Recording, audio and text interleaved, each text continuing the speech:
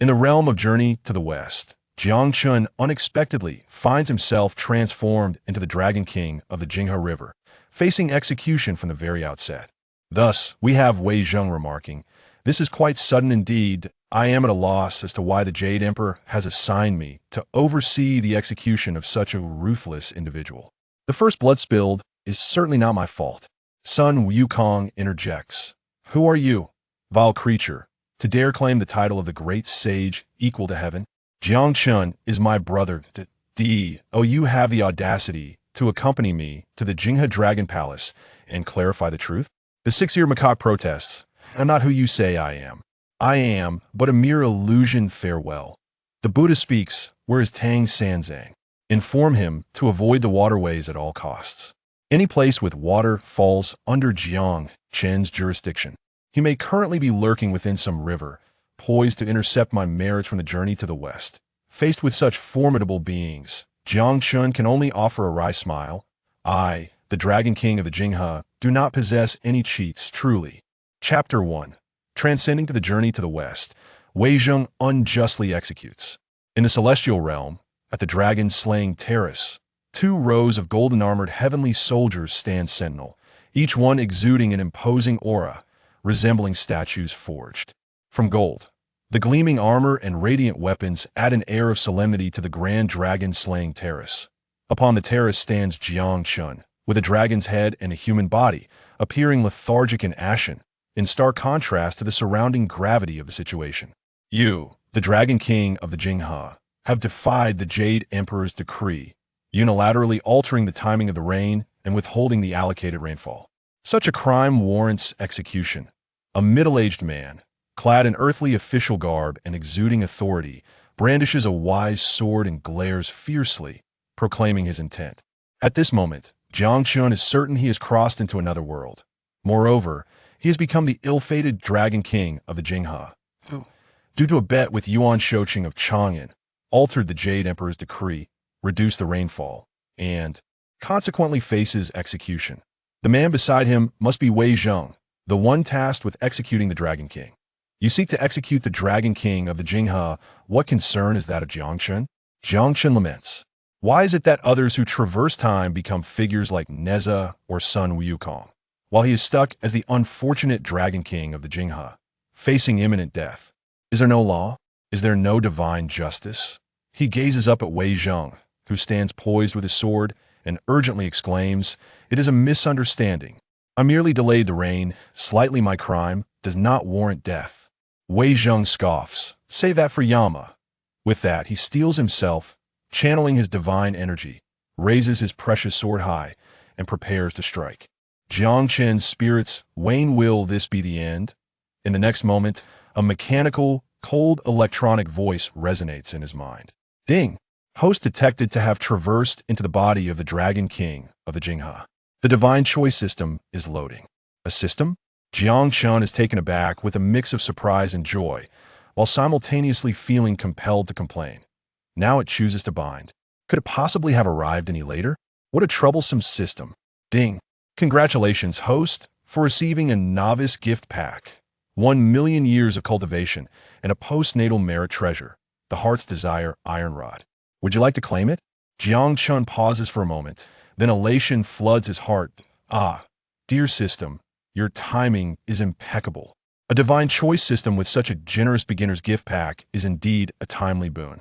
The realms are classified as human immortal, celestial immortal, profound immortal, true immortal, golden immortal, great golden immortal, Deluo golden immortal, pre-saint, and above saint realms.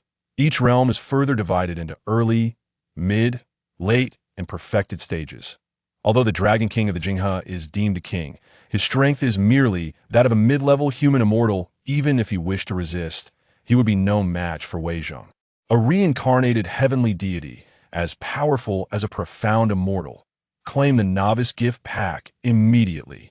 Jiang Chen screams internally to I in the next instant. A mysterious power courses through his body, and his realm undergoes a dramatic transformation. From mid-level human immortal to late, perfected, and then breaking through to celestial immortal to his celestial infant is born Jiang Chen feels as if his consciousness can encompass thousands of miles. From early celestial immortal to mid, late perfected, and then breaking through to the profound immortal realm. His primordial spirit solidifies, capable of manifesting millions. In the blink of an eye, Jiang Chen ascends to the profound immortal realm, standing shoulder to shoulder with the dragon kings of the four seas, who command reign across the world. Yet this is not where it ends. He advances from early to mid, late, perfected in the profound immortal realm, breaking through to the early stage of the true immortal realm. His cultivation reaches that of a true immortal, with a lifespan extending for tens of millions of years, claiming his place among the mighty. His 3 souls and 7 spirits reside beyond reincarnation, preserving a fragment of his true essence, allowing for the possibility of rebirth. Even among the celestial court, the many star lords who serve as the backbone of combat strength are merely true immortal powerhouses. At this moment, Jiang Chen can think of only one word: exhilarating. To be born a dragon is a delight beyond measure. In the span of a heartbeat, he possesses the realm that would require other immortals 1,000,000 years of cultivation to attain. Just as Jiang Chen revels in his breakthrough, the electronic voice of the system sounds again. Ding! Host detected to be facing danger. Initiating choice. Choice 1. Embrace oblivion. I am weary. Close your eyes and await death. Reward. 1 opportunity for another traverse. Destination unspecified. Choice 2. I am the child of the system. Who dares strike me? Counterattack. Wei Zheng. Reward. Ancestral Dragon Pearl. Tai Golden Immortal Experience Card. Technique. Chaotic Ancestral Dragon Art. Upper half. This moment, Wei Zheng's sword has begun its descent. The fierce momentum and the oncoming sword energy send a chill down Jiang Chen's neck. Dear system, I choose option 2. Jiang Chen cries out hoarsely. Though he envies those who have transcended to become figures like Sun Wukong or Neza in mythology, given the system's nature, it is likely that even if he were granted another opportunity to traverse, it would not yield a better outcome. In contrast, the rewards of option 2 are immensely rich, even including the ancestral Dragon Pearl. When the cataclysm of the Dragon Han occurred, the dragon race faced annihilation. The surviving dragons, even the mightiest of the four seas dragon kings, were but mere fish in the vast expanse of chaos. Legend has it that when the ancestral dragon fell, its bloodline transformed into 7 ancestral dragon pearls, each containing the entirety of the ancestral dragon's lineage. Collecting all 7 pearls would summon grant one the full bloodline of the ancestral dragon, and allow one to become the new ancestral dragon. Even possessing one would grant one 1/7 of the ancestral dragon's bloodline. Whether or not I obtain the ancestral dragon pearl is of little consequence. I, Jiang Chen, am a man of valor, and I shall not succumb to a mere mortal. Jiang Chen declares resolutely. What is there to hesitate about? Act. Boom! As Wei Zheng's sword descends, he is forcefully repelled by the overwhelming energy erupting from Jiang Chen's body. The heavenly soldiers standing guard are left gasping for breath. The hastily constructed dragon slaying terror struggles to withstand the pressure of a true immortal, teetering on the brink of collapse. This sudden turn of events startles Wei Zheng, but with the Jade Emperor's decree in hand, he feels emboldened, not to mention executing a mere dragon. Even if tasked with wielding 2 watermelon knives against the Four Seas Dragon King, his eyelids would not flutter. Impudent dragon, you dare defy the decree and confront me. I shall grind your bones to dust and report to the Jade Emperor, condemning your soul to the depths of the 9 hells, ensuring you never find rebirth. Vile dragon, meet your end. Wei Zheng bellows, his eyes igniting with fierce determination as his formidable strength manifests, and he charges towards Jiang Chen once more. You, Wei Zheng, presume to speak so boldly? Transform. Jiang Chen utters, unfazed by Wei Zheng's formidable aura. With a swift motion, an iron rod materializes before him. This rod, forged from dark iron and capped with golden ends, is inscribed with dragon and phoenix runes, its intricate patterns astonishing even the gods. The Heart's Desire Iron Rod, a postnatal merit treasure, is renowned alongside the Rui Jingu Bang, capable of killing without incurring karmic retribution.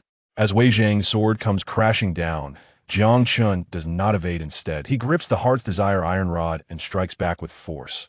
Though this weapon feels as light as a feather, its impact is akin to the weight of 10,000 tons. In pursuit of my reward, I implore you. Perish. In that fleeting moment, Wei Zheng's eyes widened in astonishment as he beheld Jiang Chen's lips curl into a scornful smile.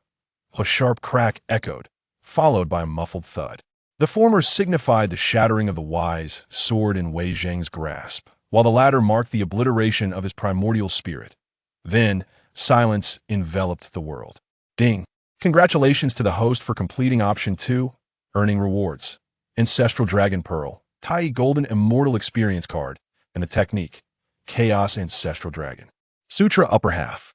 Beside the dragon slaughtering platform, the celestial soldiers and generals fell to their knees in utter submission. One audacious celestial soldier, trembling, inquired, Jing Dragon King, did you extinguish Wei Zheng's primordial spirit? Jiang Chen's expression remained serene. Indeed, I did. Do you have any objections? Are you aware that defying the Jade Emperor's decree and slaying the executioner is an unforgivable crime? Someone interjected. Jiang Chen chuckled lightly. And what of it? I merely missed the rain-calling hour. A trivial mistake, not worthy of capital punishment. The Jade Emperor is wise beyond measure. How could he issue such a foolish edict? Surely, Wei Zheng has misrepresented his will, seeking to elevate his own reputation. This Wei Zheng is but a mortal cultivator, audaciously claiming to convey the Jade Emperor's command to execute a heavenly official. His crime is deserving of death. You may report this matter to His Majesty, who shall render his judgment in Chang'an, the Taiji Palace. Tick-tock, tick-tock. The faint rustling sounds roused Li Shimin from his slumber. Before him, Wei Zheng, who had been engaged in a game of chess, now bled from all 7 orifices, his face ashen, devoid of vitality. Guards. Protect the Emperor! Protect the Emperor! Li Shimin cried out in alarm before succumbing to unconsciousness. In the west, at the Great Thunder Sound Temple, the Buddha Tathagata, who was smiling as he preached, suddenly glimpsed the scene of Jiang Chen rising to retaliate against Wei Zheng, his expression gradually shifting to one of shock and gravity, the discourse halting abruptly. The assembled audience of 3,000 Buddhas, 3,000 Arhats, 500 disciples, 8 great Vajras, and 8 Bodhisattvas exchanged solemn glances. Their expressions grave. "O Buddha, has some calamity arisen that troubles our Lord?" asked Guanyin Bodhisattva. The Buddha Tathagata raised a hand, and instantly, a radiant light illuminated the space, revealing the moment Jiang Chen annihilated Wei Zheng's primordial spirit. The celestial order has shifted. The anomalies disrupt the heavenly mechanisms. The Jing Dragon King is a pivotal figure in the grand endeavor of the journey to the west. Yet now, there is a misstep. While celestial order may be disturbed, the journey to the west is crucial to the rise of our faith. We cannot afford any errors. Though the Jing Dragon King is modest in stature, he is a heavenly official, an integral part of the celestial court. Guanyin, you must proceed to the heavenly realm to ensure this matter is resolved without issue. Upon the Buddha Tathagata's decree, Guanyin Bodhisattva stepped forward, palms together. Amitabha, I shall faithfully heed the will of our Lord. Chapter 2. Virtue unworthy of position, a dragon king in vain. It is said that Jiang Chen, upon acquiring the system at the dragon slaughtering platform, shattered the true immortal realm, vanquished Wei Zheng, and instilled fear in the hearts of the celestial soldiers. After concluding his affairs, he nonchalantly returned to the Jing Dragon Palace, unimpeded by anyone. Inside the palace, Jiang Chen refined the ancestral dragon pearl, which held 1/7 of the ancestral dragon's bloodline, transforming himself entirely and greatly enhancing his aura. The dragon's blood surged, its fiery essence coursing through his limbs and bones. For a moment, Jiang Chen felt an inexhaustible power within him. A single punch could move mountains and fill seas. This was the ancestral dragon bloodline. Simply put, it was exhilarating. He then opened his information panel. Jiang Chen, title, Dragon King of Jinghe. Cultivation level, early true immortal, 70,000 years away from the next major realm. Treasures, Heart's Desire Iron Spear, Postnatal Merit Treasure. Jinghe Dragon Robe, Jinghe Dragon Boots, Jinghe Dragon Crown. Bloodline, Ancestral Dragon, 7th part completeness. Cultivation method, Chaotic Ancestral Dragon Technique, Upper Half. Divine Techniques, 36 Transformations of the Heavenly Gang, 5th Change. water armor battle array. Gazing at this string of information, Jiang Chen felt a pang of discomfort. Apart from the few treasures bestowed by the system, his previous gear, whether artifacts or divine techniques, was utterly worthless. The Jing Dragon King set, though imposing in name, was merely subpar artifacts, lacking any grade. He resolved to diligently complete tasks, to rise from obscurity and make a name for himself in the world of Journey to the West. Just then, a shrimp soldier hurriedly rushed in, kneeling on the ground and clasping his fists, exclaiming, "My Lord Dragon King, grave news." At this moment, having just broken through to the true immortal realm and fused with the ancestral dragon pearl, Jiang Chen was brimming with confidence. Seeing the shrimp soldier's panic, he waved his sleeve dismissively, saying, "What is the matter? Speak slowly, the sky is not falling. Reporting to the great king, the 4 dragon kings have arrived. And I noticed their expressions were not favorable. They likely come seeking retribution," the shrimp soldier reported. The 4 dragon kings? Jiang Chen furrowed his brow, a sense of unease bubbling within. In his past life, he had extensively studied the myths of Journey to the West, and was well aware that the Jing Dragon King was a pivotal figure in the unfolding of this grand narrative, all orchestrated by the heavenly court and the Buddhist sect, with even saints involved. The incident of the Jing Dragon King being sent to the dragon slaughtering platform was surely known to the 4 dragon kings. It was likely that they had dispatched observers during the execution. The fact that Jiang Chen had survived and retaliated against Wei Zheng was probably already known to them. Coming to seek retribution must pertain to this matter. Ah, they have come as a family. Very well. Summon the 4 dragon kings to the grand hall for discourse. Jiang Chen was eager to see how these 4 dragon kings intended to seek retribution. Boom. At that moment, a thunderous roar echoed, and an explosion engulfed a vast area of the Jinghe Water Palace in ashes. Jinghe's vile dragon, you have defied the edicts of the great celestial sovereign and slain the appointed officials of the court. Your sins are grievous. Come forth and accompany us to the heavenly court to plead for mercy," bellowed a voice, as 4 colossal dragon shadows loomed over the Jinghe Water Palace. This was the true form of the 4 dragon kings, exalted in the realm of Xianxian, revered as the strongest among dragons. This turn of events sent shivers down the spines of the myriad water deities within Jinghe. Witnessing this, Jiang Chen felt a surge of fury.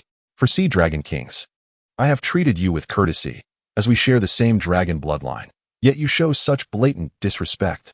With that, he leaped forth from the water palace, confronting the 4 immense figures head-on. "Jinghe's vile dragon, you have finally emerged. Bind him and escort him to the heavenly court for judgment." The foremost azure dragon god spoke with human speech. Before he could finish, 2 mid-stage human immortals, the sea-patrolling Yikshas, glared menacingly and approached. "Hold on. I have something to say," Jiang Chen interjected. "You vile dragon, your crimes are deserving of death. It was my folly to have promised my sister to you. Now, having committed such heinous acts, what more is there to say?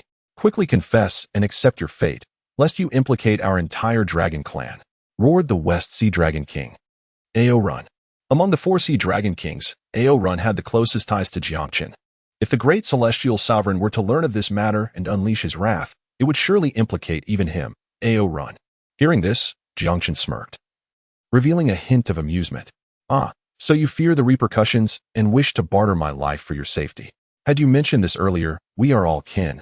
Why resort to destroying my Jinghe Water Palace?" Jiang Chen shrugged, chuckling. Upon witnessing this, Ao Guang snorted coldly. "Oomph, what a madman. Why hesitate? Seize this vile dragon." The 2 Yikshas, receiving their orders, brandished their gleaming steel forks, unleashing their formidable mid-stage human immortal prowess as they charged at Jiang Chen. Ding. Special situation detected for the host, initiating choice. Choice 1. Your elder brother holds high authority. Can you not avoid conflict with him? Avoid confrontation with the 4 dragon kings. Retreat is the best strategy. Reward: 100,000 years of cultivation, divine technique, somersault cloud. Choice 2. A mere little dragon dares to show disrespect to the ancestral dragon. Resist the 4 dragon kings and make them pay the price. Reward: 200,000 years of cultivation, divine technique, earthly transformation of 72 changes, 5 heads and 10 arms, an advanced version of 3 heads and 6 arms. One option offered 100,000 years of cultivation and somersault cloud, while the other promised 200,000 years and earthly transformation of 72 changes. including an enhanced version of 3 heads and 6 arms. I choose the second, Jiang Chen declared in his heart. Rewards were secondary. As a man, he must stand firm. Facing the 2 mid-stage human immortal yakshas, Jiang Chen casually threw a punch. What appeared to be a mundane strike concealed terrifying power, stirring up tumultuous waves beneath the Jinghe waters.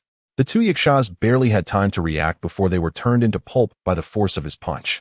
Witnessing this scene, the 4 sea dragon kings and a host of dragon soldiers were left in stunned silence, instinctively rubbing their eyes in disbelief at the unfolding events. However, the scent of blood staining the river and the metallic tang in the air confirmed to them that this was no dream. It was real. In an instant, chaos erupted among the dragon soldiers. A single punch that obliterated 2 mid-stage human immortals. Was this truly the Jinghe Dragon King? It was said that the Jinghe Dragon King was merely at the mid-stage of human immortals, and though he was called a Dragon King, he could at most deceive mortals, unable to contend with even slightly stronger demons. Yet, judging by this display of strength, he must possess at least Xianxian power. Have you forgotten? He was able to retaliate against Wei Zheng, who, although immortal, was a reincarnated celestial being. His strength rivals that of our great king. Fear not. No matter how strong this Jinghe Dragon King is, he cannot withstand the combined might of the 4 great kings. He will surely lose. Alas, our water clan will lose a Xianxian powerhouse because of this. Amidst the discussions of the 4 sea dragon soldiers, Ao Guang, as the elder brother, erupted in fury. You vile dragon, your sins are grievous. Not only do you fail to repent, but you also slay the elite of our water clan. You are truly beyond redemption. I shall personally step in to cleanse our clan. With a thunderous roar, Ao Guang extended his dragon claw. This renowned dragon king, hailed as the strongest among dragons, made his move. The massive azure dragon claw elongated in the water, bearing the might of a Xianxian, descending upon Jiang Chen with intent to crush. This overwhelming aura felt like an impending disaster to others. Yet, Jiang Chen remained utterly unimpressed, even stifling a yawn. I am in a hurry to complete my tasks. I cannot waste time with you.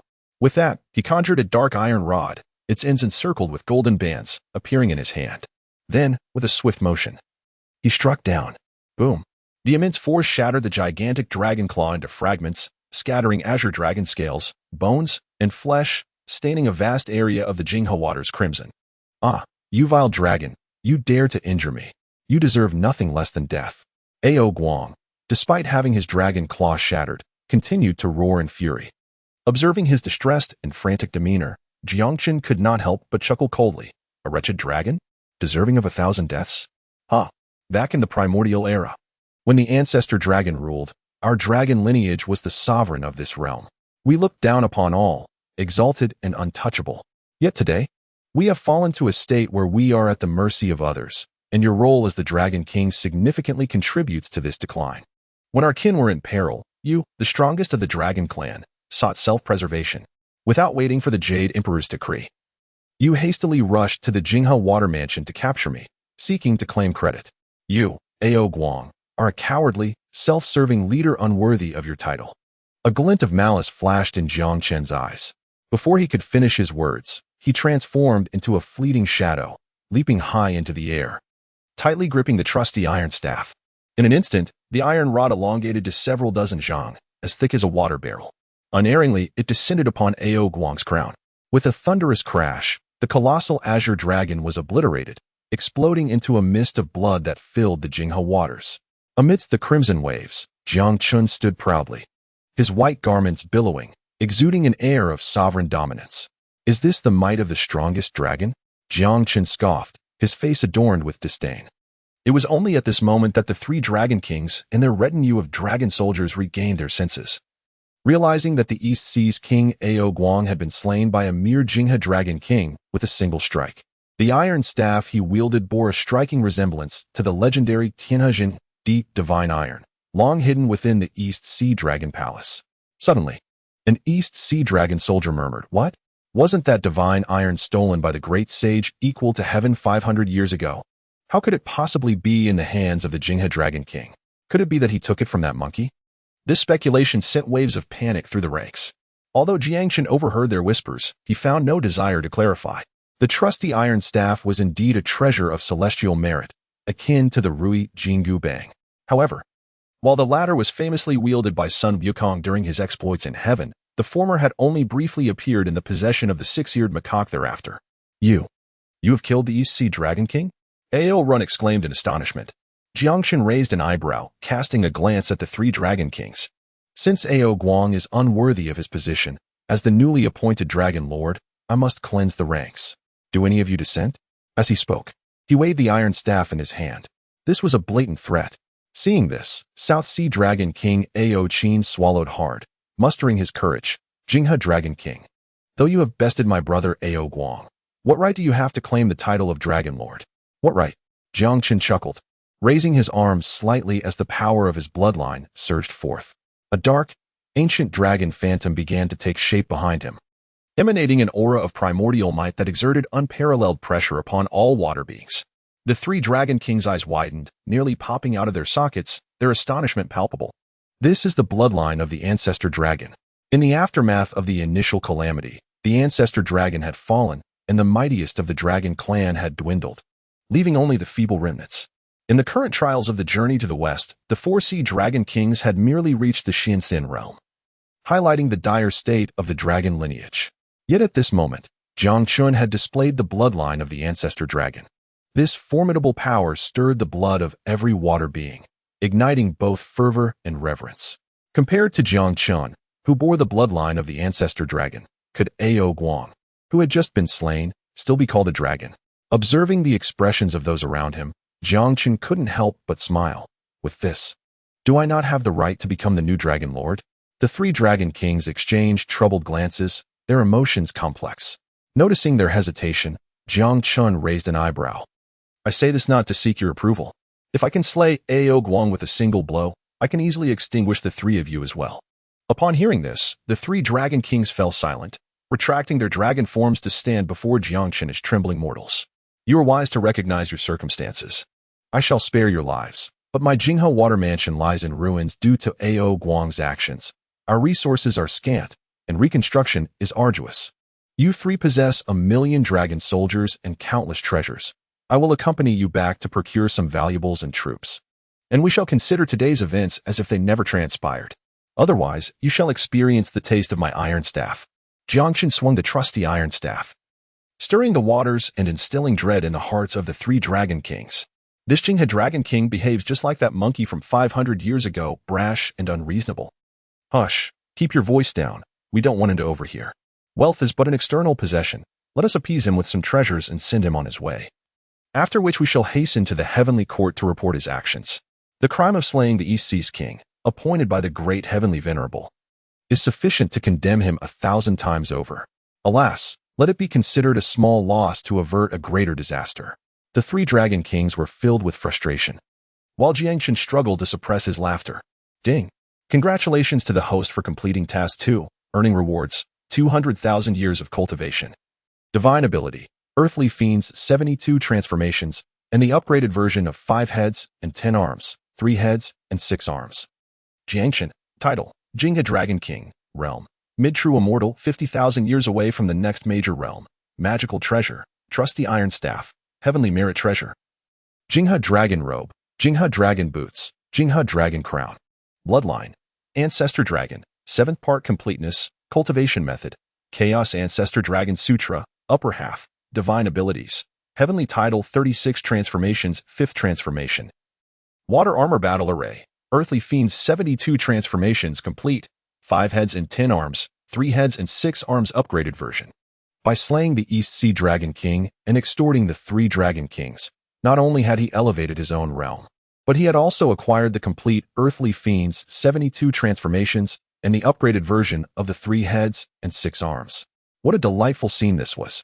In the heavenly court, within the magnificent Lingxiao Palace, the Jade Emperor sat solemnly, adorned in a golden dragon robe, emanating the resplendent light befitting the sovereign of the 3 realms. A heavenly soldier, having descended from the dragon slaughtering platform, reported to the Jade Emperor the details of Jiang Chen's uprising and the subsequent slaying of Wei Zheng, along with Jiang Chen's parting words.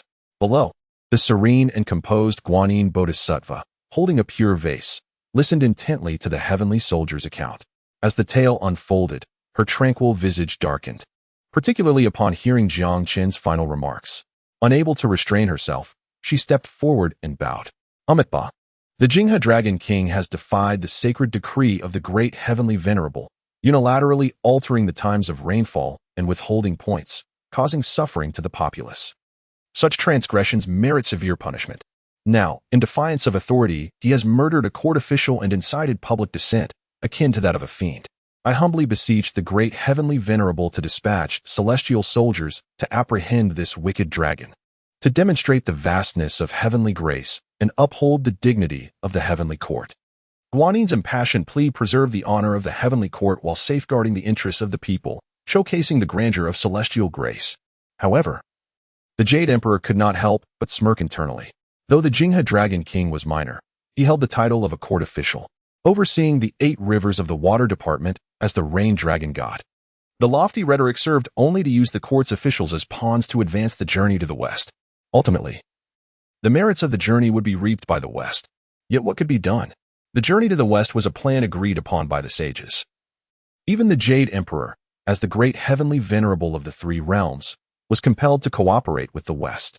Not long ago, when Sun Wukong escaped from the alchemical furnace of the Supreme Lord, the dignified Jade Emperor found himself hiding under a table, shouting, "Quickly summon the Buddha Tathagata." A veritable loss of face. The Jade Emperor chose to ignore Guanin's fervent entreaty and, looking down, addressed the assembly with a grand voice. What realm does Wei Zheng, the one tasked with executing the Jingha Dragon King, possess? Before his words could fade, a figure emerged from the assembly of divine officials below. With a white beard and brows, wielding a jade whisk, it was none other than the illustrious Tai-Bai Jinxing, Li Changing. I report to the great heavenly sovereign that although Wei Zheng is but a mere mortal, he is a reincarnation of our heavenly generals, sent to further the grand endeavor of the journey to the west. Moreover, with the benevolence of Ksitigarbha Bodhisattva, his prior cultivation has been preserved, placing him at the nascent stage of the profound immortal realm, Tai-Bai Jinxing explained. Upon hearing this, a glimmer of intrigue flickered in the Jade Emperor's eyes. Oh, a being of the profound immortal realm was slain by the king of the Jingha with a mere strike? I recall that even the dragon god who governs the 4 continents is merely at the initial stage of the profound immortal realm. If that is the case, the king of the Jingha must at least be at the mid or even late stage of that realm. Such talent should not be relegated to the position of mere overseer of the 8 rivers. Surely, we are failing to utilize our resources to their fullest potential? Upon uttering these words, the assembly of divine officials fell into a contemplative silence. Bodhisattva Guanin's countenance darkened, realizing that the discussion had devolved from addressing the Jingha Dragon King's transgressions to an impromptu talent allocation conference. However, as a formidable figure, she sensed the Jade Emperor's disdain towards her. Choosing to remain silent to avoid further embarrassment, her gaze shifted to a nearby figure clad in golden armor. Holding a pagoda, Li Jing, the Grand Marshal of the Heavenly Army. Li Jing, a disciple of the Western Kunlun's Dui real person and later a student of the Radiant Lamp Taoist, bore the prestigious title of a 3rd-generation disciple of the teaching sect. His famed treasure, the 33-layered golden pagoda, was a gift from the Radiant Lamp Ancient Buddha, who held a higher status than the Tathagata Buddha. Thus, despite being a heavenly commander, Li Jing had a strong affiliation with Western Buddhism. Seeing Bodhisattva Guanin signal him, he stepped forward, clasping his hands in respect. I report to your majesty, while the Jingha Dragon King possesses some strength, it does not justify his blatant disregard for heavenly laws. I am willing to lead 30,000 heavenly soldiers to besiege the Jingha Water Palace and bring him to justice. As Li Jing spoke, many of his subordinates clamored to join the battle. Witnessing this, the Jade Emperor felt a sense of helplessness. Despite his exalted status, there were tragically few truly loyal and capable generals in the heavenly court. Most heavenly generals were aligned with Li Jing, and even the 4 heavenly kings guarding the southern heavenly gate were of Buddhist origin. After considerable effort, he had secured an exceptionally powerful nephew who harbored old grievances. That he could be swayed to heed rather than command was a significant concession. Thus, upon learning that Jiang Chen possessed at least the mid-stage of the profound immortal realm, he felt a pang of regret for the talent being squandered. Alas, how difficult it is, the Jade Emperor mused inwardly. At that moment, a heavenly general reported from outside. I report to your majesty, the Dragon Kings of the Western Sea, Southern Sea, and Northern Sea request an audience. The assembly was puzzled. Previously, the Dragon Clan would arrive as a united front, yet today, Their eldest brother Ao Guang was notably absent. "Announce them," the Jade Emperor commanded, his tone unremarkable. The three Dragon Kings entered the Lingxiao Palace under the guidance of the heavenly officials, prostrating themselves before the Jade Emperor, weeping, "Your Majesty, the Jinghe Dragon King is lawless and unrestrained. My three brothers and I have heard of his transgressions against heavenly edicts and the slaying of court officials. We wish to capture him and present him to your Majesty. Yet, this wretched dragon possesses considerable prowess, having slain our eldest brother Ao Guang with an iron rod and plundering the Four Seas Dragon Palace, absconding with countless treasures and hundreds of thousands of dragon soldiers. We beseech your Majesty to uphold justice for us." As the three Dragon Kings knelt in distress, their eyes inadvertently darted towards Bodhisattva Guanyin. The assembly of divine officials was increasingly alarmed. A previously inconspicuous Jinghe Dragon King had dared to commit such acts, slaying Ao Guang and robbing the Four Seas. Even the rebellious monkey from 500 years ago had not achieved such audacity. Bodhisattva Guanyin's expression grew increasingly grim, yet she refrained from expressing her anger, adopting a sympathetic demeanor instead, exclaiming, "Umitba, this Jinghe Dragon King has committed boundless sins in such a brief span. He is defiant against the law and reckless. If he is not dealt with, it will surely lead to greater calamity and suffering for the common folk. Heaven embodies the virtue of preserving life, and I, out of compassion, am willing to visit the Jinghe Water Palace to subdue this malevolent creature, preventing further chaos to the world." Her words carried an air of righteous authority, prompting the three Dragon Kings to kneel in gratitude. "Thank you, Bodhisattva." "Bodhisattva, the Jinghe Dragon King is a mandate of the heavenly court. Should he err, the court shall handle it without requiring intervention from the Buddhist realm," the Jade Emperor declared sternly, fixing his gaze below. "Li Tianhuang, you shall immediately mobilize the troops and head to the Jinghe Water Palace to apprehend the Jinghe Dragon King, bringing him before me for judgment. Your orders shall be followed, great heavenly sovereign." Meanwhile, in the Jinghe Water Palace, Jiang Chen had collected numerous treasures from the Four Seas Dragon Palace and amassed hundreds of thousands of dragon soldiers, who willingly followed upon witnessing his ancestral dragon bloodline. Upon arriving at the Jinghe Water Palace, he utilized the plundered treasures to renovate and embellish the new Jinghe Dragon Palace.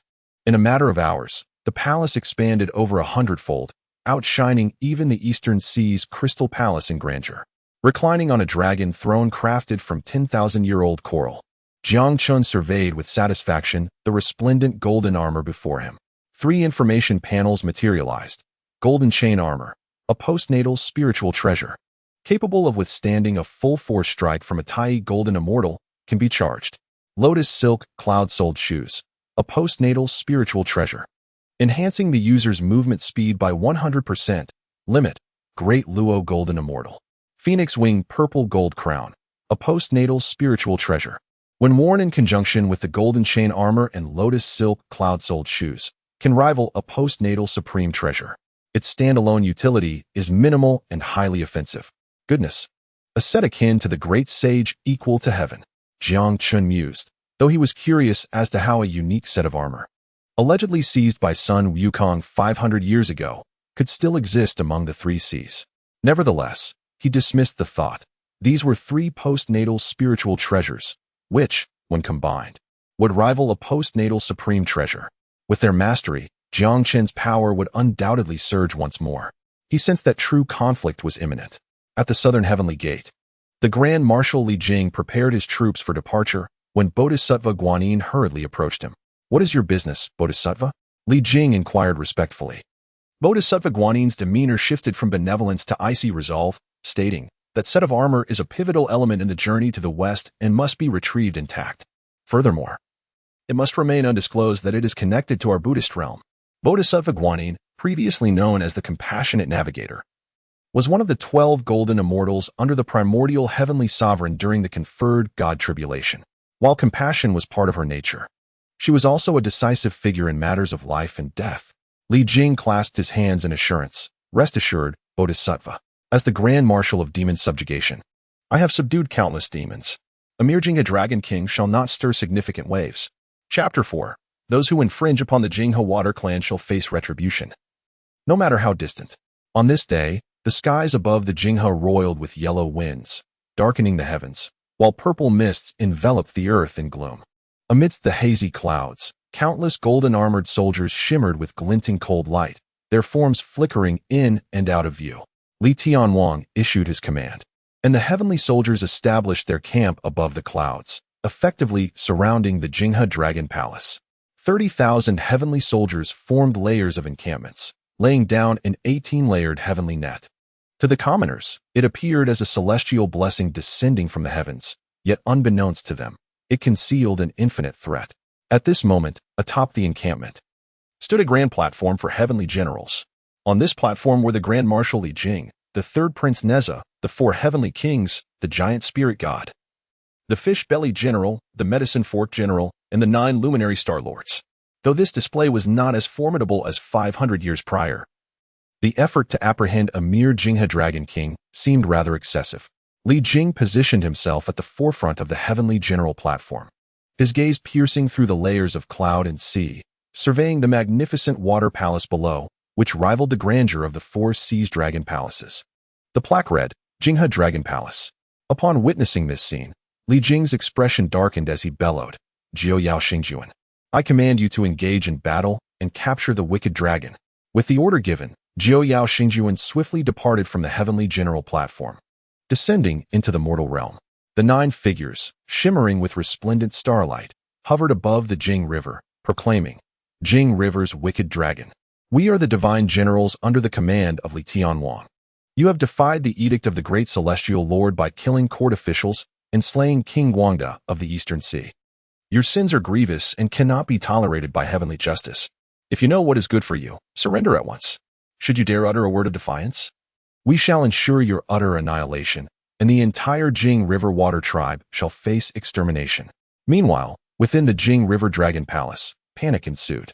Your Majesty, calamity has struck. 9 fierce deities have arrived, claiming to be the Jiao Yao Xingjuan, demanding your submission. They warned that should you utter a single word of defiance, the entire Jing River water tribe will be slaughtered. The dragon soldiers hurriedly reported to the throne. Before the report concluded, a mechanical voice echoed in Jiang Chen's consciousness. Ding.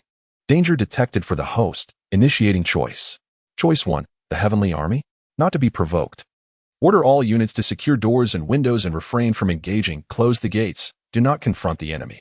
Reward, 200,000 years of cultivation. Postnatal spiritual treasure, turtle spirit immortal shield, crafted from the shell left by the turtle spirit Saint Mother after her demise during the Fengshan calamity. Capable of withstanding one attack from a great Luo golden immortal. Choice 2. How dare the mere Jiao Yao Xingjuan act so arrogantly, utterly unaware of their limitations. All troops, engage, launch an attack to confront the heavenly soldiers and drive them back. Reward, 500,000 years of cultivation, supreme power, Dharma form of heaven and earth. Postnatal supreme treasure, heaven and earth order, capable of gathering the powers of heaven and earth to form a great array, indestructible by those below the quasi-saint level. What a remarkable opportunity. With 500,000 years of cultivation, Jiang Chen could ascend to the true immortal realm and step into the golden immortal level. The insignificant Jiao Yao Xingjuan posed no threat. Gather my armor, Jiang Chen declared with fervor.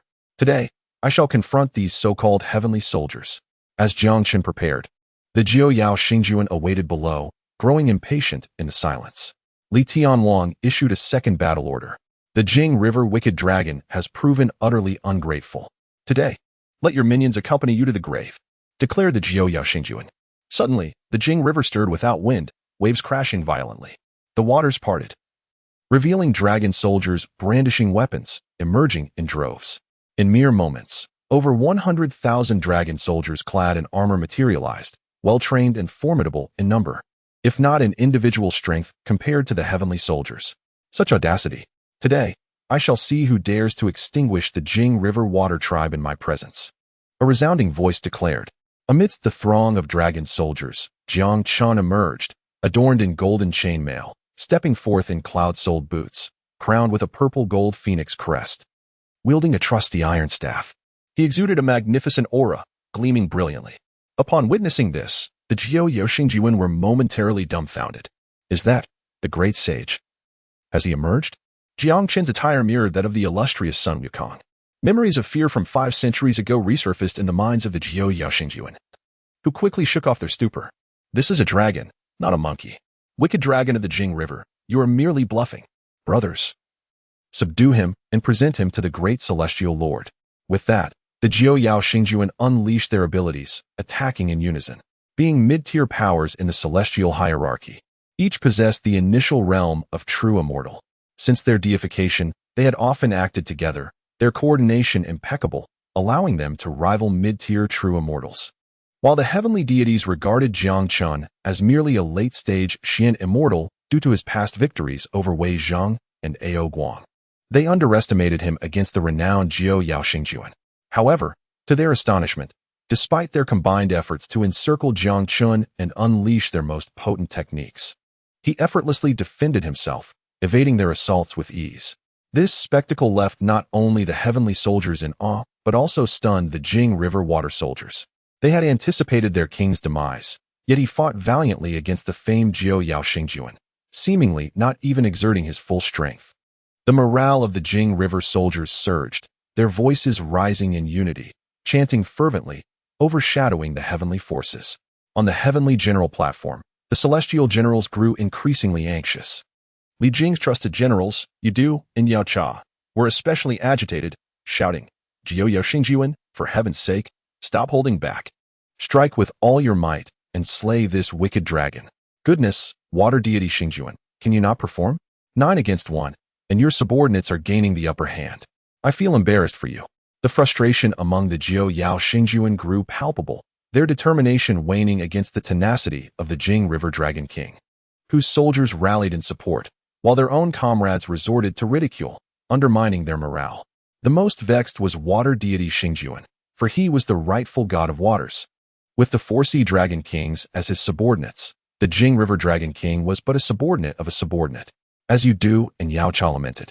It was indeed shameful, bordering on disgrace. As the battle intensified, the fiery-tempered fire deity Xingjuan could no longer contain his rage.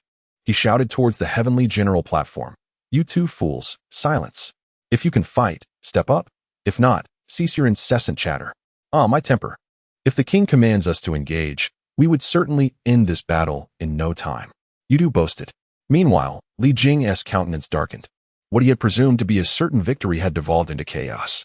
He sternly declared, "Yidu, Yao Cha, I command you both to battle and assist Jiao Yao Xingjuan." Taken aback, Yidu and Yao Cha exchanged glances. "Wait, you truly want us to fight?" Though they were at the initial realm of true immortal like the Jiao Yao Xingjuan, their strength paled in comparison to these celestial deities. They had relied on their status as Li Jing's trusted aides to flaunt their prowess. With a look of grievance, they gazed pleadingly at Li Jing. "Boss, you understand me." But before they could finish, Li Jing emphatically waved his hand, asserting, "Should you refuse to engage, you will be charged with cowardice and face severe punishment. Cowardice is a sin deserving of death. What a perilous predicament. Shall we go? Let's go." The two generals exchanged resolute glances, determination shining in their eyes.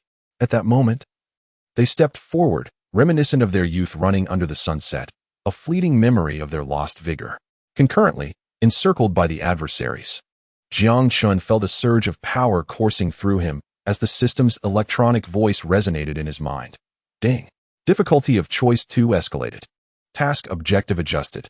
The audacity to remain here, utterly disregarding my prowess. Defeat all heavenly soldiers. Rewards upgraded based on the number and strength of heavenly generals defeated. Maximum potential reward. 1 million years of cultivation. Supreme power. Dharma form of heaven and earth. Universe in a sleeve. Postnatal treasure. Heaven and earth order. Exquisite innate spiritual treasure. 12th grade pure world white lotus. With this revelation, Jiang Chen's excitement surged. What a remarkable opportunity. The 12th grade pure world white lotus has emerged. I have no reason not to fight with all my might. The entity before him was none other than one of the 5 lotus seeds transformed from the chaotic azure lotus, renowned alongside the 12 divine golden lotuses of the Buddhist teachings. At this moment, Jiang Chen lifted his gaze to the sky, observing the myriad heavenly soldiers and generals, including the revered Li Jing, the king of the heavenly generals, Neza, the 4 heavenly kings, the giant spirit god, and the 2 youthful figures, Yidu and Yao Kai, racing beneath the setting sun, along with the 9 luminary star lords encircling him. These heavenly beings were not mere soldiers. They resembled endearing and eager couriers of divine treasures. The vast celestial net above seemed to proclaim in bold letters, "We do not produce divine artifacts. We are merely the transporters of the primeval treasures." In the next instant, Jiang Chen's resolve hardened. He activated the Tai Golden Immortal Experience card. Boom!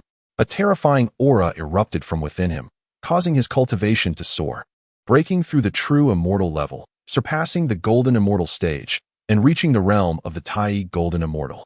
His cultivation surged violently, and the bloodline of the ancestor dragon began to boil, powerful and rich bloodline energy manifesting as tendrils of black mist that coalesced behind him into a fearsome dragon totem.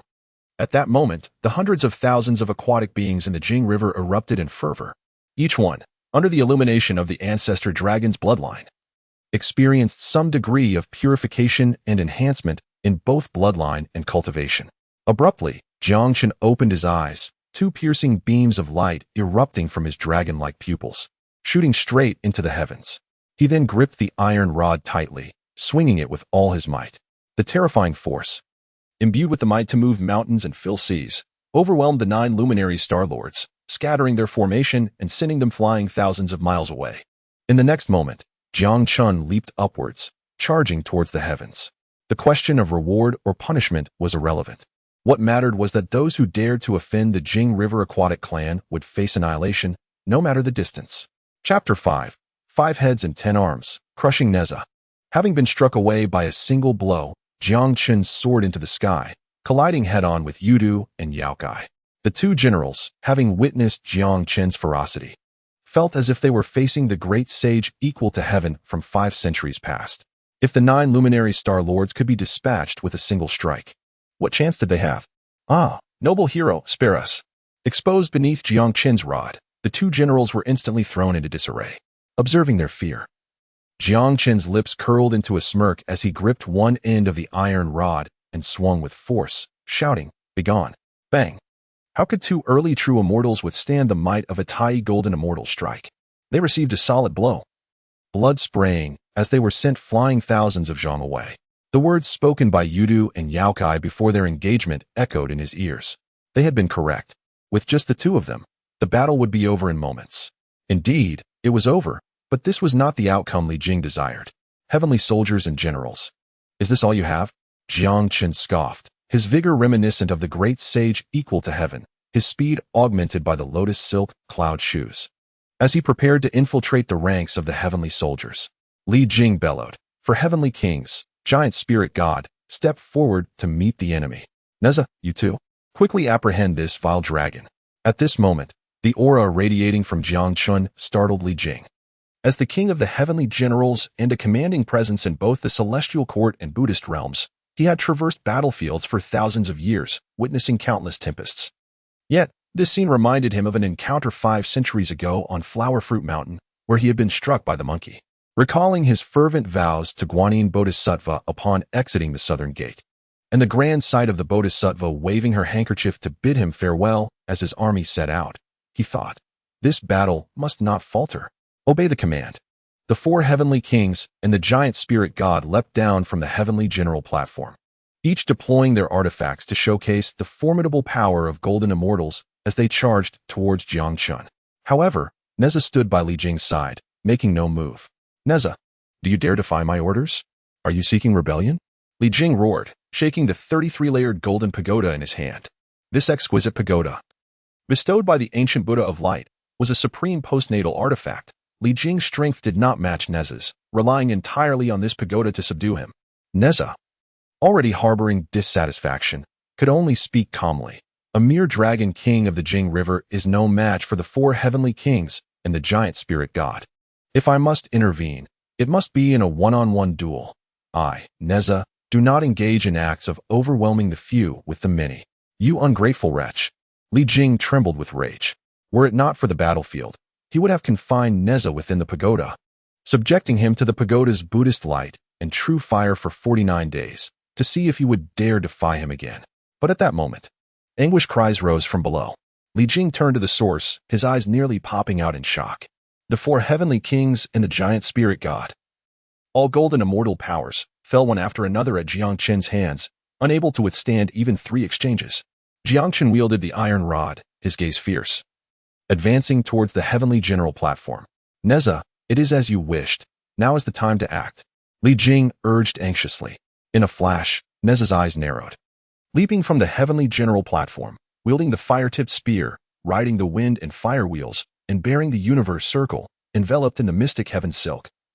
Ready to confront Jiang Chen. As Jiang Chen relished the moment, with the heavenly general Li Jing within his grasp, his heart surged with excitement. If he could deliver a sound thrashing to the celestial army's grand marshal, his task would be deemed complete.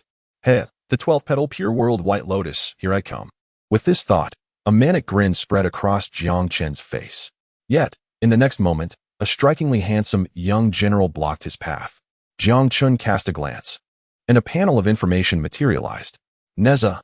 Position. 3 Altar C meeting deity. Realm. Early Tai golden immortal. Treasure. Mystic heaven silk. Fire-tipped spear. Universe circle. Wind and fire wheels. 9 Dragon divine fire shield. Golden brick. Yin-yang sword. Embroidery ball. Divine powers. 5 elements escape technique. Lotus transformation. True fire of samadhi. 3 heads and 6 arms. Gazing at this dazzling panel, Jiang Chen felt a twinge of envy. Truly, Neza was a protagonist of myth, with such a realm, treasures, and divine powers that elicited admiration. Neza looked down at Jiang Chen coldly, stating, "We have no enmity, yet you have violated heavenly laws and committed grave sins. As the 3 Altar C meeting deity, I must heed the decree of the Supreme Celestial and apprehend you. Vile dragon, surrender." With that, he leapt atop the wind and fire wheels, transforming into a streak of fire, wielding the fire-tipped spear, charging directly at Jiang Chen. In response, Jiang Chen gripped the iron rod, his aura swirling around him, brimming with battle intent. Engaging with the legendary Neza felt like stepping into a dream. Clang! The resounding clash of metal echoed as the iron rod met the fire-tipped spear, Jiang Chen channeling the Chaos Ancestor Dragon technique, his aura intensifying. This technique, aligned with the Ancestor Dragon bloodline, maximized its potential. Though only the first half was available, it was a commendable skill. Unlike certain so-called dragon-subduing 9 palms or 4.5 true classics, which were mere forgeries. Chaos Dragon Breath. Jiang Chen exhaled a plume of dragon breath. One of the divine powers derived from the Ancestor Dragon bloodline, infused with chaotic energy, aiming straight for Neza. Seeing this, Neza's eyes gleamed with determination as he deflected the iron rod with the fire-tipped spear, retreating several paces on the wind and fire wheels. With a flourish of his left hand, the mystic heaven silk ensnared the Chaos Dragon Breath, completely shredding it. Behold my treasure. Neza grew more vigorous in battle, his body shimmering as the resplendent universe circle soared into the air. With a swift grasp, he hurled it down towards Jiang Chen with formidable force, capable of flattening an entire mountain. As the golden light surged forth, Jiang Chen gripped the Heart's Desire iron staff tightly, unleashing all his strength against the Qianquan circle. A thunderous roar erupted as the circle was sent flying, and Jiang Chen felt a numbing sensation in his arms, staggering back several paces before regaining his balance. Observing this, Neza narrowed his eyes, a grave expression crossing his face. Such a formidable dragon, I had underestimated him. You have earned my utmost strength. Before his words could fade, figures began to separate swiftly, and Neza's aura surged dramatically. With a shake of his head, 2 additional heads sprouted from his shoulders. And alongside the sudden emergence of golden light, 4 more arms grew from his sides. This was the Taoist divine ability known as the 3 heads and 6 arms. In the next moment, his arsenal was unleashed: Ming Tianling, fire-tip spear, Qianquan circle, wind and fire wheels, 9 dragon divine fire shield, golden brick, and yin-yang sword, showcasing Neza's most powerful form. Witnessing Neza in this state stirred a tempest of battle spirit within Jiang Chen, who prepared to exhibit his strongest self to face Neza in a decisive confrontation. Just then, a brilliant light appeared behind him, accompanied by Li Jing's maniacal laughter. Ha ha ha. You wicked dragon, no matter how strong you are, you will ultimately fall to my hands. Enjoy the baptism of Buddha's light and true fire within my 33-layer golden tower. At that moment, the tower expanded to a size of several dozen zhang, looming ominously above Jiang Chen. The released golden light enveloped him, slowing his movements as if he were trapped in a quagmire.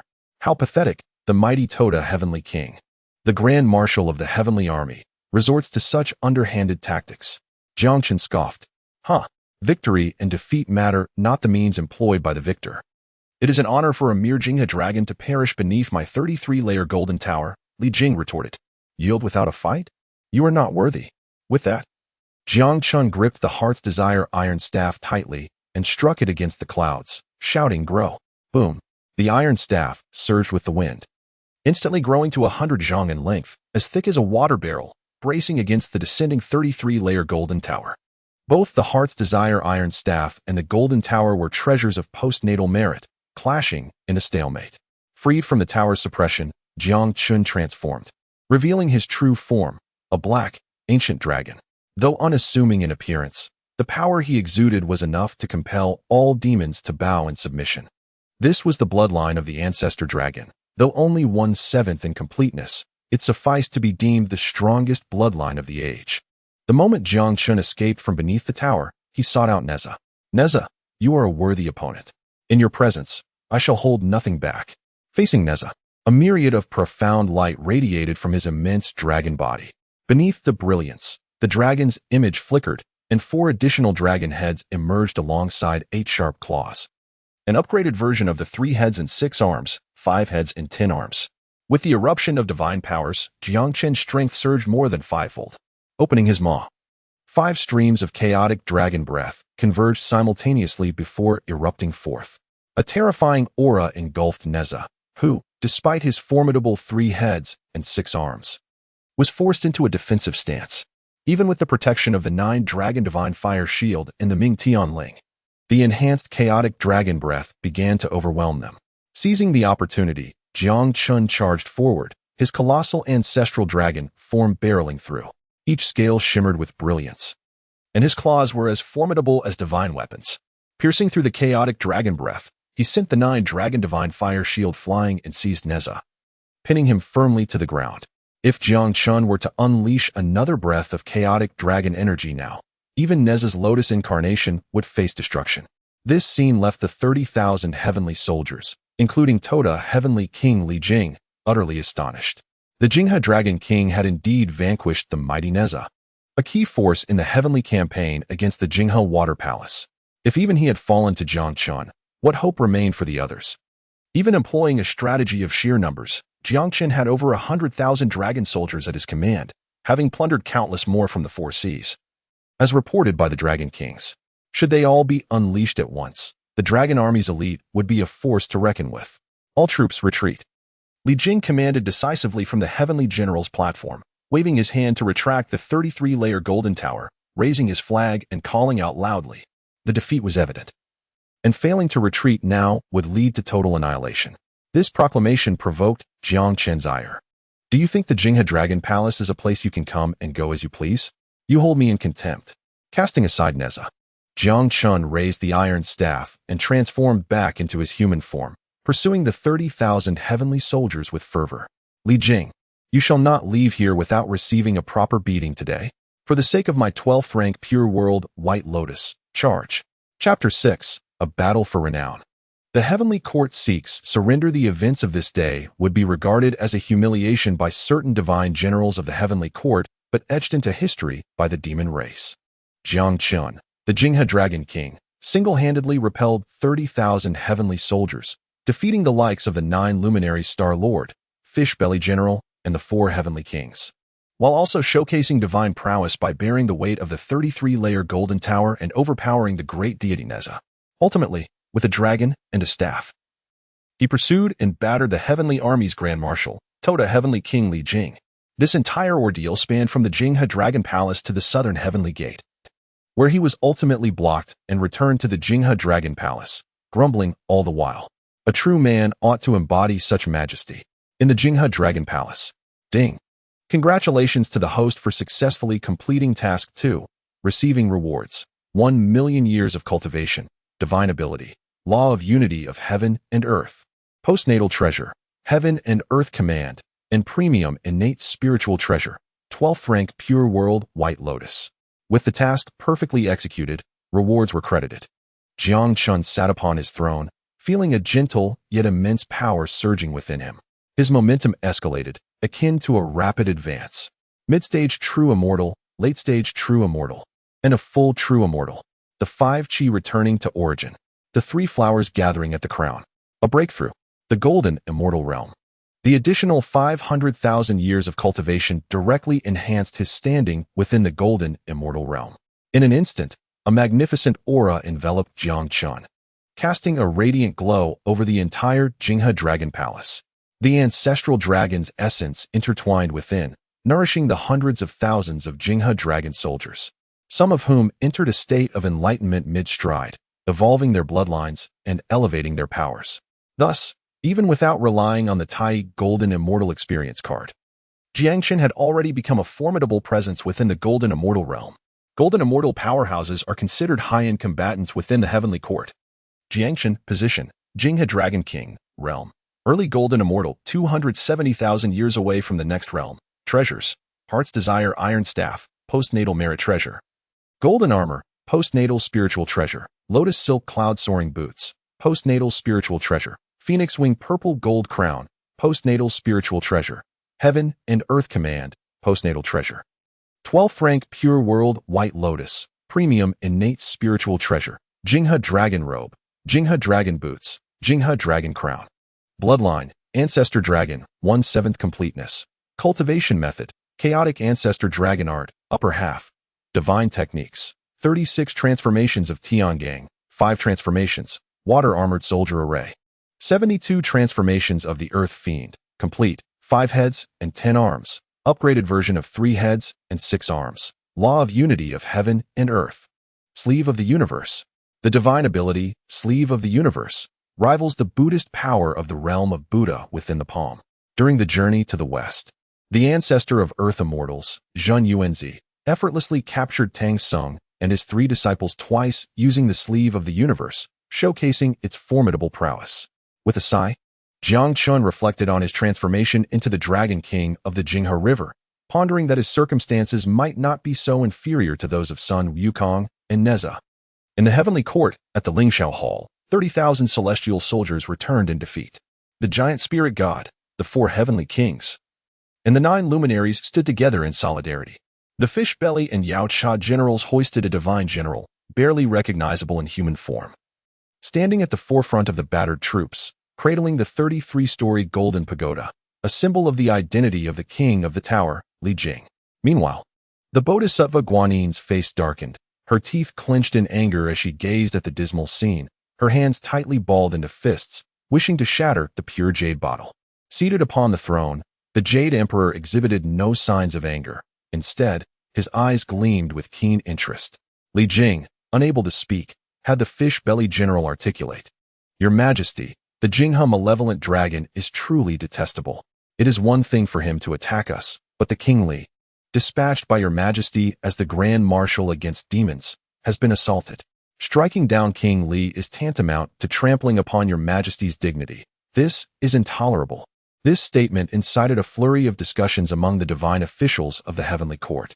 Observing this, the giant spirit god cupped his hands in salute and said, Your Majesty, the strength of the Jinghe malevolent dragon exceeds expectations. He is not merely at the Xianxian realm. In today's battle, alongside the 4 heavenly kings, we were defeated in less than 3 exchanges. Even the great god of the 3 altars fell before this malevolent dragon. We beseech your Majesty to send forth elite troops to swiftly capture this dragon. Otherwise, in the long run, he will undoubtedly become a calamity for the realm. Before the giant spirit god could finish, the 9 luminaries and the 4 heavenly kings echoed, We implore your Majesty to decide swiftly and apprehend the malevolent dragon. The Jade Emperor pondered for a moment before slowly responding, What do you all think? His gaze fell upon the Tai Bai Jinxing. As one of the few trusted confidants of the Jade Emperor, Tai Bai Jinxing immediately understood the Emperor's intent and stepped forward, stating, Your Majesty, I believe the words of the generals are misguided. Oh, what is your opinion, Longung Star? Inquired the Jade Emperor. Clearing his throat, Tai Bai Jinxing continued.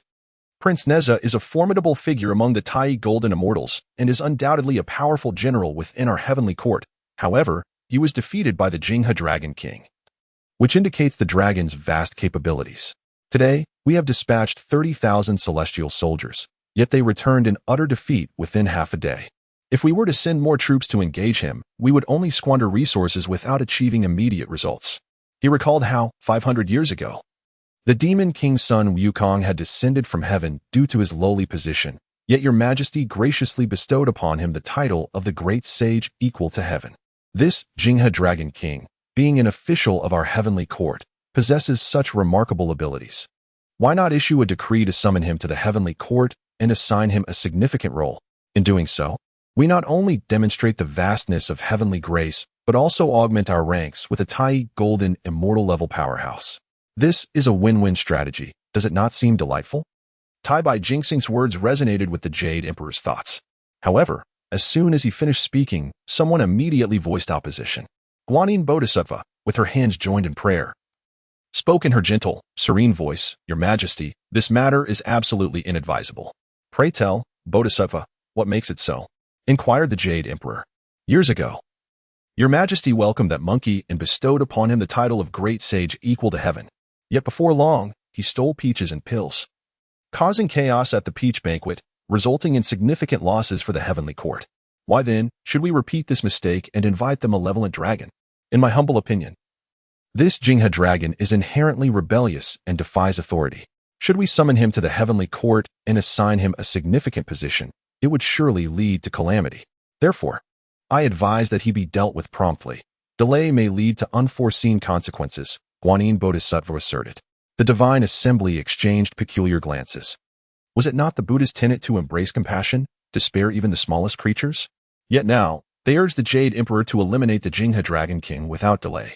Was it merely because the Jingha Dragon King was a pivotal figure in the unfolding saga of the journey to the west that they were so hastily inclined? Meanwhile, the gaze of the celestial general shifted back to Tai Bai Jingxing, expecting him to counter Guanyin's arguments. However, he swiftly changed his approach, saying, "The Bodhisattva speaks wisely. I have been rather presumptuous. Your Majesty, why not first issue a decree to summon the Jingha Dragon King to the Lingxiao Hall for an audience? If, as the Bodhisattva suggests, he is indeed rebellious and unruly, capturing him here would be a simple matter. Conversely, if the Jingha Dragon King proves to be loyal and capable, he could be promoted beyond the ordinary ranks. Thus, our heavenly court would gain another valiant general." Upon hearing this, the assembly could not help but secretly commend Tai Bai Jingxing, recognizing him as a meticulous thinker, his every word and action precise. His proposal neither contradicted Guanyin Bodhisattva nor fully aligned with her views, satisfying the Jade Emperor's desires while preventing further dissent. How astute! Guanyin Bodhisattva glanced at the Jade Emperor, then at Tai Bai Jingxing.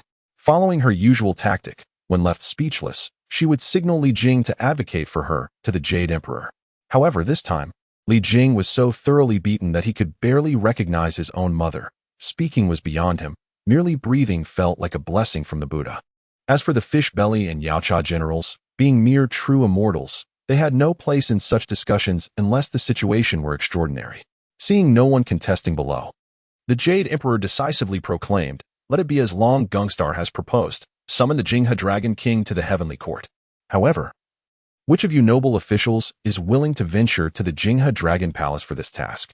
"I shall undertake this mission, Your Majesty, as it is my counsel," Tai Bai Jingxing declared. The Jade Emperor nodded with a smile, his eyes glimmering with delight. "You have my permission." In the Jingha Dragon Palace, Jiang Chen's name soared to fame. Following the battle at Flower Fruit Mountain, the demon clans faced severe oppression, with most of the thriving demons backed by significant figures from the Buddhist or heavenly court. Many among the demon folk, unwilling to serve either the heavenly court or the Buddhist sect, lived in hiding. Upon hearing of the Jingha Dragon King's triumph over 30,000 celestial soldiers, his overwhelming defeat of Neza, and his brutal beating of Li Jing, they felt a surge of admiration. His demeanor bore a striking resemblance to the once rebellious great sage equal to heaven. Yet, despite their admiration, the demons did not rush to pledge allegiance. Typically, after suffering a significant loss, the heavenly court would take one of two actions: either dispatch stronger troops for a thorough extermination, or issue a decree of amnesty to integrate the individual into their forces. Thus, most of the eager demons remained in a state of anticipation. One day, a radiant light descended, revealing a venerable old immortal with white beard and robe, wielding a jade whisk, his youthful visage in stark contrast to his age. He approached the Jingha River, seeking an audience. The current Jingha Dragon Palace, fortified by Jiang Chen employing the powers of heaven and earth, formed a protective grand array impervious to those below the quasi-saint level. Therefore, Tai Bai Jingxing hesitated to enter recklessly. I am Tai Bai Jingxing, Li Changgang, and I wish to meet the Jinghe Dragon King regarding an important matter. I humbly request that the River Patrol Dragon soldiers convey my message, he stated respectfully while standing above the Jinghe. The river soldiers, having heard of Tai Bai Jingxing's renown, did not dare to delay and hastily reported to Jiang Chen. Tai Bai Jingxing, the affable one from the heavenly court, the specialist in amnesty, Jiang Chen mused internally. Meanwhile, the system's electronic voice chimed. Ding. A significant decision for the host has been detected. Options are now available. Option 1. I shall not meet him. He should return whence he came. Reward, 200,000 years of cultivation, 1 yin grass elixir. Option 2. Resisting the heavenly court is truly a last resort. My loyalty to your majesty is as enduring as the heavens themselves. Please invite the Tai Bai Jingxing to the Dragon Palace and accept our allegiance. Reward, 200,000 years of cultivation, 10 9,000-year-old purple pattern peaches, and the divine ability, Dijiang's spatial flash technique, the ancestral technique of speed from Dijiang. With wings that can traverse 100,000 miles across the heavens and the earth. Dijiang's spatial flash technique, with a flap of wings. 100,000 miles. Could this not rival the somersault cloud? As for that grass elixir, it is merely the commonly known ginseng fruit. Can it compare to the spatial flash technique and the fragrant peaches? Ahem, regardless of the effectiveness of the spatial flash technique. What truly matters is my loyalty to your majesty, as the heavens can attest. Come quickly, summon Tai Bai Jingxing. Chapter 7. With your lute. Play a tune of the eastern wind breaking the grand formation of the heavens and earth opened above the Jing River. And the dragon soldiers lined up in 2 rows to offer their welcome. Jiang Chen, the Dragon King of the Jing River, donned the attire of the water department and stood at the entrance of the Dragon Palace, waiting for the dragon soldiers to escort Tai Bai Jingxing. He proactively stepped forward and exclaimed, after waiting for the stars and the moon, we have finally welcomed you, the Changgung Star. I have prepared a banquet in the Dragon Palace to receive your esteemed presence. Upon seeing this, Tai Bai Jingxing felt a moment of disorientation. When he raised his head, he was astonished to see a banner hanging beneath the plaque of the Jing River Dragon Palace, which read, Welcome Tai Bai Jingxing to the Jing River Dragon Palace for the grand event of allegiance. What a scene! What treatment! This is simply like a dream. In recent days, the name of the Jing River Dragon King has echoed like thunder, having defeated Wei Zheng, slain Ao Guang, and vanquished 30,000 heavenly soldiers, overpowering the third Prince Neza. Even the formidable General Li Jing, known for his prowess, was beaten to a pulp by this Jing River Dragon King. One would think that someone capable of such feats would be as unruly as the one who caused chaos in the heavenly palace 500 years ago. Yet, unexpectedly, this individual is so courteous. Furthermore, Tai Bai Jingxing, as a seasoned negotiator for the heavenly court, understands the intricacies involved. When it comes to allegiance, one must not be too direct. It should be approached with subtlety, using indirect means. But who would have thought that before he could even begin his subtle approach, Jiang Chen had already laid out the welcome banner for allegiance. When did allegiance become so smooth? No, something feels amiss. I must exercise utmost caution. With this thought, Tai Bai Jingxing's gaze sharpened, a glimmer of intelligence flashing in his eyes. How does the king know my intentions? He inquired. Jiang Chen smiled calmly. It is well known that there is a kind-hearted figure in the heavenly court who advocates for resolving matters peacefully and steadfastly refrains from engaging in battle. You are a civil official, and with Li Jing's 30,000 heavenly soldiers having been repelled by me, your majesty sending the Changgung Star to me cannot be for conflict. There is no other possibility than for allegiance. However, the term allegiance is somewhat inaccurate. I, Jiang Chen, am already the Jing River Dragon King, personally appointed by your majesty and the overseer of the 8 rivers of the water department. Though my title may be modest, I am an official of the heavenly court, and opposing it is truly a last resort. I hope the Changgung Star can understand. As they spoke, the two arrived at the grand hall of the Dragon Palace. Inside the magnificent crystal palace, tables and chairs made of celestial coral adorned the space, embellished with pearls. The feast consisted of divine fruits and exquisite dishes, accompanied by heavenly nectar. Beautiful clam maidens poured wine, while shrimp soldiers and crab generals served the dishes. Although this scene may not rival the grand gatherings of the Yaoqi in the heavenly palace, it was still a rare and delightful feast. Jiang Chen led him to a seat and filled their cups with heavenly nectar, saying, with Li Jing's defeat in battle, The divine generals in the heavenly court may be predominantly inclined towards war. The Chang'e star has the ability to advocate for our opportunity for allegiance. I am deeply grateful for this favor. After we toast this cup, shall we promptly ascend to the heavenly court to meet the Jade Emperor? With that, Jiang Chen downed his drink in one gulp and turned to look at Tai by Jing. The latter, however, was utterly perplexed, feeling a sense of urgency from Jiang Chen that seemed even greater than his own. How could he not feel anxious? After all, that was the Zheng's spatial flash technique, the pinnacle of divine speed in the three realms. My king, I am burdened with official duties and cannot indulge in wine, Tai by Jing expressed. Before he could finish, Jiang Chen seized his wrist and began walking towards the Dragon Palace's exit, saying, in that case, let us set off now to prevent His Majesty from waiting too long.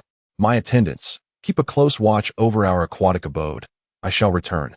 His voice echoed above the water palace, yet the two had already vanished from sight. Ding. Congratulations to the host for completing Task 2. Receiving the reward, 200,000 years of cultivation, 10 9,000-year-old purple-patterned peaches, and the divine ability, Zheng's spatial flash technique. Jiang Chen, title, Dragon King of the Jing River, realm, early golden immortal, 250 million years away from the next realm. Treasure, heartfelt iron rod, postnatal merit treasure. Golden armor, postnatal spiritual treasure. Lotus root silk cloud boots, postnatal spiritual treasure. Phoenix wing purple gold crown, postnatal spiritual treasure. Heaven and earth command, postnatal supreme treasure. 12-petal pure world white lotus, supreme innate spiritual treasure. 10 9,000-year-old purple patterned peaches. Bloodline, ancestral dragon, 7/10 completeness, cultivation method, chaos ancestral dragon technique, first half, divine techniques, 36 transformations of the heavenly gangs, 5 transformations, water armor formation, 72 transformations of the earthly fiends, complete, 5 heads 10 arms, 3-headed 6-armed advanced version, law manifesting heaven and earth, sleeve containing the universe, Zheng's spatial flash technique. The divine ability, Zheng's spatial flash technique, is now in my grasp. Chang'e star, your cloud moves too slowly. Allow me to take the lead. Zheng's spatial flash technique. Here I go. Jiang Chen exclaimed, channeling his power as a pair of ethereal wings flickered into existence behind him. With a flap of his wings, he transformed into a fleeting shadow, vanishing from Tai by Jing's sight. Wait, my king, slow down. Without me accompanying you. The guardian king stationed at the southern heavenly gate today will not allow passage. Before he could finish, Jiang Chen had already disappeared without a trace. Tai by Jing could only let out a resigned sigh, riding the cloud slowly. Alas, those who seek allegiance are all formidable figures. This old dragon behaves just like that monkey from 500 years ago, so anxious. Southern heavenly gate, heavenly court. Today, the guardian king stationed there was exceedingly disgruntled. Having just suffered a defeat, and was denied even a moment to recuperate, being summoned by the Jade Emperor to continue guarding the southern heavenly gate. Nearby, his 8 generals. Pang Lu Sun Bai, Deng Xine Zhang Tao, noticing the guardian king's foul mood, approached to offer consolation. Victory and defeat are common in warfare. This defeat is not your fault, but rather due to Li Jing's poor command and the Jing River Dragon King's cunning tricks. They spoke, offering their words of comfort. It must be said, these 8 generals were quite adept in their craft. After several exchanges, the previously despondent guardian king became animated, excitedly recounting how he fought valiantly in battle, how he battled Jiang Chen for 300 rounds without yielding, and how when the lute was struck, the elements of earth, wind, and fire surged forth, causing the Jing River Water Clan to flee in disarray. As he spoke more fervently, he transformed all of his grievances into imaginative vigor. Meanwhile, a short distance away, Jiang Chen had arrived near the southern heavenly gate in mere moments, coincidentally interrupting this scene. Wait, is that not? One of the 8 generals, Lu Jun, was the first to notice, exclaiming in surprise. Not long ago, Jiang Chen had single-handedly pursued 30,000 heavenly soldiers and fiercely battled General Li Jing. This was a sight all 8 generals had witnessed. And they were the ones who had welcomed General Li Jing and opened the southern heavenly gate, blocking Jiang Chen outside. Seeing the exuberant guardian king, Deng Zhong quickly remarked, Guardian king, your valor and unmatched strength are well known to us. However, it is currently your watch. We implore you to return to your post swiftly, lest the heavenly court's inspectors see and cause a mishap. After speaking, they broke into a cold sweat. Guardian, I can only assist you to this extent. Please do not take reckless actions. What is there to fear? After all, I am merely a humble patrol officer. I, the king of the northern sky, am a person of the Buddhist faith, and my presence at the southern heaven gate is merely to appease the celestial court. What authority does the celestial court hold over me? Where was I? Ah, yes, I had just engaged in a fierce battle with the Jinghe dragon for 300 rounds, vanquishing over 100,000 of the Jinghe water tribe. Had it not been for those two useless fools, I would have. Suddenly, a chill swept through the air, and the king of the northern sky felt an icy breeze on his neck. Instinctively, he turned to look, swearing that it would become an indelible shadow in his life. Good heavens! I have never experienced such a fright even during the calamity of the deification. In an instant, his words halted, and he gazed at Jiang Chen, his complexion pale and beads of sweat cascading down his brow. Jiang Chen crossed his arms, a sardonic smile playing on his lips as he regarded the king of the northern sky. If it weren't for those two fools, what would you have done? Would you have played a tune on your people for this dragon god? The king of the northern sky was rendered speechless, and in that fleeting moment, he seemed to relive the scenes of his life. The fear of being struck away by Jiang Chen's staff resurfaced within him. The 8 generals exchanged glances. One of them, Xian Huan, bravely stepped forward and shouted, "Jinghe Dragon King, you possess great audacity. Do you intend to forcefully breach the southern heaven gate? Look at how you speak. I am the Jinghe Dragon King appointed by the Jade Emperor. What could be wrong with ascending to the celestial court? Moreover, my arrival is not by my own volition, but at the behest of the Jade Emperor, who sent the Star of Tai by to summon me. I understand the rules.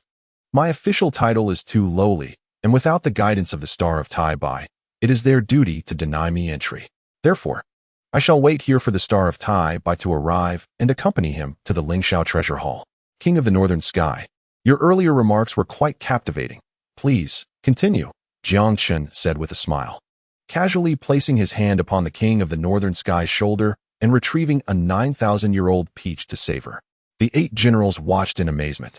This Jinghe Dragon King is quite well versed in the rules. I had expected him to behave like that monkey from 500 years ago. Poor king. Perhaps our earlier consolation was somewhat ill-timed? No, wait.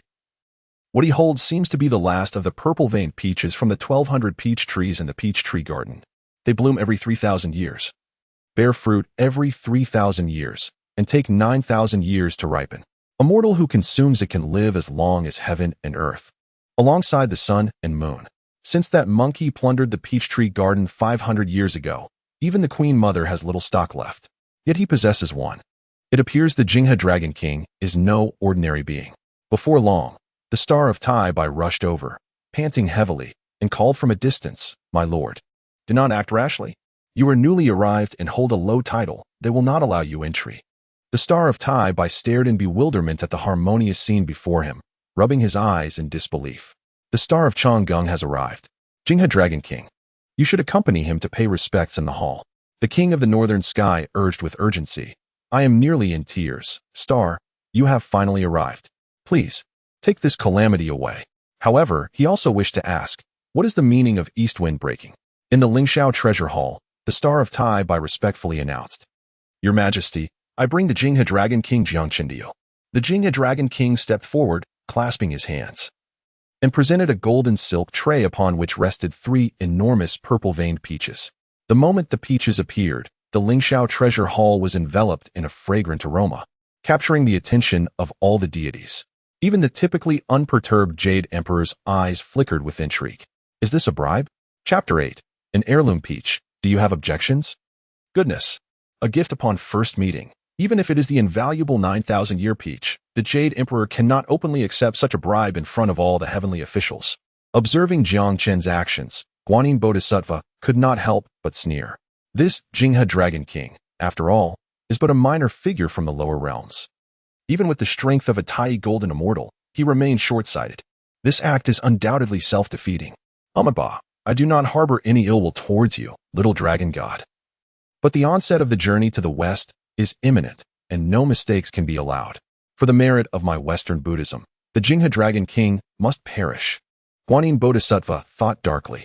Yet, the next scene left Guanyin astounded, nearly causing her eyes to pop out.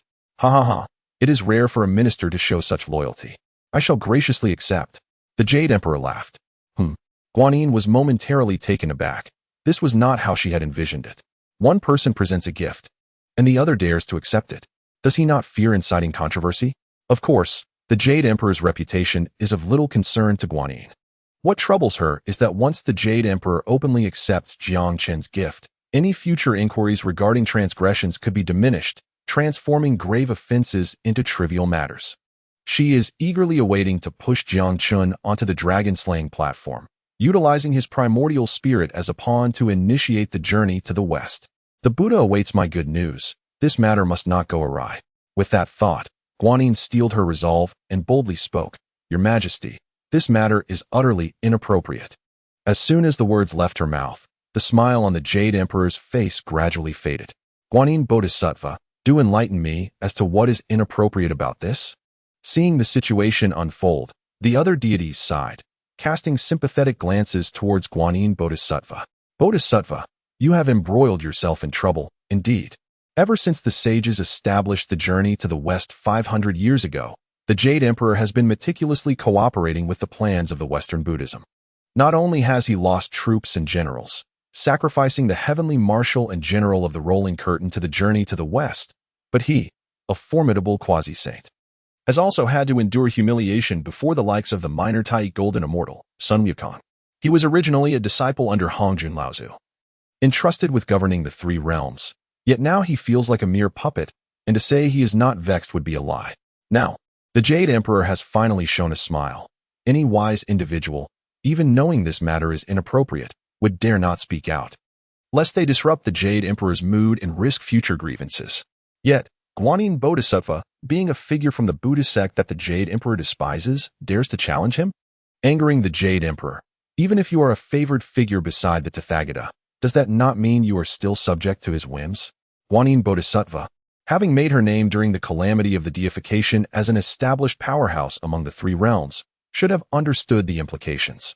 However, given the urgency of the situation, she had no time for contemplation, and the words slipped out naturally. Seeing the Jade Emperor's cold expression, her heart sank, and she felt a twinge of fear. "Your Majesty, the Jinghe Dragon King is but a minor dragon deity from the lower realms, holding a lowly status. By all accounts, he should not possess treasures such as the peaches. In my humble opinion, this item is of unknown origin. It must either have been stolen or forcibly taken. Presenting such a dubious treasure to your Majesty is a sign of disrespect." Guanyin spoke firmly. While her statement about the irreversibility of the journey to the west and the inevitable demise of the Jinghe Dragon King was a reasonable justification, it could not be openly stated in front of so many. Otherwise, it might disrupt the celestial order. Jiang Chen chuckled lightly. "Ah, you must be the legendary Avalokiteshvara, known for your compassion and willingness to help. As a figure of the Buddhist sect, why would you unjustly accuse me, a mere water deity, without cause? What evidence do you possess to prove that the peaches I presented to His Majesty are of unknown origin?" He had long noticed Guanyin Bodhisattva, suspecting that her previous actions in sending Li Jing to attack the Jinghe Dragon Palace were her doing. Thus, Jiang Chen felt no need to extend her any courtesy. "Amitba, I am but a humble monk, having long since transcended worldly affairs. I bear you no grudge, and thus I would not wrongly accuse you. However, the 9,000-year purple-veined peach is a treasure of the three realms, and its acquisition from your possession is inherently suspicious. I merely state the facts." Guanyin Bodhisattva performed a respectful bow, her voice gentle and compassionate as she spoke. Upon hearing this, Jiang Chen let out a derisive laugh and said, "The teachings of Buddhism proclaim that all beings are equal. Yet here you are, Bodhisattva, looking down upon me merely because of my low status and limited power. Is this not a violation of the very principles of Buddhism?" At the mention of these principles, Guanyin's expression darkened with a hint of anger. "Then tell me, where did this peaches of immortality come from?" she asked bluntly. Jiang Chen shrugged and replied, "It is a family heirloom. Is that not sufficient? As a member of the dragon clan, my ancestor is the primordial dragon from the age of chaos, whose might was unparalleled, compelling all creatures to bow before him. Back then, even the great saints of the Western teachings, such as the Bodhisattvas of guidance and purity, were mere juniors compared to my ancestor. Now, these two saints can establish a vast Buddhist sect and possess the 12-petal golden lotus as a treasured artifact. Is it so strange that my ancestor passed down a few peaches for the benefit of future generations?" Jiang Chen's words were delivered with a mix of humility and assertiveness. drawing in comparisons with the two esteemed figures of Buddhism. Upon hearing this, the Jade Emperor's eyes glimmered with admiration. Well done, my boy. In the current trend of Buddhism's rise, even many deities within the heavenly court sought to align themselves with the Western teachings. The Jade Emperor could rely on very few trusted advisors. At this moment, Jiang Chen, standing in the Lingxiao Hall, presented 3 precious peaches to express his loyalty. Boldly addressing Guanyin and openly opposing Buddhism. A loyal minister indeed. This is the kind of steadfast servant I value, the Jade Emperor thought to himself. The onlooking deities were left in shock, their spirits shaken. After a brief pause, Guanyin's gaze turned exceedingly somber. Had they not been in the Lingxiao Hall, she would have longed to strike down this dragon. How absurd. An heirloom peach, passed down from the primordial era? Are you trying to deceive me? No matter how precious they are still celestial fruits, lasting at most a few hundred years. Moreover, it astonished her further that Jiang Chen, a mere dragon god from the mortal realm, not only dared to confront her openly, but also showed disrespect towards the 2 great saints of the West. If this were to reach the Western Heavenly Mountain, the 3,000 Buddhas would likely assemble for a grand ceremony of physical retribution. Indeed, my loyal minister, offering me your family heirloom brings me great comfort. Furthermore, your display of exceptional strength in the battle against King Li was remarkable. Such talent deserves a position far greater than that of a mere overseer of the 8 rivers. Zhang Tianshi. Swiftly investigate any vacancies in the heavenly court suitable for Jiang Chen, the Jade Emperor declared with a smile. For him, it mattered little where Jiang Chen's peaches originated. Even if they had been pilfered from the Queen Mother's chamber, it was of no concern. If Jiang Chen claimed they were an heirloom, then they were indeed an heirloom. Such a loyal soul, the Western Buddhism would never be able to eliminate him as a pawn. There was no chance of that. Bodhisattva, this rebellious dragon has committed an unforgivable crime. You summoned him to heaven, yet instead of punishing him, you promote him? This matter is utterly unacceptable. Guanyin, fully aware that her words would incite the Jade Emperor's displeasure, felt compelled to speak nonetheless. Seeing this, the Jade Emperor initially wished to defend Jiang Chen. But before he could speak, Jiang Chen interjected, an unforgivable crime? May I ask, Bodhisattva, what crime have I, Jiang Chen, committed that warrants such an elaborate scheme to eliminate me? You wretched dragon, cease your nonsense. I have no personal enmity with you. I should not be concerned with your affairs.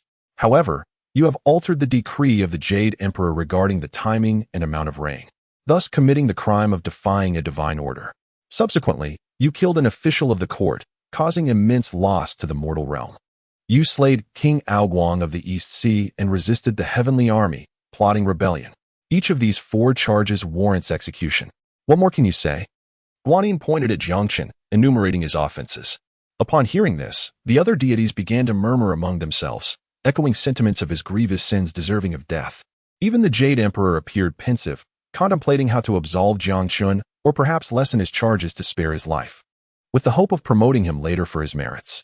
In the face of this situation, Jiang Chen scoffed and said, I had expected, as a being of great power, that you would offer profound insights here in the Lingxiao Hall amidst the esteemed officials.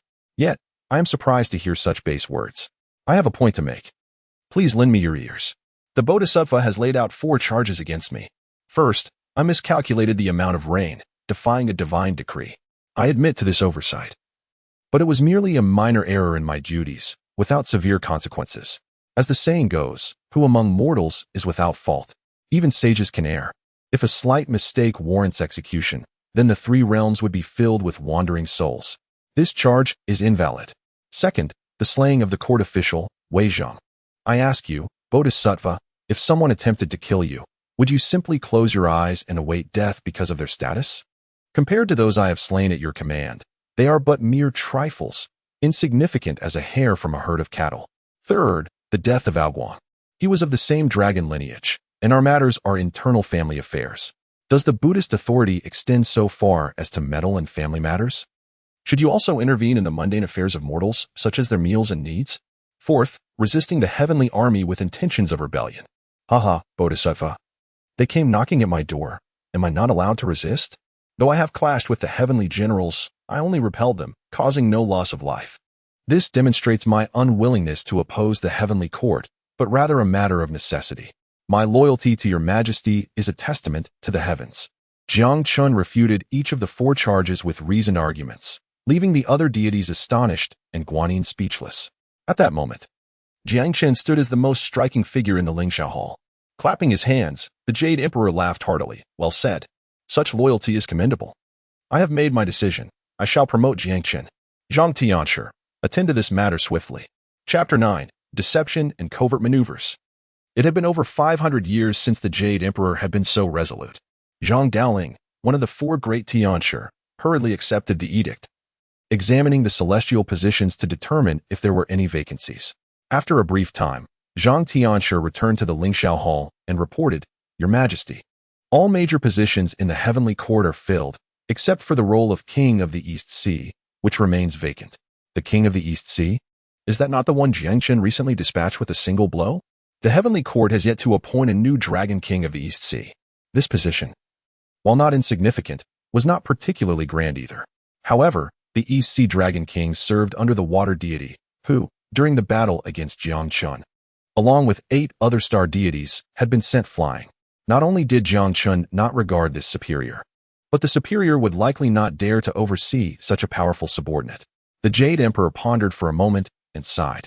Appointing a Tai Golden Immortal to serve as the Rain Dragon God seems an overestimation of his talents. However, if there are no vacancies in the celestial positions, what shall we do? Just then, the long silent Venus star stepped forward and said, Your Majesty, as the supreme deity of the 3 realms, you possess the authority to reorganize official positions. Since there are no vacancies in the various departments, why not create a new position for Jiang Chen? Akin to how the Monkey King was once conferred the title of Great Sage equal to heaven? Haha, you speak wisely, Venus Star, but that monkey was unruly and insubordinate. While he may claim the title of Great Sage equal to heaven, it is but an empty honor. Minister Jiang is courageous and discerning, and his loyalty is unwavering. He deserves a position that truly reflects his capabilities, the Jade Emperor remarked, surveying his ministers with enthusiasm. Clearly, he held Jiang Chen in high regard. Tai Bai Jin Xing, without a moment's hesitation, once again spoke up, Your Majesty. Jiang Chen hails from the Dragon Clan and has served as the Dragon King of the Jinghe River for a millennium, possessing an unparalleled understanding of the world's waters. Currently, the highest authority in the water department is merely the water deity, who oversees the rivers and mountains of the realm. Jiang Chen, as a Tai Golden Immortal, rightfully deserves a position above the water deity. Why not appoint him as the chief deity of the water department across the 3 realms to govern all waters? Moreover, as a great deity traversing the 3 realms, he should enjoy the status of a free celestial being in the heavenly court. What do you think, Your Majesty? The chief deity of the water department, as the name suggests, would have dominion over all waters within the 3 realms, from the heavenly rivers to the depths of the yellow springs. Even when it rains on earth, the turtles and puddles would be subject to Jiang Chen's authority. It is indeed a formidable position. As for the free celestial beings, they are akin to the 3 stars of fortune or the barefooted immortal, receiving celestial salaries without the obligation of daily attendance. They live freely, holding a position of transcendent status. Haha, splendid, splendid. Jiang Chen, my dear minister, what are your thoughts? The Jade Emperor smiled, having not felt such joy in hundreds of years. I, Your Majesty, humbly thank you for your great favor. Promotion and wealth are universally welcomed, and Jiang Chen is no exception. Such an act of grace stirred envy among the celestial beings. For those who could become free celestial beings were invariably seasoned great Luo Golden Immortals, the pinnacle of celestial power. Jiang Chen, a mere Tai Golden Immortal, had unexpectedly leaped from the humble role of the Dragon King of the Jinghe River to the chief deity of the water department, enjoying the privileges of a free celestial being. Furthermore, unbeknownst to all, Jiang Chen's true realm was merely that of a nascent golden immortal. His Tai Golden Immortal experience card still active, thus presenting the facade of a Tai Golden Immortal. Indeed, comparison breeds contempt. The Jade Emperor, satisfied, declared, Very well. The 4 great heavenly masters shall immediately confer upon Jiang Chen the celestial decree, inscribing his name for all to know throughout the 3 realms. A dwelling shall be established in the Donyo Palace to serve as the water god's temple of the 3 realms. Jiang Chen, as a free celestial being, I grant you the 4 flags of earth, wind, water, and fire, allowing you to select a treasured location within the 3 realms as your Taoist sanctuary. Dismiss the court. Jiang Chen, Golden Star, and Avalokiteshvara, you 3 remain. As the other celestial beings withdrew, only 4 remained in the Grand Lingxiao Palace. Avalokiteshvara, having seen her accusations thoroughly rebutted by Jiang Chen, wore a sullen expression and remained silent. She clearly perceived that the Jade Emperor intended to shield Jiang Chen, who was proving to be more formidable than she had anticipated. Continuing to oppose him would only result in her own detriment. The situation had surpassed her control, and it would be wise to adapt to the circumstances. If need be, she would hand the matter over to the Tathagata Buddha for negotiation with the Jade Emperor. Avalokiteshvara, there are no outsiders here. Speak your mind, the Jade Emperor urged directly. At this, Avalokiteshvara's expression turned grave as she clasped her hands together and said, Amit Ba, Your Majesty must understand that my actions are not targeted at the Dragon King of the Jing River, but rather to further the great undertaking of the journey to the west. The destiny has long been set, and the Dragon King of the Jing River is the key to initiating this journey. Before the Dragon King, he sought the Tang Emperor Li Shimin's plea to spare his life from Wei Zheng. However, in a dream, Wei Zheng executed the Dragon King, who, in turn, transformed into a dragon ghost to drag Li Shimin into the underworld, confronting him directly before the 10 Yama Kings. Having witnessed the horrors of the underworld, Li Shimin would convene the Water and Land Assembly, and it is my goal to guide the destined ones to enlightenment during this assembly. However, Your Majesty's decision to spare the Dragon King, while it may add a talent to the heavenly court, has utterly disrupted the great undertaking of the journey to the west.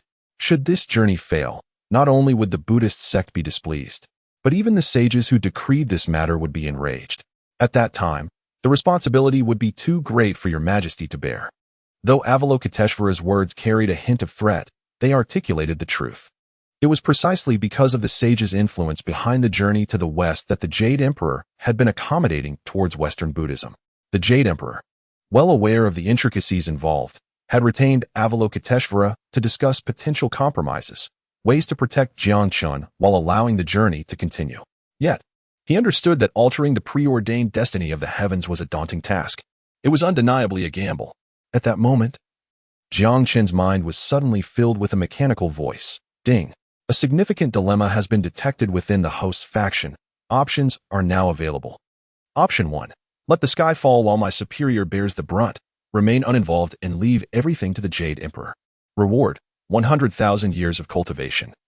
Postnatal spiritual treasure: the 8 trigrams dragon beard handkerchief, which contains the treasures of Can, Li, Zhen, and Dui, encompassing myriad precious items and capable of summoning yellow turban warriors.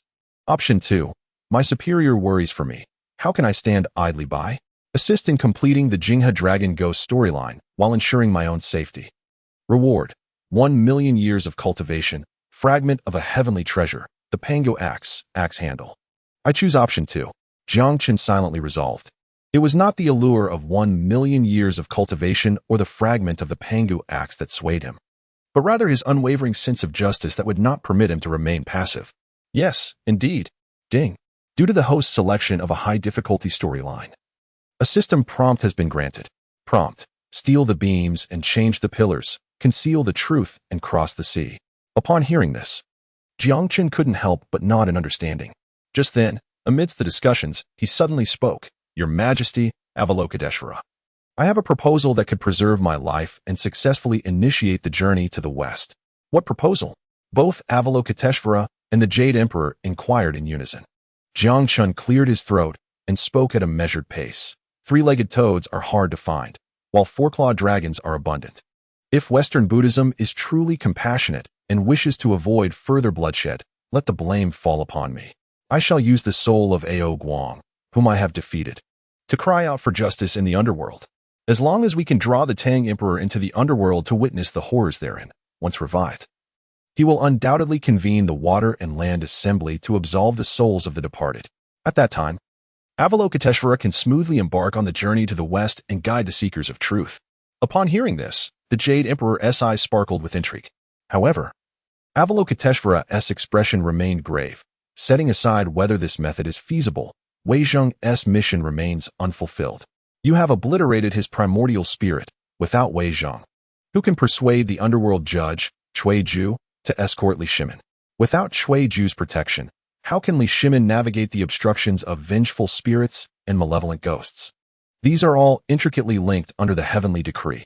Jiang Chen's initial counterattack on Wei Zheng has resulted in the demise of one who should have lived, while one who ought to have perished has had his spirit extinguished. Jiang Chen shrugged and continued, "Since this matter arose from me, I shall take full responsibility. I will ensure Li Shimin traverses the underworld and grant him an additional 20 years of life upon his return.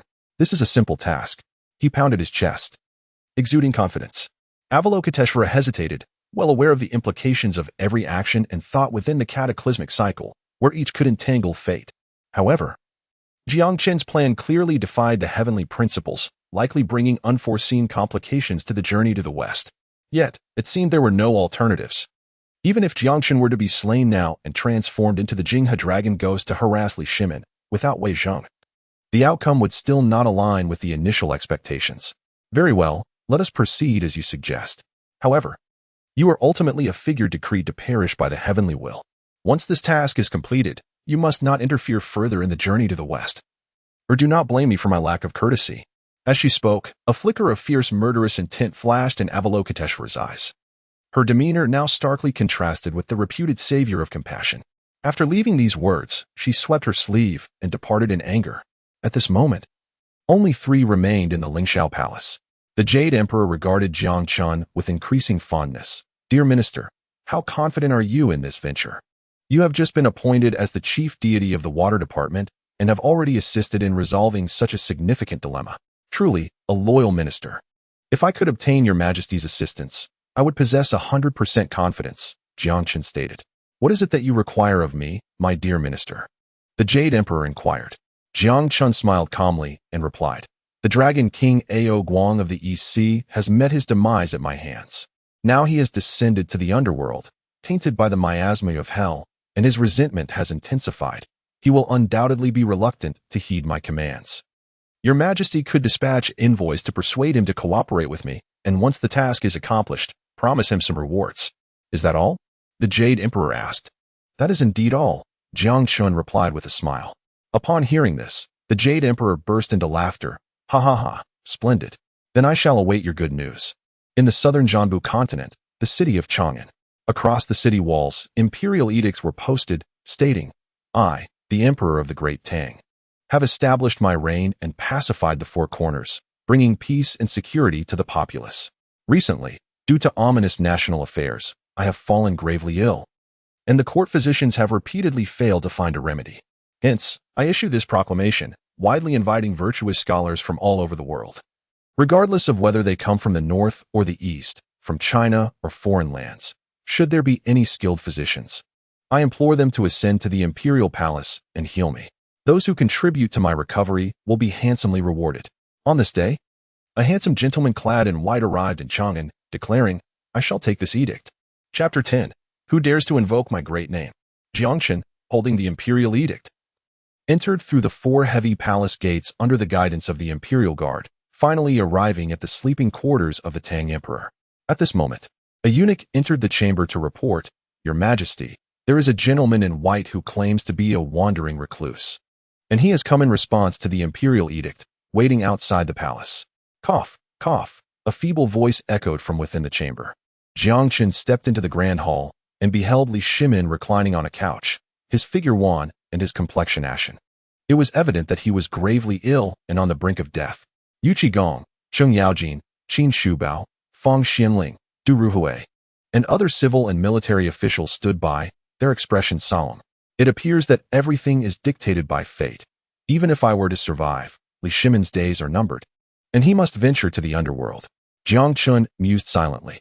Just then, Li Shimin spoke slowly. "Sir, since you have answered my imperial edict, you must possess the art of healing. Now that you are here, why not employ your skills to cure my ailment? Your Majesty, do not be anxious. May I ask if you are aware of the cause of your illness?" Jiang Chen inquired. "This matter is indeed peculiar. A few days ago, I had a dream in which an old dragon, claiming to be the Dragon King of the Jing River, beseeched me to save him from being slain by Wei Zheng at the hour of noon on that day, for he had violated celestial laws. As I am a true dragon and he a dragon of enterprise, both of us share the dragon lineage. How could I refuse to save him? Thus, I agreed and summoned Wei Zheng to the palace, under the pretense of playing chess to delay him. As Wei Zheng fell asleep, I too succumbed to drowsiness. But when I awoke, I found Wei Zheng dead, his 7 orifices bleeding profusely. Since that day, each night, I have seen a dragon shadow flickering outside the palace gates. And in my dreams, I often encounter a headless old dragon, demanding my life. This has caused me great terror, depriving me of sleep, and my illness has ensued. Subsequently, Minister Fong suggested that Ministers Qin and Yuqi guard the palace gates to ward off the dragon spirit. Yet, it proved ineffective. I fear that my life will not be prolonged. Li Shimin sighed, his eyes filled with desolation. Upon hearing these words, Jiang Chen furrowed his brow, revealing a look of confusion. The death of Wei Zheng was caused by Jiang Chen himself. Yet as the Dragon King of the Jing River, Jiang Chen remained unscathed. How could there be dragon spirits encircling the palace gates? Even if someone had brought the spirit of the deceased Dragon King of the East Sea to replace him. With Qin Shubao and Yuqi Gong guarding the gates, the dragon spirits should retreat. How could it be ineffective? This matter is indeed perplexing. Seeing Jiang Chen lost in thought, Cheng Yaojin could not help but ask, "What are you pondering, sir? Do you have a remedy to heal His Majesty?" Jiang Chen shook his head and stated plainly, "Your Majesty's lifespan has reached its end. By noon tomorrow, you shall pass away." Even the greatest of celestial beings would find no remedy. At these words, the atmosphere in the grand hall grew heavy. Qin Shubao, Cheng Yaojin, and Yuqi Gong, the fierce generals, were enraged. "Bold charlatan, you speak such nonsense. His Majesty is the revered son of heaven, a true dragon. How could he perish due to a mere dragon spirit? I suspect you are a swindler with no genuine abilities. To slander the emperor is punishable by death." Cheng Yaojin, known for his fiery temper, had barely finished speaking when he swung his golden axe at Jiang Chen. Jiang Chen, seeing this, did not evade and took the blow head-on. Clang! With a resounding clash, the golden axe seemed to strike against solid iron and was deflected. Jiang Chen stood firm, unyielding and unharmed. Witnessing this spectacle, the others realized Jiang Chen's formidable prowess. Fong Xianling suddenly knelt before him, exclaiming, "Sir, you are a divine being. Not only do you possess the power to withstand blades, but you must also have the means to revive the dead. His Majesty is a wise ruler. His life cannot be extinguished. I beseech you, show your mercy and save His Majesty." The other martial officials also bowed in unison, pleading, "We were reckless. We ask for your forgiveness. And we implore you to save His Majesty's life." These civil and military officials displayed their unwavering loyalty. Jiang Chen waved his hand, a gentle force lifting them up, and smiled, saying, "My friends, listen to me. Although I possess no remedy for His Majesty's illness, I do have the means to bring the dead back to life. Upon His Majesty's passing at noon tomorrow, place him in a coffin, but do not bury him. His spirit shall wander the underworld for 3 days, and he will surely return to life, continuing to govern the realm." With that, Jiang Chen leaped away, vanishing from the grand hall. His voice lingered in the air. Jiang Chen departed the hall, yet did not stray far. After Li Shimin's death at noon tomorrow, he would escort Li Shimin's soul to the underworld, protecting him from the clutches of the King of Hell and the vengeful spirits. However, before that, he had other matters to attend to. Ding! Someone is impersonating the host's name to deceive and tarnish the host's reputation, triggering an additional choice. Additional choice 1. Reputation is but an external matter. The plot involving the dragon ghost of the Jing River is paramount and should not be taken lightly. Abandon the additional task. Reward, 200,000 years of cultivation. Postnatal spiritual treasure, Blood-Eye Sword. Additional choice 2. The dragon ghost impersonating this divine being must have someone directing them. I wish to see who possesses such audacity to use my name to deceive. Investigate this matter. Reward, 500,000 years of cultivation. One-time magical treasure, Substitute Dragon Talisman, can designate one person as a substitute who will possess 50% of the original's combat power. As the previous main task had not yet been completed, this choice became an additional task. It could be accepted or abandoned. To be honest, the execution of this additional task might affect the mission of guiding Li Shimin to the underworld. The reward for that task was not only 1 million years of cultivation but also a fragment of the Pangu axe, a treasure of heavenly origin. Yet, a voice within Jiang Chen urged him vehemently to choose the second task. As the system indicated, I wish to see who has the audacity to impersonate my name and deceive. Jiang Chen's gaze sharpened. This was the first time he made a choice not for the reward. I choose 2. According to the records of Journey to the West, until the day before Li Shimin descended to the underworld, the dragon ghost of the Jing River continued to disturb the palace. Thus, tonight, The entity impersonating the dragon ghost would undoubtedly appear. As night fell, the moon hung high in the sky, shrouded by thick black mist, adding an eerie chill to the tranquil night. "Return my life to me, Li Shimin. Return my life to me." The ghostly voice resonated throughout the imperial palace, accompanied by a chilling wind that sent shivers down the spine. A colossal figure loomed in the moonlight, shrouded in mist, hovering over the city of Chang'an. At this moment, Jiang Chen had long been concealed in ambush, his dragon-like eyes piercing through the haze, discerning the silhouette of a giant headless dragon, its body engulfed in oil-green flames. Upon closer inspection, one could see that its dragon head was tightly clutched in its forepaws, with a viscous green liquid resembling blood dripping from the grotesque dragon head. Seeing this, Jiang Chen could no longer contain himself, and with a surging aura, he dispersed the surrounding fog. With a swift motion, a figure emerged, clad in golden chainmail. Stepping forth in cloud-like boots, adorned with a phoenix crown of purple gold, wielding an iron staff. With a thunderous voice, he proclaimed, "Which divine being dares to impersonate me? Jiang Chen, and engage in such sorcery here? Reveal your true form at once." The dragon specter, upon hearing this, flicked its tail and gazed at Jiang Chen. Then astonishingly spoke, "Aha, king of the Jing River, you have finally arrived. I have awaited your presence for quite some time." The dragon specter grinned wickedly, its form shifting with a cacophony of sounds, revealing a figure before Jiang Chen. Upon seeing this individual, Jiang Chen's gaze sharpened. "It is you." Chapter 11. The Intricacies Explained. Muzha, position, disciple of Guanyin, the Western Bodhisattva, realm, early stage of Tai Golden Immortal, treasure, mixed iron staff, post-heaven spiritual treasure, Wu Hook twin swords, post-heaven precious treasure, 36 celestial blade, post-heaven precious treasure, divine skills and techniques, Herculean strength, shifting mountains and filling seas, dragon tiger battle array, summoning soldiers from beings. 36 transformations of the celestial patterns, complete. It appears that the Western Buddhist sect has long been preparing to amend the celestial calendar altered by my slaying of Wei Zheng. Jiang Chen, gripping the iron staff, regarded Mu Jia with a sardonic smile. "Humph, how could a mere dragon of the underworld fathom the thoughts of a bodhisattva? A formidable figure renowned during the Fengshan calamity? You, king of the Jing River, were destined to face tribulation during the journey to the west. How could the bodhisattva possibly concede to you and entrust such monumental affairs to your hands? The bodhisattva has long foreseen your self-destruction here. Thus, I must ensure that you." This anomaly is eradicated tonight, safeguarding the grand venture of the journey to the west. Muzha raised his mixed iron staff, resolutely pointing it at Jiang Chen. Previously, in the Lingxiao Palace, Guanin's displays of helplessness were mere facades. The Buddhist sect had already taken measures to rectify the aftermath of Jiang Chen's counterattack on Wei Zheng and had orchestrated Jiang Chen's solitary arrival in Chang'an, while her disciple, the Huiyan traveler, was prepared for the hunt. Truly, a formidable opponent, having completed the massacre during the last calamity, though it seemed Jiang Chen held the advantage. Everything lay within the opponent's intricate plan. For the way of heaven, Jiang Chen's continued existence was incompatible with the predetermined grand venture of the journey to the west. Eliminating him was imperative. However, Guanin did not come in person, but instead dispatched her foremost disciple, Muzha. Did Guanin not know that the worthless Li Tianwang led 30,000 celestial soldiers to besiege my Jinghe dragon palace, only to flee in defeat from a single dragon and staff?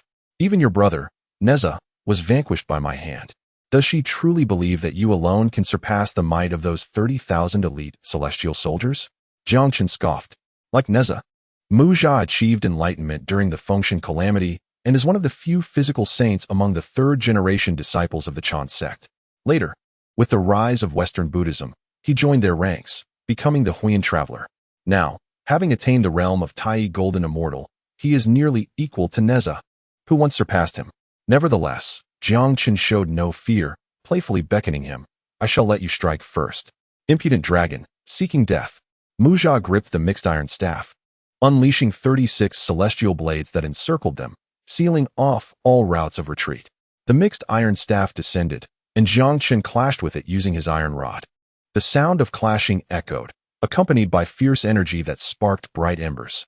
One bore the bloodline of the ancestral dragon, while the other was a physical saint forged through tribulation. Both wielded their staffs with brute force against one another.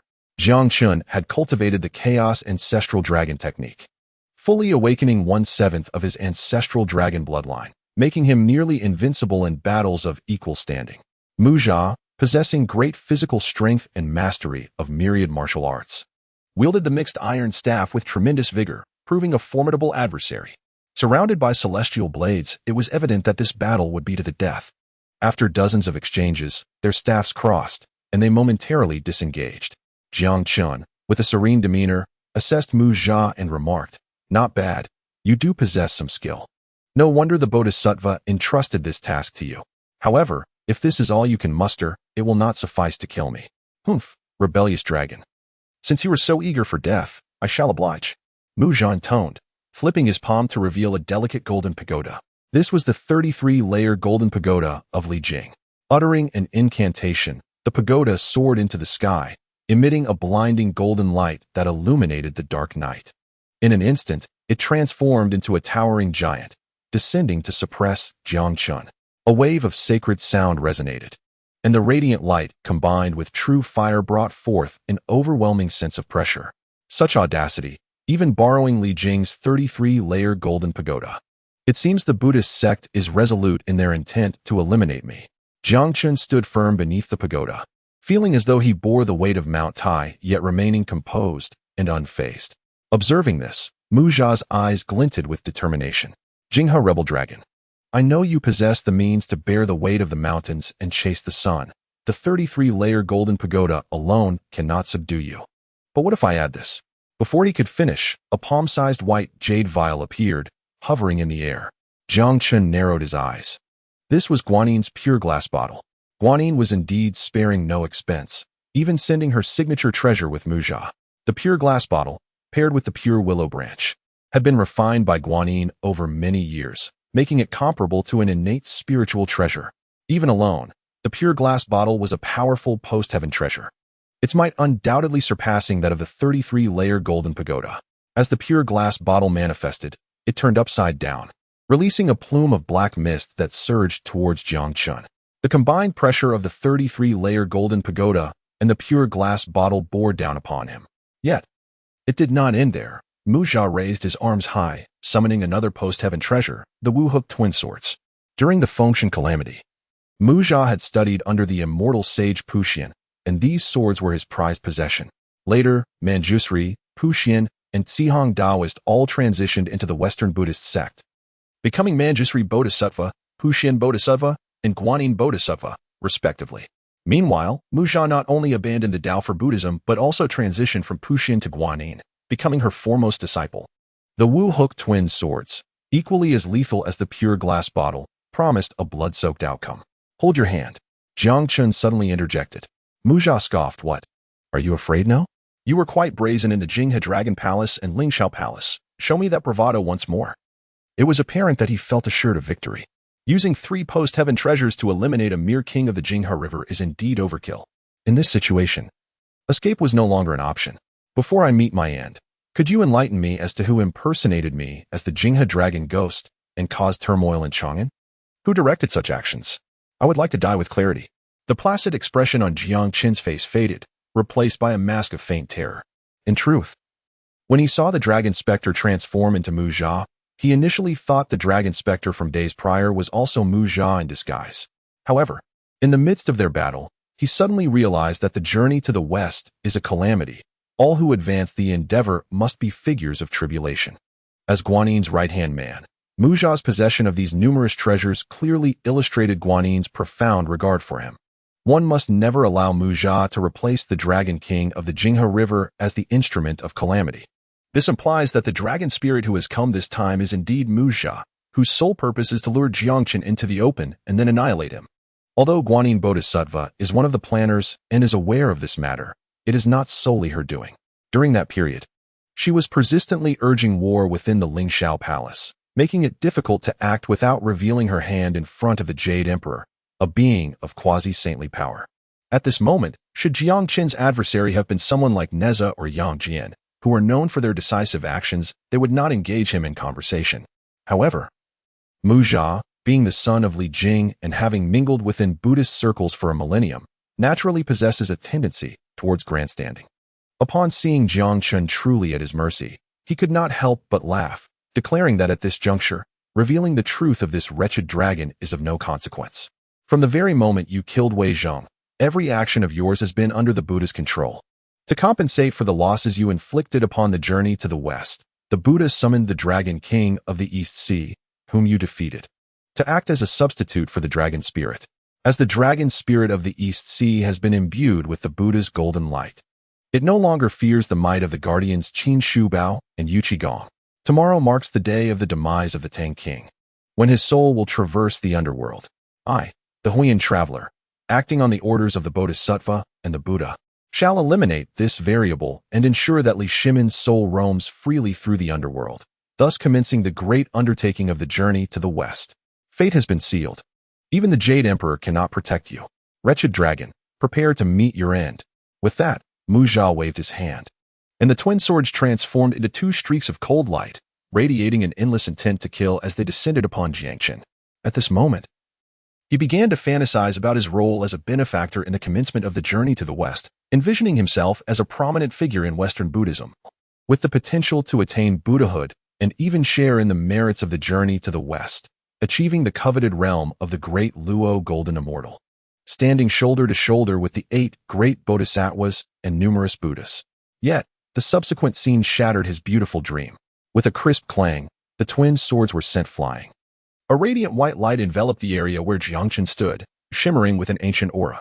In the next instant, Jiang Chen waved his hand and effortlessly broke free from the suppression of the 33 layers of golden Linglong Tower and the pure glazed bottle, slowly ascending to sit upon a snow-white lotus platform.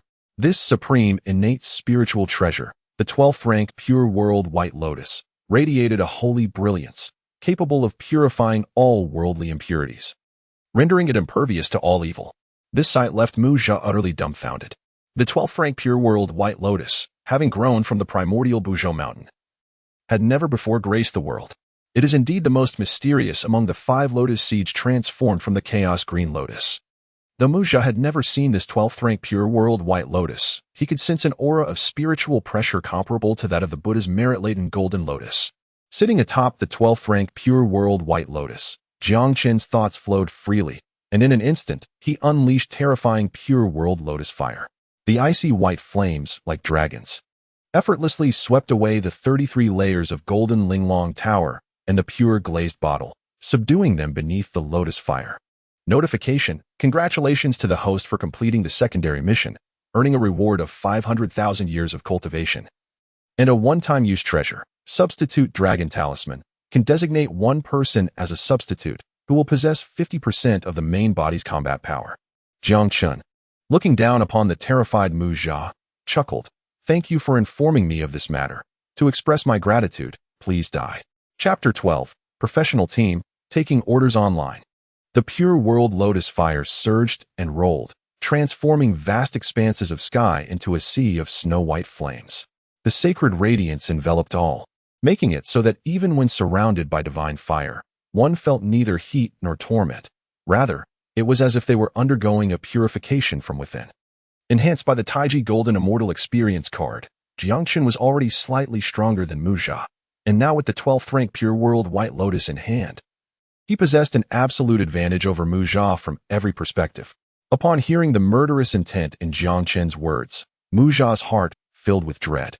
He lost all desire to continue the fight. As the Pure World Lotus fire approached, the twin swords, having gained sentience, drew upon the accumulated blood energy and malevolence of countless years, managing to carve out a small gap within the sea of flames. With that, they took Mu Jia and fled. These twin swords were originally treasured weapons of slaughter. In the hands of Puxian, they had slain countless powerful beings. Later, in Mu Jia's possession, they had feasted on the blood of formidable foes during the Fengshen calamity, containing formidable malevolence and blood energy that could not be underestimated. However, this time, as the swords shielded their master, having endured the purification of the Pure World Lotus fire, their malevolence and blood energy had diminished significantly. As a treasured weapon of slaughter, the power of the twin swords was consequently greatly reduced. Jiang Chen watched Mu Jia flee, a smile creeping across his face. Li Jing's foolish son turns out to be my benefactor. Jiang Chen, position, true god of the water department of the 3 realms. Realm, mid-golden immortal, 2 million years away from the next realm. Treasures, Heart's Desire Iron Rod, Postnatal Merit Treasure. Locking Gold Armor, Postnatal Spiritual Treasure. Lotus Silk Step Cloud Boots, Postnatal Spiritual Treasure. Phoenix Wing Purple Gold Crown, Postnatal Spiritual Treasure. Heaven and Earth Command, Postnatal Treasure. 12th rank Pure World White Lotus, Supreme Innate Spiritual Treasure. Pure Glazed Bottle, Supreme Postnatal Treasure. Has restrictions, cannot be used. 33 layers of Golden Linglong Tower, Postnatal Merit Treasure. Has restrictions, cannot be used. 6 9,000-year Purple Vein Peach Kernels. Substitute Dragon Talisman, one-time use treasure, Bloodline. Ancestral Dragon Completeness 7 out of 1, Cultivation Method.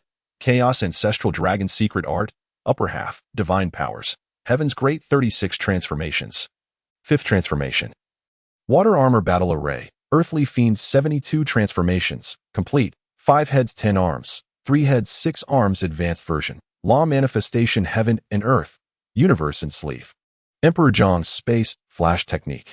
The battle with Mu Jia was indeed fruitful. Not only did he break through a minor realm, but he also seized the pure glazed bottle and the 33 layers of Golden Linglong Tower, both of which are postnatal treasures. However, the restrictions upon them posed a slight headache. System notification. The restrictions on the pure glazed bottle and the 33 layers of Golden Linglong Tower can be removed by refining them with Pure World Lotus Fire for 3 days. This is feasible. Jiang Chen's eyes lit up as he tossed the 2 postnatal treasures onto the 12th rank Pure World White Lotus, and with a flick of his sleeve, he utilized the grand technique of Universe and Sleeve to gather them all at once. The Universe and Sleeve technique rivals the Taoist grand technique of the Buddhist kingdom in the palm, though Jiang Chen employed it solely for storage. As for Mu Jia, given his speed of escape, should Jiang Chen employ the Emperor Zheng's Space Flash technique, he could catch up in less than 3 breaths. However, he found it entirely unnecessary. As the Huiyan traveler in front of Guanyin, he held a certain status within Western Buddhism. Though the Buddhist and Taoist factions may have their differences, they were not at the point of openly clashing. If Jiang Chen were to slay Mu Jia, it would only invite unnecessary trouble. He pondered. Though I gain significant advantage from this battle, I must report to the great heavenly sovereign. With his intervention, the Buddhist sect will surely exercise restraint, ensuring my situation becomes much safer. At Nanhai Luojia Mountain, Guanin's place of practice, a desperate voice echoed, "Bodhisattva, save me. Bodhisattva, save me." From a distance, Mu Jia, being dragged by the twin swords, streaked through the sky like a falling star, crashing into the purple bamboo forest. The once dignified Taiji Golden Immortal now appeared as disheveled as a stray dog, the twin swords in his hands now rusty and dulled. Guanin approached, riding her golden-haired hound, and upon seeing Mu Jia's battered form, furrowed her brow. She gently waved the pure glazed willow branch in her hand, sprinkling drops of sweet dew upon Mu Jia. Yet, to her astonishment, the dew, potent enough to revive innate spiritual roots and heal even great Luo Golden Immortals, could not heal Mu Jia's wounds in the short term. Huiyan traveler, what transpired? Were you not tasked with slaying the Jinghe wretched dragon in Chang'an? How did you end up in such a disgraceful state? Guanyin Bodhisattva displayed a look of bewilderment. Upon recognizing her, Mu Jia rose to pay his respects. Bodhisattva, that vile dragon is indeed formidable. I am no match for it, and was defeated in battle. Had it not been for the dual swords, the Wu Go, protecting me, I might have perished at the hands of that wretched beast, he confessed. The image of Jiang Chen sitting atop the 12th grade Pure World White Lotus loomed in his mind, sending a shiver through him. He even felt a twinge of negativity toward both Buddha and Guanyin, questioning why these 2 great beings had sent him to confront such an insurmountable foe. Was this not an invitation to certain death? Upon hearing his words, Guanin's expression tightened, her brows furrowing. Impossible. That vile dragon's aura is unstable, and its realm is unpredictable. Even if it were at the Tai Golden Immortal level, it would merely be scratching the surface. The only reason it could defeat Neza was that Neza held back, feigning defeat. And you, Mu Jia, are a Tai Golden Immortal who has attained a physical form of sanctity. You wield the Wu Go, the treasure of Master Puxian, along with my pure glazed vase and the 33-layered golden pagoda bestowed by the ancient Buddha of the burning lamp. How could you possibly lose to that insignificant dragon? It is utterly inconceivable. A plan so meticulously crafted could not fail. Would that not render my splendid performance in the Lingxiao Palace futile? Seeing the usually composed Guanyin lose her temper, Mu Jia felt both sorrow and helplessness. Bodhisattva, we have both underestimated that vile dragon of the Jing River. In its battle with Neza, It was not Neza who refrained from using his full strength, but rather the dragon itself. My defeat has not only disrupted our plans, but also allowed the pure glazed vase and the 33-layered golden pagoda to fall into the hands of the Jing River Dragon. It is truly too strong. As he spoke, Mu Jia lowered his gaze. Guanin's anger flared at his words. What did you say? You wretched being. The pure glazed vase is the treasure of my Luojia mountain and my famed artifact. The 33-layered golden pagoda was granted by the ancient Buddha of the burning lamp. One of the 4 great treasures of virtue, it is invaluable. How could it have fallen into the hands of that vile dragon? Having lost these 2 treasures, how can you face me again? A supreme postnatal treasure and a postnatal treasure of virtue. These are the very foundations of Buddhism.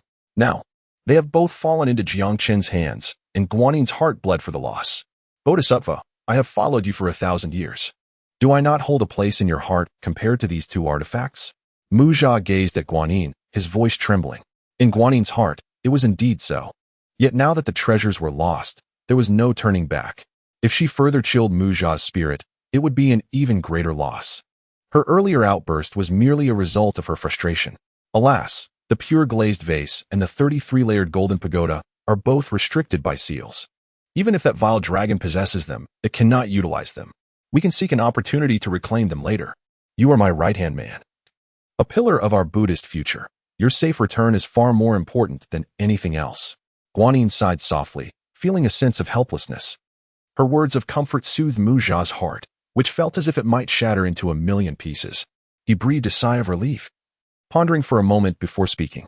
Bodhisattva, since the Jing River Dragon has received the decree from the Jade Emperor, it will undoubtedly remain above Chang'an, awaiting the demise of Li Shimin tomorrow to guide his soul to the underworld.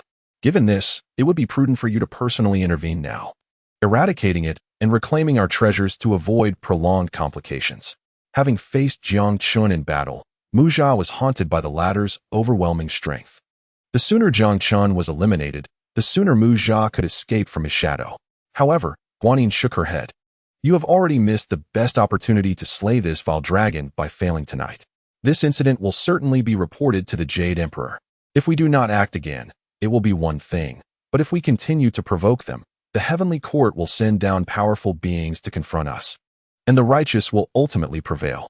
With Li Shimin's death imminent, we cannot afford any mistakes. We must allow this vile dragon to escort Li Shimin's soul to the underworld. Once this matter is concluded, we will seek another opportunity. It is a necessary compromise, even if some merits of the journey to the west are diverted to Jiang Chen. It is far better than jeopardizing the entire endeavor. During their exchange, no one noticed the golden-haired hound beneath Guanin, its expression grave and contemplative. Moments later, the corners of its mouth curled upward, revealing a peculiar smile. In Chang'an City, the imperial palace stood solemn. At noon, before the 5 Phoenix Tower, the 3 palaces and 6 courtyards were draped in mourning attire, with the empress, concubines, heirs, and civil and military officials all expressing their grief. The entire nation mourned. The spirit of Li Shimin drifted out of the 5 Phoenix Tower, accompanied by a retinue of imperial guards as they set out for a hunt. After some time, they vanished, leaving him alone to wander in the wilderness. Your Majesty, it has been a long time. At that moment, a young man clad in white approached, clasping his hands in greeting. It was Jiang Chen. Li Shimin looked up, furrowing his brow. You seem somewhat familiar, as if I have seen you before, but I cannot quite recall. Haha, Your Majesty truly forgets easily. We met just yesterday at the 5 Phoenix Tower, and you have forgotten so soon? Jiang Chen chuckled. The 5 Phoenix Tower? Li Shimin pondered for a moment, suddenly enlightened. You are the esteemed one who spoke of reviving me yesterday? No wonder I failed to recognize you. You appear quite different today. Since you have mentioned such things, you must save me, Li Shimin said, bowing slowly. Jiang Chen quickly supported Li Shimin. Your Majesty need not be overly formal. It is destiny that has brought us together. Your life is not meant to end here. I shall ensure your safety during this journey to the underworld, even if it were not for the task at hand. I would do so to express my gratitude for your Majesty's kindness in asking for the Jing River Dragon King's assistance. Clang. Just then, a sudden gust of chilling wind arose, accompanied by thick fog and the sound of rattling chains. Gradually, 2 figures, one black and one white, appeared before Jiang Chen. The black and white impermanents, wielding their soul-reaping staffs and chains, approached, announcing, no one escapes the passage of the underworld. The road to the Yellow Springs knows no age. As they approached Li Shimin and Jiang Chen, the Black Impermanence, with a stern face, swung the soul chain and remarked, "So you're the one called Li Shimin?" Feeling embarrassed, Li Shimin realized that, though he had been an emperor in life, in death he was no different from an ordinary person. He recognized the identities of the figures before him as the agents of the underworld, and thus did not dare to be disrespectful. "I am indeed Li Shimin." The Black and White Impermanence paid little heed to Li Shimin's words, focusing instead on Jiang Chen. "Hey, old Black. It seems our assignment this time is solely for Li Shimin. Who is this person, and why is he with him? Who cares? Anyone who crosses our path is either a wandering soul or a malevolent spirit. If we encounter them, we take them all," the Black Impermanence replied. "Onward." With that, the soul chain was flung forth, ensnaring both Jiang Chen and Li Shimin. "Sir, did you not say you would save me? Why are you also captured? What shall we do?" Li Shimin exclaimed in fear. Jiang Chen smiled reassuringly. "Your Majesty, do not worry. With me here, you are safe. However, being new to the underworld, I am not familiar with the way. Without these guides, I would not even reach the Hall of Judgment."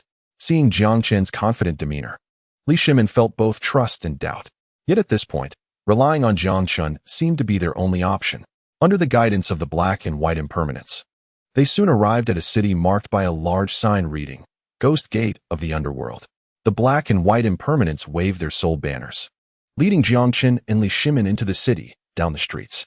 At this moment, among the multitude of spirits by the city wall, two shadowy figures emerged, Li Jianxing and Li Yuanji.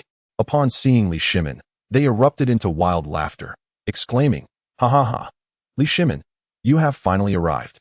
We have awaited this moment for decades, lingering in this realm, solely to witness the day you cross into the gates of the underworld. The throne should have been mine. You usurped it from me, and now, encountering you here, how could I possibly spare you?"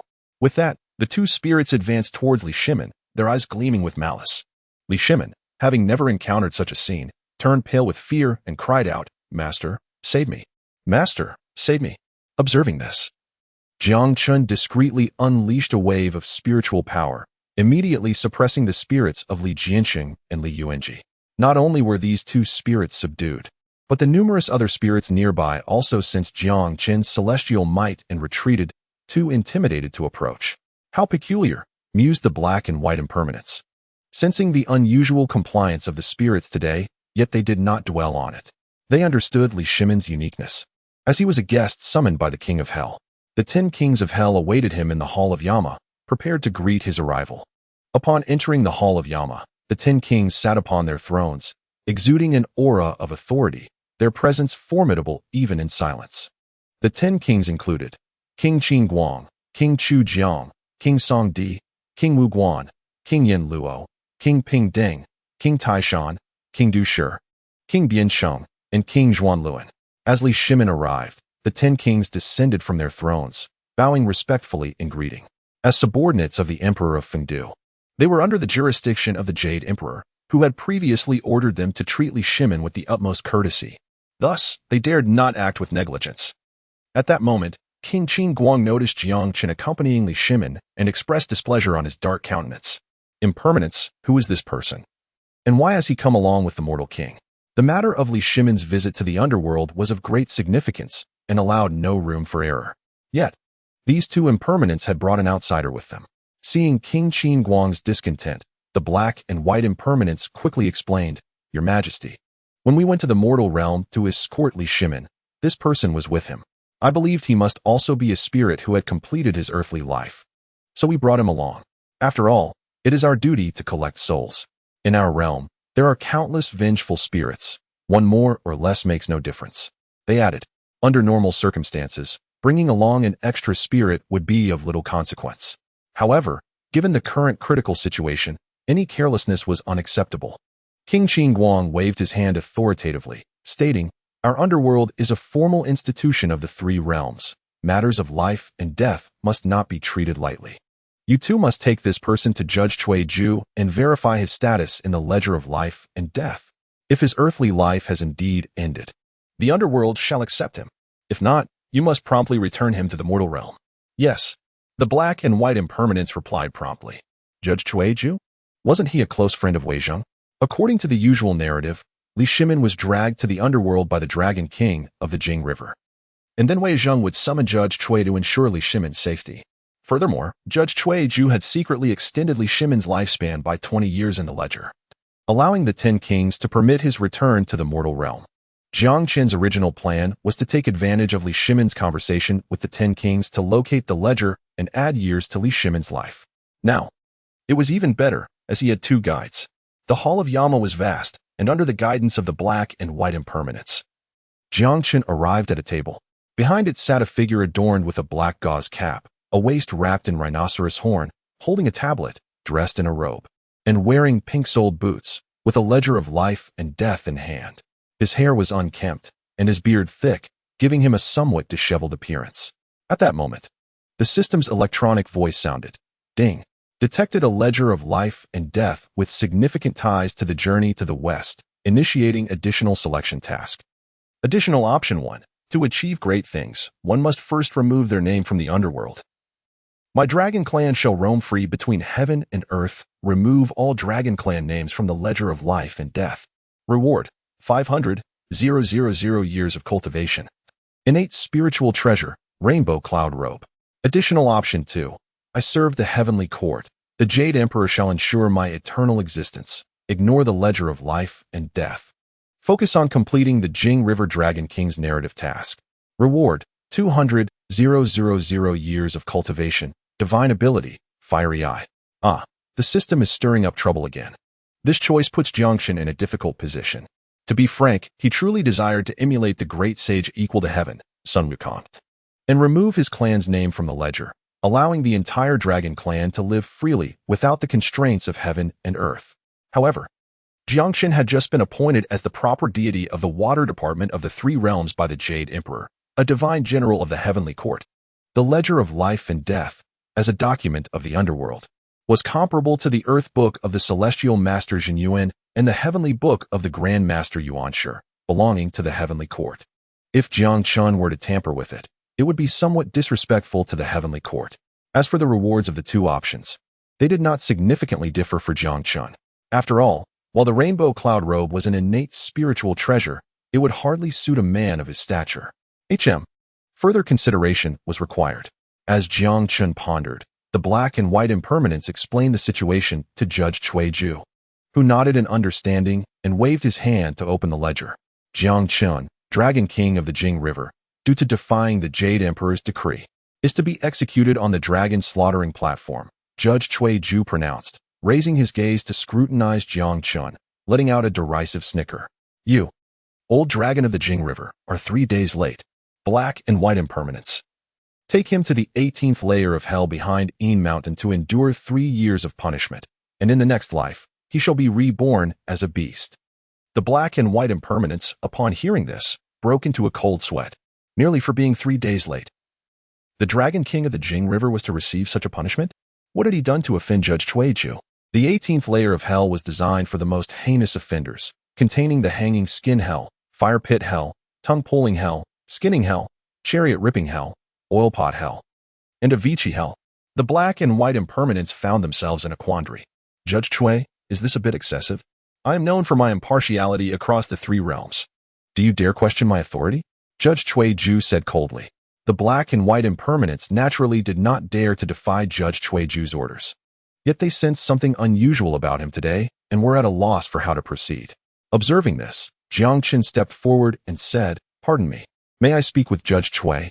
His tone, though polite, was firm and left no room for dissent.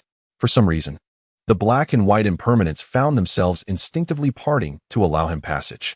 Bound by soul chains, Jiang Chen stood before the table, leaned closer to Judge Cui Ju, and whispered, "As a being of the underworld, your information may not be entirely up to date. I am no longer the Dragon King of the Jing River, but rather the proper deity of the water department of the 3 realms, appointed by the Jade Emperor, and I share longevity with heaven and earth. Thus, your recent judgment may pose complications. I have come here to safeguard Li Shimin's return to life. His life should not be extinguished. You were once a minister to the late Tang Emperor Li Yuan, and thus should extend this courtesy by adding 20 years to his life, assisting him in returning to the mortal realm." Being a fellow official of the heavenly court, Jiang Chen spoke with a degree of civility. However, Judge Cui Ju scoffed dismissively, saying, if anyone else were to request an extension of Li Shimin's life by 20 years, I would certainly honor the favor owed to the late emperor. But you, old dragon, I shall not acquiesce. There is no need for further discussion. I am fully aware of your circumstances. Not only do I know that you have been appointed as the proper deity of the water department by the Jade Emperor, but I also know you killed Wei Zheng and offended the Buddhist sect of the West. The Bodhisattva of the Earth Store has already issued an order. Should you arrive here, you must be detained and sent to the 18th layer of hell. With a cold smile, he regarded Jiang Chen as if he were a fool. When the name of the Buddhist realm and the K-Itagarba Bodhisattva was mentioned, Jiang Chen furrowed his brow. You are an official of the Taoist celestial court. Why do you disregard the heavenly edicts and heed the commands of the K-Itagarba Bodhisattva? Is it to curry favor with the Buddhists by condemning me to the 18 layers of hell? Cui Ju laughed heartily. Ha! The rise of Buddhism is an unstoppable tide, and only fools like you would naively support the celestial court. Now that you find yourself in the hall of Yama, bound by the soul-binding chains. Even if you were a great Luo immortal, you would be mere fish on my chopping block, at my mercy. He gestured to the black and white impermanents. What are you waiting for? Quickly send this vile dragon to the 18 layers of hell. Cui Ju was eager to seek praise from the K-Itagarba Bodhisattva. Suddenly, with a crisp sound, the soul-binding chains on Jiang Chen shattered and fell to the ground in a clatter. In the astonishment of Cui Ju and his ghostly minions, Jiang Chen waved his hand, summoning the heart's desire iron rod into his grasp. With a thunderous crash, the iron rod landed beside Cui Ju. I was hesitating, but now I have made my decision. I choose one. Cui Ju, present the book of life and death, and I shall spare your life. Chapter 14. We are born free. Who dares to be above us? Jiang Chen suddenly erupted, using his formidable physical strength to sever the soul-binding chains. The heart's desire iron rod materialized in the air, and by the time Cui Ju regained his senses, the cold iron rod was already before him. Even a great Luo golden immortal would lose all power and become an ordinary mortal when bound by the soul-binding chains. How can you still exhibit such strength? Cui Ju exclaimed in shock. Jiang Chen smiled faintly. Who told you that I, Jiang Chen, am merely a spirit? The soul-binding chains, while not a magical artifact, represent the laws of the heavenly path and possess the ability to restrain souls. As you stated, once bound, even I, a former great Luo golden immortal, would be subject to punishment. Yet, I am neither dead nor a spirit that has left its body. I was brought alive to the hall of Yama by the black and white impermanents. Thus, the soul-binding chains are no different from ordinary iron chains to me. Cui Ju's eyes filled with terror. Impossible. This cannot be. You should have been killed by the traveler of Huiyan last night, leaving only your spirit behind. Why are you still alive? The K-Itagarba Bodhisattva himself had told him that, as the foremost among the 8 great bodhisattvas, he was a formidable figure in the underworld, rivaling the great emperor of Fengdu. How could his words be false? Ah, young man, you seem to know quite a bit. It appears you are a loyal dog of the Buddhists, Jiang Chen scoffed. However, I am too weary to engage in idle chatter with you. I will count to 3. Hand over the book of life and death and the judge's pen, or you shall taste the flavor of this iron rod. 1. I am the judge of the hall of Yama, the custodian of the book of life and death and the judge's pen, an official of the celestial court. The K-Itagarba Bodhisattva promised me that when hell is empty, he would take me as his disciple and lead me to the western paradise to attain Buddhahood together. If you kill me, not only will the celestial court punish you, but even the K-Itagarba Bodhisattva will not spare you. 2. Great immortal, spare my life. I was momentarily blinded by my own foolishness. Had I known of your extraordinary powers, I would never have dared to disrespect you. However, the book of life and death is entrusted to me by the great emperor of Fengdu. It is my lifeline. If something were to happen, I would bear the responsibility. Please, great immortal, show mercy and grant me a path to survival. 3. With that, Jiang Chen gripped the heart's desire iron rod tightly, unleashing a surge of power that accumulated upon the rod. His eyes were filled with a resolute killing intent. Seeing this, Cui Ju no longer dared to resist and cried out in haste, Great immortal, spare my life. I shall present the book of life and death and the judge's pen. Had you done this sooner, you would not have wasted my time. Jiang Chen seized both treasures and began to peruse them. Cui Ju, filled with trepidation, offered the treasures in a bid to save his life. Simultaneously, he anxiously probed, May I ask, great immortal, What do you intend to do with the Book of Life and Death in the judge's pen? Find me the Tang Emperor Li Shimin. Jiang Chen shot him a glance and tossed the Book of Life and Death back to Ju. Upon hearing this, Ju sighed in relief. It turned out that Jiang Chen only wished to extend Li Shimin's lifespan, a request permissible by the great Emperor of Fengdu and the Itagarba Bodhisattva, and one that would not bring trouble to Ju. Soon, Ju located Li Shimin in the Book of Life and Death, which read, Li Shimin, Emperor of the Tang dynasty from the southern Jiangbu continent, is destined to live for 13 years of the Jingguan era. This year marked the 13th year of Jingguan. Jiang Chen took the judge's pen and added 2 strokes, changing the lifespan to 3. Thus, when the 10 Yama kings checked the Book of Life and Death, Li Shimin would still have 20 years left to live, ensuring his return to the mortal realm. Great Immortal, Li Shimin's lifespan has now been extended. May I have the Book of Life and Death and the judge's pen returned to me? After all, such items are of no use in your hands. Ju grinned nervously.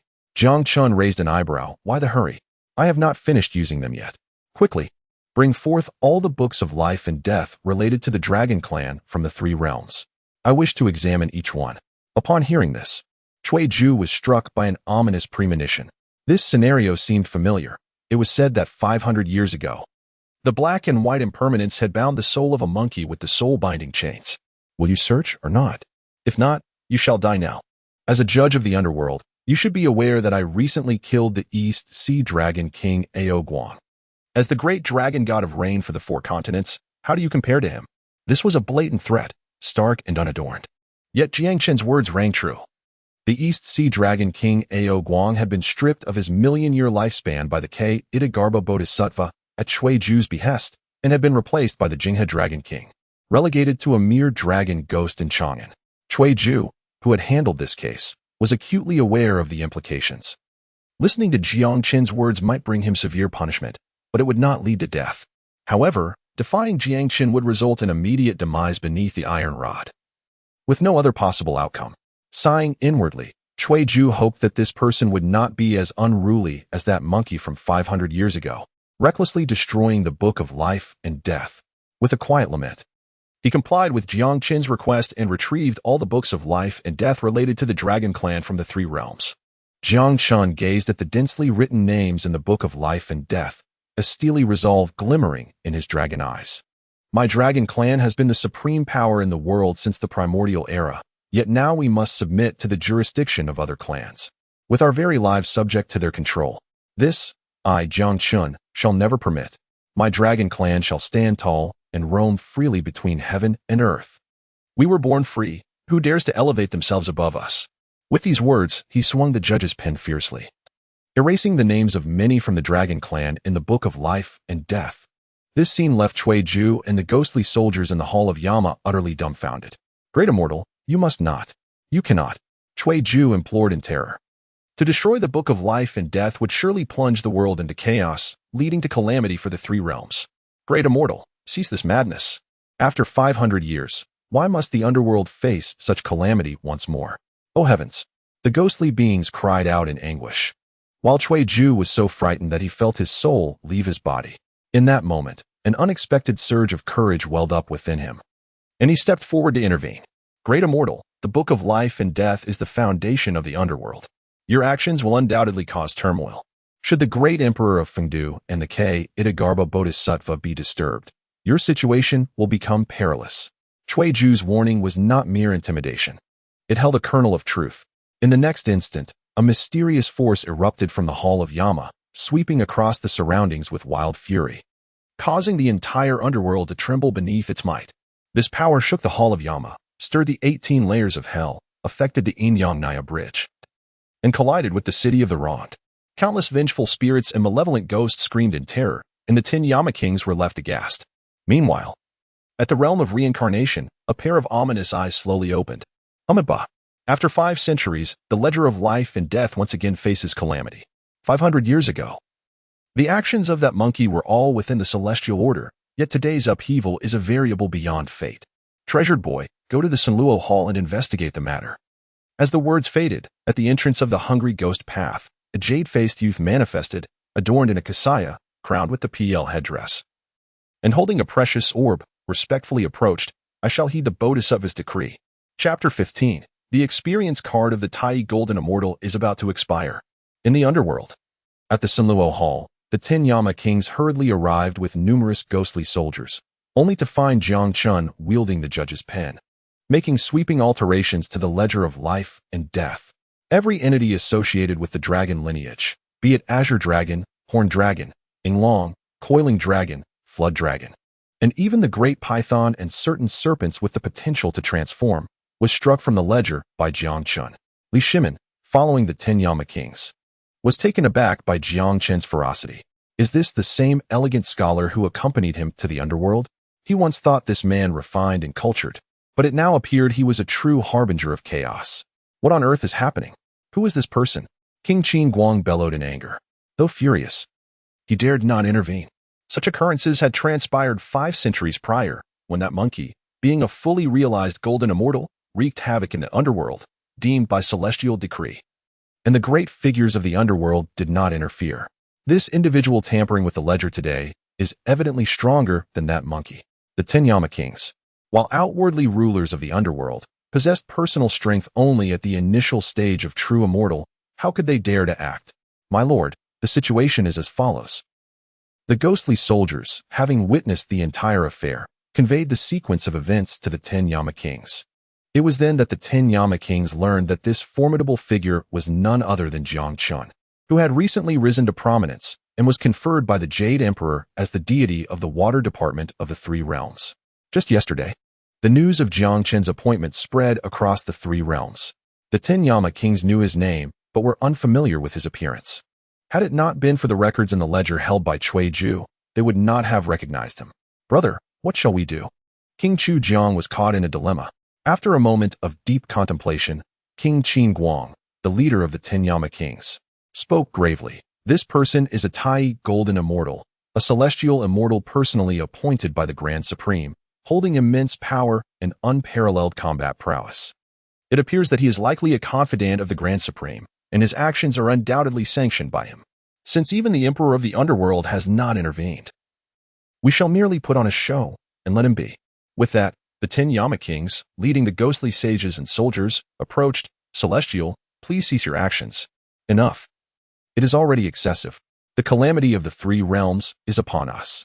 Having experienced a similar chaos 5 centuries ago, they could only plead without taking any measures.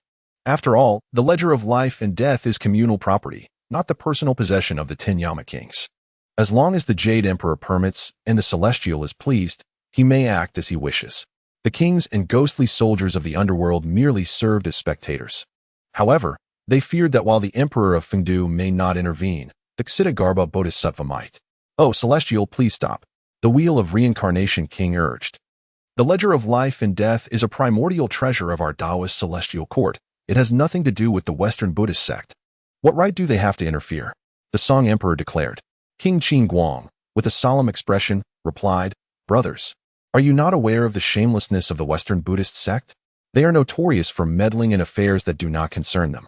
This Jiang Chen is favored by the Grand Supreme, and his alteration of the ledger in the netherworld undoubtedly provides the Ksitigarbha Bodhisattva a reason to act. If he attempts to drive him away, it would be one thing, but we fear they may lure away the Grand Supreme's few trusted confidants to the west.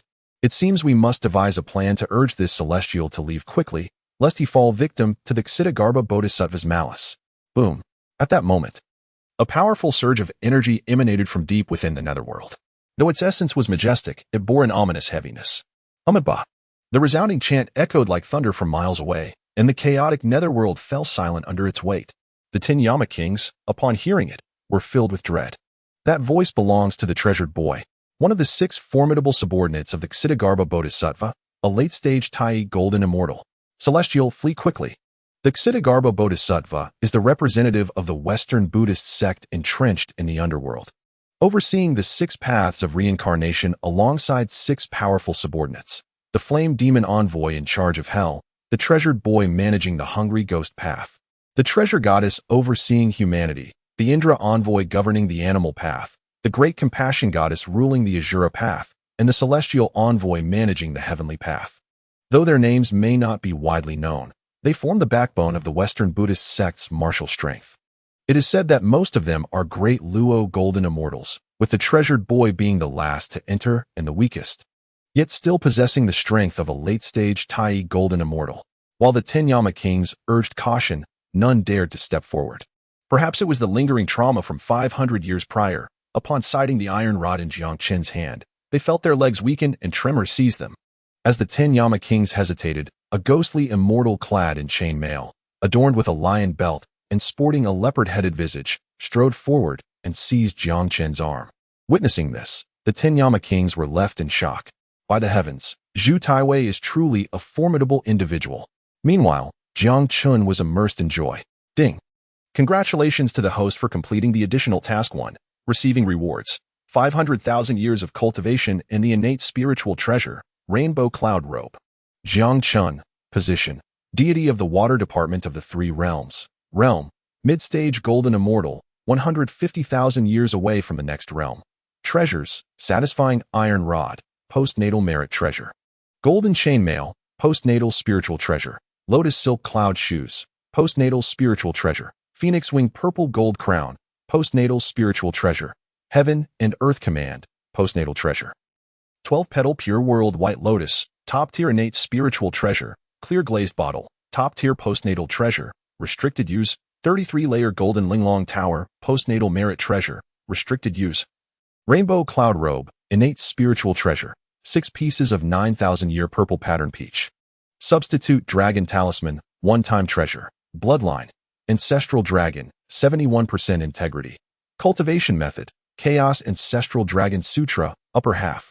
Magical techniques, earthly transformation 72 changes, complete. 5-headed 10-armed, upgraded version of 3-headed 6-armed, Dharma manifestation of heaven and earth, universe in the sleeve, Emperor Zhang's flashing sky technique. Perfect. 500,000 years of cultivation have been credited, bringing me one step closer to the Tai golden immortal realm. Concurrently, Zhu Taiwei approached, pulling Jiang Chen from his elation. Jiang Chen turned in surprise to see Zhu Taiwei and frowned. What brings you here? I wish to remind the Celestial that the Ksiddhagarbha Bodhisattva's subordinates are mobilizing, coming specifically for you. You are no match for this individual, so please depart swiftly to avoid great losses at the hands of the treasured boy, Zhu Taiwei urged. I cannot leave. I must escort the Emperor of the Tang back to life. Without my protection, he cannot possibly traverse the 18 layers of hell, the Yinyang Bridge, and the city of the deceased, Jiang Chen replied. Furthermore, whether Li Shimin can return to life not only relates to the success of the journey to the west but also concerns Jiang Chen's mission. The rewards of 1 million years of cultivation and the fragments of the Pangu axe are invaluable. This task cannot be taken lightly. Seeing Jiang Chen's resolute gaze, Zhu Taiwei felt a surge of admiration for this loyal and brave deity of the water department. Such a talent must not fall into the hands of the Buddhist sect. As he contemplated this, Lord Zhu's gaze turned earnest, and he clasped his hands, stating, "The celestial being is undoubtedly a person of great esteem in the eyes of the grand heavenly sovereign. The Buddhist sect will surely take measures against you. If you trust me, I am willing to escort the Emperor of the Tang dynasty back to life." "Who might you be?" Jiang Chen inquired, his brows furrowing in confusion. "I am Zhu, a Taiwei in the Hall of San Luo, hardly worthy of your remembrance." Lord Zhu. Jiang Chen, upon hearing this, regarded the ghostly celestial with greater scrutiny. According to the original narrative of Journey to the West, it was Judge Cui Zhu and this Lord Zhu who accompanied Emperor Li Shimin's soul on its journey through the underworld. Judge Cui only guided him part way, while Lord Zhu continued to escort him to the realm of the living after departing from the Hall of Sun Luo. At present, this man appeared quite honorable. Unlike Judge Cui, with him as a guide, there seemed to be no significant issues. However, ever since Jiang Chen had turned the tables on Wei Zheng at the dragon execution platform, he had disrupted the previously ordained celestial plans, causing everything to veer into an odd direction. Relying solely on Lord Zhu to escort Li Shimin felt somewhat precarious. The Tang Emperor, Li Shimin, must not encounter any mishaps. With this thought in mind, Jiang Chen leaped, traversing the 10 halls of Yanluo and the ghostly celestial, arriving before Li Shimin. With a flourish of his hand, a palm-sized snow-white lotus platform materialized. The 12-petal pure world white lotus could dispel all impurities from the heavens and earth, impervious to all evil. Your Majesty, I shall safeguard your soul with this treasure. The vengeful spirits and malevolent ghosts of the underworld shall not approach you. Your lifespan has not yet ended. You shall undoubtedly return to life. This journey will be safely conducted by Lord Zhu, so you need not worry. In 3 days, we shall meet again in Chang'an." With a bow, Jiang Chen bid farewell to Li Shimin and Lord Zhu. Not far away, a dim Buddhist light descended, and the treasure-holding youth was less than 100 miles from the hall of Sun Luo. "Ba, you wicked one! Dare you destroy the records of the underworld and disrupt the order of the 3 realms? Do you not hasten to submit to me? And follow this humble monk to the Bodhisattva K Itagarbha to cleanse your sins." The treasure-holding youth transformed into Buddhist light, arriving in an instant. The formidable aura of a late-stage Tai golden immortal pressed heavily upon the ghostly celestials in the hall of Sun Luo, leaving them breathless. King Qingguang could not contain his fury. "Treasure-holding youth, cease your reckless behavior. The soul of Emperor Li Shimin of the Tang dynasty resides here. If anything were to go awry, could you bear the responsibility?" Upon hearing this, the treasure-holding youth's spirit wavered, and he quickly restrained his imposing aura. Seizing the opportunity, Jiang Chen activated the Imperial Jiang flashing sky technique, vanishing from the hall of Sun Luo. The treasure-holding youth narrowed his eyes, locking onto Jiang Chen's fleeting shadow, and bellowed, "Wicked one, where do you think you're going?"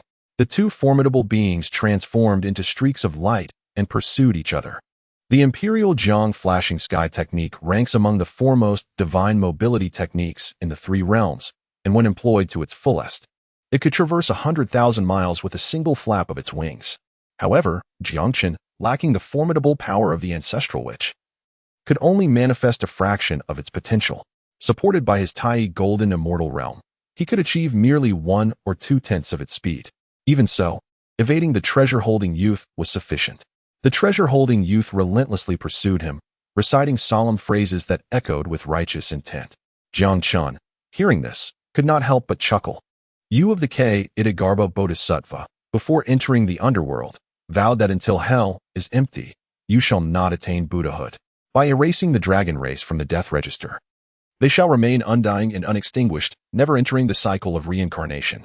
Is this not indirectly assisting the K Itagarbha Bodhisattva? Yet, instead of gratitude, you call me a wicked one." It seems the Buddhist sect truly inhabits a realm of inversion. Pride surged within Jiang Chen, but in the next moment, a cold, mechanical electronic voice rang out, causing his smile to freeze. Ding! The Tai Golden Immortal Experience card is about to expire. Countdown. 5, 4, 3, 2, 1. Oh! For heaven's sake, what a dreadful predicament. Chapter 16. Master, have a bowl of soup before you depart. The Tai Golden Immortal Realm barely allowed him to manifest 1 or 2/10 of the Imperial Jiang flashing sky technique speed. With the expiration of the experience card, Jiang Chen's realm plummeted to the mid-level of the Golden Immortal stage. Not to mention that the speed at which he could activate the Imperial Jiang flashing sky technique would significantly decline. How long could the Golden Immortal's inherent mana sustain such a grand technique? What a terrible system. Could you not have given me an earlier warning before the experience card expired? No, it comes so suddenly. And I even lent the only treasure capable of contending with the treasure-holding youth, the 12-petal pure world White Lotus, to Li Shimin. Is this to ensure my doom? Jiang Chen, on the verge of tears, could only gather his mana with all his might to activate the Imperial Jiang flashing sky technique. The previously agitated treasure-holding youth sensed Jiang Chen's unusual state and could not help but feel elated. Ba, may the Buddha bless us. Your wicked deeds have brought you misfortune. Why do you not surrender now? With that, the treasure-holding youth unleashed a towering Buddhist light, raising his hands to the heavens, and summoned the pearl he held. The terrifying aura of a late-stage Tai golden immortal swept over, enveloping the pearl in dark Buddhist light, resembling a pale, ominous circle, descending upon Jiang Chen with immense force. Below lay the 18 layers of hell. Should he be struck down here, he would fall into the depths of hell, never to rise again. At this point, there was no other choice. It was now or never. With the fierce wind at his back, akin to a postnatal supreme treasure, the pearl descended upon him. Jiang Chen transformed into his true form, a 100-foot-long ancient dragon, exuding an aura of primordial grandeur. With the divine ability of 5 heads and 10 arms, golden light surged forth. Under the might of 5 heads and 10 arms, Jiang Chen's power soared. 5 strands of chaotic dragon breath converged into a formidable chaotic storm, clashing head-on with the pearl summoned by the treasure-holding youth through immense mana. Boom. Despite the enhancement from 5 heads and 10 arms, and the overwhelming force of the chaotic dragon breath, Jiang Chen found himself at a disadvantage due to the vast disparity in their realms. In an instant, he was overwhelmed. The pearl unleashed a terrifying celestial might, cutting through the chaotic dragon breath like a hot knife through butter, striking directly against his massive dragon form. This blow sent Jiang Chen flying hundreds of miles, reverting him back to human form. Fortunately, the chaotic dragon breath had dissipated much of the pearl's force, leaving only a fraction that was absorbed by his dragon scales, which were akin to a postnatal spirit treasure. Nonetheless, the impact left Jiang Chen's blood and energy roiling within him. It was indeed a harrowing experience. The might of a late-stage Tai Golden Immortal was truly fearsome. With no time to ponder further, Jiang Chen utilized the force of the pearl's impact to channel all his mana into the Imperial Jiang Flashing Sky technique, turning to flee. Wicked One, you are at your last gasp, your strength nearly depleted. You cannot escape my grasp. Why struggle in vain? Die? The treasure-holding youth's eyes blazed with cold light as he sprang into action, transforming into Buddhist light. The pearl in his hand aimed directly at Jiang Chen. Upon leaving the Hall of Sun Luo and crossing the 18 layers of hell, a river lay ahead, the River of Forgetfulness. The River of Forgetfulness was perilous, filled with deep, treacherous waters that even the most powerful beings could not cross. To traverse it, 3 bridges existed. The Golden Bridge, intended for souls returning to life, the Silver Bridge, traversed by the loyal and virtuous, and the Bridge of Oblivion, where chilling winds howled and the sounds of weeping echoed. Beyond the River of Forgetfulness lay the City of the Dead, not far from the cycle of reincarnation. Crossing the path of rebirth would lead him back to the realm of the living. Once in the realm of the living, the treasure-holding youth would dare not pursue him further, thus granting him a chance at survival. But at that moment, the treasure-holding youth's voice rang out again. Wicked One, where do you think you're going? Behold the treasure. This time, I shall ensure you have no place to hide.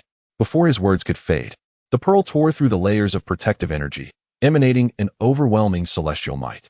In his desperate attempt to escape, Jiang Chen was caught off guard and struck in the back. Golden light flickered as the golden armor of chains materialized, shielding Jiang Chen from the blow. However, after that strike, the once resplendent golden armor of chains dimmed, appearing no different from mundane iron. The golden armor of chains, as a postnatal spiritual treasure, can withstand the full force of a Tai Golden Immortal strike. However, under the relentless assault of the treasure-holding youth, it has temporarily fallen into disrepair. Fortunately, it is capable of charging. As long as Jiang Chen escapes, he can replenish it with sufficient magical energy, allowing the armor to restore itself. The precious orb was bounced back once more, causing the treasure-holding youth's face to flush with embarrassment, as his earlier words felt like a resounding slap across his own face. You vile wretch, possessing numerous treasures, yet even so, today you shall not escape your fate. The treasure-holding youth relentlessly pursued Jiang Chen, who could only employ various tactics in a desperate escape. I swear, if I can escape today, I will make this accursed treasure-holding youth pay 1,000-fold. A fierce wind surged behind him, and Jiang Chen realized that the thieving monk had summoned the orb again. He felt a sense of despair. If this continued, he would be slain before he could return to the mortal realm. Jiang Chen refused to accept such a humiliating end in the underworld. He needed a plan. At that moment, a figure caught his eye. Before the Bridge of Forgetfulness stood a woman clad in simple white, her expression indifferent as she quietly guarded the bridge. Beside her was a large cauldron, or rather, a ding, ancient and imposing. Within it simmered a broth, the delectable aroma wafting through the air even from 100 miles away. Though the woman wore no makeup, she could be deemed a transcendent beauty, rivaling even the famed Chang'e of the Moon Palace. This scene felt timeless.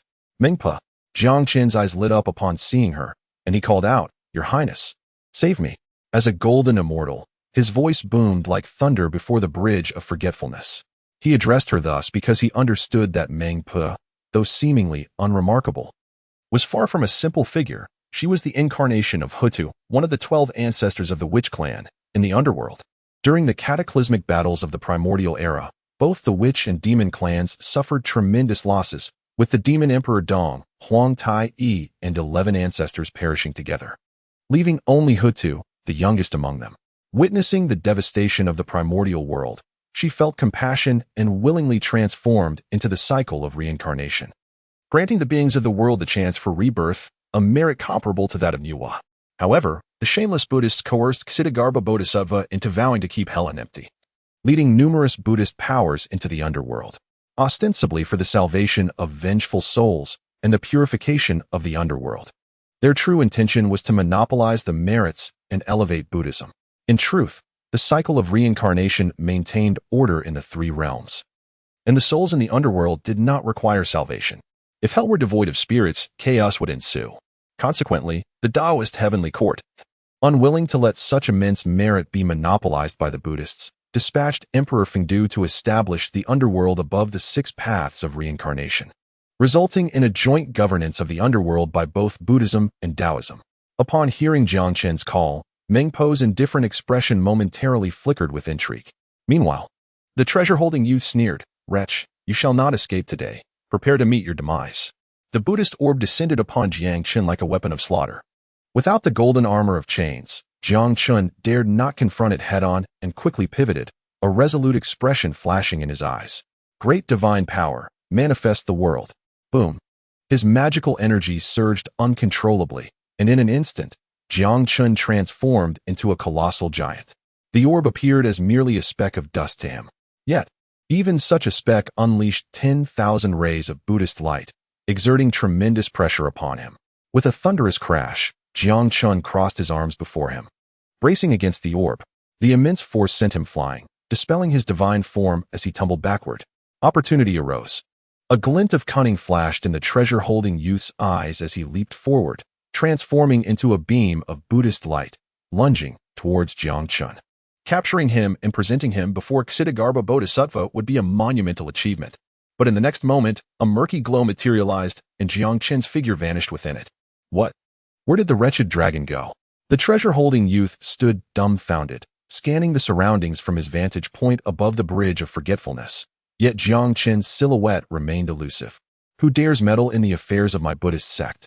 If you are wise, swiftly surrender the dragon. Otherwise, when Ksitigarbha Bodhisattva opens his enlightened gaze upon the three realms, you shall face annihilation. His threats echoed, yet no response was forthcoming. In this vicinity, aside from the souls crossing the bridge and the guiding spirits, the only notable presence was Meng Po beside the bridge. The treasure-holding youth's eyes darted as he leaped before Meng Po, questioning her with an authoritative wave of his hand. "Meng Po, I ask you, have any suspicious figures recently approached the vicinity of the River of Forgetfulness?" Meng Po lifted her gaze to meet his, her tone cool as she replied, "Yes." "Who?" "None other than yourself. As a powerful figure overseeing the realm of hungry ghosts, you ought to remain near the six paths of reincarnation, yet here you are, causing a ruckus by the River of Forgetfulness. This place is for souls on the brink of reincarnation, unfit to be illuminated by the light of your sect."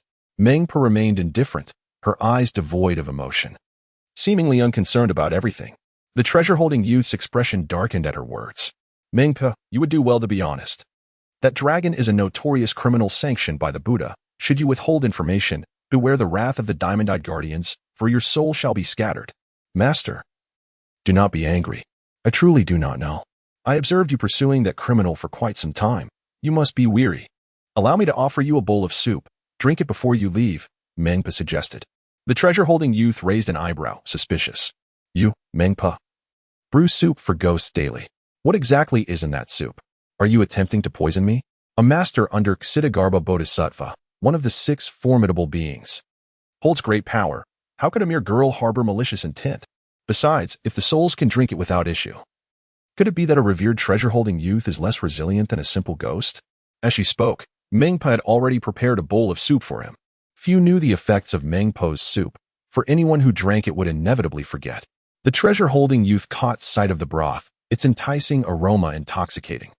In the dark underworld, where he was constantly surrounded by hungry ghosts, the prospect of tasting such a heavenly broth was undoubtedly appealing. Yet, he feared the hidden dangers within it.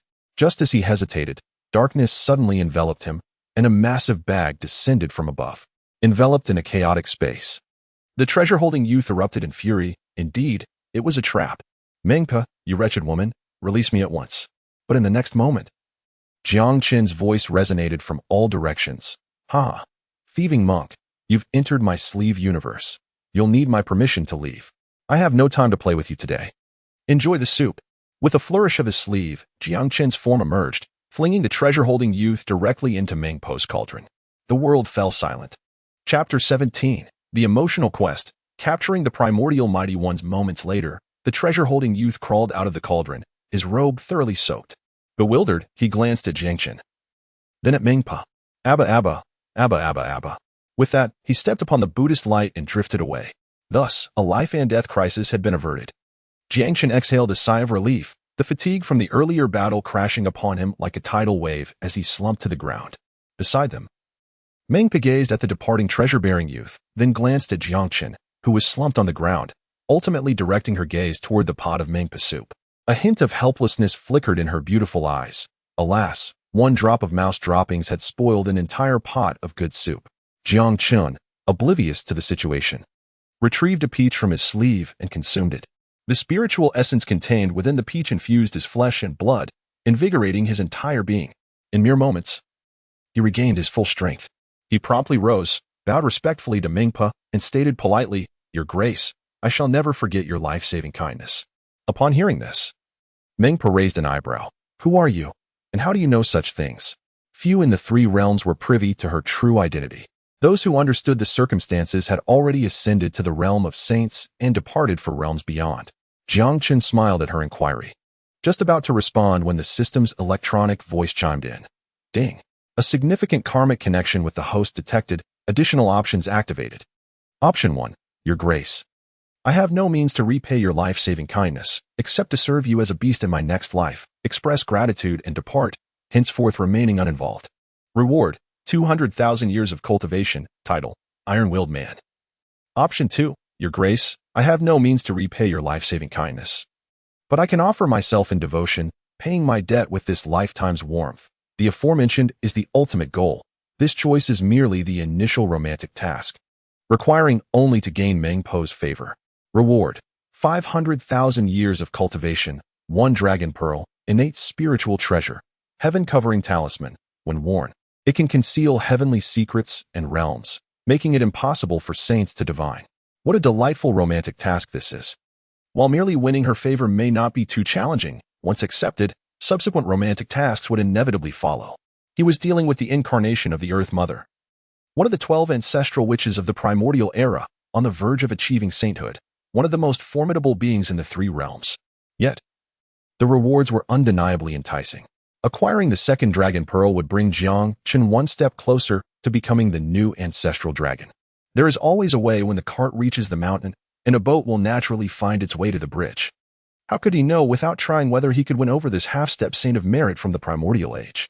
Furthermore, it was indeed rare to find a woman who could cook these days, let alone a half-step saint adept at brewing soup. I choose option 2. The passionate Jiang Chen assuredly declared, my decision is not merely for the sake of rewards, but rather, it is a reflection of my true feelings. An admiration for the grace of the Earth Mother. Having accepted the task, Jiang Chen cleared his throat and said with utmost seriousness, after the great battle between the witches and demons, countless lost souls wandered without rest. The Earth Mother willingly transformed into the cycle of reincarnation, allowing them to be reborn. Such an act of benevolence must not be forgotten by heaven and earth. Don't waste your breath flattering me. Such flattery is ineffective on me. You would do well to comply, lest I serve you a bowl of Mingpa soup. Mingpa coldly assessed Jiang Chen. Upon hearing this, Jiang Chen recalled the appearance of the treasure-bearing youth from earlier and involuntarily shivered. He quickly replied, Your Grace, please don't do this. I will honestly confess that all I know has been told to me by the great heavenly sovereign. Left with no choice, he had to use the great sovereign as a shield. If he were truly forced to drink the Mingpa soup, forgetting some trivial matters would be acceptable, but forgetting the system would be a catastrophic loss. Mingpa, hearing this, furrowed her delicate brows. The Jade Emperor? He actually divulged such primordial secrets to a mere golden immortal like you?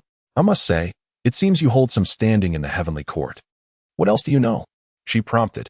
Seeing her expression soften, Jiang Chen also relaxed and continued. I also know that is your incarnation. You once sent this form to the mortal realm, transforming into Meng Jiangnu. You wept until the Great Wall collapsed, and upon your death, you were honored by the Jade Emperor, remaining beside the Naya Bridge. Upon hearing this, Mingpa's eyes narrowed, and her slender hand pointed toward the pot, ladling out a bowl of Mingpa soup. You know too much. Come, obediently drink this. Mingpa approached, gripping Jiang Chen's chin, preparing to force the soup into him. Though she was merely an incarnation, her strength was not to be underestimated. It was more than sufficient to overpower Jiang Chen. Your Grace, I complied with you earlier. Why must you still force me to drink the Mingpa soup? I refuse. I do not wish to forget your great kindness in saving me. I wish to repay you, Jiang Chen protested. Ming Jiang paused in surprise. Her beautiful eyes narrowed into crescent moons, half smiling as she regarded Jiang Chen. You even know the effects of Mengpa soup. It seems you must drink it after all. No, I cannot drink it. Refuse? Then provide me with a reason not to. I have yet to present you with a gift. A gift? Mengpa regarded Jiang Chen with intrigue, before suddenly laughing dismissively. What could a mere golden immortal like you possibly offer that would compel me to take the risk of sparing you? I have, Jiang Chen proclaimed. And with a flourish of his sleeve, a resplendent rainbow dress appeared. Innate spiritual treasure, rainbow cloud dress. Upon seeing this object, Mengpa momentarily froze, her beautiful eyes glistening with unshed tears. The rainbow cloud dress was forged from the remaining materials of the seven-colored celestial stone by the Saint Nuwa. In the primordial era, female powerhouses were few, and their bonds were naturally strong. Nuwa, the Earth Mother, and Xianming, the Rain Ancestral Witch, were the best of friends among the great female powerhouses of the primordial age. However, after the calamity of the deities, all saints were fed the falling saint pill, rendering them unable to manifest, and Nuwa was no exception. As for the Rain Ancestral Witch, she perished alongside the Eastern Emperor during the battle of witches and demons. Seeing the object brought forth memories of those who had passed, Mengpa softly said, "Thank you." What? Jiang Chen pretended not to hear. Mengpa shot him a glance, then collected the rainbow cloud dress, adjusting her demeanor to restore her indifferent expression. I accept your gratitude. I will keep this gift. In exchange, I shall no longer force you to drink the Mengpa soup, and I will employ my powers to bypass the Ksitigarbha Bodhisattva guarding the 6 paths of reincarnation to return you to the mortal realm. However, I have 2 conditions. First, all that you know about me must remain locked in your heart. If I discover you have shared this with others, I will pursue you to the ends of the earth without mercy. Second, I do not wish to see you again, so henceforth, you must not return here. With that, without further ado, she waved her hand and overturned the large pot, pouring the soup into the river of forgetfulness. I can agree to the first condition, but the second one is non-negotiable, Jiang Chen replied. Why? Well, I am the appointed water god of the 3 realms by the great heavenly sovereign. Wherever there is water in the 3 realms, it falls under my jurisdiction. The river of forgetfulness in the underworld is an important river among the 3 realms. And as the water god, I must routinely inspect it. Jiang Chen coughed lightly, pretending to be serious. What is so special about a mere river? Mengpa scoffed. That is a grave misconception. Since the great heavenly sovereign trusts me and has bestowed upon me this authority, I must diligently perform my duties. How could I neglect my responsibilities simply because the working environment is unpleasant? Furthermore, even a trivial river requires proper management. You just poured an entire pot of Mengpa soup into the river of forgetfulness. If it alters the water quality or pollutes the river, affecting the survival of the beings within, that is no trivial matter. Jiang Chen continued his bureaucratic tone. This earned him a roll of the eyes from Mengpa. If you hadn't thrown that thieving monk, the treasure-bearing youth, into the pot, would I have had to dump the painstakingly brewed Mengpa soup? The effects of Mengpa soup are unique. If not disposed of, it could lead to significant issues if misused by malicious individuals. If it's not going into the river of forgetfulness, should I pour it into your mouth instead? Altering water quality? Polluting rivers? Affecting survival environments? In the depths of the river Wanchuan, where abyssal waters lie, even the exalted golden immortals would meet their demise upon contact with its depths. If you dare to venture in and attempt to live, go ahead. Mengpa, exasperated by Jiang Chen's audacity, had grown weary of offering her retorts. Whether you come or go is up to you. However, I cannot promise I will refrain from pouring soup down your throat next time. You are truly detestable. Now, leave at once. With a swift gesture, Mengpa pointed into the void. In an instant, a brilliant white light flickered, causing the fabric of space to warp and ripple outward. A formidable force of attraction emanated from the distortion, and Jiang Chen found himself utterly powerless to resist as he was drawn in. Wait, I haven't introduced myself. My name is Jiang Chen, and I reside by the Jing River, he hurriedly exclaimed. Yet before he could finish, Mengpa waved her hand, a smile gracing her lips. I have no desire to know your name or address, detestable one. Farewell, and may we never cross paths again. In the blink of an eye, the scene before the bridge of forgetfulness reverted to its former state. The chilling winds howled, and blood surged like waves, while malevolent spirits traversed the bridge, wailing in agony. Mengpa stared at the unfolding scene, momentarily stunned, as if awakening from a profound dream. She touched her cheek in disbelief. Did I just smile? How is that possible? My heart raced in the presence of that individual. It was undeniably an abhorrent feeling. He shamelessly left his name, Jiang Chen, and mentioned his residence by the Jing River. Ugh. I refuse to remember his name, yet why can I not forget it? It must be because he owes me a bowl of soup. When he next arrives, I must demand compensation.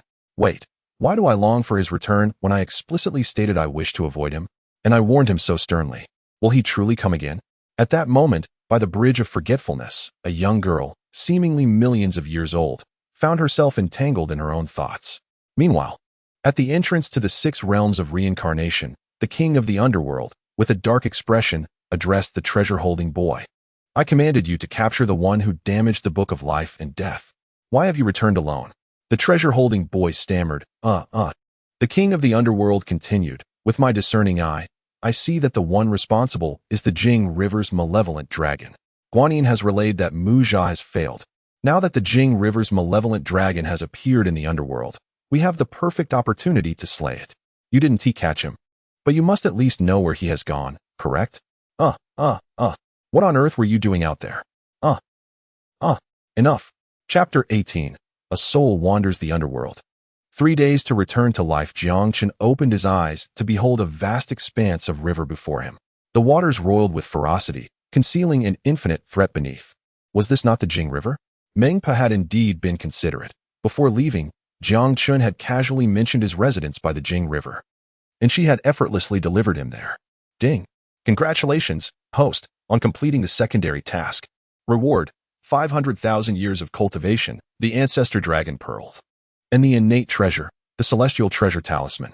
Jiang Chen, position, god of water in the 3 realms, realm, late golden immortal, 1 million years away from the next realm. Treasures, heart's desire iron rod, postnatal merit treasure. Golden armor, postnatal treasure, damaged but can be recharged. Lotus silk cloud soaring boots, postnatal treasure. Phoenix wing purple gold crown, postnatal treasure. Heavenly decree, postnatal supreme treasure. 12-petal pure world white lotus, premium innate treasure. Pure glazed bottle, premium postnatal treasure. Restricted usage, 33-layer golden linglong tower, postnatal merit treasure. Restricted usage. 5 9,000-year purple veined immortal peaches, dragon substitute talisman, one-time treasure. Celestial treasure talisman, innate treasure, ancestor dragon pearl. Bloodline, ancestor dragon, 1/7 completeness, cultivation method, chaotic ancestor dragon sutra, upper half, divine abilities, earthly fiend 72 transformations complete. 5 heads and 10 arms, advanced version of 3 heads and 6 arms, law manifesting heaven and earth, universe and sleeve, Emperor Zhang's void step. The rewards had been received, and a minor breakthrough was achieved. Splendid. Sigh, though she professes to detest me, there lingers a hint of fondness in her heart.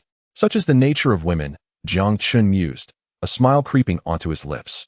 Calculating the days, he noted that Li Shimin would not return to life for another 3 days, with Zhu Taiwei and the 12-petal pure world white lotus guarding.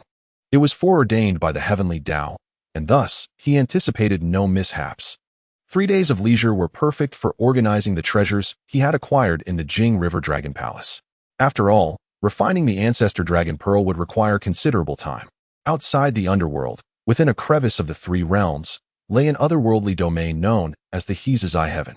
This realm was inhabited by the Azura race, hence dubbed the Azura realm. It is said that during the primordial era, at the onset of the Dragon Han catastrophe, Hongjun Laozu battled the demonic ancestor Luo Hu, who had set a killing formation in the west to eliminate the saints.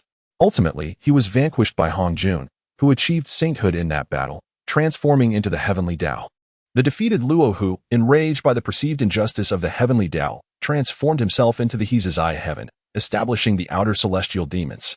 At this moment, at the heart of the Azura realm, amidst an endless sea of blood, a pair of eyes slowly opened.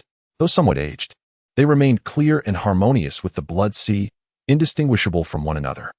A deep voice resonated across the blood sea. I sense the arrival of an anomaly that disrupts the heavenly order. This journey to the west will be the most unpredictable calamity since the dawn of creation, perhaps marking the rise of our Azura clan. Be vigilant and closely monitor every movement of that anomaly. After several epochs of silence, it is time for the 3 realms to witness the might of our Azura clan. On Earth, Within the Jing River Dragon Palace, a day arrived when the entire palace was suffused with powerful blood energy, coalescing into totems of the ancestor dragon. Enveloping the palace, the Jing River Water Clan, from the dragon generals to the shrimp soldiers, underwent a qualitative elevation of their bloodline under the baptism of the ancestor dragon totem. The ascent in realm granted a collective enhancement to the strength of the hundreds of thousands of Jing River Dragon soldiers. Moreover, news had spread across the three realms that Jiang Chen, the Jing River Dragon King, had slain Wei Zheng, vanquished Ao Guang, and repelled the celestial soldiers and generals. Not only did he face no retribution, but he was also conferred the title of God of Water in the three realms by the Jade Emperor, commanding the waters of the three realms. Simultaneously, he was elevated to the status of a celestial immortal in the heavenly court, enjoying great power and influence. Furthermore, he had descended to the underworld, seized the entire dragon clan's book of life and death, allowing the dragon race to roam freely across the cosmos, free from the jurisdiction of other clans. Initially, the Jade Emperor had intended to reprimand him severely. However, upon learning that one of the 6 powerful subordinates of the King of the Underworld had suffered a great loss at Jiang Chen's hands, he swiftly transformed his ire into delight, merely stating, "This shall be the last time," before letting the matter rest. Now, Jiang Chen's renown soared to unprecedented heights, rivaling that of the demon king's son Wukong, who had proclaimed himself the great sage equal to heaven 5 centuries prior. What was more significant was that while Sun Wukong was a demon king at odds with the heavenly court, facing a dire fate, Jiang Chen was favored by the Jade Emperor, with the Jing River Dragon Palace being a legitimate institution of the heavenly court. Thus, aligning with Jiang Chen clearly offered a brighter future. As for whether they were to serve the heavenly court, the demon race held their own opinions. Serving as mere pawns in the heavenly court, subject to the whims of various deities, was certainly unacceptable. However, under Jiang Chen's command, the situation was different. To some demons, Jiang Chen, as a dragon, belonged to their kind. His actions in the underworld, destroying the dragon clan's book of life and death, showcased his compassion and loyalty to his subordinates. Serving him not only spared them from the heavenly court's pursuit, but also allowed them to bask daily in the radiance of the ancestor dragon totem. Woven from potent blood energy, a veritable paradise for the demon race. In no time, many demons sought to ally themselves with Jiang Chen. Yet, he did not accept every offer indiscriminately. Those who devoted themselves to cultivation and possessed good natures were welcomed into the Jing River Dragon Palace. Conversely, those who engaged in violence and malevolence were not only turned away but also given a chance for redemption. If they chose to reform, they might one day be accepted into the Jing River Dragon Palace. However, should their wickedness prove irredeemable, the next encounter would be a matter of life and death. As one's power grows, so must one's territory expand. When the Jade Emperor conferred upon him the title of a celestial being in the heavenly realm, he bestowed upon him the 4 banners of earth, wind, water, and fire, which could be used to seek a treasure land within the 3 realms as a personal sanctum. After much contemplation, Jiang Chen decided to establish his domain in the Dragon Palace of the Jinghe River, utilizing the 4 banners to carve out an otherworldly space within. With the ancestral dragon totem soaring above the palace, it became a paradise for many aquatic beings.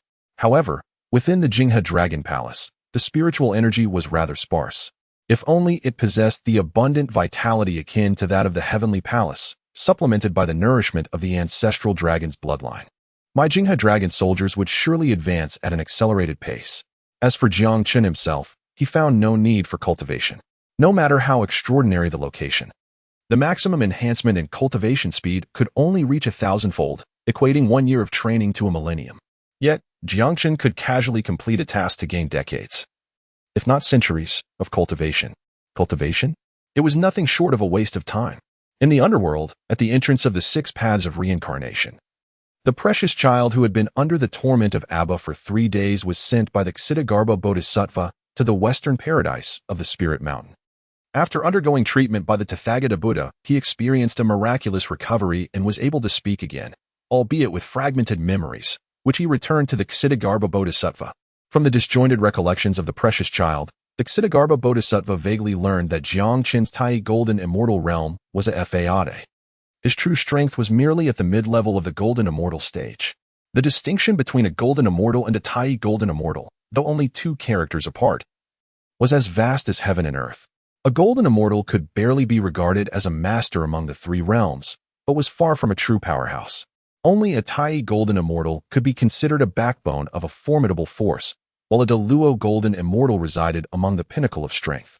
Those who were Deluo Golden Immortal were undoubtedly prominent figures, who, for reasons of face or other considerations, would not act lightly. If Jiang Chen were merely at the Golden Immortal stage, it would be simpler. It was said that after the last attempt to slay Jiang Chen by Mu Jia failed, he had developed a mental demon that hindered his cultivation. Perhaps it was time for Mu Jia to take action again, to eliminate the demon while slaying the wicked dragon and thus attain enlightenment. 3 days passed in the blink of an eye, and Jiang Chen estimated it was time for Li Shimin to return to life. It was time to head to Chang'an to reclaim his 12-petal pure world White Lotus. Without this exquisite innate spiritual treasure, Jiang Chen felt an unsettling void, lacking a sense of security, as he prepared to leave the Jinghe Dragon Palace. He gazed upon his vast estate, with 1,000,000 dragon soldiers, yet found no one he could trust as a right-hand ally. In the future, he would need to cultivate 1 or 2 confidants to help manage the aquatic realm during his absences. In Chang'an, within the White Tiger Hall, under the reign of the Tang dynasty, Su Maogong, Qin Shubao, Hu Jingde, Duan Jixian, Cheng Yaojin, Gao Shilian, Fang Xianling, Du Ruhui, Zhang Daoyuan, and Zhang Xing, along with various civil and military officials, were mourning the East Palace Crown Prince and the Empress, consorts, palace maids, and attendants. Jiang Chen, who had once transformed into a white-clad scholar, had proclaimed that the Emperor of the Tang would return to life on the 3rd day of his soul's journey to the underworld. Now that the 3rd day had arrived, yet there was no sign of his return. The palace was filled with unease, and some even discussed issuing a mourning edict to support the Crown Prince's ascension. Su Maogong and others hastily advised against it, fearing that stirring the provinces could lead to unforeseen consequences. They insisted on waiting another day, confident that the emperor would surely return. As the officials bickered, a brilliant white light descended from the heavens, illuminating the White Tiger Hall. The radiance coalesced into a strikingly handsome white-clad scholar, none other than Jiang Chen, who had foretold the emperor's resurrection 3 days after his death. Upon Jiang Chen's arrival, the officials who supported Li Shimin felt a renewed sense of hope and approached him eagerly. You once said that our sovereign would return on the 3rd day after his death, yet now, on the 3rd day, why is there still no sign of him? Qing Yaojin grasped Jiang Chen's sleeve anxiously. Jiang Chen smiled gently. There is no need for alarm, General. I have come to awaken His Majesty. The officials parted to make way for him, and Jiang Chen stepped forward, facing the grand coffin. With a delicate gesture, he pointed, and a white light entered, causing the coffin to slowly open. A palm-sized snow-white lotus platform emerged above Li Shimin's head, gracefully floating into Jiang Chen's palm. Observing this, Jiang Chen's gaze sharpened. If the emperor does not awaken now, then when will he? As he spoke, the 12-petal pure world White Lotus ascended, radiating a sanctified brilliance that bathed Li Shimin's body. A spectral remnant emerged from the lotus platform, gradually merging with the corporeal form. A soft cough echoed from within the coffin. Simultaneously, an electronic voice resonated from the depths of Jiang Chen's consciousness. Ding! Congratulations to the host for completing Task 2, Jinghe Dragon Ghost Story, and receiving rewards, 1,000,000 years of cultivation, and a fragment of the heavenly Dao treasure, Pangu Axe Handle.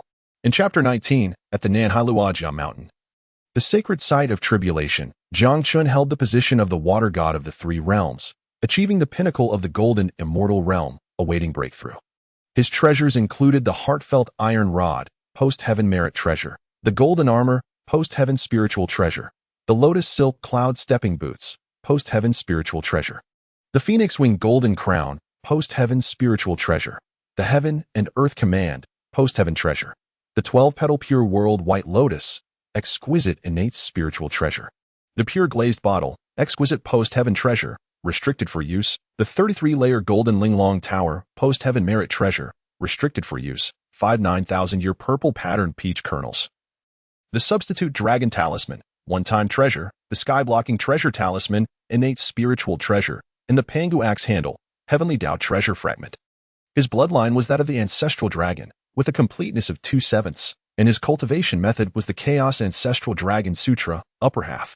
His divine powers included the Earthly Fiend 72 transformations, complete, 5-headed 10-armed, advanced version of 3-headed 6-armed, law manifesting heaven and earth, sleeve within the universe, and Emperor Zhang's space-bending technique.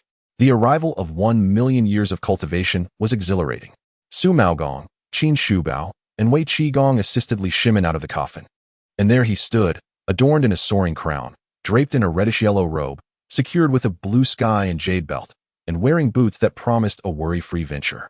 He appeared vigorous, brimming with vitality, radiating an imposing presence, with a complexion that was rosy and a spirit that soared, devoid of any trace of illness.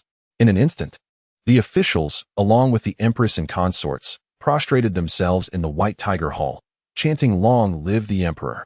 Li Shimin, invigorated, strode towards Jiang Chen with a radiant smile, saying, "My revival is solely due to your merit, esteemed sir. If you do not mind, I am willing to share the empire with you, ruling the Tang together." Jiang Chen chuckled lightly. "The heavens have their design. It is simply that your majesty's fate is not yet extinguished. I merely act in accordance with the heavenly will. Moreover, I must confess, I am the Jing Dragon King who once sought your aid in a dream. Now, having fulfilled that request, I have been appointed by the Jade Emperor as the water god of the three realms. If your majesty wishes to express gratitude, consider bestowing blessings upon the world. After witnessing the horrors of hell during your journey through the underworld, why not hold a grand water and land assembly to liberate the souls of the departed?" Jiang Chen's suggestion was also aimed at initiating the journey to the west. Upon hearing this, Li Shimin was enlightened. "No wonder I always felt a sense of familiarity with you, esteemed sir. It turns out you are the Jing Dragon King. Your noble character, shunning fame and fortune while caring for the common people, compels me to establish temples dedicated to you throughout the Tang dynasty for the reverence of our citizens." "Thank you, Your Majesty," Jiang Chen responded sincerely, accepting the gratitude without reservation. Suddenly, dark clouds gathered ominously above Chang'an City, transforming the previously clear skies into an oppressive darkness. A terrifying aura filled the air, creating an atmosphere of dread. This was not mere rain clouds, but the clouds of tribulation. Transitioning from the Golden Immortal to the Tai Golden Immortal required enduring the Tai Thunder Tribulation. Those who succeeded would ascend to the Tai Golden Immortal realm, enjoying eternal life, while those who failed would perish, leaving only a fragment of their true spirit to reincarnate and return. This thunderous calamity instills fear in countless Golden Immortal powerhouses. Throughout history, many have met their demise beneath the might of the Tai Thunder Tribulation. As this impending tribulation looms, Jiang Chen remains composed. "Everyone, continue your celebrations. I shall go through my tribulation," he declares, and with a flash, he vanishes into a blaze of white light from the White Tiger Hall. It is said that the Tai Thunder Tribulation possesses formidable power, leaving desolation in its wake. Chang'an City, one of the most prosperous places in the mortal realm, is certainly not a suitable location for Jiang Chen to face his tribulation. Rumor has it that the South Sea, being sparsely populated, and Mount Luojia, a rare sanctuary for tribulation, would be more fitting. Jiang Chen muses that the compassionate Avalokiteshvara would likely not object to his choice. With that thought, he utilizes the Imperial Jiang flashing sky technique and heads straight for the South Sea. On this day, the Dragon King Ao Ran, leisurely enjoying a performance by a group of dancing oyster maidens in his crystal palace, is in high spirits, even humming a little tune. Sending his rebellious son Ao Lai to the Avalokiteshvara to join the journey to the west is a step towards strengthening the ties between the South Sea Dragon Palace and the Buddhist order.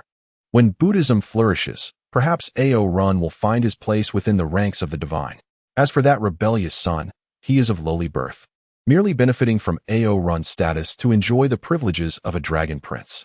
Now, participating in the grand calamity to benefit the South Sea is merely his duty, a way to repay the kindness of his upbringing.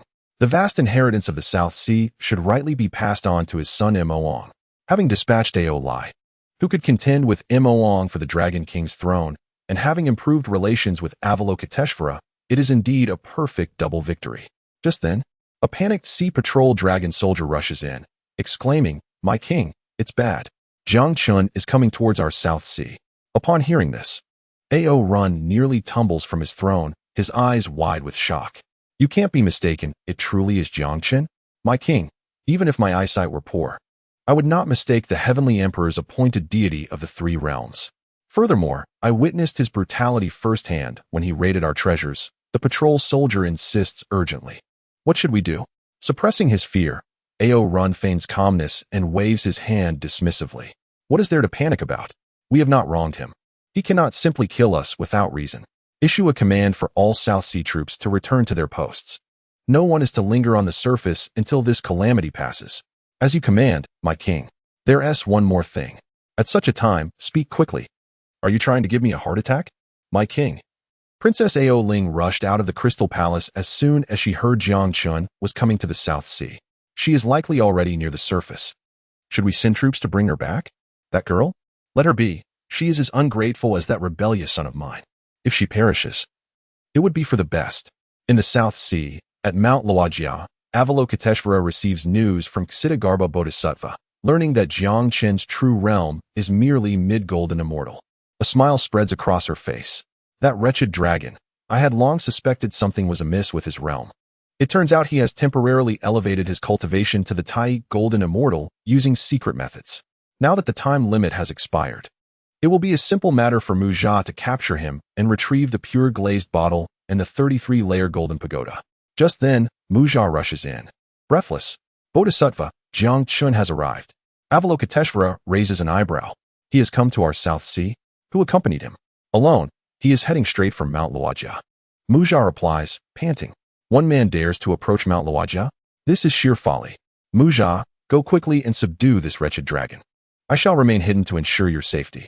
I dare not. Although Jiang Chen comes alone, he is accompanied by the Tai Thunder Tribulation. He intends to undergo his tribulation upon Mount Luojia. Avalokiteshvara feels the world spin around her, a headache forming. This despicable Jiang Chen, how could he devise such a plan? Bodhisattva, what shall we do? Mu Jia inquires, seeing Avalokiteshvara lost in thought. With a stern expression, Avalokiteshvara responds, what shall we do? Activate the mountain's great protective formation immediately. I have worked tirelessly for millions of years to establish this foundation. It must not be destroyed by this wretched dragon. Amitba. That foolish disciple of Ksitigarbha's words were indeed untrustworthy. To hell with mid-golden immortal. Chapter 20. Cursing the Heavenly Tribulation. The first among eternity, the Heavenly Tribulation embodies the will of the heavenly path, serving both as punishment and reward. It is often said that one who commits numerous injustices will meet their end. Every action has its consequences. Good deeds yield good results, while evil actions lead to retribution. These are not mere fables. The so-called treasures of virtue, such as the Rui Golden Cudgel, the Heart's Desire Iron Rod, and the 33-layer Golden Pagoda, are considered invaluable because they are imbued with great merit. Thus, using these treasures to commit acts of violence incurs no karmic retribution. On this day, the Tai Thunder Tribulation follows Jiang Chen, gathering above Mount Luojia in the South Sea. As Jiang Chen steadies himself in midair, the ominous storm clouds expand above him, darkening the sky. He gazes down at Mount Luojia, enveloped in a fragile, eggshell-like light membrane, seemingly delicate yet formed from the continuous convergence of celestial energy. Once activated, it protects every blade of grass and tree within Mount Luojia. Meanwhile, Avalokiteshvara and Mu Jia, sensing the imminent arrival of the tribulation, conceal themselves within Mount Luojia, afraid to show their faces. The heavenly tribulation, being the will of the heavens, tests those who undergo it. Should anyone attempt to interfere, even a great Luo Golden Immortal would be obliterated, their souls scattered, with no chance of reincarnation. It is said that Avalokiteshvara is compassionate and merciful. It seems this is true, as she shows no objection to my undergoing the tribulation at Mount Luojia. Jiang Chen marvels. If she were to overhear this, her fury would undoubtedly be ignited. Did you consult me on this matter? This is not a matter of indifference, but rather fear of disturbing the heavenly tribulation. Avalokiteshvara likely remains hidden, reciting the Sutra of Birth on her lotus throne, praying for the Buddha's protection to send down a heavenly lightning strike to eliminate this wretch. In this moment, as the heavenly tribulation approaches, the vast South Sea becomes tempestuous, with fish and shrimp retreating to the depths to avoid the impending thunderbolt. Above, the storm clouds surge, orange-red lights swirling within, emanating a chilling aura. Boom. Accompanied by the resounding thunder, the storm clouds coalesce further. The heavenly tribulation is upon us. Just then, Jiang Chen notices a snow-white divine dragon emerging on the surface of the sea. This slender, exquisitely formed dragon, measuring only a few dozen feet, is merely in its juvenile stage among the dragonkin and bears a lamentably low realm, only at the initial stage of human immortal. A newly ascended dragon appears within the range of the heavenly tribulation. Once the tribulation descends, even the slightest residual force would be enough to reduce it to ashes. Jiang Chen, bearing the bloodline of the ancestral dragon, cannot bear to see his kin suffer. Boom. At that moment, the terrifying storm clouds unfurl. and the long-awaited heavenly tribulation manifests like a vast orange-red net of thunder, coiling like countless electric snakes, transforming into a thunderous pillar the size of a water tank. Crashing down from the heavens, the Tai thunder tribulation descends. Quickly, get out of the way. In that instant, Jiang Chen's eyes widen. His concern shifts from the thunderstorm above to the little dragon on the surface. With a swift motion, he transforms into a colossal dragon form, his vast, ancient body plunging into the depths of the South Sea. Boom. The Tai thunder tribulation follows closely, striking Jiang Chen's dragon form directly. In an instant, a terrifying force unleashed towering waves, transforming the seawater into a mist that enveloped the air beneath the scorching thunder. The entire dragon palace of the South China Sea trembled. Within the mist, Jiang Chen coiled his massive dragon form, turning his dragon head to gaze at the little white dragon sheltered beneath him. Expressing his helplessness, "Whose mischievous child are you? Can't you see I am undergoing tribulation? Hurry and leave while the thunderstorm has yet to arrive." The snow-white little dragon blinked her sapphire-like eyes, looking at Jiang Chen with a gaze filled with innocence and clarity. Among the dragon clan, her beauty was indeed exceptional. And in human form, she would undoubtedly be a stunning beauty. For the demon clan, transformation must adhere to the celestial order. And if one possesses beauty within their original race, their transformed appearance will certainly reflect that as well. The former dragon king of the Jing River was, even among the dragon races across the three realms, a paragon of beauty. Otherwise, he would not have been able to forge a marital alliance with the West Sea Dragon King, Ao Run, despite his modest official rank. Upon seeing this little dragon, Jiang Chen felt an inexplicable sense of familiarity. The little dragon remained silent, simply blinking her big eyes at him, a sight that was somewhat endearing. "I say, your cuteness is of no use. Do you see the calamity clouds in the sky? The heavenly tribulation is about to descend. I need to focus on my tribulation, and I cannot spare the time to protect you." Upon hearing this, the little dragon tilted her small head, her expression one of confusion as she scrutinized Jiang Chen. Hadn't a bolt of heavenly lightning just struck moments ago? Did Jiang Chen not feel it? Boom, boom.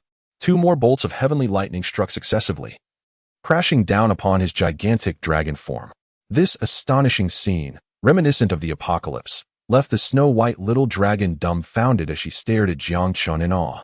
Jiang Chen scratched the spot where he had been struck, feeling utterly unfazed, and continued to lecture the little dragon. "Stop trying to be cute. Even charm cannot grant you free reign. Have you not heard how terrifying the Tai thunder tribulation is? This is my first tribulation, and I have little experience. When the heavenly lightning descends, I will surely be in a frenzy, unable to care for you. So hurry and leave."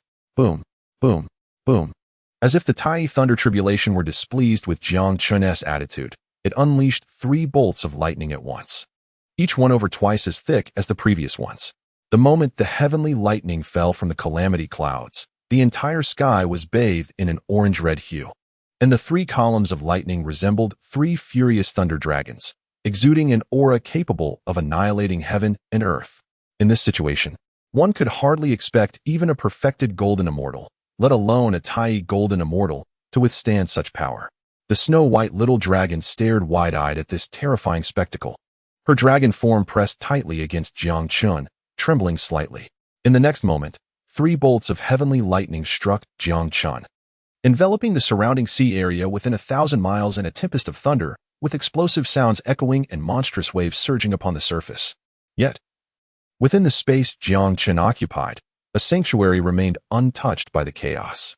This time, Jiang Chen finally sensed something was amiss, a flicker of displeasure crossing his eyes.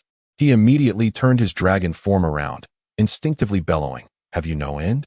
Since earlier, you have been scratching my back. Do you not realize how busy I am? I need to prepare for my tribulation while also persuading this mischievous child to leave. Ignoring you once or twice is one thing, but do you persist? If you come again, I swear I will strike you down." Jiang Chen's voice resonated like thunder, echoing across the vast expanse of the South China Sea. The moment his words fell, the massive calamity clouds above grew calm, seemingly taken aback by his unexpected outburst. In Mount Luojia, Guanyin Bodhisattva and Mu Jia observed Jiang Chen's tribulation in secret, and upon witnessing this scene, they were left speechless.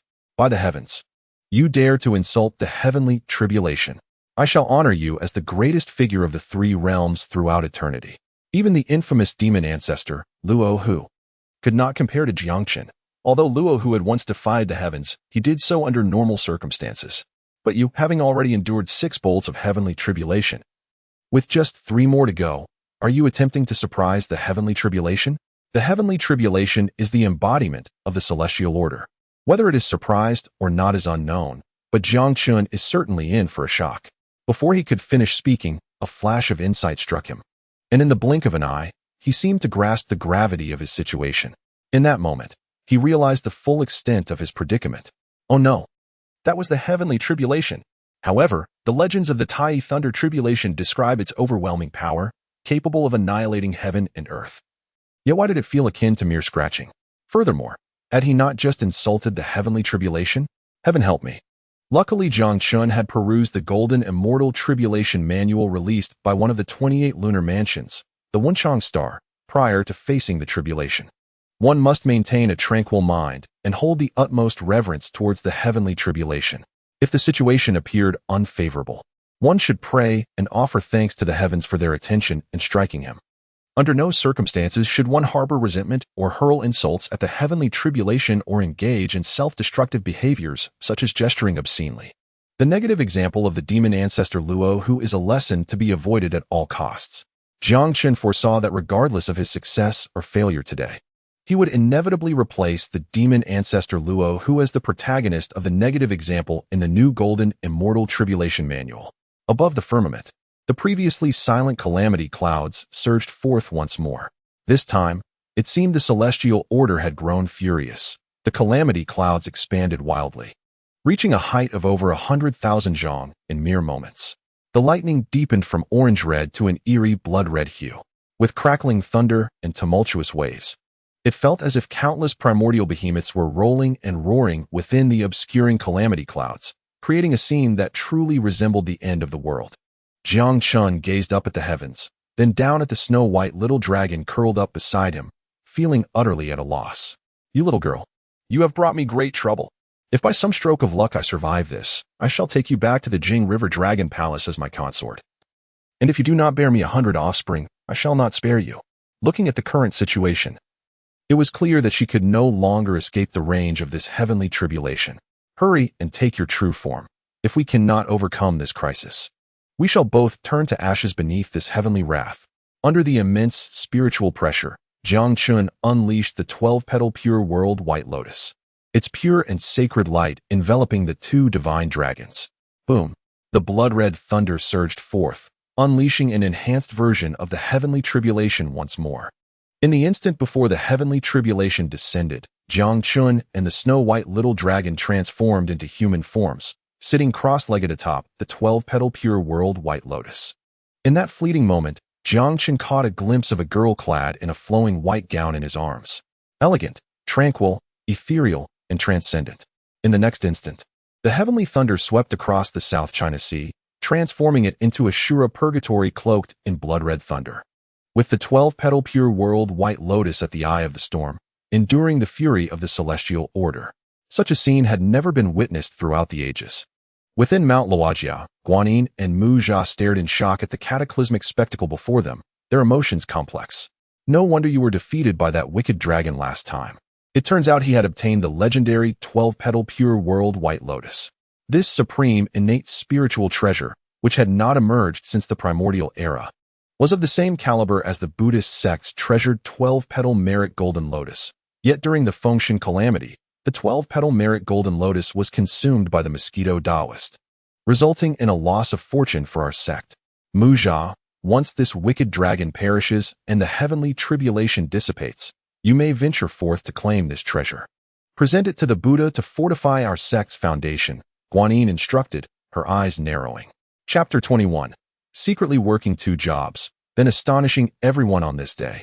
Ominous calamity clouds covered the clear skies for miles, and blood-red thunder swept across the South China Sea. All beings took refuge within the Dragon Palace, trembling in fear at the cataclysmic spectacle. To those unaware of the truth, it would be hard to believe this was merely a Tai Thunder tribulation. This thunderous tribulation lasted a full 3 hours, gradually subsiding as the calamity clouds began to dissipate. As the rain ceased and the skies cleared, countless beings in the South China Sea rejoiced as if reborn. Beside the boundless expanse of the South China Sea and Mount Luojia stood a magnificent white lotus, several feet wide, gracefully suspended in midair.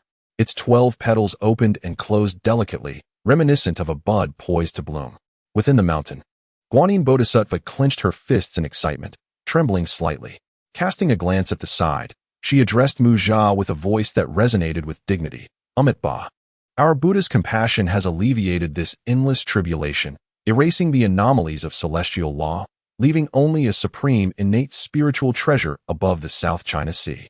Huitai, you share a karmic bond with that wicked dragon.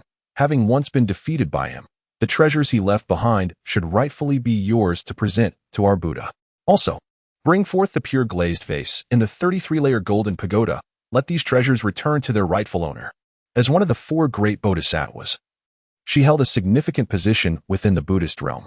Now, Jiang Chen was no longer the former Dragon King of the Jing River, but a revered deity of the water division in the 3 realms, appointed by the Jade Emperor, also enjoying considerable authority. Should he become entangled in karmic matters with him, it could pose a threat not only to Guanyin, but potentially endanger Buddhism itself. Thus, many tasks were delegated to her subordinates. Mu Jia, having observed the cataclysm for several hours within the protective formation of Mount Luojia, felt an insatiable itch to witness Jiang Chen disintegrate beneath the heavenly tribulation. Eager to seize the treasures left in its wake, upon receiving the Bodhisattva's command, Mu Jia immediately joined his hands in reverence. I shall faithfully adhere to the Bodhisattva's decree. The 12-petal pure lotus partially opened, revealing an ethereal mist within, a chaotic space. The terrifying force of the heavenly tribulation struck the pure lotus. Yet its destructive essence was purified by this supreme innate treasure, leaving only the pure power and laws of the Tao contained within. Jiang Chen, cradling the girl transformed from the snowy little dragon, entered a state of profound enlightenment within the lotus's space. It felt as though an infinite force was converging within him. Vast and tumultuous, before compressing and solidifying into a mysterious essence, resulting in a qualitative transformation. Everything returned to its primal state, and the Tao began to take shape. He was on the cusp of the Tai Golden Immortal Realm. Jiang Chen's title, deity of the water division in the 3 realms. Realm, early stage of Tai Golden Immortal, 2 million years from the next realm. Treasures, Heart's Desire Iron Staff, Postnatal Merit Treasure, Golden Armor, Postnatal Spiritual Treasure. Lotus Silk Cloud Boots, Postnatal Spiritual Treasure, Phoenix Wing Purple Gold Crown, Postnatal Spiritual Treasure, Heaven and Earth Command, Postnatal Treasure, 12-Petal Pure World Lotus, Supreme Innate Spiritual Treasure. Pure Glazed Vase, Supreme Postnatal Treasure, with restrictions. 33-Layer Golden Pagoda, Postnatal Merit Treasure, with restrictions. 5 9,000-year Purple Pattern Peach Seeds, Substitute Dragon Talisman, One-Time Treasure. Celestial Shielding Talisman, Innate Spiritual Treasure, Pangu Axe Handle, Fragment of a Celestial Treasure. Bloodline, Ancestral Dragon 2/7 Completeness. Cultivation Method, Chaotic Ancestral Dragon Scripture, Upper Half. Divine Techniques, Earth Fiend 72 Transformations, Complete, 5 heads 10 arms, Advanced version of 3 heads 6 arms, Dharma form of Heaven and Earth, Universe in Sleeve. Emperor John Skyflash Technique. In less than 10 days of mastering the system, he soared from the mid-stage of human immortal to the Tai Golden Immortal realm. Who could rival him? Simultaneously, the girl in his arms also received a modicum of nourishment from the heavenly tribulation, although it was but a fraction. Such power was immensely beneficial to her.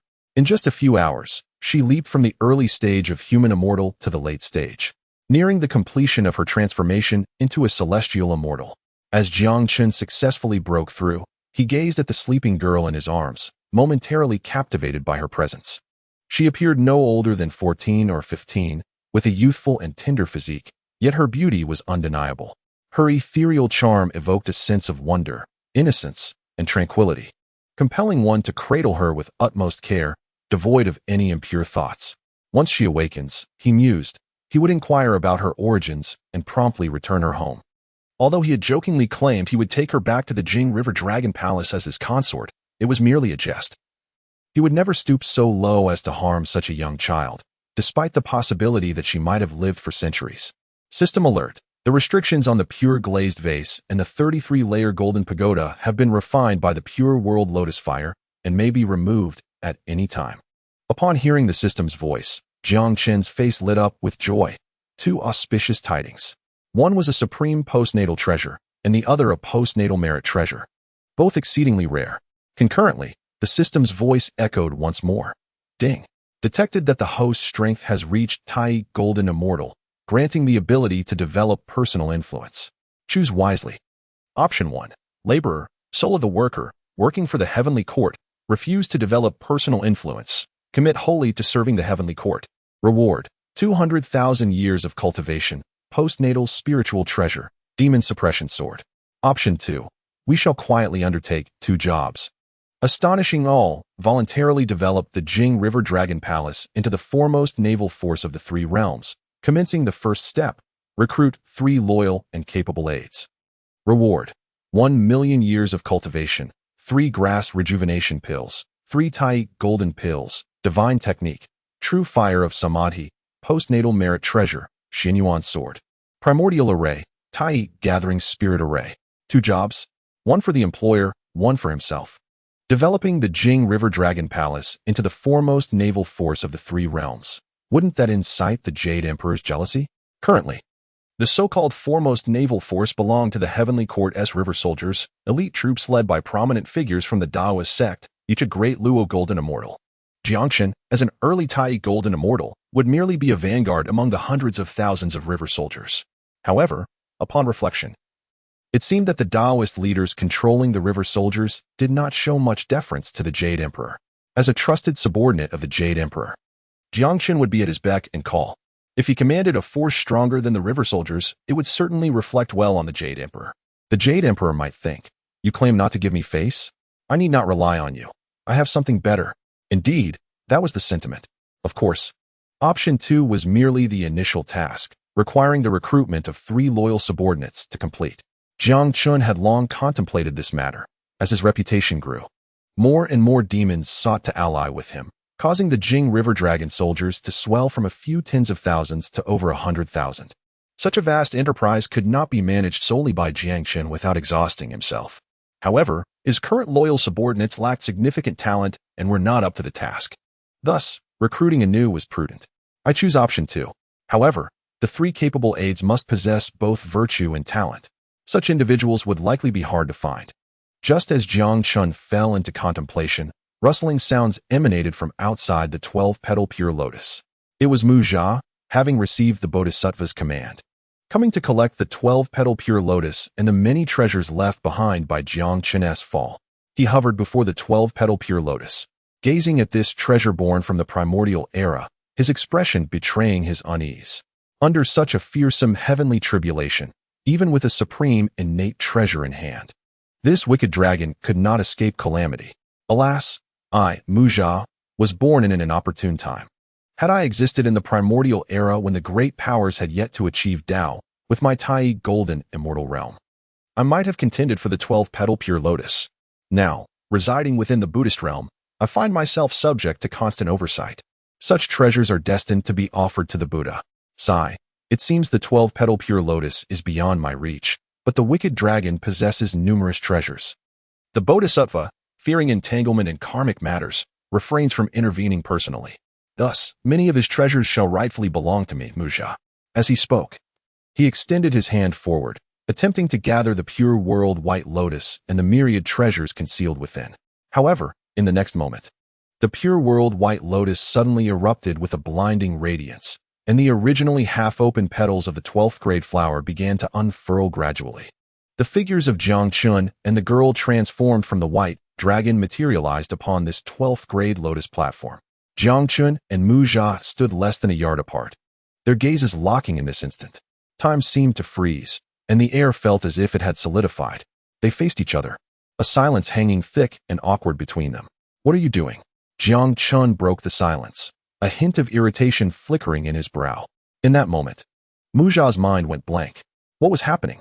Under the cataclysmic thunder, he had somehow survived? Having just transcended the Tai Thunder tribulation, he was firmly within the realm of the Tai Golden Immortal, and he was certain he was no match for Jiang Chen. What should he do?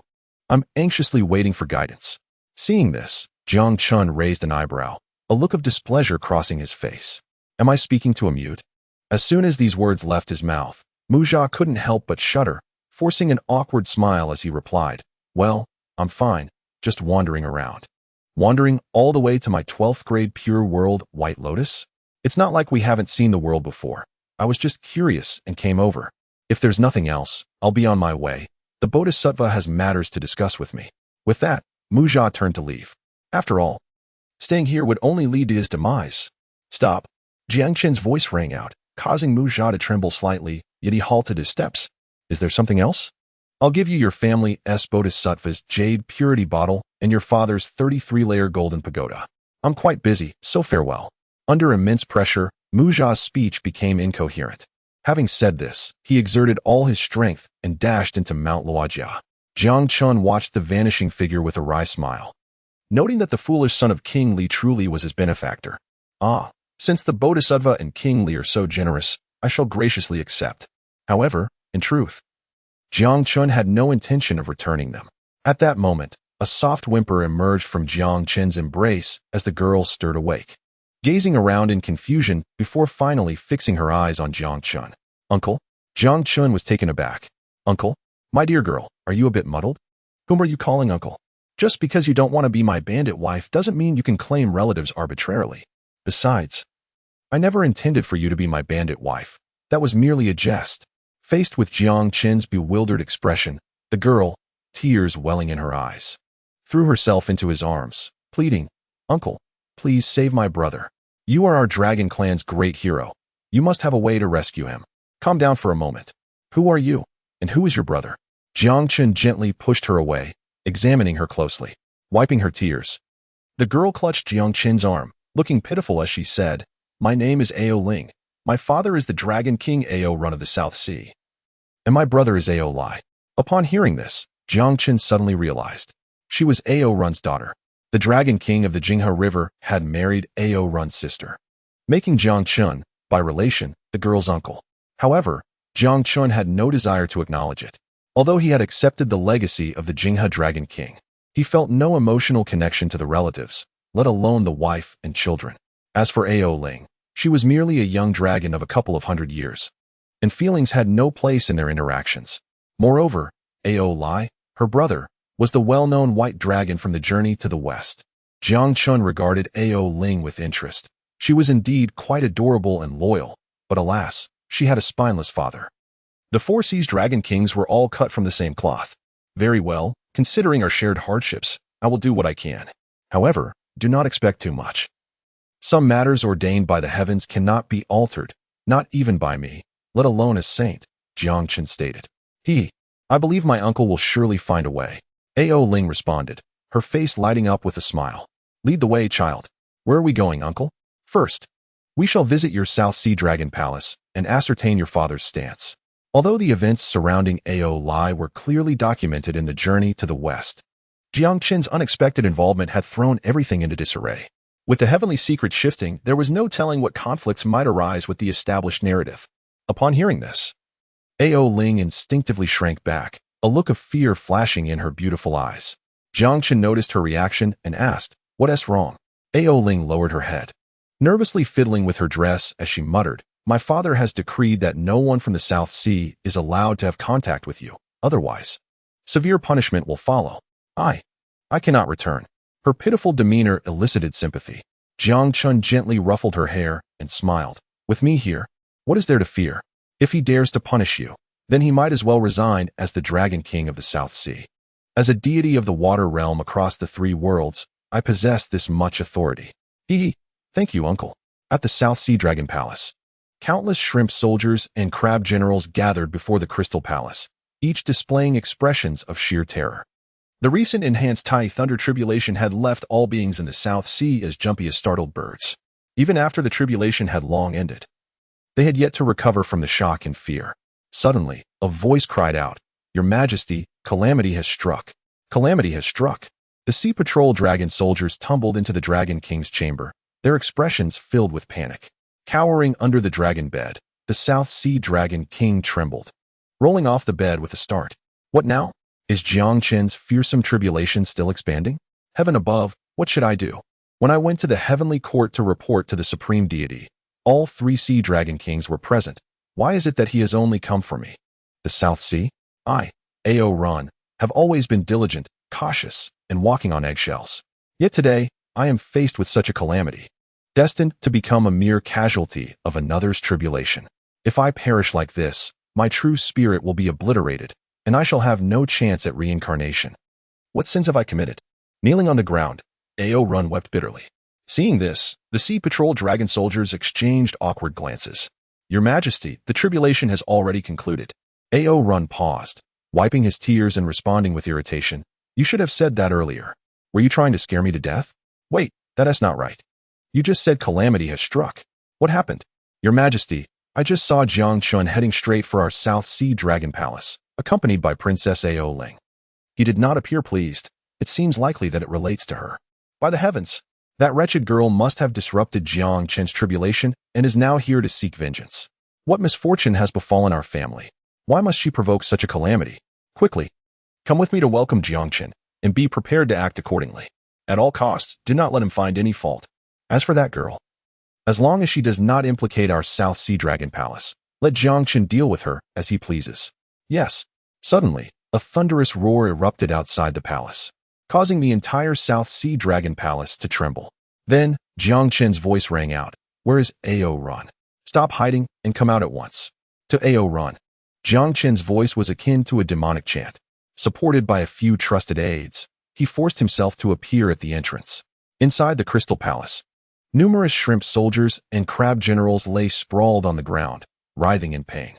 The main entrance had been shattered, debris scattered everywhere in disarray.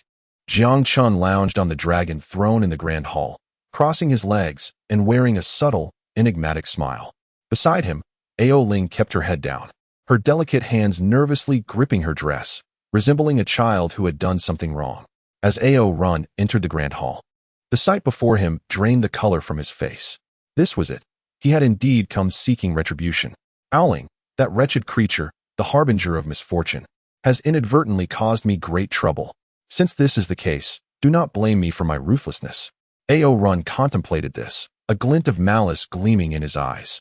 He stepped forward, bowing low and humbly stating, Little Dragon was unaware of the celestial presence and failed to offer a proper welcome. I humbly beseech your forgiveness, O Celestial. Jiang Chen waved his hand, displaying a hint of impatience.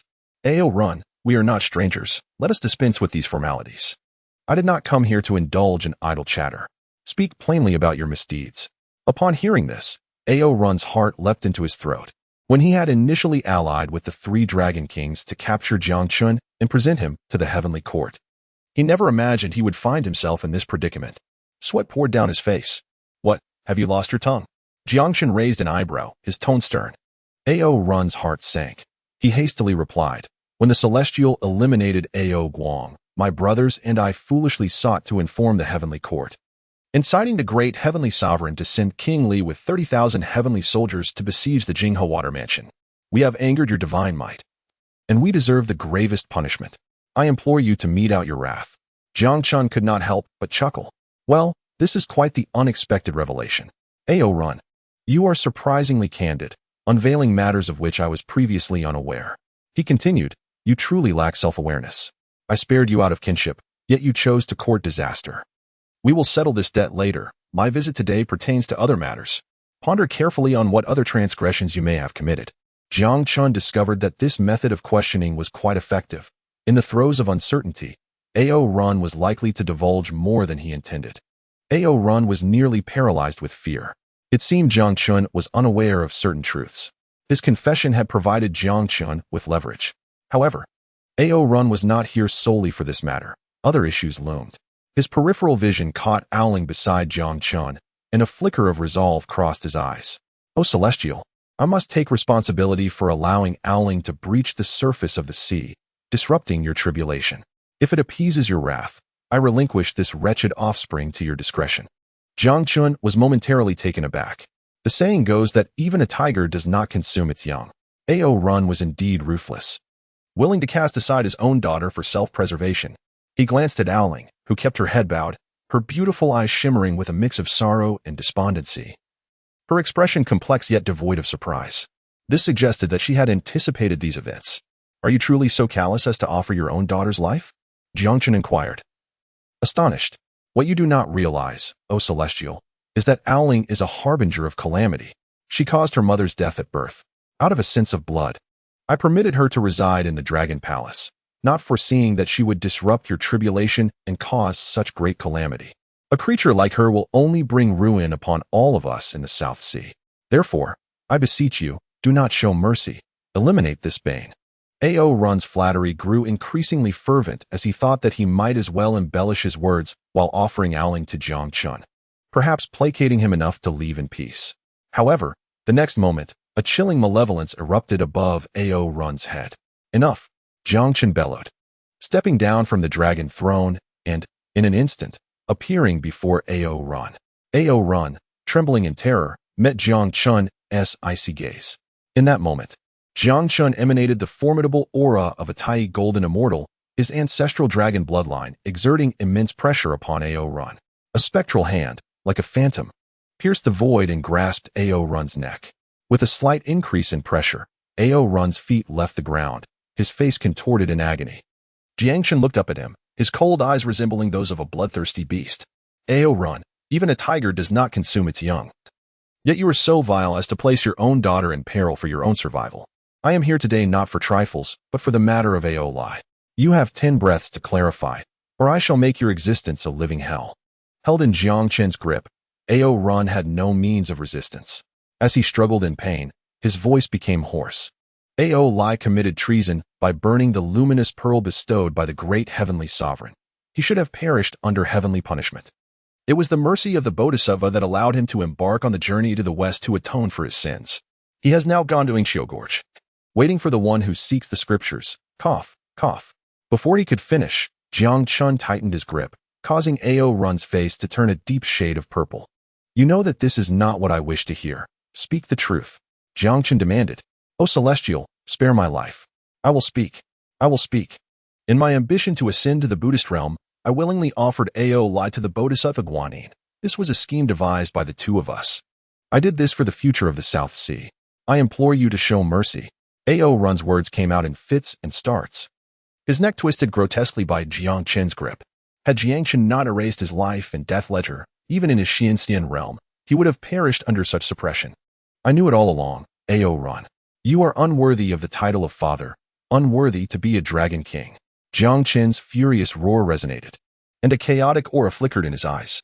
The chaotic dragon breath, imbued with destructive power, materialized and engulfed A.O. Run in an instant. His heart-wrenching screams echoing through the air. At that moment, a small hand tugged at Jiang Chen's sleeve. Uncle, please stop. Jiang Chen turned to see Owling, tears glistening in her eyes, her demeanor pitiful. She was pleading for A.O. Run. Why? He sold you out for his own future. And now he seeks to sacrifice you to save himself. What right does he have for your compassion? Jiang Chen questioned, bewildered. Owling tilted her face upward, her eyes shining with determination. Because he is my father. He may not deserve to be your or A.O. Lai's father, but he gave me life. Even if he can be heartless and ungrateful, that does not change the fact that I am his daughter. I cannot bear to see him suffer, nor can I bear to witness his annihilation. Seeing Owling's innocent expression, Jiang Chen sighed in resignation. He never expected that such a despicable dragon as A.O. Run could father a daughter so wise and empathetic. Though you may forgive him, his actions have crossed my threshold. When I executed A.O. Guang, I proclaimed that our dragon lineage, once the mightiest race in the primordial era, must unite even in our times of strife. As a dragon king, A.O. Run has sent his own son to face the calamity of the journey to the west. He is not only an unworthy father, but also unfit to be the king of our dragon lineage. Today, I shall refine his flesh, bloodline, and soul with chaotic dragon breath. Even if his name is absent from the ledger of life and death, he shall nonetheless perish. And the world shall no longer know of A.O. Run. Jiang Chen waved his hand, the chaotic dragon breath crackling with energy. Chaos is a realm of murkiness, where elements are undifferentiated. With a mere thought, Jiang Chen could manipulate the primordial 5 elements, wielding tremendous power. Hearing this, Owling panicked, kneeling before Jiang Chen. I beseech you, uncle, to show mercy and spare my father. If you must claim a life to quell your anger, then take mine instead. With that, she sprang toward the chaotic dragon breath. Jiang Chen, quick as lightning, caught her. You foolish girl, why are you so stubborn? Enough, enough.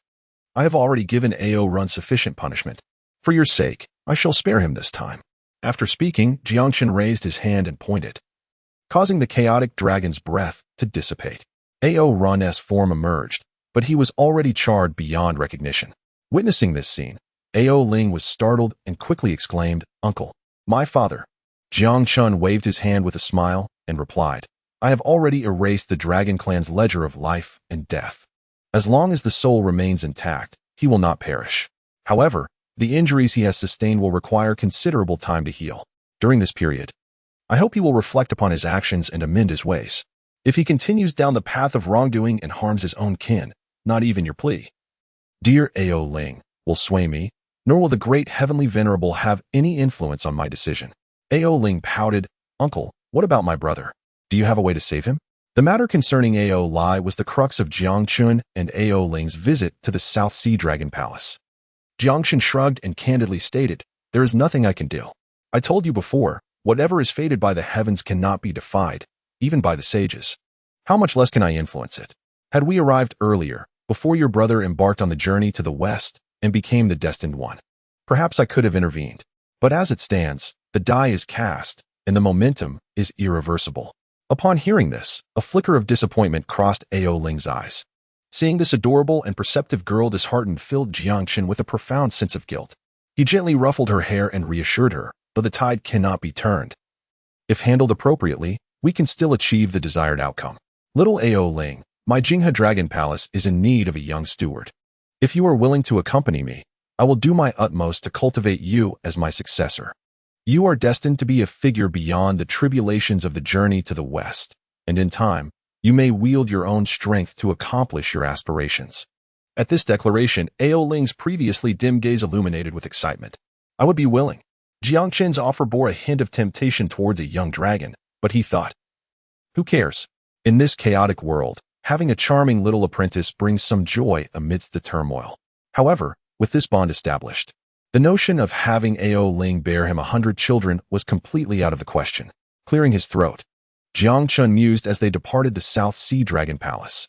So far, he had managed to recruit 3 capable allies, achieving a third of his goal. Although Ao Ling was remarkably weak, her unwavering loyalty was invaluable.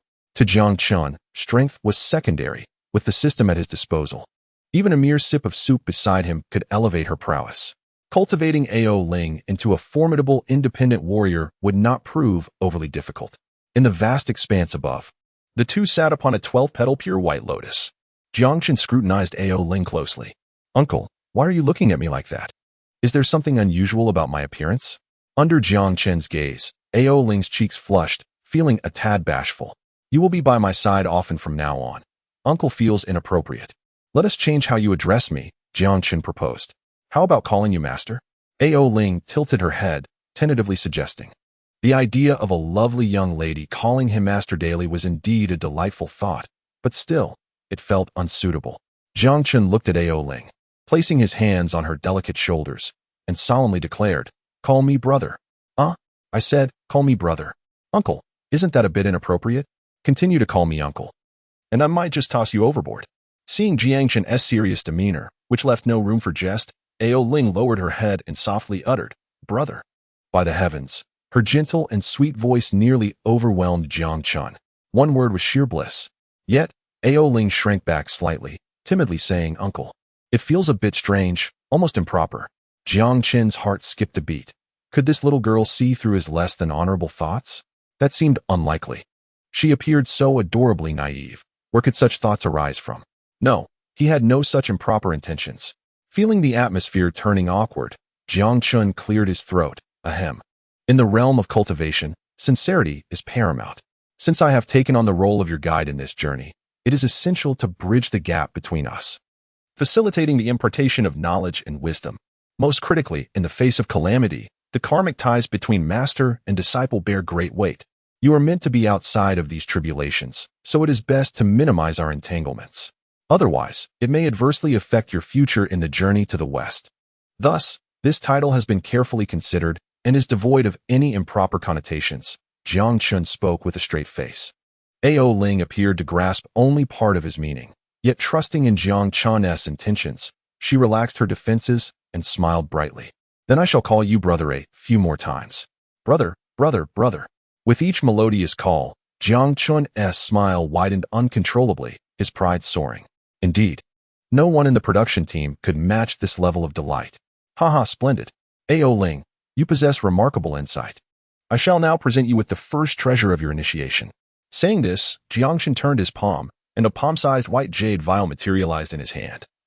The renowned treasure of Guanyin Bodhisattva, the pure and tranquil glazed bottle. With a casual swipe, a vortex of spiritual energy formed on the surface of the vial, and with a crisp sound, it seemed to shatter some unseen restraint. Jiang Chen had successfully dispelled the mark left by Guanyin on the vial, rendering this artifact, which had accompanied her for countless ages, a free entity. While Ao Ling may not recognize the pure and tranquil glazed bottle, she could feel the boundless power emanating from it, causing her brows to furrow slightly. Brother, what is this? This is the pure and tranquil glazed bottle from the South Seas, Luojiao Mountain. In support of our Jinghe Dragon Palace's development, she has bestowed this treasure upon me. Now, I pass it on to you for the time being. Once I acquire something better, I shall replace it, Jiang Chen explained. If Guanyin were to hear this, she would undoubtedly be furious. When did she ever say she would support the development of the Jinghe Dragon Palace by gifting you her treasure? An exceptional postnatal treasure. The pure and tranquil glazed bottle, a renowned artifact of a grand Luo golden immortal, and you say to make do with it? Preposterous. Upon receiving the pure and tranquil glazed bottle, Ao Ling's face blossomed with joy, and she leaped into Jiang Chen's embrace. Thank you, brother. Her sweet and melodic voice brought him immense joy. However, he feigned seriousness and said, Ao Ling, as a young lady, you must understand the importance of modesty, recognizing the distinctions between genders and maintaining a respectful distance from the opposite sex. After saying this, Jiang Chen pondered for a moment and added, Of course, as your brother, I can make exceptions. Ao Ling earnestly replied, I shall remember brother's teachings. Ah, is it somewhat unseemly to deceive a young girl like this? Nevertheless, who cares? The delight is worth it. After erasing the mark from the pure and tranquil glazed bottle, Jiang Chen retrieved the 33-layer golden pagoda, erasing its mark as well. He casually explained to Ao Ling that this pagoda had been sent by the well-meaning Erlangchen, Li Jing, to support the construction of the Jinghe Dragon Palace. As the 33-layer golden pagoda became a free entity, it immediately radiated a brilliant golden light, and a figure emerged from the tower, standing 5 feet tall, exquisitely formed, wielding a fiery spear, standing on the wind and fire wheels, adorned with the heavenly silk and the universe circle. It was him, our hero, little Neza. Upon emerging from the 33-layer golden pagoda, Neza clasped his hands in salute towards Jiang Chen, exclaiming, Thank you, Dragon God, for saving my life. Confused, Jiang Chen wondered why Neza was still within the 33-layer golden pagoda. What a stroke of luck, an unexpected bonus. In a flash, a bold idea took shape in Jiang Chen's mind. The South Sea, Luojiao Mountain. Guanyin had dispatched Mu Jia to retrieve Jiang Chen's equipment. Yet after waiting for a considerable time, Mu Jia had still not returned. Suddenly, he attempted to calculate and found himself unable to discern any trace of Jiang Chen. He then turned his attention to Mu Jia, his brow furrowed instantly.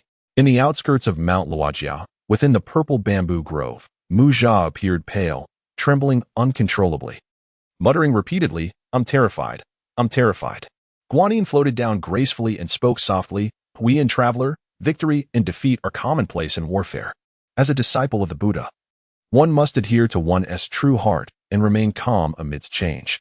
Regardless of the circumstances, one must maintain a tranquil state of mind to embody the profound essence of our Buddhist culture. It is fated that the life of the Jinghe dragon should not come to an end. We must not force it. As she spoke, Guanyin's visage contorted, and she suddenly spat out a mouthful of fresh blood. In an instant, her breath grew feeble. The next moment, Guanyin was enraged. Ba? How dare the Jinghe evil dragon obliterate the mark upon my pure crystal bottle? Should I ever catch you, I will certainly bring you to your demise. Chapter 24. The sea-covering great sage, Jiao Demon King in the heavens above, Jiang Chen sneezed, rubbed his nose, and paid it no heed. Brother Neza, I have long admired you. Come, take a seat. Jiang Chen warmly invited Neza to join him on the 12th grade Pure World White Lotus. Neza clasped his fists in thanks and sat beside Jiang Chen, enveloped in the sacred light of the lotus, feeling a warm and exquisite sensation. Brother Neza, how did you end up in this 33-layer golden tower? Jiang Chen inquired. Hearing this, Neza sighed softly. That is a long story. Initially, I accompanied 30,000 elite heavenly troops to subdue your Jinha Dragon Palace. Jing commanded me to join the 4 heavenly kings and the giant spirit god to besiege you. I, Neza, have always been forthright and never engage in acts of bullying the weak. Thus, I clashed with Jing. Later, when the heavenly troops suffered defeat, Jing vented all his fury on me, imprisoning me within this 33-layer golden tower, refining me day and night with Buddha's light and true fire. Today, I am profoundly grateful for the dragon god's rescue. I see, Jiang Chen replied. Legends abound in the 3 realms about the discord between the sea god Neza and his father, Jing, during the Fengshan calamity. Under the oppression of the 4 seas dragon kings, Jing, in a bid for self-preservation, forced Neza to return his father's bones and his mother's flesh. Later, Jing shattered Neza's golden body of resurrection, nearly leading to his soul's demise. Ultimately, it was the great Master Tai who saved him, crafting a new body for him from a lotus flower. Since then, despite being father and son, they harbored a deep-seated enmity. Subsequently, after Neza's rebirth, he pursued Jing, but it was the vice leader of the Chan sect, Master Randing, who intervened, taking Jing as his disciple and bestowing upon him the 33-layer golden tower as a postnatal treasure to subdue Neza. Ever since, any slight transgression by Neza led to his torment within this tower. The years have indeed been unbearable. Seeing Neza so courteous, Jiang Chen waved his hand and smiled. No need for formality. I had only heard rumors of Jing's hypocrisy. Today, after hearing your plight, I realize his heart is indeed ruthless. Though you are a great deity of the 3 realms, you must still bow to Jing, the Grand Marshal of Heaven's armies. Now that I have given him a beating, he requires time to recuperate, but inevitably he will recover. Alas, I truly cannot bear to see you fall back into his clutches, Brother Neza, Jiang Chen added, discreetly observing Neza from the corner of his eye. At that moment, Ao Ling turned her gaze, stepped forward, and grasped Neza's hand, sweetly stating, Brother Neza, come with us to the Jinha Dragon Palace. My uncle is a great hero. He will surely protect you from being bullied. Upon hearing this, both Jiang Chen and Neza exchanged glances of surprise. Jiang Chen was contemplating how to subtly persuade this mythological figure to join his ranks, but unexpectedly, Ao Ling had voiced the most difficult proposition. However, he quickly masked his delight, maintaining a calm demeanor as he regarded Neza. Neza, being straightforward, displayed excitement upon hearing her words. Yet, noticing Jiang Chen's composed expression, his excitement swiftly transformed into disappointment. The dragon god saved my life. I am immensely grateful. If I were to trouble him, I would feel deeply remorseful, Neza said. Haha. If your concern lies in this matter, you need not worry. I, Jiang Chen, may lack other skills, but I am adept at protecting my own. Even if a powerful Deluo golden immortal were to come, they would not dare to snatch anyone from my Jinha Dragon Palace. My only worry is that my humble abode may not meet your standards, Brother Neza, Jiang Chen chuckled. The dragon god speaks nonsense. We share a bond of mutual admiration and are like old friends upon first meeting. To speak candidly, despite being a great deity of the 3 realms, I have long endured Jing's arrogance. Had it not been for the formidable 33-layer golden tower, I would have revolted against him long ago. If the dragon god is willing to take me in, I would gladly serve as your vanguard, enjoying freedom, rather than being the high-ranking deity beholden to others within the heavenly court. Neza declared, thumping his chest. Ha ha ha, splendid. In that case, I shall promptly report to the great heavenly sovereign and request your admission to the Jinha Dragon Palace. We are brothers, not master and subordinate. All matters shall be discussed together, Jiang Chen replied, surprised by Neza's significant resentment towards Jing, which made Jiang Chen's plan exceedingly smooth. Neza was not only righteous, but also possessed formidable strength, valor, and wisdom. In the vast 3 realms, he was a renowned warrior. With his addition, the power of the Jinha Water Palace would be greatly enhanced. Meanwhile, Jiang Chen began to contemplate recruiting 3 capable aides, which would fulfill 2/3 of his mission. As for the final candidate, Jiang Chen's first thought turned to Yang Jian, another disciple of the Chan sect. As the foremost disciple of the 3rd generation of the Chan sect, Yang Jian's strength surpassed even Neza's. However, residing at Guanjingkou, He only heeds the Emperor's orders when it suits him. Ultimately, he remains a force that the Jade Emperor can command. If Jiang Chen were to poach Neza from under the Jade Emperor's nose, the Emperor might endure it. However, if he were to take Yang Jian as well, it would truly be a case of robbing Peter to pay Paul. This was an untenable situation. Better to return to my Jinha Dragon Palace and deliberate further. Jiang Chen thought to himself. The three of them rode upon the 12th grade Pure World White Lotus, moving swiftly. Before long, they neared the Jinha. However, at that moment, they sensed something amiss upon the Jinha. The waters surged tumultuously, with waves crashing violently and fierce winds howling as dark currents roiled beneath. Below, shadows darted about, complex and changeable, as if embroiled in a fierce battle. What is happening? Who dares to wreak havoc in the Jinha Water Palace? Could it be those from the Buddhist sect? Jiang Chen furrowed his brow at the sight. Neza immediately rose. Brother Jiang, you observe from here. This matter shall be handled by me. He had just joined Jiang Chen's ranks and was eager to seize an opportunity to showcase his prowess. Jiang Chen did not impede him and candidly replied, Brother Neza, take care in all things. As he spoke, he retrieved a small golden tower from his sleeve and handed it to Neza, saying, This 33-layer golden tower is now unclaimed. From this moment on, it shall be yours to wield. Neza's expression brightened as he accepted the 33-layer golden tower, exclaiming, Thank you, Brother Jiang. I shall not disappoint your expectations. With that, he swiftly leaped, summoning his wind and fire wheels, brandishing his fiery spear, and departed from the 12th grade Pure World White Lotus, pointing the spear towards the river's surface. The waves surged violently, parting as Neza invoked a water avoidance spell and leaped into the Jinha. Boom, boom, boom. In the next moment, the tumultuous Jinha erupted with crashing waves. Terrifying ripples of energy spread outward. Brother, it seems quite perilous down there. Can Neza manage alone? Ao Ling clung to Jiang Chen's arm, her gaze fixed on the frightening scene below, instinctively drawing back her neck. Jiang Chen chuckled upon hearing her words. Fear not, though Neza may appear harmless.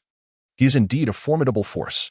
In his youth, he was quite the troublemaker, having slain Ao Guang's son, Ao Bing, at the tender age of 3. With his innate divine strength, he pulled the thunderous bow left by Emperor Xianyuan and shot down a member of the Shiji sect. Later, he was transformed into a lotus body by the true man Tai and assisted King Wu in his campaign against the tyrant Zhou, gradually finding his path. His prowess is unparalleled, not just in the mortal realm, but throughout the 3 realms, making it a gross underutilization to send the great deities of the 3 altars to deal with a mere minor demon. Boom, boom, boom. Moments later, the commotion above the Jing River intensified, and Jiang Chen sensed a shift in the atmosphere. Neza, not only a formidable Tai golden immortal, but also a fleshly saint, wielded the divine powers of the 3 heads and 6 arms along with numerous magical treasures, making him more than capable of withstanding the might of mid-tier Tai golden immortals. The fact that he could engage in combat for several rounds with his opponent was a testament to the demon's exceptional abilities. Brother, Ao Ling, though fragile, sensed the unusual nature of the situation, a hint of concern flickering in her beautiful eyes. It's fine, stay put on the lotus platform. I will lend Nezo a hand. With that, Jiang Chen waved his hand, golden light erupting from his body. Clad in golden chainmail, adorned with cloud-stepping boots, crowned with a purple-gold phoenix crest, and wielding a formidable iron weapon, he stood upon the Jing River. With a thought, 2 figures were propelled forth by a surge of potent cosmic energy. Jiang Chen's gaze sharpened as he beheld Neza facing a towering man clad in black armor, wielding a deep blue trident, his stature surpassing a tall building. The man's countenance was stern, exuding an overwhelming demonic aura, his spiritual pressure even surpassing that of Neza. Neza, relying on his divine powers and magical artifacts, was barely able to contend with him. Jiang Chen's eyes scanned the scene, revealing a panel. King Jiao. Title, former royal steed of the demon clan, great saint of the sea. Realm, mid-tier Tai golden immortal. Treasures, demon emperor heavy armor, acquired treasure. Sea King's trident, acquired supreme treasure. Sea calming talisman, acquired treasure. Chaotic bell, chaotic treasure. Divine techniques, 72 transformations of the earthly fiends, 36 transformations. True form of the heavenly Jiao, law of heaven and earth, being soldiers, water armor formation. Goodness, it turns out to be King Jiao, one of the 7 great saints of the demon clan and a brother of Sun Wukong. King Jiao's strength is comparable to that of the great sage equal to heaven, Sun Wukong, yet he lacks the destiny that brings fame. Had he dared to act as Sun Wukong did, defying the heavenly court, he would have long been dispatched by powerful beings from the court to be vanquished to ashes. King Jiao's gaze flicked towards Jiang Chen, revealing a sneer.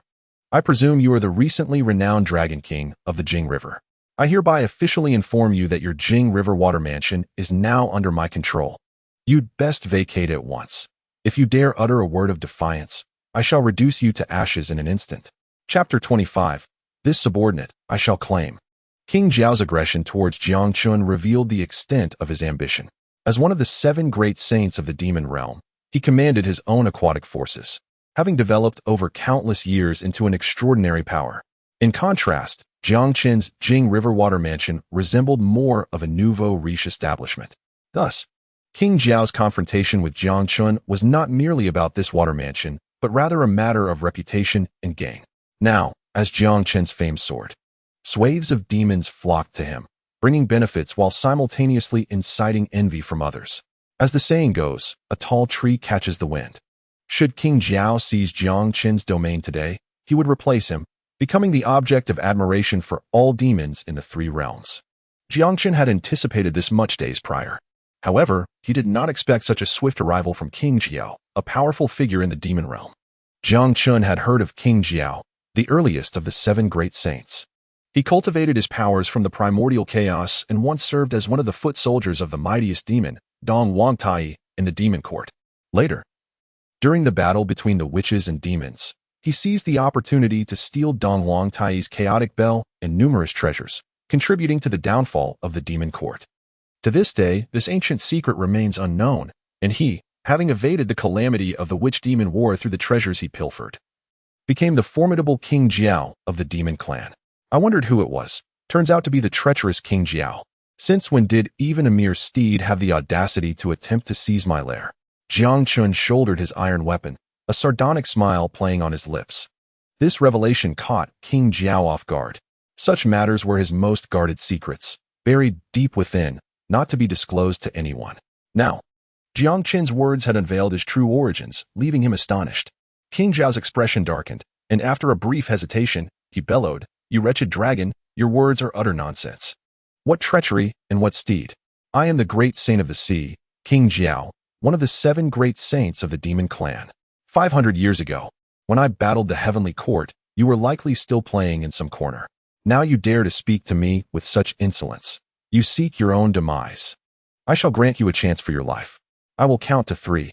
If you do not leave, do not blame me for being merciless." 1.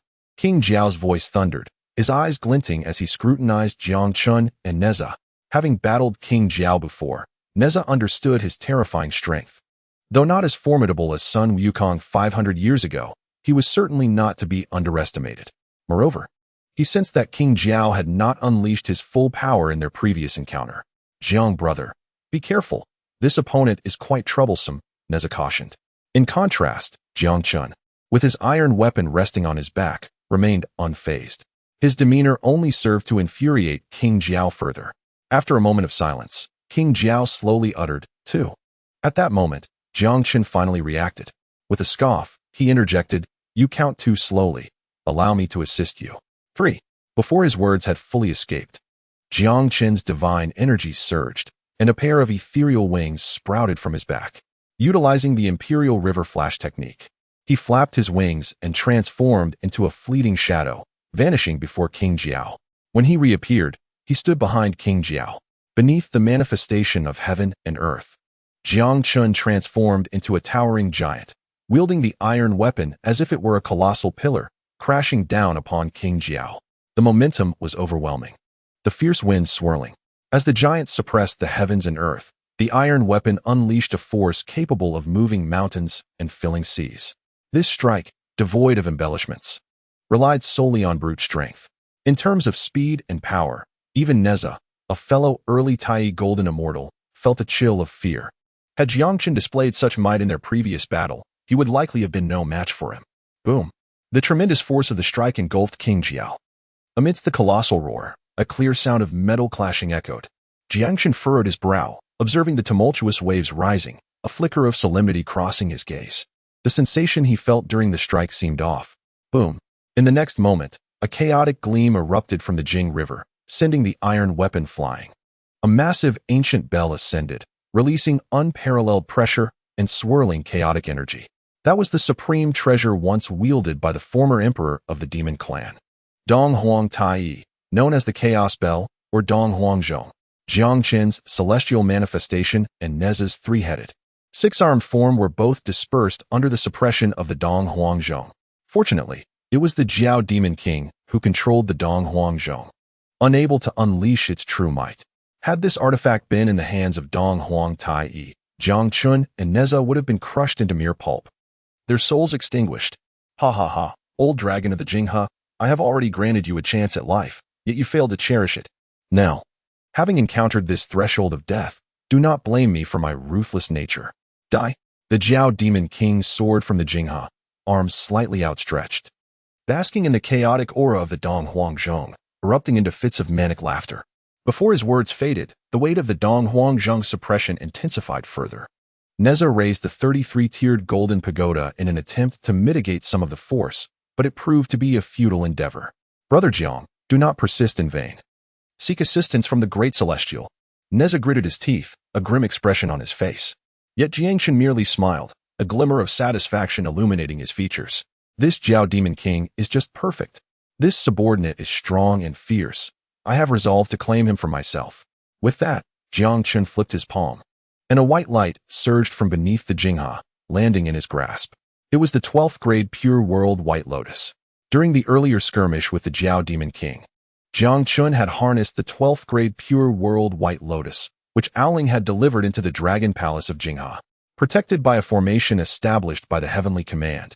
Even a formidable Deluo Golden Immortal could not breach the defenses surrounding the Dragon Palace. At present, only the Pure World White Lotus could withstand the spiritual pressure emanating from the Chaos Bell. With a hum, the white radiance surged, enveloping the area in lotus flames. The 12th grade Pure World White Lotus transformed into a 3-meter-wide lotus platform, soaring upward to hover above Jiang Chen and Neza. This exquisite, innate spiritual treasure was one of the 5 lotus seeds born from the Chaos Green Lotus.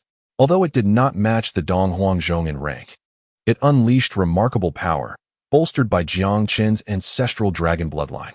What is this? The Jiao Demon King's expression shifted dramatically. In that fleeting moment, the tide of battle turned. The 12th grade Pure World White Lotus not only countered the suppression of the Dong Huang Zhong, but even seemed poised to reverse its influence. This was not a reflection of the Dong Huang Zhong's weakness, but rather a testament to the Jiao Demon King's inability to harness its true potential. Having liberated himself from the pressure of the Dong Huang Zhong, Jiang Chen suddenly erupted forth, channeling the Chaos Ancestral Dragon Art, his arms imbued with explosive power. Chaos Bell. Obey. The Jiao Demon King, seizing the moment, commanded the Chaos Bell to shift from offense to defense, positioning it above his head. It released chaotic, profound light, shielding his form. Yet, in the next instant, Jiang Chen waved his hand, instantly changing his weapon. It was not a formidable iron rod, but rather a pitch-black wooden stick. Its appearance bore signs of decay, lacking any discernible spiritual energy, seemingly fragile enough to break at any moment. Yet inexplicably, upon its emergence, this wooden stick resonated profoundly with the Chaos Bell, causing the Jiao Demon King to feel a surge of trepidation. The reason was simple. This stick was the handle of the Pangu Axe. The Pangu Axe, birthed from the Chaos Green Lotus, was the ultimate treasure of the Great Pangu, a companion artifact.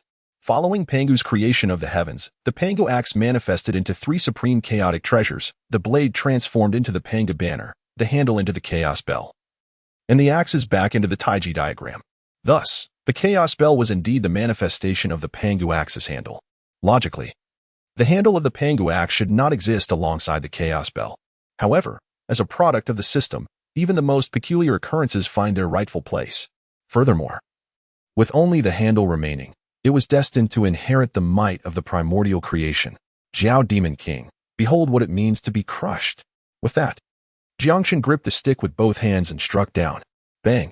A resounding thud echoed as the Chaos Bell was sent flying, its terrifying residual force sending the Jiao Demon King tumbling into the Jinghe with a splash.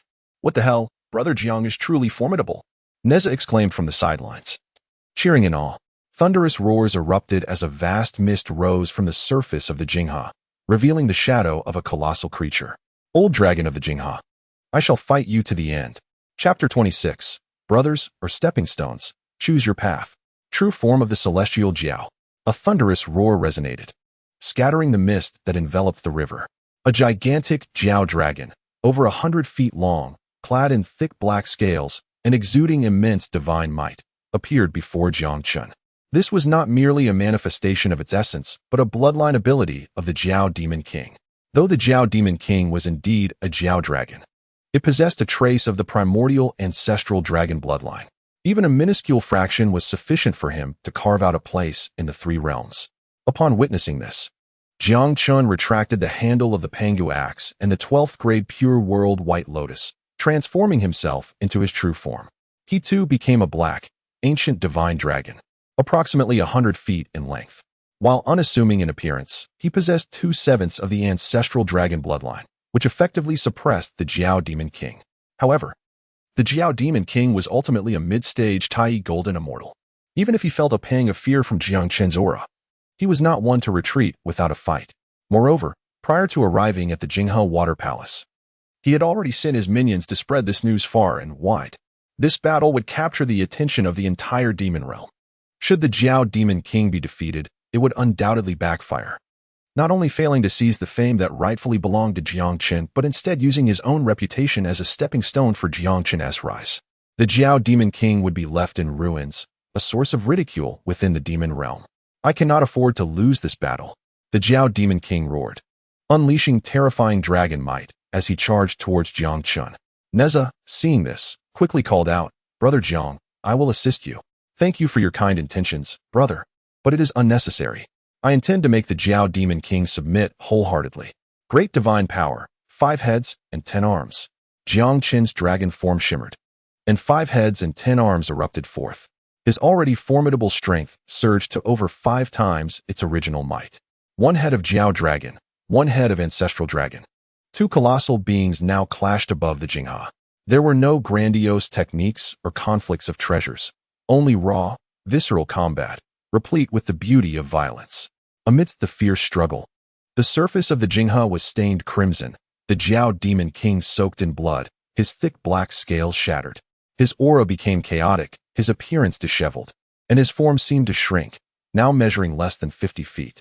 Like a stray dog, he exuded none of the former might associated with a great sage of the demon clan. Jiang Chen transformed back into human form, raised his hand, and summoned the 12th grade pure world white lotus, which began to swirl above the Jiao Demon King's head. It released a blinding white radiance, suppressing him beneath the lotus platform. Jiao Demon King, do you yield in this battle? Jiang Chen stood suspended in midair, his voice resonating like a great bell, striking deeply at the heart. Facing Jiang Chen's imposing presence, the Jiao Demon King smiled bitterly, having originally intended to gain fame from this battle, only to find himself worse off than anticipated. At this juncture, further words were futile. Whether to kill or to spare, he would leave it to Jiang Chen's discretion. He exhibited a certain openness, candidly expressing his inner thoughts. We share no enmity, and as fellow bloodline dragons, there is no need for me to kill you. Not only will I spare your life, but I also wish to propose a collaboration. I wonder if you would be interested?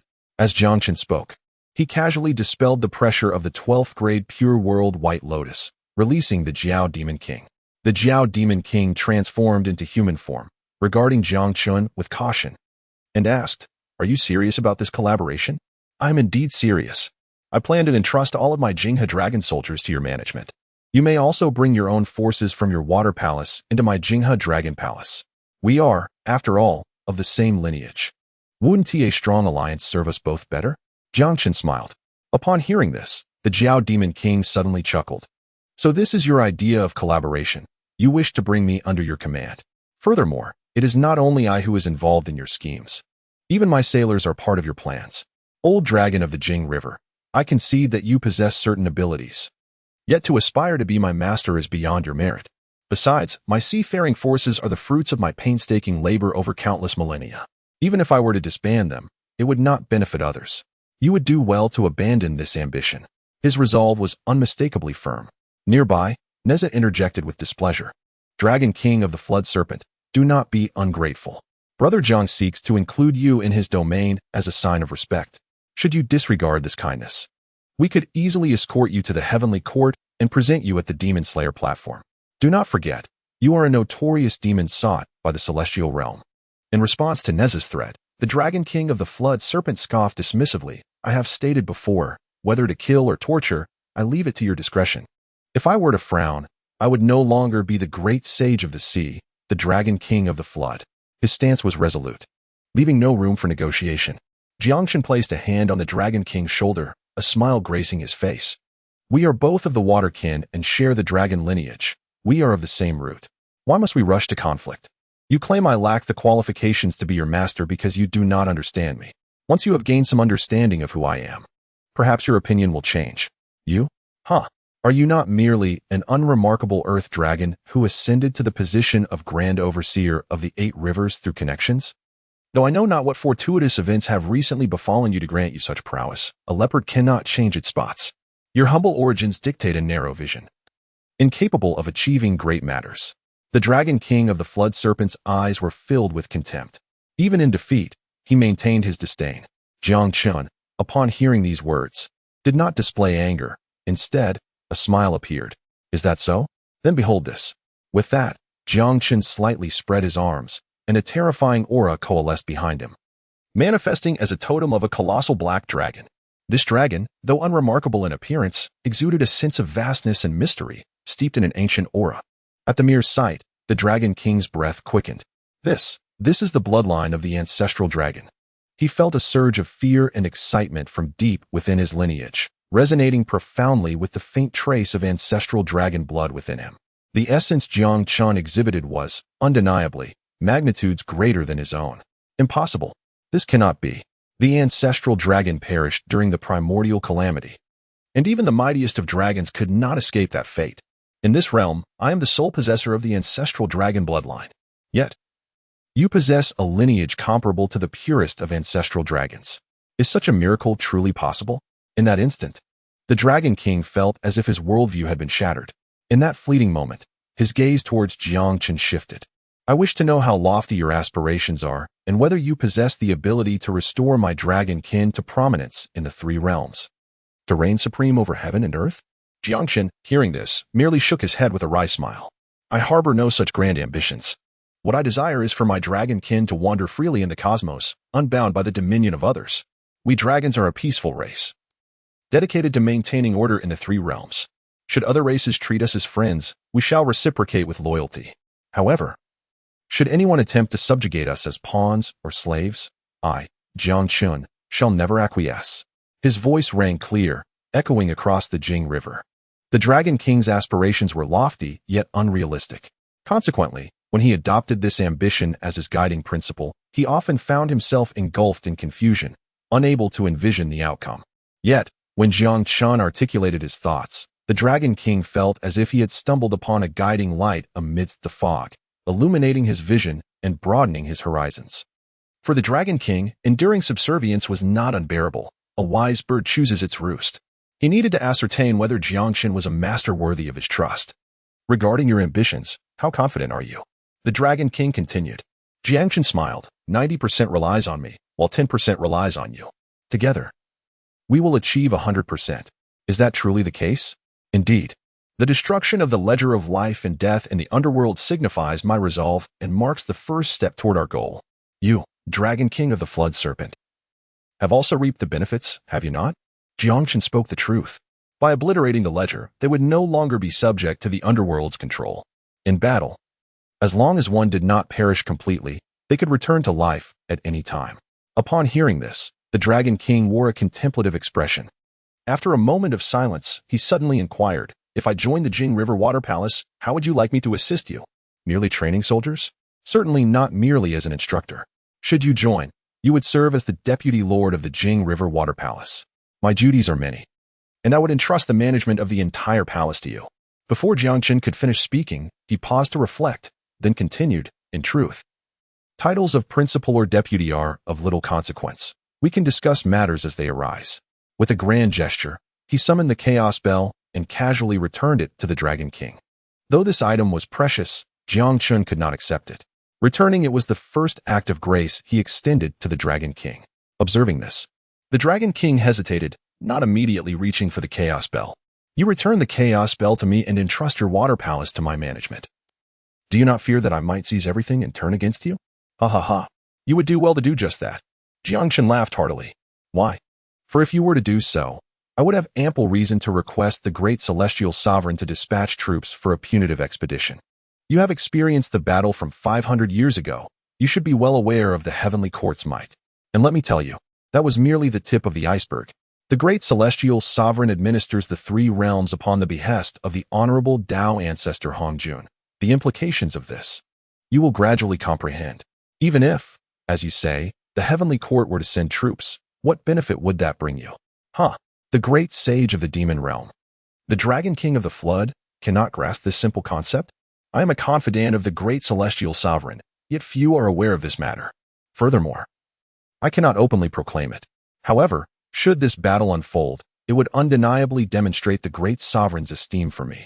From that point on, with the great celestial sovereign as my backing, and once word of this spreads throughout the three realms, I could aspire to establish a force 10 times more formidable than the current Jing River Water Palace. Do you believe that would be difficult? With a smile, Jiang Chen continued. As for you, Dragon King, you would merely become the laughingstock of all demons, a stepping stone for my grand ambitions. Choose wisely.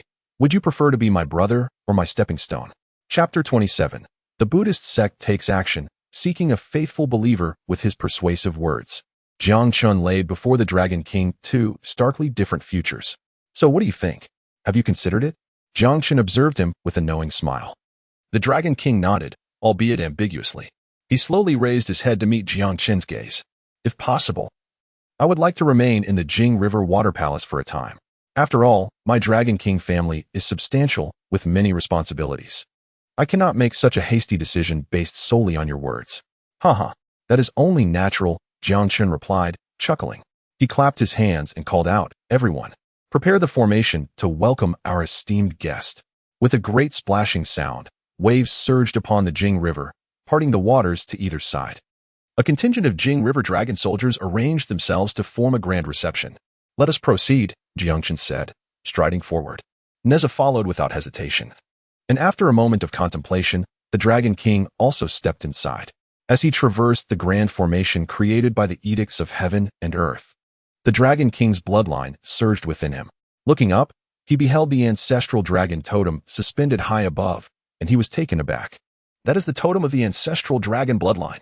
Under the totem's illumination, the bloodlines of all waterkin would undergo a qualitative transformation. Even a humble carp could become a dragon within a few days. This place is truly a paradise for our kind, the Dragon King exclaimed in awe. Earlier, he hesitated to become Jiang Chen's subordinate, feeling a twinge of reluctance. However, upon witnessing the totem, he would willingly accept any role, even that of a mere gatekeeper. In this chaotic world, nothing is more coveted than strength. As his thoughts shifted, a mechanical electronic voice resonated within Jiang Chen's consciousness. Ding. Task 2 completed. Rewards obtained. 1,000,000 years of cultivation, 3 elixirs of vitality, 3 golden pills of Tai, divine ability, true fire of Samadhi, postnatal treasure of virtue, Xinyuan sword. Primordial formation, Tai, gathering spirit array, Jiang Chen, position, divine being of the water department of the three realms, realm, early stage of Tai, golden immortal, 1,000,000,000 years away from the next realm. Treasures, satisfactory iron rod, postnatal treasure of virtue. Golden armor, postnatal spiritual treasure. Lotus silk cloud soaring boots, postnatal spiritual treasure. Phoenix wing purple gold crown, postnatal spiritual treasure. Heaven and earth order, postnatal supreme treasure. 12-petal pure world white lotus, top tier innate spiritual treasure. 5 9,000-year purple patterned peach seeds. 3 elixirs of vitality. 3 golden pills of Tai, Xinyuan sword, postnatal treasure of virtue. Substitute dragon talisman, one-time treasure. Heaven covering talisman, innate spiritual treasure. Pango axe handle, fragment of a heavenly treasure. Tai, gathering spirit array, primordial formation. Immovable once set, bloodline, ancestral dragon, completeness 2/7. Cultivation method, chaos ancestral dragon technique, upper half. Divine abilities and techniques. Earthly transformation 72 changes, complete. 5 heads and 10 arms. Advanced version of 3 heads and 6 arms. Law manifestation of heaven and earth. Universe in sleeves. Emperor Zhang's flashing technique. True fire of Samadhi. At the western heavenly mountain, within the great thunder sound temple, the Tathagata sat atop the 9-grade merit golden lotus, exuding an aura of majesty as he gazed below and spoke of the Dharma. I observed the 4 continents, where the beings exhibit both virtue and vice, varying from place to place. In the eastern victory divine continent, they honor heaven and earth, their hearts serene. In the northern continent, though they engage in killing, it is merely for survival, their natures clumsy and detached, lacking in debauchery. As for us in the western bull heaven continent, we neither covet nor kill, nurturing our spirits. Though lacking supreme truth, each lives long. But in the southern continent, they are greedy, indulgent, and prone to conflict, a true cauldron of disputes, a sea of grievances. I possess the 3 treasuries of truth, which can guide others towards goodness. Upon finishing his words, the 3,000 Buddhas, the 8 great Vajras, the 8 Bodhisattvas, and 500 Arhats all folded their hands in reverence, asking the Buddha, "What are the 3 treasuries of truth?" The Tathagata smiled, continuing, "I have the treasury of the law, which speaks of heaven, the treasury of discourse, which speaks of earth, and the treasury of sutras, which guides spirits. Together, they comprise 35 volumes, totaling 15,140 scrolls. They are the scriptures of cultivation, the gateway to righteousness. I intend to send them to the eastern land, yet the beings there are foolish, slandering the true words, failing to grasp the essence of my teachings, neglecting the true path of yoga. How shall we find a capable individual in the east to undertake the arduous journey through mountains and rivers to seek the scriptures from me, thereby spreading the teachings and transforming beings? It is a grand fortune, a profound blessing. Who would be willing to undertake this journey?" As he spoke, the Tathagata's gaze swept past the 8 great Vajras and the 3,000 Buddhas, inadvertently landing on one of the 8 Bodhisattvas, Guanyin Bodhisattva. Guanyin stepped forward, approaching the lotus platform, bowing 3 times before the Buddha, her hands clasped together. "I, a humble disciple, wish to journey to the eastern land in search of a seeker of the scriptures." All of this was predestined, understood among the Buddhas without words. However, the customary formalities must still be observed. Upon seeing this, the Tathagata could not help but smile, saying, "No one else may go, only Guanyin, with her vast divine powers, may proceed. This journey must tread carefully, avoiding the celestial realms, traversing through the mist and clouds. Pay attention to the distance and the path ahead, and remind the seeker of the journey as challenges. But fearing that the believer may struggle, I bestow upon you 5 treasures." Afterward, he commanded Ananda and Kasyapa to retrieve a robe and a 9-ring staff. This robe and staff may be used by the seeker, if they steadfastly come here. Wearing my robe, they shall avoid reincarnation. Wielding my staff, they shall not create harm. Then, he instructed them to bring forth 3 circlets. This treasure is called the tightening circlet. Though there are 3, each is unique. I possess 3 spells for the golden circlet. If you encounter powerful demons along the way, you must advise them to learn goodness and inform them of their connection to the Western realm, encouraging them to become disciples of the seeker. If they refuse, you may place this circlet upon their heads, and naturally, it will bind them. Recite the respective incantations, and they shall suffer headaches and pains, compelling them to enter my fold. Upon hearing this, all the Buddhas joined their hands in reverence, chanting the Buddha's compassion. Especially when the Buddha spoke of their connection to the Western realm, the Buddhas were filled with excitement. This phrase is the fundamental reason for the growth of Buddhism in the West. The Buddha said, "If you are connected to my Western teachings, then indeed, you are fated. If you take refuge in me, you must possess great wisdom. Should you resist, I regret to inform you that my compassion will manifest in various forms of enlightenment, whether through physical means or magical transcendence, depending on my mood." The grand endeavor of the journey to the West was set in motion. You may depart. I have some finer details to discuss with Guanyin. The Buddhas dispersed, leaving only the Tathagata and Guanyin in the vast Thunder Sound Temple. One is the apparent ruler of the Western Buddhist domain, while the other is the overall coordinator of the journey to the West. Their conversation need not be overly formal. "Guanyin, how are all the arrangements?" The Tathagata inquired directly. Guanyin, twirling a willow branch, noticed that the jade bottle she usually held had vanished. She clasped her hands together and humbly replied, Amitabha, may the Buddha bless. All heavenly deities and demonic kings have entered the plan. Your maternal uncle arrived in the Lion-Tiger Kingdom 500 years ago, consuming the populace and forming the strongest obstacle on the journey alongside the blue lion of Manjushri and the white elephant of Samantabhadra. She paused, and a flicker of displeasure crossed the serene face of the Tathagata. Guanyin, speak plainly, the Tathagata urged. Guanyin nodded. Buddha, the anomalies have yet to be eradicated, and their wings grow stronger. Now, the Jade Emperor has made it clear he intends to protect them. We in the West cannot openly tear the facade and confront the heavenly court. The anomaly to which she referred was none other than Jiang Chen. Both the Tathagata and Guanyin had experienced the trials of divine appointment, understanding the complexities of fate. Sometimes, despite one's efforts, it is challenging to defy destiny. Yet a small oversight can lead fate astray.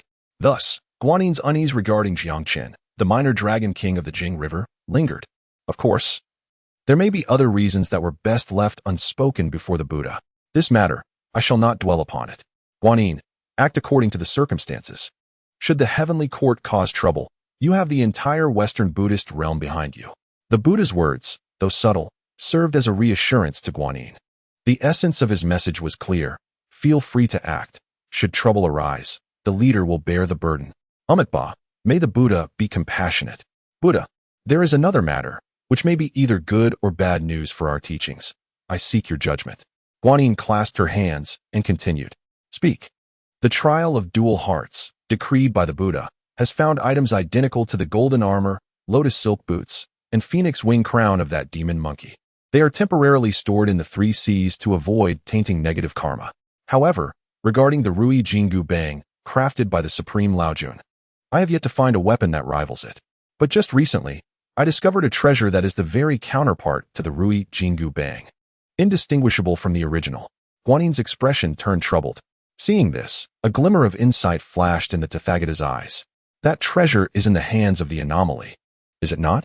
Upon hearing this, Guanyin was initially taken aback but then nodded in affirmation.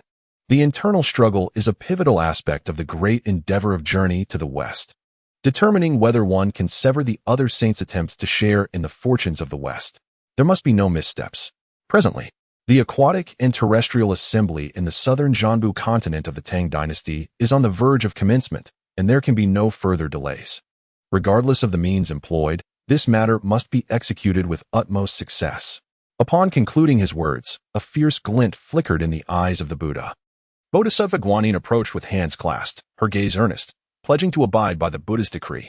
In the realm of mortals, within the dragon palace of the Jinghe River, having received a reward befitting a diligent worker, Jiang Chen did not keep it to himself, but directly deployed the Tai gathering spirit array within the Jinghe Water Palace. This ancient primordial celestial array can gather the spiritual essence of heaven and earth, transforming even the most desolate wilderness into a rare blessed land of the 3 realms. Moreover, Jiang Chen bestowed upon his 3 subordinates generous onboarding benefits, a 9,000-year-old purple-patterned peach for each, a ginseng fruit, and a Tai golden elixir.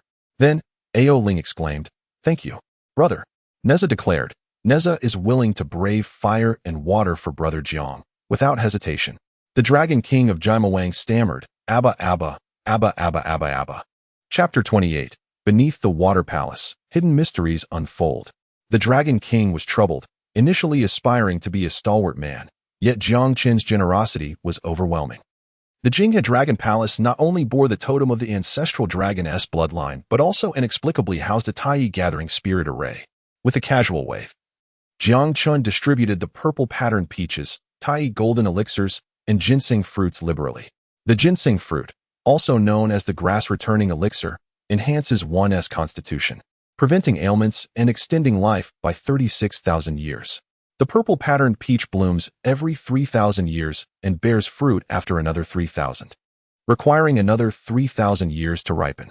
Consuming it grants mortals longevity akin to that of heaven and earth, while immortals experience a significant augmentation in their magical powers.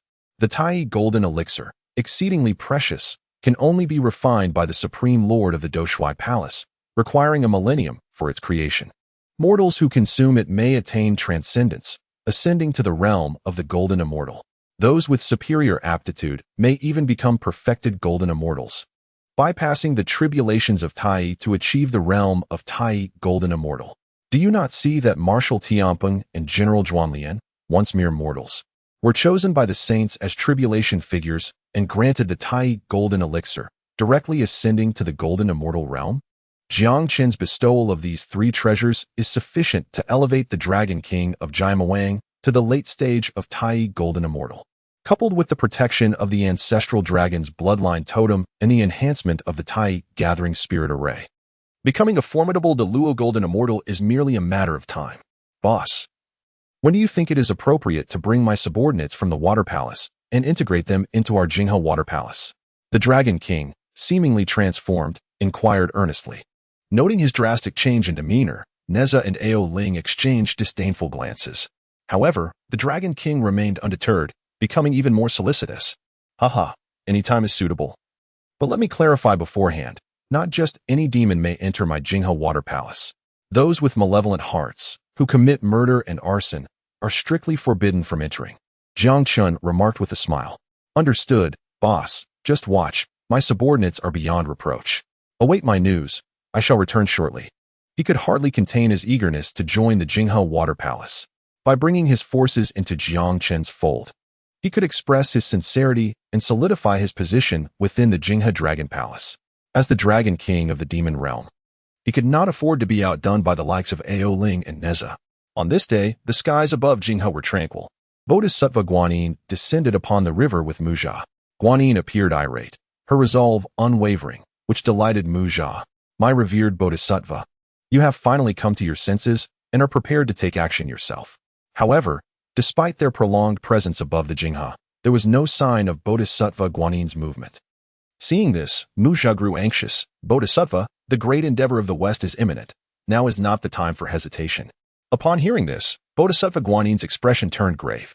This wretched dragon has unearthed a long-lost treasure, the heavenly order, capable of harnessing the forces of heaven and earth, creating a formidable array outside the Jinghe Dragon Palace. As long as this artifact exists, unless a quasi-saint descends, it cannot be breached. Therefore, Mujia, I have decided that you shall be the one to lure this wretched dragon out of the Water Palace, so that I may capture it. While this was true, Mujia trembled at the prospect, feeling despondent. Bodhisattva, This time, Mujia was thoroughly panicked. In his mind, Jiang Chen had become an inescapable nightmare. Just hearing his name made him break into a sweat. How could he dare to challenge the Jinghe Dragon Palace? Bodhisattva, the great endeavor of the West, is imminent. Now is not the time for hesitation, Guanyin reiterated with her hands clasped, her divine presence imposing. This phrase sounded eerily familiar. Yet, with the superior-esque command issued, Mujia dared not defy it. Gritting his teeth, he grasped his mixed iron staff and, steeling himself, descended from the clouds, alighting upon the surface of the Jinghe. As he surveyed the turbulent waters beneath him, his heart raced like a drum. Just as he was about to issue a challenge, a thunderous sound akin to a stampede of horses echoed from afar. Suddenly, the sky darkened, and demonic energy surged, manifesting in all directions. You there in front, stop looking. It's you, the one with the staff. A rough voice boomed, startling the already tense Mujia, causing him to shudder, drenched in sweat. Turning slowly, he beheld a towering figure clad in dark armor, leading a legion of elite demon soldiers, comparable to celestial warriors, gazing down upon him. In an instant, Mujia was paralyzed with fear. The Dragon King. 500 years prior, during the battle at Flower and Fruit Mountain, Mujia had participated. At that time, he had seized the opportunity to engage in battle with the demon saints while both sides were weary. He sought not victory, but merely to make his presence known before the celestial gods. Even so, he was soundly defeated by the great sage Sun Wukong and barely escaped with his life thanks to his dual swords. During that battle, he had witnessed the Dragon King's formidable prowess, rivaling even Sun Wukong before he entered the 8 trigrams furnace. Now, he faced not only the Dragon King, but also a cadre of elite demon warriors numbering in the tens of thousands. Just the overwhelming aura of demonic energy and malice left him breathless. Upon hearing Mujia utter his name, the Dragon King scrutinized him thoughtfully. You, young man, possess some discernment, recognizing me, the great sage of the sea. Seeing your radiant Buddhist light, you must be a member of the Buddhist order. Have you come to seek refuge with my master after being unable to remain in the West? However, matters must be prioritized. hurry and queue up in the back. It was not surprising that the Dragon King did not recognize Mu Jia. After all, Mu Jia had only briefly shown his face during that grand battle, and had fled relying on artifacts, leading to a diminished sense of presence. Mu Jia, hearing the Dragon King's words, quickly stepped aside. Yet, the implication of the Dragon King seeking to serve Jiang Chen sent ripples of astonishment through him.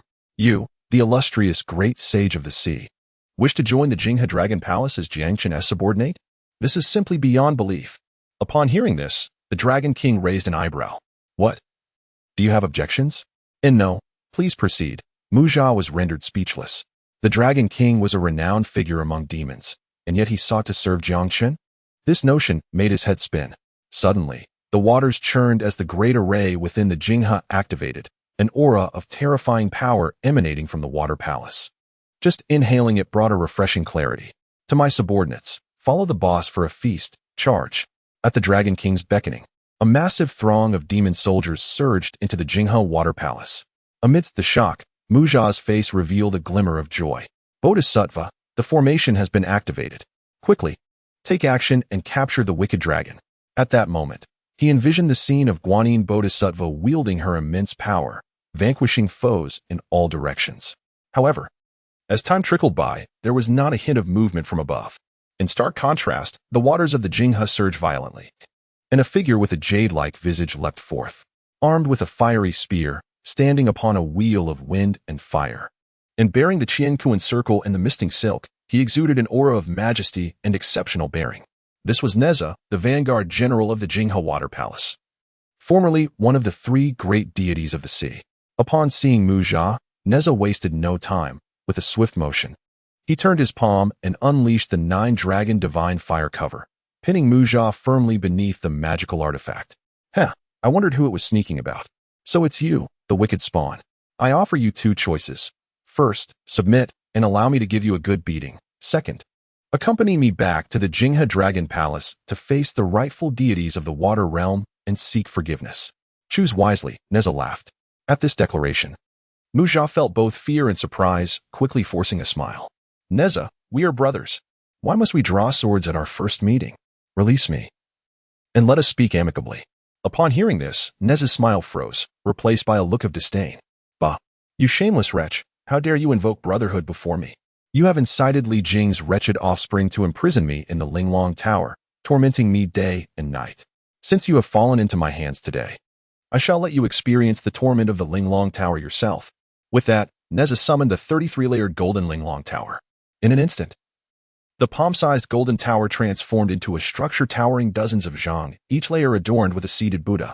A cacophony of sacred sounds erupted as true flames surged forth. The overwhelming power instilled fear in Mu Jia's heart. Amipa.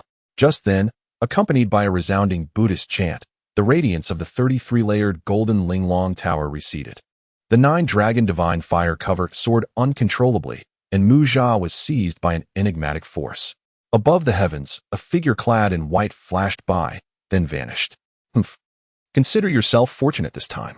Should I catch you again, I shall imprison you within this tower and refine you for 49 days. Neza snorted coldly and returned to the Jinghe water palace. Meanwhile, high above in the heavens, Mu Jia, exhausted and defeated, slumped upon Guanyin Bodhisattva's lotus seat. Beside him, the Bodhisattva, twirling a willow branch, bore a solemn expression. Bodhisattva, that wicked dragon clearly activated the formation just now. Why did you appear indifferent? Mu Jia lamented, tears welling in his eyes. Moments ago, he had faced 3 successive frightful encounters, one with Jiang Chen, another with the Jiao Demon King, and lastly with Neza. He felt as though he were a rat scurrying through the streets, struck wherever he went.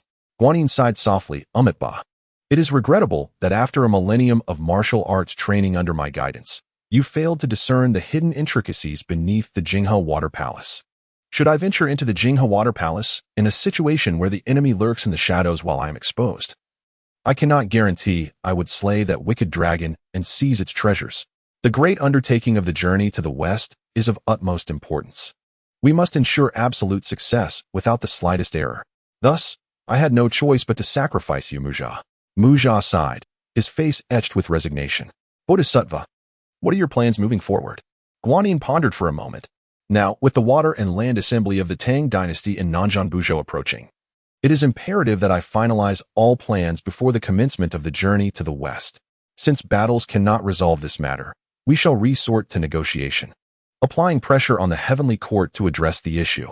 Guanyin paused, a glint of coldness flickering in her eyes. This concerns the undertaking of the journey to the west decreed by the sages, and as a principal executor of this mission. Even the Jade Emperor must collaborate with the Western Buddhist sect, following the prevailing course. Chapter 29. Seeking Armament. Offering treasures in exchange. Shortly after Guanyin and Muzha departed, Jiang Chen received an urgent summons from the Grand Celestial.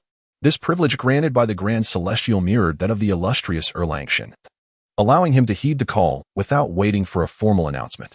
Brother Jiang, this sudden summons from the Grand Celestial likely pertains to Muzha's escape. Given its connection to the Buddhist sect, it surely heralds ill tidings. I know the heavenly court well. I shall accompany you to the Lingshao treasure palace. Neza volunteered eagerly. Jiang Chen waved his hand dismissively, chuckling lightly. Brother Neza, there is no need for alarm. Although this matter involves the Buddhist sect, the meeting place is within the heavenly court. With the Grand Celestial present, even the Tathagata Buddha would not dare to act openly against me. Moreover, you have just consumed the Tai golden elixir. This is the perfect time for you to enter seclusion and refine it. Elevating your strength will be the greatest assistance to me. Despite Jiang Chen's reassurance, Neza remained anxious. While that may be so, I truly cannot rest easy unless you bring someone along. Haha, since Brother Neza insists, little Ao Ling, you shall accompany me, Jiang Chen declared, waving at Ao Ling with a smile. Me? Ao Ling pointed at herself, a look of bewilderment upon her face. Yes, come with me, Jiang Chen affirmed. Ah, brother. Are you joking? I am the weakest. I have never seen the world. I would only cause trouble for you. Ao Ling shrank back, speaking timidly. Precisely because you are the weakest, you must accompany me to gain more experience. You three will eventually become formidable individuals in your own right. Jiang Chen affectionately ruffled Ao Ling's hair, smiling warmly. In truth, the one who truly required cultivation was only Ao Ling alone. Neza and the Jiao Demon King were already renowned powers in the three realms, lacking in capability. Little Ao Ling, since this is Brother Zhang's good intention, you should go with him. Remember, even your father, Ao Ran, would find it challenging to meet the Grand Celestial, Neza encouraged. He understood well that within the entire Jinghe Water Palace, Jiang Chen was the strongest. Therefore, regardless of who accompanied him, it was merely for companionship on the journey. When faced with a true opponent, they would be of little help. After deliberation, it was indeed more appropriate for the beloved little pet of the Jinghe Water Palace, Ao Ling, to accompany Jiang Chen. After giving Neza and the Jiao Demon King some instructions, Jiang Chen picked up Ao Ling and utilized the Imperial Jiang flashing technique to depart from the Jinghe. At the present stage of his cultivation, Jiang Chen, as a nascent Tai golden immortal, could barely exert 1/5 of the speed of the Imperial Jiang flashing technique. With a single flap of his wings, he traversed 20,000 miles. Before long, they entered the southern heavenly gate, passing through numerous celestial palaces, ascending to the highest tier of Lingshao heaven. Jiang Chen, accompanied by the timid Ao Ling, entered the Lingshao treasure palace, where the resplendent hall awaited them. The Jade Emperor, the Great White Star, Guanyin Bodhisattva, and Muzha had been waiting for quite some time. Upon their arrival, Guanyin's eyes widened, her gaze locking onto Ao Ling behind Jiang Chen. In Ao Ling, Guanyin sensed a familiar aura, one of her renowned treasures, the pure and clear glazed bottle. Impudent. The Lingshao treasure palace is sacred ground of the heavenly court. How dare you let any riffraff enter? That earthen dragon, do not linger and quickly roll out, Guanyin exclaimed, her eyes gleaming with ferocity. As a powerful figure of the great Luo golden immortal, her demeanor exuded formidable divine authority. Her words sent a shiver through Ao Ling, who cowered behind Jiang Chen, trembling in fear. Ding dong. Detecting unreasonable disturbance from the opposing forces, activating choice. Choice 1. In the boss's territory, the boss will handle it. I shall merely watch the show, leave everything to the Jade Emperor. Reward: 500,000 years of cultivation, innate treasure, sea calming pearl. Choice 2. In my heavenly court's domain, how dare you act so arrogantly? Take the initiative to retaliate, seek justice for Ao Ling, and make the opponent pay a price. Reward: 1,000,000 years of cultivation, innate treasure, demon emperor's sword, divine ability, 5-colored divine light. Though the sea calming pearl is precious, It requires gathering 24 pieces to unleash its true power. In contrast, the Demon Emperor Sword and the five-colored Divine Light are far more practical. During the Great Calamity of the Kongxian wielded the omnipotent five-colored Divine Light, overpowering numerous formidable figures of the Chan sect. Even the ancient Buddha of the Lamp, in his earlier days as the Lamp Taoist, suffered defeat alongside the Winged Immortal against Kong Xian's five-colored Divine Light. Most importantly, as a champion of justice, I could not turn a blind eye to the struggles of my own kin. All this transpired in the blink of an eye.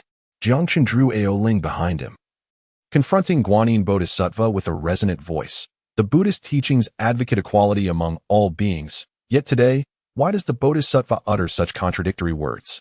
Is it possible that the so-called Buddhist scriptures are merely deceptive rhetoric? Speaking one way while acting another is the true virtue of the Buddhist order. Upon hearing this, Guanyin's face flushed crimson. Had it not been for the Jade Emperor's presence, she would have struck Jiang Chen down without hesitation. Every time they exchanged barbs, he insisted on involving the entire Buddhist order. You wretched dragon, cease your nonsense. My words are only to uphold the order of the heavenly court. Guanyin retorted coldly. Jiang Chen, upon hearing this, revealed a playful smile. Oh, your majesty, have I violated the order of the heavenly court by bringing my sister here? Since she is a sister of Jiang Iching, she is undoubtedly a pillar of our heavenly court. Thus her presence in the court is entirely appropriate. Furthermore, our heavenly court has always valued democracy. Even a water dragon from the lower realms ascending to the court is a matter of little consequence. Guanyin, perhaps you should address the matter at hand. The Jade Emperor interjected to mediate the situation.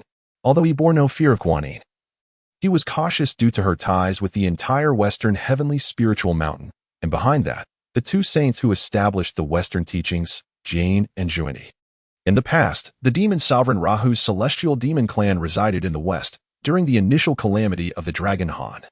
Rahu was defeated but managed to deplete the fortune of the entire West.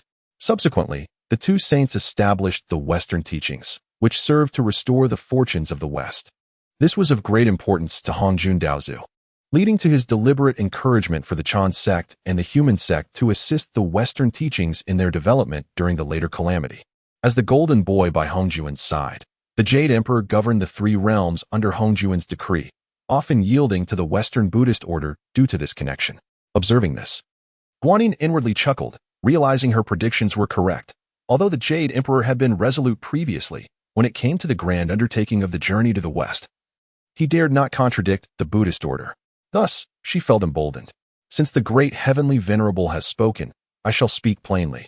The journey to the West is imminent, and we must act in accordance with the heavenly principles. While Jiang Chen may be impervious to death, he must not step out of the Jinghe Dragon Palace even a single step after the commencement of the journey to the West. Moreover, the return of the pure glazed bottle and the 33-layer golden pagoda of the Buddha of the Lamp is crucial for the upcoming journey to the West. Additionally, Jiang Chen's prior act of slaying Wei Zheng with an iron rod marked the inception of disturbances in the heavenly mechanisms. These items must be entrusted to me for the sake of rectification. Furthermore, the armor and weapons he acquired from the Three Seas pertain to a critical challenge in the journey to the West and must be returned. Guanyin spoke eloquently. Jiang Chen, standing before her, wore a look of utter disinterest. Is that all? He glanced up. For now, yes. You would do well to act swiftly, or even the great heavenly venerable may find himself in a predicament, Guanyin threatened. Jiang Chen scoffed. I reject all that you've said, Your Majesty. If there are no other matters, I shall take my leave. The Jinghe Water Palace is growing rapidly. I have recently accepted one of the 7 great saints of the demon realm, the overturning Sea Great Saint, as my subordinate. With over 100,000 elite demons now in the palace, my presence is required for coordination. Upon hearing this, the Jade Emperor's eyes sparkled with approval as he regarded Jiang Chen. Well done, young man. You've even managed to recruit the rebellious Jiao Demon King. Truly impressive. Under Guanyin's nearly predatory gaze, the Jade Emperor cleared his throat and said, Since Jiang Iching is busy with official duties, I grant your request. Oh. And when you leave, do not forget to collect 3,000 sets of Heavenly River naval uniforms and equipment from the Heavenly Soldiers Camp. Select 3,000 elites from your Jinghe Water Palace, and your Jinghe Water soldiers shall henceforth be integrated into the Heavenly Court's naval forces. Guanyin, here I am, discussing the serious matters of the journey to the west, and you two are already planning other affairs. Do you not regard me as a person? This is utterly disrespectful to the dignity of the Buddhist order. Just then, Jiang Chen turned to leave. Halt! Guanyin called out coldly. Jiang Chen paused. Turning back with a smile, Bodhisattva, do you have further matters? Unable to restrain herself at the sight of his smiling face, Guanyin felt an urge to strike him. Was what I said not clear enough? What more do you want to inquire about? Just as she was about to erupt, the Jade Emperor interjected, Guanyin. Jiang Iching is preoccupied with official matters. Unless there is something urgent, do not pester him. Guanyin's heart sank. Jiang Chen's words had strengthened the Jade Emperor's resolve. However, seizing the moment, she clasped her hands together, her countenance solemn. Amit Ba. The journey to the west is a calamity decreed by the heavenly principles, and all laws must not be reversed. Jiang Chen, at such a juncture, one must not act impulsively. I comprehend the great principles, Jiang Chen replied with a grin, but what else? In that case, hand over those items and vow to the heavenly principles that you shall not step out of the Jing Dragon Palace until the journey to the west calamity concludes. Guanyin stipulated. Upon hearing this, Jiang Chen's lips curled into a smirk. Since you have stated it thus, allow me to be forthright. First, confinement is out of the question. I, Jiang Chen, shall never hide away in the Jinghe Water Palace, shutting myself in. Second, the pure glazed bottle and the 33-layer golden pagoda are gifts from Muzha himself. It is impossible for me to return them. Third, the armor and the prized iron spear are in my possession, but if you desire them, you must offer something in exchange. With that, he made to leave, dragging Ao Ling along, his resolve unyielding. Guanyin, her teeth clenched, glared at him with a fierce expression. State your terms. Just as Jiang Chen was about to step out of the Lingxiao treasure hall, her voice rang out. Chapter 30, A Pleasant Bargain. Shedding tears for a lucrative deal, Jiang Chen offered Guanyin no opportunity to refuse. As she had articulated, with the journey to the west imminent, if preparations were not aligned with the predetermined plan before its commencement, the entire calamity would deviate from the heavenly decree, spiraling into an uncontrollable direction. Guanyin felt urgency. Yet Jiang Chen remained unperturbed. His existence was already an anomaly in the context of the journey to the west calamity. If so, why fear further disruption of the heavenly mechanisms? Thus, the initiative shifted from Guanyin's hands into Jiang Chen's. The golden lock armor, lotus silk, cloud-stride shoes, and phoenix feather purple gold crown were all remarkable treasures. When I, Jiang Chen, donned this armor, I accomplished feats that resonated throughout the three realms, becoming a symbol of my identity. Therefore, these treasures now possess invaluable added worth beyond their original value. Hence, should you desire these three artifacts, you must each offer a piece of innate spiritual treasure in exchange. As for my prized iron spear, not only is it one of the 4 great treasures of virtue, but it is also my trusted weapon. Without an innate treasure, you cannot hope to acquire it from me. Moreover, I remain uncertain of your intentions regarding my armor and weapon, considering the risk of impersonation that could tarnish my reputation and likeness. You must also provide 100 Tai golden pills, 100 purple vein peach fruits, and 100 herbal revival pills. Of course, I am quite reasonable. If you lack sufficient Tai golden pills, you may substitute them with the Luo golden pills. Without the peaches of immortality and the grass of rebirth, one could still make do with other innate spiritual roots. How about it? ISNT, this is a splendid deal? Jiang Chen spoke eloquently, leaving the onlookers utterly astonished. Guanyin trembled with rage, her lips twitching. Goodness, this is no mere lion's demand. It's as if a celestial dragon has opened its mouth wide. 3 pieces of innate spiritual treasures, 1 piece of acquired supreme treasure, 100 Tai golden elixirs, 100 purple pattern peaches, and 100 ginseng fruits. How could you possibly expect to procure such an abundance of treasures? If you had even a single peanut, you would never utter such words. Was it you who swore brotherhood with Lu, Guan, and Zhang? Or perhaps when the great divine Qua Fu fell, he tossed that staff into your mouth? The Jade Emperor appeared calm on the surface, yet his heart was tumultuous. What a clever lad, indeed. Previously, the Buddhist sect maintained a rigid stance, forcefully converting others with the mere declaration of destiny. Now, they were met with Jiang Chen, a veritable bandit. Rationally, one might argue that Jiang Chen's demands were excessive, yet emotionally, it was undeniably exhilarating. After Jiang Chen finished speaking, a heavy silence enveloped the Lingxiao hall. Guanyin hesitated. Such a favorable price was a fortune waiting to be seized. Do you find it too costly?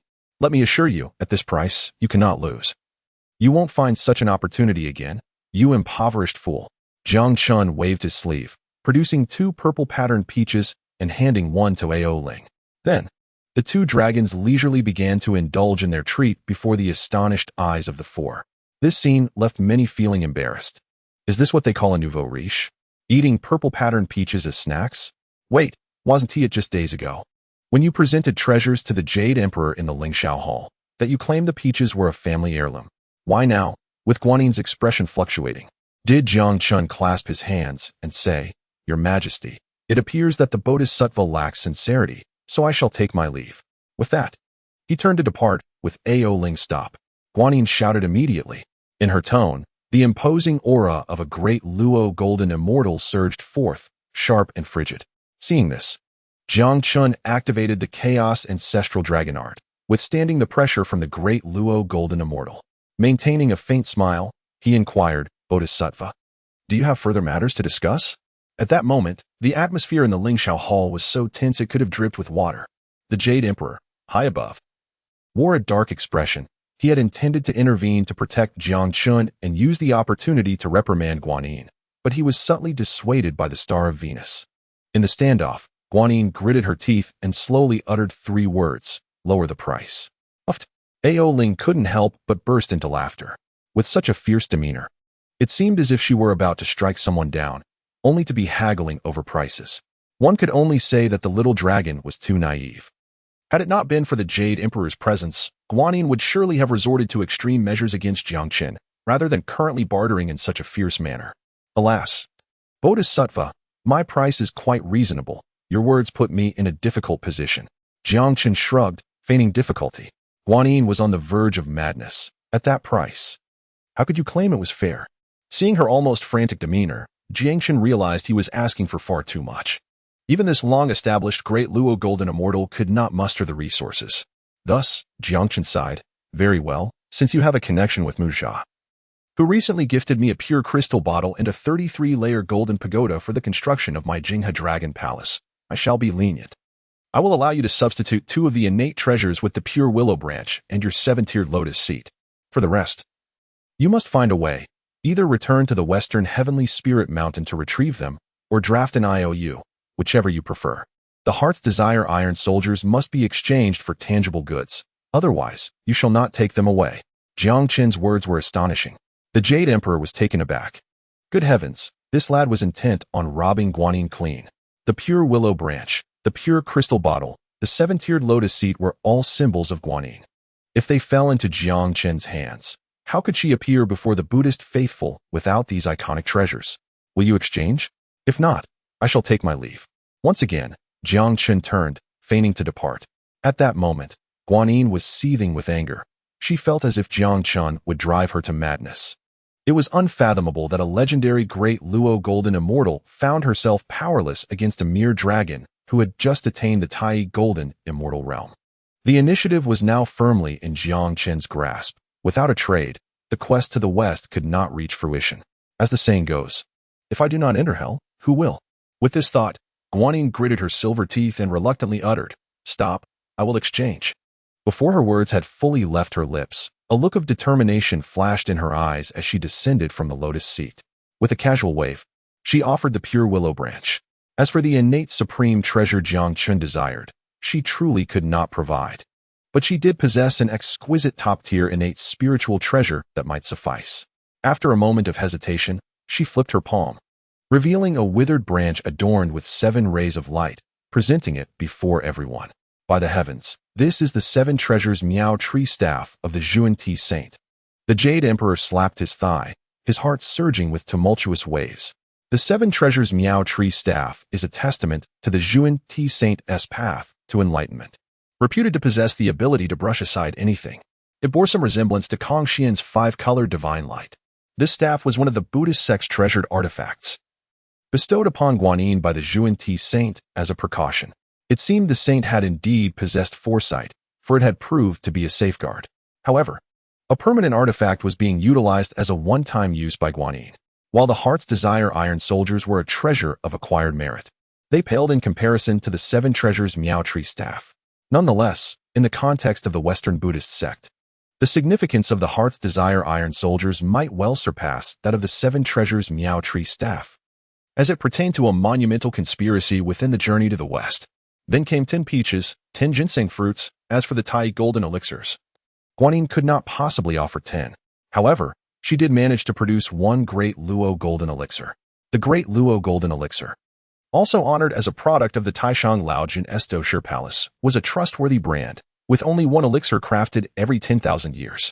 A mortal who consumed it could directly transcend the Tai Thunder Tribulation, achieving the Tai Golden Immortal realm. Its rarity was on par with, if not exceeding, that of 10 Tai Golden Elixirs. Even when Taishang Laojun descended to enlighten the Marshal of the Heavenly Canopy and the General of the Rolling Curtain, he had not dared to use the Great Luo Golden Elixir. Thus, a transaction was completed in a most agreeable manner, albeit one-sidedly. Bodhisattva, may our collaboration be fruitful. Should you desire any treasures from me in the future, do not hesitate to seek me at the Lingsha Hall. I am always at your service. In this exchange, Jiang Chen had painfully relinquished his great sage ensemble, yet he had gathered the Guanyin set, along with the 7 treasures Miao Tree staff. To mask his sorrow, he wore a broad smile. Lord Jiang, you are busy with official matters. You may take your leave. The Jade Emperor waved his hand, wishing to confirm further details regarding the journey to the west with Guanyin to avoid any mishaps. Thus, he allowed Jiang Chen to depart first, while he retained Guanyin, to prevent her from acting out of desperation and attempting to intercept Jiang Chen. After leaving the Lingsha Hall, Jiang Chen headed to the Heavenly Soldier Camp to collect the 30,000 sets of celestial soldier uniforms and equipment personally sanctioned by the Jade Emperor. Then, accompanied by Ao Ling, he returned to the Jingha. Throughout the journey, a wild grin spread across Jiang Chen's face. Ding!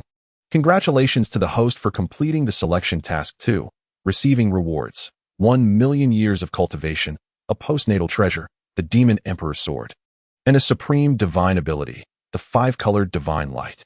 Jiang Chen, position, deity of the water division of the 3 realms, cultivation level, early stage of Tai Golden Immortal, 1 million years away from the next realm, treasures, heaven and earth decree, postnatal treasure. 12th grade pure world white lotus, superior innate treasure, 10 pieces of 9,000-year purple patterned peach, 10 pieces of herbal returning elixir, 1 piece of De Luo golden elixir.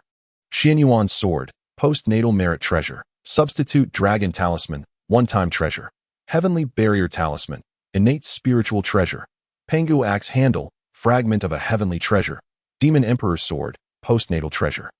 7 treasures wonderful staff, superior innate spiritual treasure, restricted use, pure young willow branch, postnatal treasure, restricted use, 7th grade lotus platform, postnatal treasure. Restricted use, bloodline, ancestral dragon, 2/7 completeness. Cultivation technique, chaos ancestral dragon art, upper half. Divine techniques, 72 transformations of earthly fiends, complete.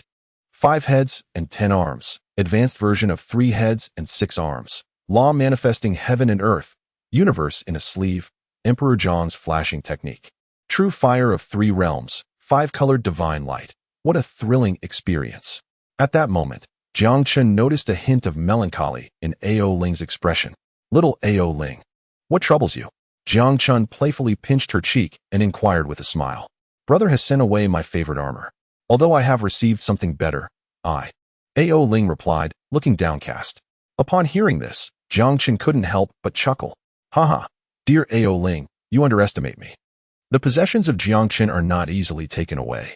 The Western Heaven Buddhist sect never engages in unprofitable deals. There must be some ulterior motive behind their actions. I am curious to see what tricks they are up to. After all, the imprint left by the 12th grade pure world white lotus cannot be unraveled by the broken 9th grade merit golden lotus of the Western Heaven Buddhist sect. Chapter 31. It is better not to go to the Western Heaven. Jiang Chen, without a second thought, used the De Luo golden elixir he had extorted from Guanyin Bodhisattva on Ao Ling. The previous day, after consuming the Tai golden elixir, her cultivation had already soared to the mid-level golden immortal. On the way back, Jiang Chen assisted her in absorbing the power of the De Luo golden elixir using the 12th grade pure world white lotus, resulting in her breaking through the Tai thunder tribulation and becoming a formidable Tai golden immortal. She might be the fastest individual to ascend from a human immortal to a Tai golden immortal in the 3 realms. However, advancement through external assistance is inherently unstable, leading to a slight deficiency in power compared to those who have achieved the Tai Golden Immortal status through prolonged cultivation. To address this, Jiang Chen planned to erase the imprints on the Pure Yang Willow Branch and 7th grade Lotus Platform before entrusting these two treasures to Ao Ling. In battles among powerful beings, magical treasures are crucial components of strength. Currently, Neza possesses numerous magical treasures and has acquired the 33-layer Golden Linglong Pagoda, giving him a significant advantage in treasure configuration against his peers.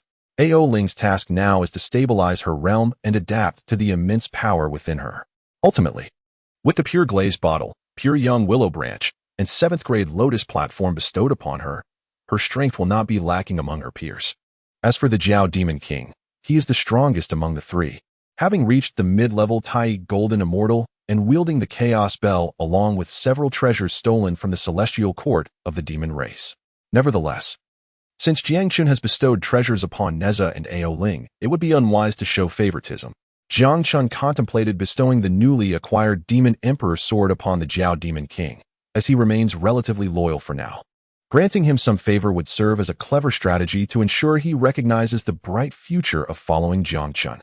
In the Dragon Palace of the Jinghe River, upon seeing Jiang Chen return with Ao Ling, Neza approached him proactively. Neza, you have just consumed the Tai Golden Elixir, the Peach of Immortality, and the Ginseng Fruit. You should be in seclusion. Why are you here? Jiang Chen scrutinized him with a frown.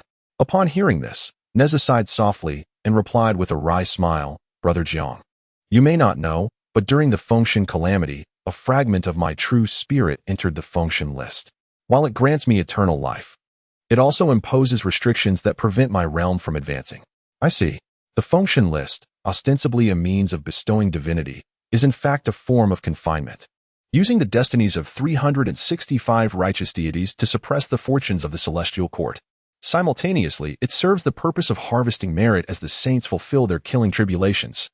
The gods, including Neza, are merely sacrificial pawns in this grand scheme. Now that the Fengshen list lies in the hands of the great celestial venerable, Jiang Chen would seek an opportunity to negotiate for a replacement on the list. After all, Neza has become a valuable aid to Jiang Chen, and his potential should not be limited to the early stage of Tai Golden Immortal. In the days that followed, Jiang Chen dedicated himself to the construction of the Jinghe Dragon Palace and the cultivation of his 3 subordinates. He first spent 3 days erasing the imprints on the Pure Young Willow Branch and 7th grade Lotus Platform, subsequently bestowing these treasures upon Ao Ling. As for the 7 treasures wonderful staff, despite spending over 10 days, Jiang Chen was unable to remove the imprints left by the saint. He could only set it aside for the time being. For the Jiao Demon King, receiving both the golden elixir and treasures, the Jinghe Dragon Palace became a paradise for cultivation. His realm and power advanced rapidly, and while assisting Jiang Chen in training troops, he subtly showed signs of elevating his realm to the late stage of Tai Golden Immortal. While the Jiao Demon King's advancement is beneficial for Jiang Chen, he remains the most unstable factor among Jiang Chen's 3 subordinates. Should his strength surpass Jiang Chen's, he could potentially turn against him. Thus, the only way to ensure his loyalty is to maintain a position of superiority while bestowing him with benefits. Only by keeping him firmly beneath his thumb can Jiang Chen instill a sense of reverence in him. It seems that I need to find something to do to enhance my own strength. Just as these thoughts were forming, the system's electronic voice chimed in, ding. The great undertaking of the journey to the west is about to commence. As the host has previously completed the Jinghe Dragon Ghost storyline task, the task continues. Storyline task. My journey to the west is my own. Persuade the 5-member Journey to the West team to realize their circumstances and not to become pawns of the Western Heaven Buddhist sect. Based on the host's task completion progress, rewards will be awarded accordingly, with a maximum of 5 million years of cultivation, superior innate treasures, the 4 swords of extermination, and the fragment of the killing divine spearhead. What a remarkable opportunity. This time, the rewards include 5 million years of cultivation and the 4 swords of extermination. If I can gather all 4 swords in the extermination array diagram, the resulting extermination sword formation would be known as the ultimate killing array of ancient times. Its sharpness and power unmatched. During the Fengshen calamity, the Tongtian teacher once used this formation to contend against the 4 saints and to thwart the Zhou dynasty's assault on the Shang. Though ultimately unsuccessful, its might is undeniable.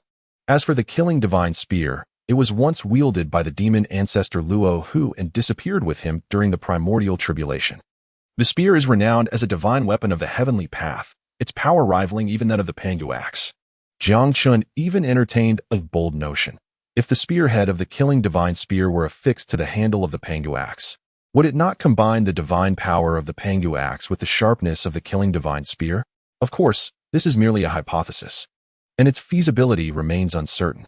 The key point is that since Jiang Chen had previously accepted the Jinghe Dragon Ghost storyline task, this is considered a main storyline task for the journey to the west. This time, there was no opportunity for him to choose.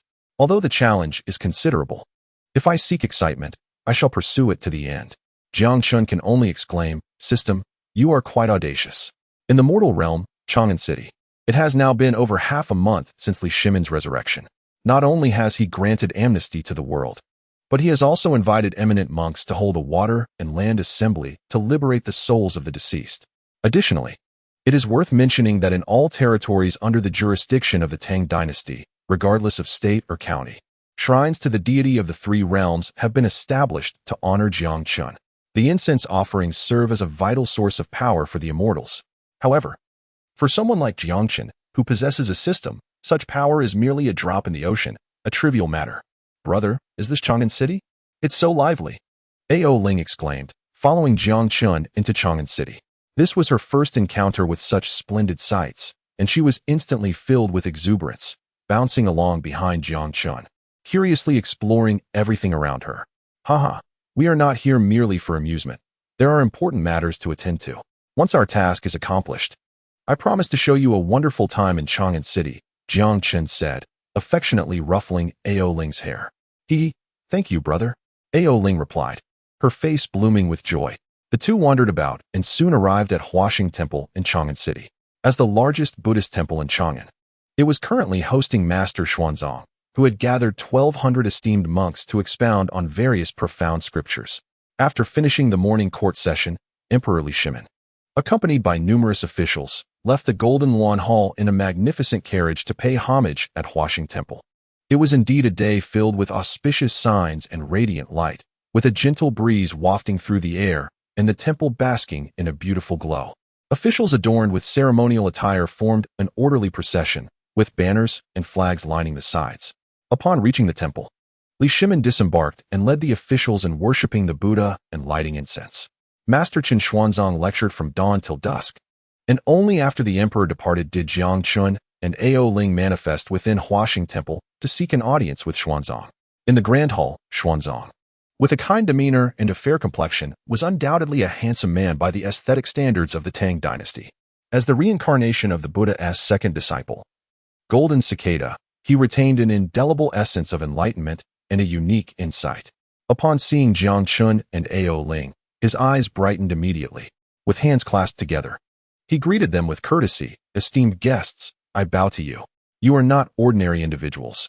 May I inquire what brings you to seek me?"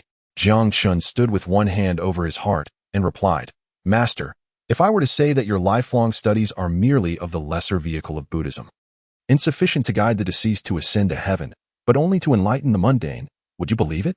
At these words, Xuanzang's hand, which had been striking the wooden fish, abruptly halted, and an unnatural expression flickered across his face. However, he quickly masked this reaction. "Bah. If you say that my studies are of the lesser vehicle, might you enlighten me on the merits of the greater vehicle?" Xuanzang responded calmly. "The so-called greater vehicle can elevate the deceased to heaven, liberate those in hardship, cultivate an everlasting body, and transcend the cycle of life and death," Jiang Chen proclaimed with fervor. Xuanzang appeared somewhat displeased. "Oh, if that is the case, then I implore you to elucidate the greater vehicle, that I may broaden my horizons." This reaction was indeed expected. After all, he had spent his entire life in the temple, contemplating the lesser vehicle. Having studied for 30 to 40 years, he had become the foremost master of the Tang dynasty. To have someone outrightly dismiss his life's work was not something he could easily accept. I do not possess knowledge of the greater vehicle," Jiang Chen replied with a laugh. Xuanzang was taken aback for a moment, his hands thrown up in exasperation as he cast aside the wooden fish. "Are you jesting with me, sir? Do you dare to provoke me with the thought of reciting the sutras on rebirth?" At this, it was Jiang Chen who stood dumbfounded. "Goodness! I was led to believe you were a wise monk, yet you are like this? He mused, secretly wondering if he had inadvertently disrupted the flow of destiny, affecting even the Tang monk. Seeing that the monk was ready to chant the sutras, Jiang Chen quickly smiled and said, "Master, please calm yourself. Those words were not mine. I was merely speaking on behalf of another. In 7 days, at the Water and Land Conference, an old monk will cause a disturbance. He will be the manifestation of Avalokiteshvara, here to guide you on your journey to the west, to bring the teachings of the greater vehicle to the southern continent through your efforts." Upon hearing this, Xuanzang's expression softened, and a smile broke upon his face. "Avalokiteshvara? To guide me? Haha, it must be due to my good deeds that I have been chosen amidst the vast sea of humanity. This opportunity will surely etch my name in history, ensuring my legacy for millennia." He laughed, and Jiang Chen joined in. "Master, do not rejoice too soon. The journey to the west is fraught with peril, spanning 10,800 miles, filled with demons and monsters. You will endure 14 years, facing numerous adversities, including being captured by demon kings who wish to make you their feast." At these words, the smile on Xuanzang's face froze. "Amitba, perhaps it is best not to go to the west." Chapter 32, Bald but Stronger. Jiang Chen. Wasn't he the Tang monk steadfast in his resolve, vowing not to rest until he reached the spiritual mountain? Why did he give up so easily? The narrative task was merely to enlighten the members of the Journey to the West team about their destiny, and not to reverse the story. If the Tang monk forsook the pilgrimage, the entire endeavor would be thrown into chaos. Such disorder would leave even the sages at a loss. This was not the outcome Jiang Chen wished to see. In truth, Master, there is no need for fear. Although the journey may be thrilling, every challenge is ultimately harmless. Moreover, you will not be venturing alone. You shall take 3 powerful demon kings as disciples, clearing paths through mountains and bridging waters along the way. Ultimately, upon obtaining the scriptures, you will achieve the golden body and be conferred the title of Sandalwood Merit Buddha by the Tathagata. Furthermore, as the reincarnation of the Buddha's second disciple, Golden Cicada, you are destined to be the one to undertake this pilgrimage. Jiang Chen spoke eloquently, sharing the intricate web of causes and effects with Xuanzang.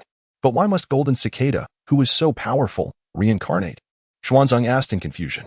In the past, the Tathagata instructed Kasyapa to smile upon a flower and asked you to discern its meaning. Regardless of your response, it was always dismissed.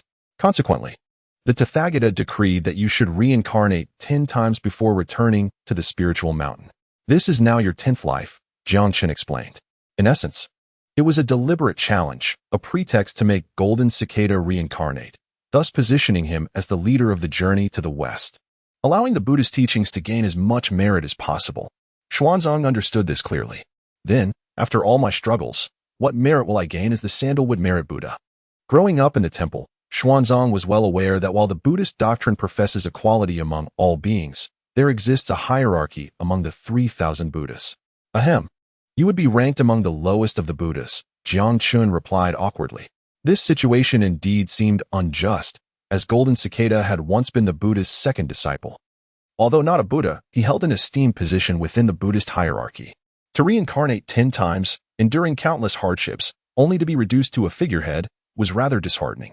The title of Sandalwood Merit Buddha implied that his merits were not his own, but rather a means to facilitate the harvesting of merit by the Buddhist teachings through the journey to the West. This arrangement is painfully transparent, Jiang Chen thought. Why pursue the scriptures then? I, as the chief master of the Tang dynasty, am young and promising, with many beautiful young women dreaming of discussing Buddhist philosophy with me late into the night. Why would I abandon my comfortable life to become an ascetic, accompanying 3 demons to encounter even more? As the saying goes, if I do not enter hell, who will? Xuanzang declared passionately, expressing sentiments that, while incongruous with his identity, were undeniably compelling. Indeed, these are considerations worthy of a person's thoughts. However, should he refuse to go, the journey to the West cannot proceed. The disruption of the heavenly order may be inconsequential, but if Jiang Chen's mission fails, that would be a significant matter. By the way, can you share with me the trials and demons encountered on the way to the West? If Avalokiteshvara insists I go, I should prepare and have reasons to decline. Xuanzang inquired. This monk certainly possessed a keen mind. Jiang Chen let out a soft sigh, conceding, very well, it is of no consequence to share. First, we encountered the tiger demon at Shuangcha Ridge, and then at Wuxing Mountain, we rescued the great sage. Adding Qiu Gorge, we captured the white dragon, and at Haifeng Mountain, the bear spirit stole the cassock. Jiang Chen recounted every challenge faced on the journey to the west to Qin Xuanzong, his expression increasingly grave. Until we reached the kingdom of Xiliang, where the king wished to marry you. Who would have thought that a peeped demon would emerge midway, abducting you back to her lair to force a union? Then there was the bottomless pit at Xiankong Mountain, where the golden-nosed white-haired mouse spirit also took you away to wed. And let us not forget the 7 spider spirits from the Pansadong Cave, and the jade rabbit spirit from the Tianju Kingdom. At this, the monk suddenly rose, his hands clasped together in a gesture of devotion. Amitabha, I beseech the Buddha for compassion. If I do not enter hell, who will? The great endeavor of the journey to the west is ordained by the Buddha, and I am the chosen seeker of the scriptures. This task is my solemn duty. Even if I am to be shattered into dust and consumed by demons in the wilderness, my resolve is as steadfast as gold. I shall surely travel to the western paradise to pay homage to the Buddha. In that moment, his tone was resolute and his words sincere, a stark contrast to the mercantile demeanor he had displayed moments earlier. Master, but just a moment ago, you said you wouldn't go. How is it that upon hearing of the female demon, your disposition changes so swiftly? Jiang Chen furrowed his brow. Qin Xuanzong, with his hands still clasped, replied, Amitabha, please refrain from such remarks. Those who renounce worldly ties seek to transcend the 4 elements, fully aware that desire is a blade that cuts deep. My devotion to the Buddha is unwavering, yet I harbor a silent resentment towards whoever misled the disciples, establishing the Hinayana Buddhism that has ensnared me for so many years. Upon hearing this, Jiang Chen's expression turned awkward. The creator of the Hinayana teachings is none other than your revered Buddha. During the calamity of the Fengshan, the Tathagata was once the Taoist master Duobao of the. Captured by Laozi, he was brought out of Hangu Pass after the calamity's end, transforming from a barbarian to a Buddha. He reincarnated as Shakyamuni, attaining enlightenment beneath the Bodhi tree, thus founding Hinayana Buddhism and establishing the Pure Land.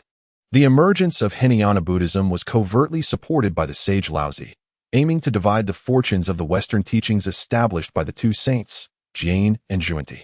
However, he underestimated the might of these 2 saints.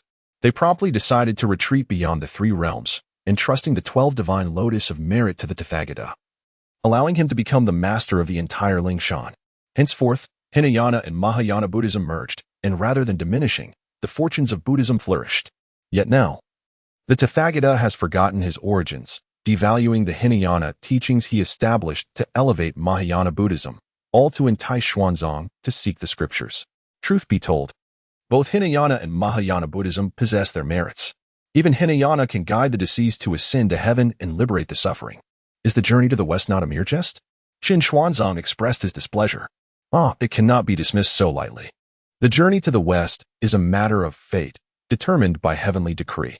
You, as a destined individual, must proceed in accordance with celestial will, Jiang Chen asserted. Qin Xuanzong waved his hand, displaying impatience. Such words are mere drivel. I, an ordinary man, would not risk my life for a jest. If it were solely for a few female demons, then truly, it would be a venture unworthy of the stakes. Jiang Chen could see that Qin Xuanzong was wavering, enchanted by the thrilling prospects of the journey yet wary of the myriad dangers.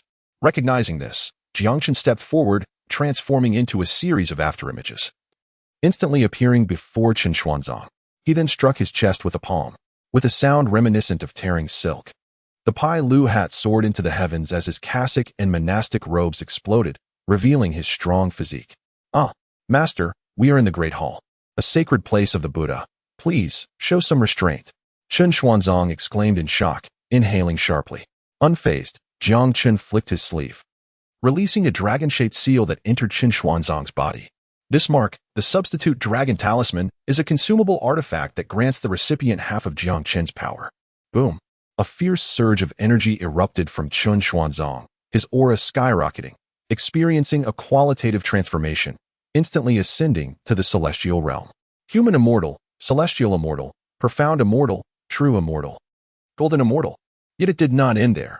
His momentum, like a dragon, continued to rise, breaking through the bounds of the perfected golden immortal and attaining the aura of the Tai golden immortal. In that moment, Qin Xuanzong stared blankly at his hands, feeling the explosive power within him, instinctively touching his bald head. This transformation was utterly bewildering. Observing this, Jiang Chen smiled and nodded in satisfaction. You have become bald, yet you have grown stronger. Your current strength is sufficient to crush the majority of demon kings along the journey to the west. Moreover, you will only grow stronger from here on. Surely, you can now embark on the journey with unwavering confidence. Chapter 33. A mere pawn, nothing more.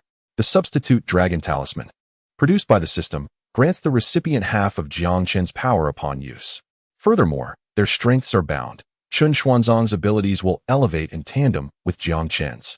Initially, Jiang Chen intended to bestow this talisman upon Ao Ling, but with her possessing the Deluo golden elixir and numerous artifacts, she is destined to become a formidable force. Using the talisman would cultivate dependency, hindering her growth. After granting the substitute dragon talisman to Chun Xuanzang, his entire demeanor shifted, no longer gentle and refined. His gaze became piercing, replaced by an overwhelming aura of pressure. Though uncertain of what transpired, I must express my gratitude, for you have solidified my resolve to journey westward. However, I have yet to inquire your name. How shall I address you? Chun Xuanzang asked, hands clasped together. Upon hearing this, Jiang Chen smiled. Haha, I am Jiang Chen, a deity of the water department in the three realms, unchanged in name and surname. I have come solely to ensure your understanding of the journey to the west, so that you do not become a mere pawn of the Buddhist teachings. Concerning all the details of the journey, I have already elucidated. Though you are aware of your destiny, you must not defy or alter it. The calamity of the journey to the west is one you must undertake. Before he finished speaking, Jiang Chen's figure had vanished from the great hall. Hearing the commotion, the monks of Huaxing Temple rushed in, only to find the great master Xuanzang standing bare, resolute, hands still clasped, murmuring, "So it was the dragon god who manifested. Dragon god, I have attained enlightenment." Faintly, a dragon totem appeared on his back, barely discernible. "Brother, are we truly leaving Chang'an?" Ao Ling inquired. Seated with Jiang Chen upon the 12th grade pure world white lotus above the azure skies, she gazed longingly at the bustling Chang'an city. Jiang Chen pinched her small nose and chuckled. "As I said, we must first attend to important matters. Once accomplished, we shall have 6 or 7 days to explore. At that time, I will accompany you to enjoy the wonders of Chang'an. Brother, you promised. Let us make a pact. No turning back," she exclaimed with a bright smile. "Indeed, no turning back," Jiang Chen replied, suddenly deciding to take little Ao Ling along, a choice he deemed wise. Amidst their laughter and joy, the two traversed the Two Realms mountain. Here, 5 towering peaks spanned the 5 directions, corresponding to metal, wood, water, fire, and earth.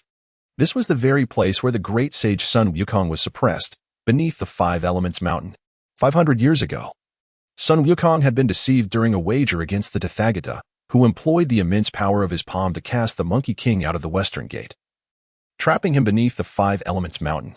Yet, Sun Wukong possessed the ability to bear mountains and chase the sun, rendering him inextricable from the mountain. The Tathagata then inscribed 6 golden characters, Om, Ma, Ni, Ba, Mi, Hum, upon a stone slab, sealing the mountain and finally containing the Monkey King. Simultaneously, the Tathagata recited a true incantation, summoning a deity of the earth to reside there, overseeing the confinement. When the Monkey King is hungry, provide him with iron pellets. When he is thirsty, offer him molten copper juice. In times of desperation, he shall find his salvation. Prior to Jiang Chen's arrival, the rain god, Si Yulong, had already been instructed to unleash a torrential downpour upon 5 Elements mountain. Now, the water rises 3 feet high, with half of Sun Wukong submerged in muddy waters. Upon the arrival of Jiang Chen and Ao Ling, Jing Jiadi approached them with a firm demeanor, asserting, "Which deity dares to venture into this restricted territory of 5 Elements mountain? Are you not aware that this is a sacred ground of the Buddha, where only those of the Buddhist order and the scripture seekers may tread? Wise one should depart swiftly to avoid suffering the consequences." As he spoke, Jiang Chen exchanged a knowing glance with Ao Ling, understanding the cue. Ao Ling stepped forward with a smile and suddenly delivered a resounding slap. The sound echoed. And poor Jing Jiadi, merely a celestial being, stood no chance against Ao Ling, a formidable early-stage Tai golden immortal. He was sent flying, crashing against the mountain, stars dancing before his eyes. "Brother, this fellow is weak. He has been sent flying," Ao Ling remarked, shaking her wrist as she returned to Jiang Chen's side. Jiang Chen affectionately ruffled her hair, stepping forward to materialize before Jing Chen, leaving behind a trail of afterimages. Behold, I am Jiang Chen, the water god of the three realms, appointed by His Majesty, overseeing the waters of the three realms. The torrential rain now falling upon Five Elements Mountain means this land is under my jurisdiction.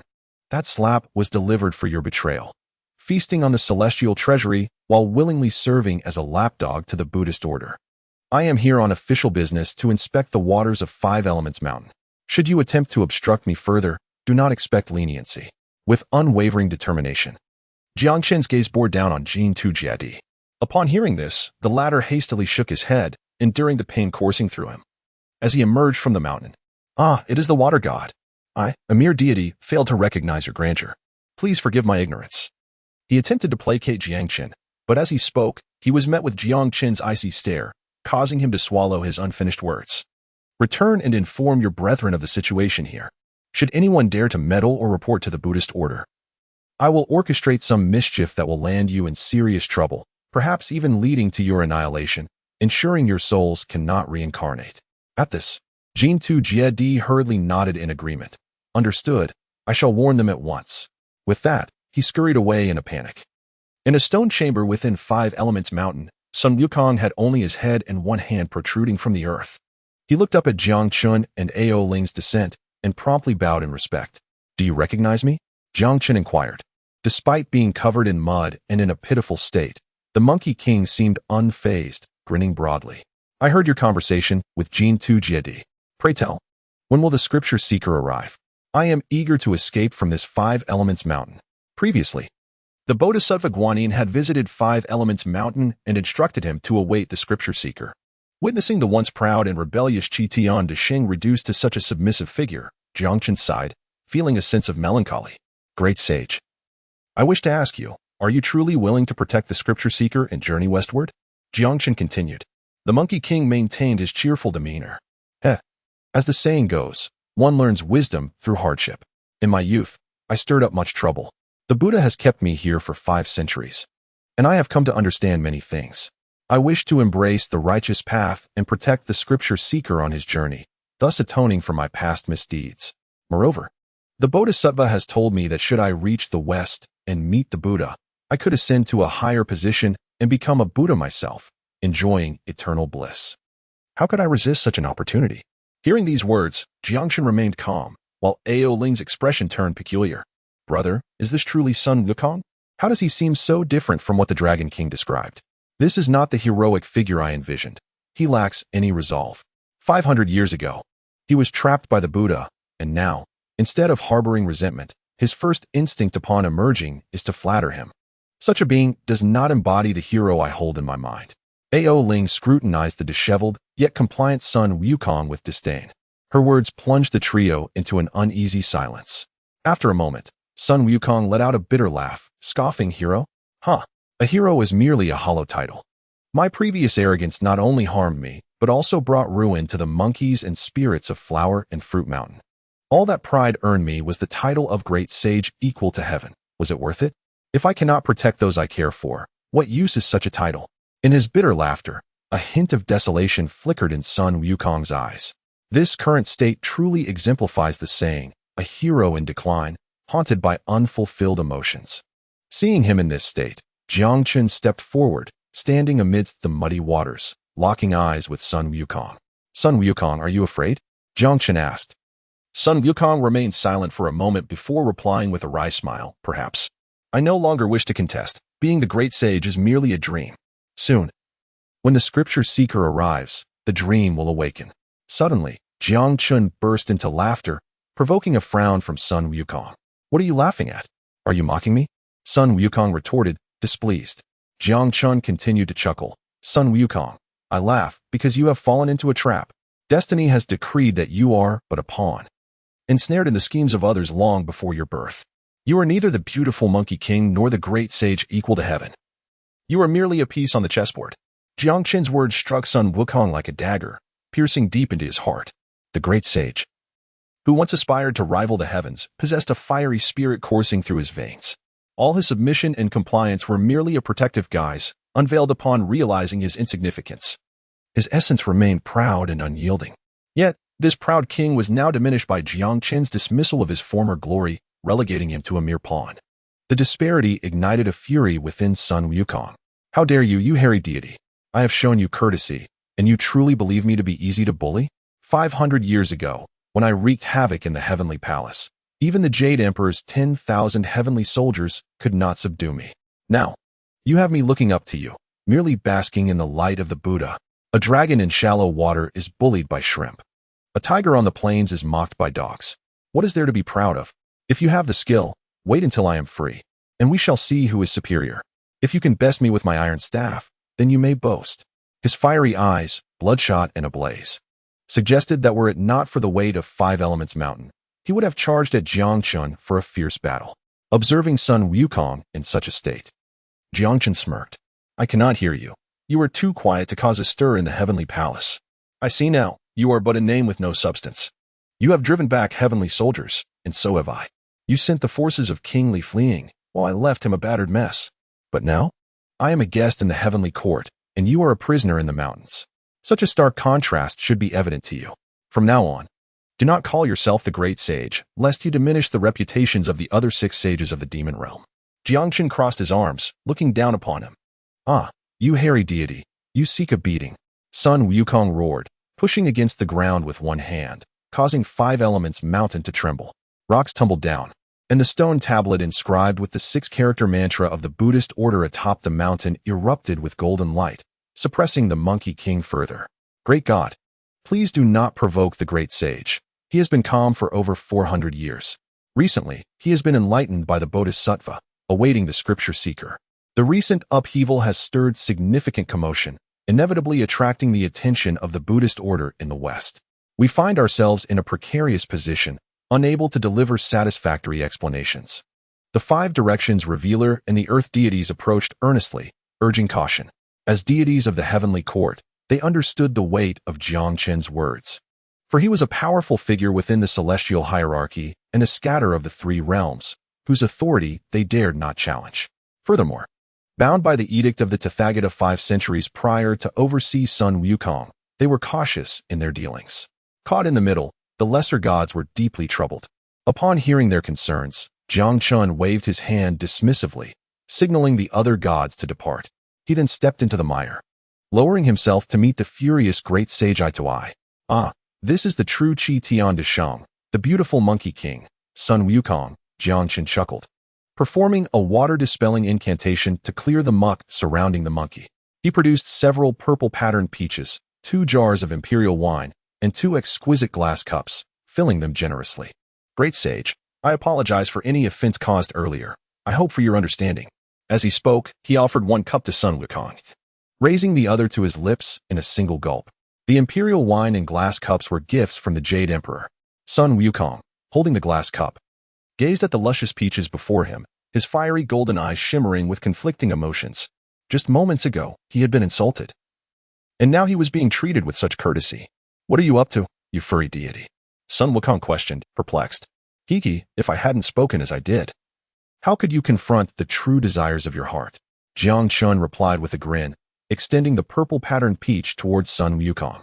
The celestial nectar and the peaches were unparalleled treasures of the 3 realms. For 500 years, Sun Wukong had endured a life of hardship, starving on iron balls and quenching his thirst with molten copper.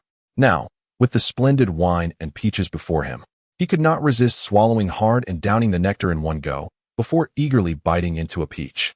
You dare to play tricks on me, you furry deity. Fill my cup and make amends. Sun Wukong mumbled through mouthfuls of peach. Indeed, it is only fitting. Please. Jiang Chen laughed heartily. In the wild and desolate mountain, within the confines of the Buddhist realm, the 2 exchanged cups and shared laughter. Sun Wukong, a being fond of companionship, found Jiang Chen's words resonated with him. As their conversation flowed, Sun Wukong opened his heart, pouring out his grievances. Brother Jiang Chen, my heart is heavy. 500 years ago, in that battle, the celestial generals could do nothing to me. Even the renowned Erlangshan could only reach a stalemate with me. Yet, the despicable Taishang Laojun ambushed me while Erlangshan unleashed his hounds. His followers, the 6 saints of Maishan, took advantage of my duel with Erlangshan, burning down my flower fruit mountain and capturing my monkeys as leverage. Later, The Tathagata wagered with me, stating that if I could not escape his grasp, I would be banished to the mortal realm to cultivate for several centuries before our contest. I, of course, was aware of the Buddhist notion that a Buddha country exists within a grain of sand, having seen through his celestial tricks. Yet, my concern for the children of Flowerfruit Mountain led me to deliberately lose the bet, seeking a way back to the mortal realm. But who would have thought that the old monk would go back on his word, forcibly expelling me to the western heaven, trapping me beneath the Five Elements Mountain for 5 centuries? I have heard from the earth deity of the Five Elements Mountain that my children from Flowerfruit Mountain should have reincarnated. However, due to my actions of destroying the death register of the monkeys, they have been unable to enter the cycle of reincarnation, suffering on the Niha Bridge for 500 years. Alas, I do not covet the lofty titles bestowed by the Tathagata. I have only heard that the Buddhist realm has the Ksitigarbha Bodhisattva overseeing the underworld, with 6 powerful beings managing the 6 realms of reincarnation. Should I become a Buddha, I could surely enlist Ksitigarbha Bodhisattva's aid to return my children to life or facilitate their reincarnation. As he spoke, Sun Wukong's eyes glistened with tears. It is often said that he is a stone monkey born without parents or emotions. Yet it is only through his deep attachments that a proud and unruly king can masquerade as a subservient and meek creature. As he articulated, if he cannot protect them, what worth is there in being the Qi Tian de Sheng? Alas, enough of this. According to the guidance of the Bodhisattva Guanyin, the pilgrim will arrive within 3 to 5 days. When that time comes, with my skills, it shall not be difficult to ensure his safety. In 3 to 5 years, my children from Flowerfruit Mountain will be liberated. Sun Wukong wiped his face, shaking off the haze of his slight inebriation, and scrutinized Jiang Chen. Suddenly, he inquired, "By the way, brother Jiang Chen, what did you mean by chess piece? Was that merely a provocation? I felt something strange when you spoke those words, as if they carried a weight unlike any other." As a perceptive stone monkey, he was adept at recognizing changes and understanding the celestial and terrestrial conditions. Jiang Chen's words, intertwined with the heavenly secrets, naturally did not escape his notice. "Brother Sun, I regret to inform you that those words were indeed true.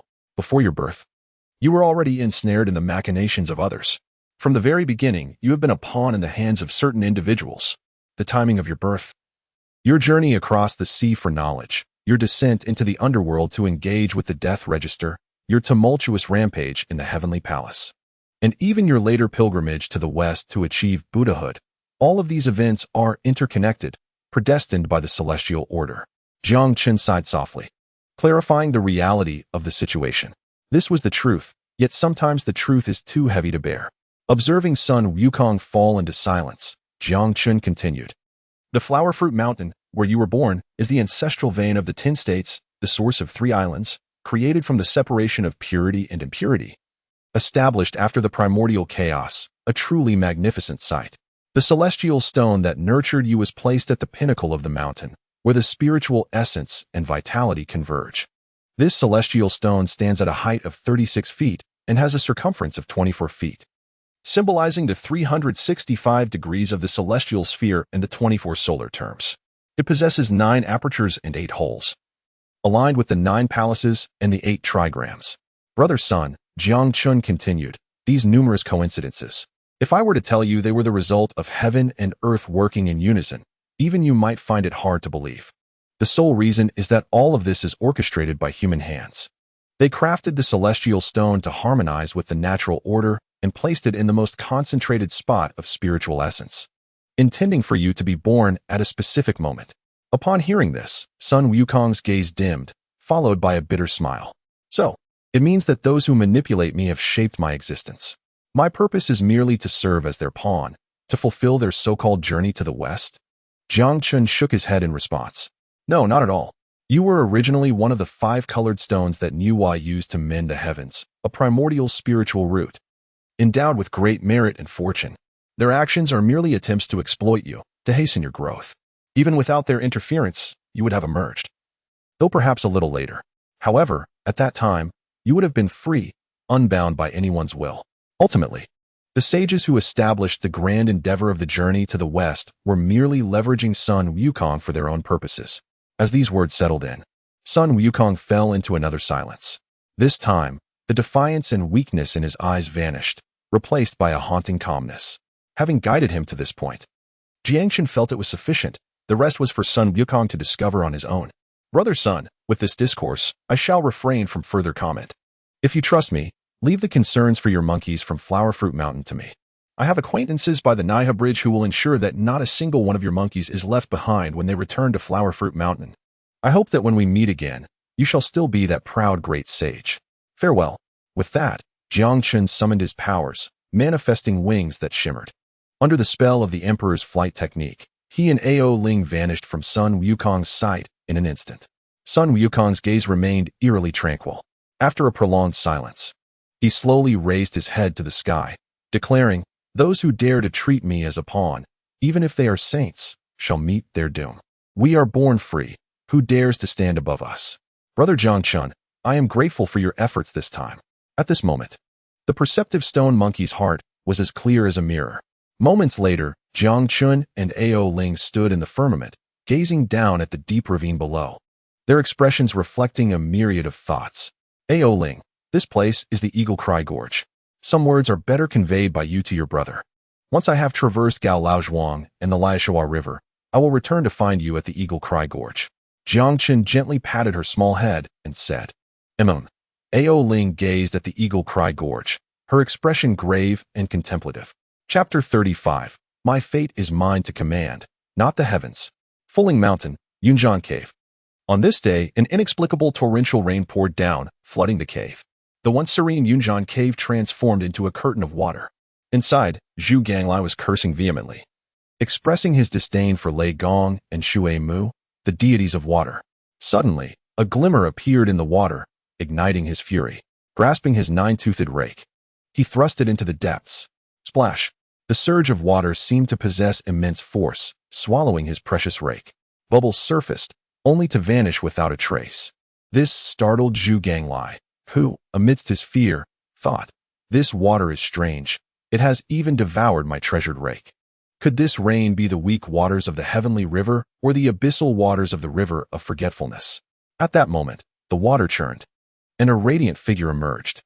A handsome young man clad in white appeared, casually waving his sleeves as he spoke. "Young Zhu Ganglai, what you lost was this golden rake. Or perhaps the silver one, or even this tattered iron rake. Who else could it be but Jiang Chen?"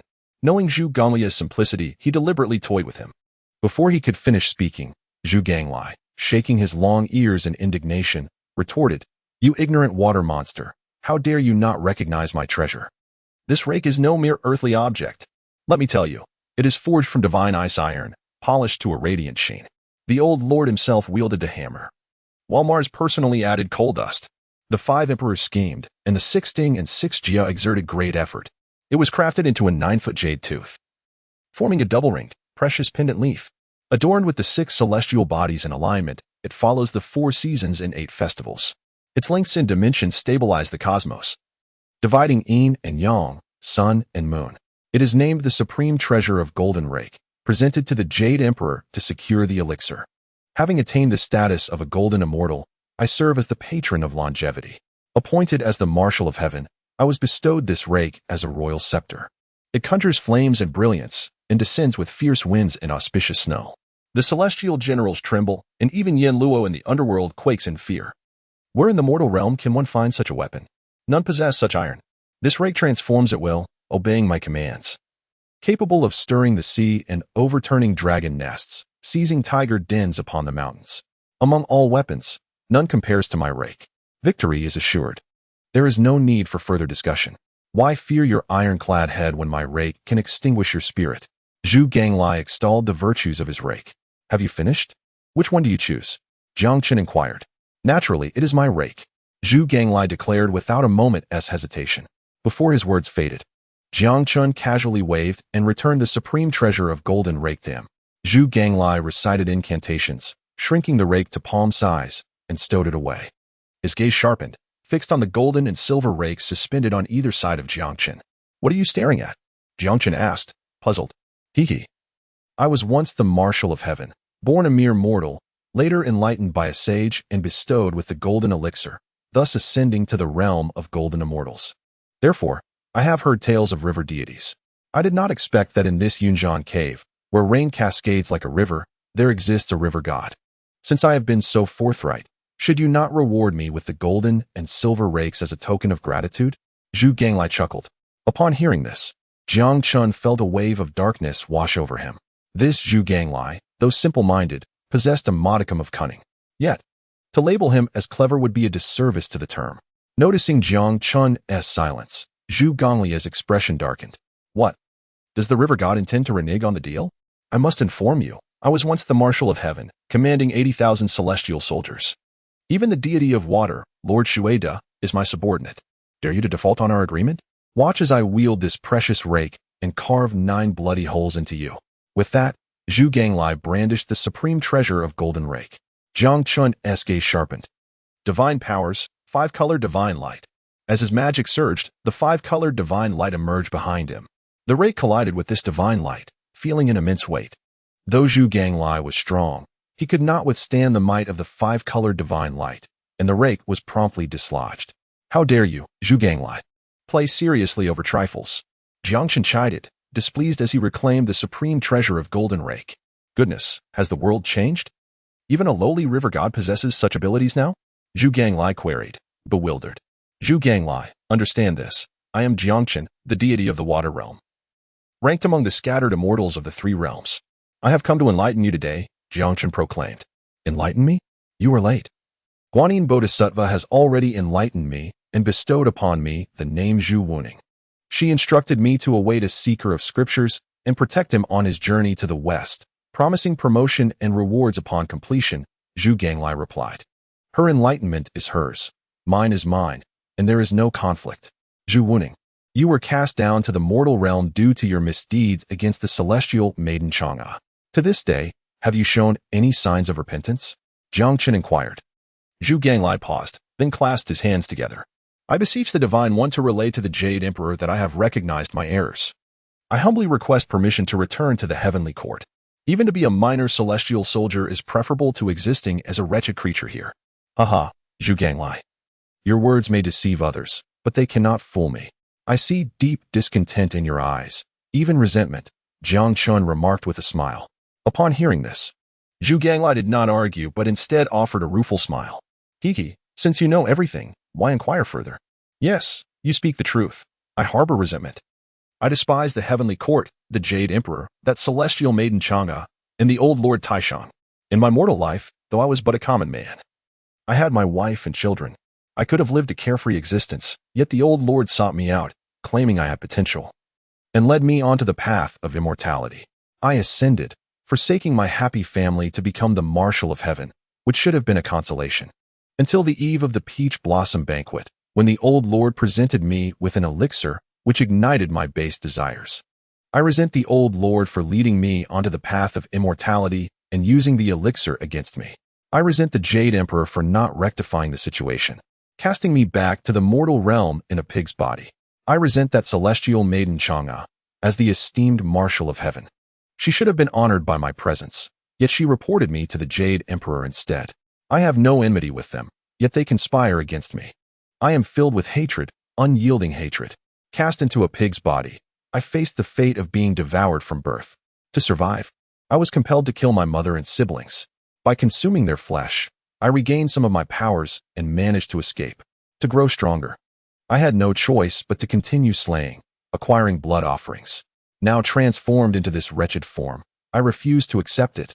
I refuse. Zhu Ganglai howled towards the heavens, his entire being resembling a frenzied beast. The echoes of his roar trembled throughout the Yunjian cave. If I declare that all of this is fate, determined by the heavenly laws, and that you and all others involved in the journey to the west are merely pawns of the saints, what will you do? Jiang Chen asked. To hell with fate. My life is mine to command, not dictated by the heavens.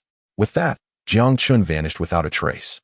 In the dim Yunjian cave, as the floodwaters receded, Zhu Ganglai sat alone on the straw mat. His eyes, now tinged with blood, suddenly gleamed with a ferocious intensity. You have destroyed me merely to use me as a pawn. Since this is the case, I shall show you. I shall undoubtedly prove to be a competent pawn, ultimately bringing ruin to the journey to the west. I will even destroy all of you self-proclaimed saints, who think yourselves lofty and toy with the lives of others. Upon the banks of the flowing sand river, Jiang Chen materialized from thin air. His dragon-like eyes pierced through the rolling waves. honing in on a grotesque figure beneath the river's surface.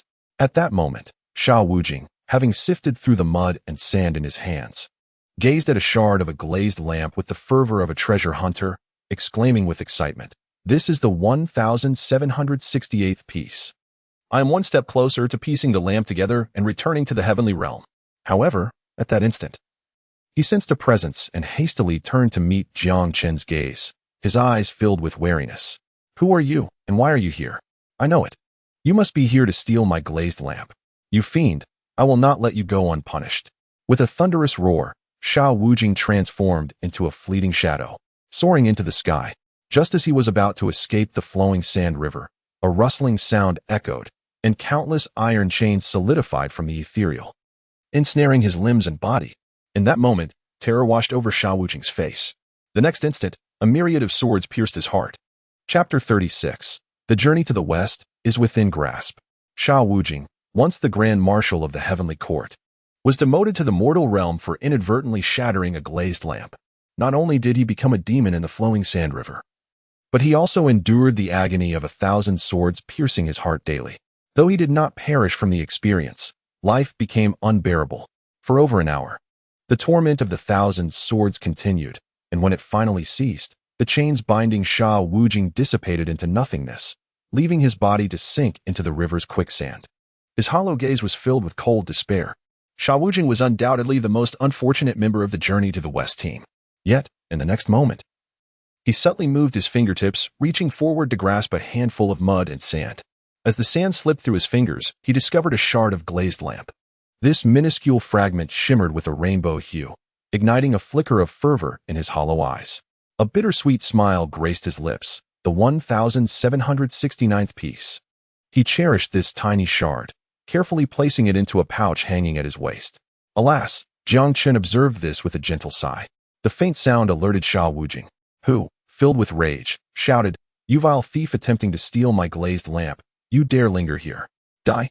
Like a dying man suddenly revived, he unleashed an overwhelming force. With a sweeping motion, a staff materialized before him, and his heavy body erupted from the quicksand, soaring towards Jiang Chen. Now, consumed by obsession, he recalled how Guanyin Bodhisattva and Mu Jia had recently subdued him after a fierce battle. Seeing Wei Zheng charge, Jiang Chen stood poised in the sky, flames erupting around him. The true fire of Samadhi. Boom. The divine flames surged like a dragon, arcing across the flowing sand river, descending under Jiang Chen's command. Wei Zheng conjured a water vortex to counter the flames. Sizzling. In an instant, the river transformed into a thick mist, exposing Wei Zheng directly to the true fire of Samadhi. The roaring fire dragon descended upon him.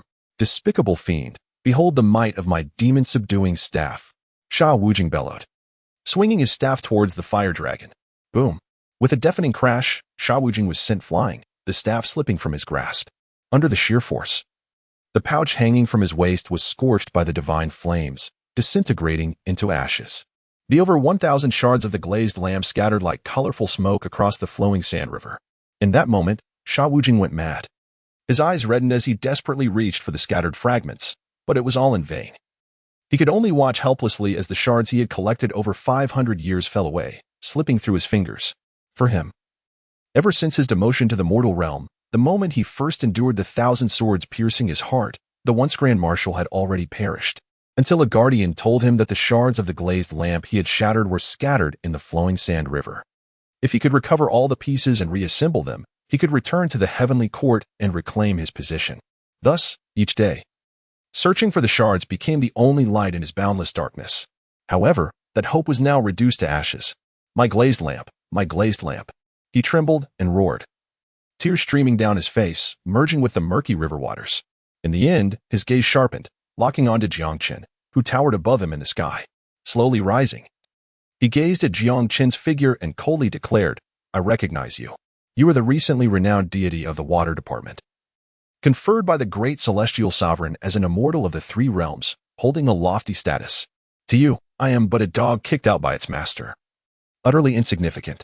Fortunately, the heavenly court has not forsaken me. They tossed me a bone and pointed me towards the path back to the heavenly realm. But why must you take away this one bone, merely to witness my despair? You have destroyed my glazed lamp, severing my path back to heaven. and I shall also bring ruin upon you." With that, Sha Wujing raised his hand, summoning the demon-subduing staff that had fallen into the flowing sand river to his grasp. His azure eyes now glowed with a fierce crimson light, and the 9 skulls adorning his chest emitted a similar blood-red glow. He was enraged. The earlier confrontation made him aware that he was not Jiang Chen's match. Yet, he was determined to give it his all.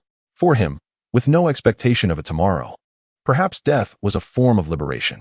But before that liberation, he would make this deity of the water department pay dearly for extinguishing all his hopes. "Kill!" he roared, his figure soaring into the sky, filled with resolution and murderous intent. This time, Jiang Chen did not retaliate nor evade.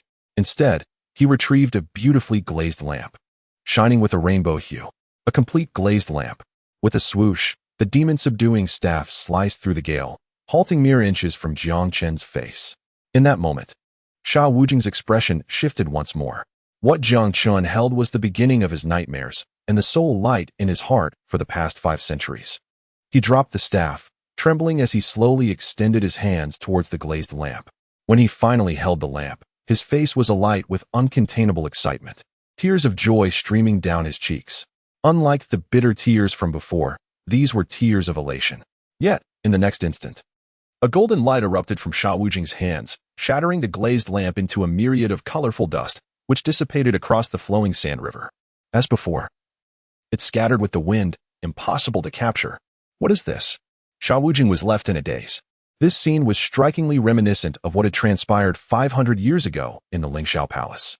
Back then, the glazed lamp had also shattered in his hands just as it did now. The accusations of those around him, the wrath of the great celestial sovereign, the sighs and admonitions of Guanyin Bodhisattva, all of these made him forget the truth, willingly believing in the so-called reality perceived by others. The glazed lamp was never shattered by me. Why must I endure such suffering? Great deity, do you see this? I did not shatter it.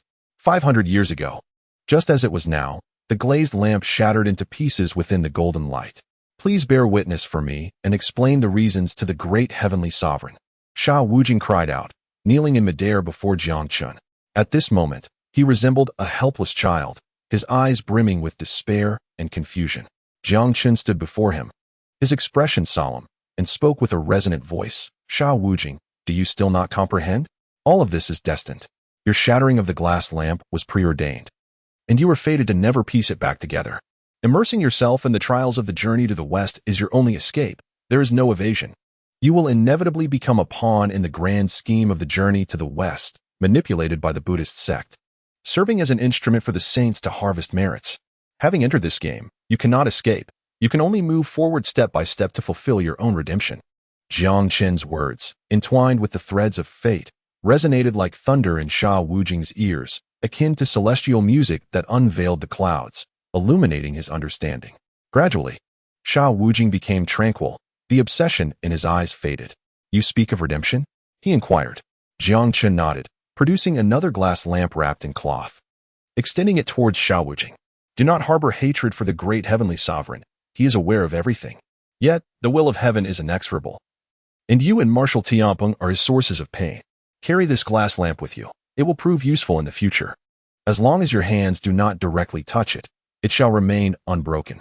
Your master and brothers have come to recognize their destinies. This journey to the West will ultimately deviate from the established plan.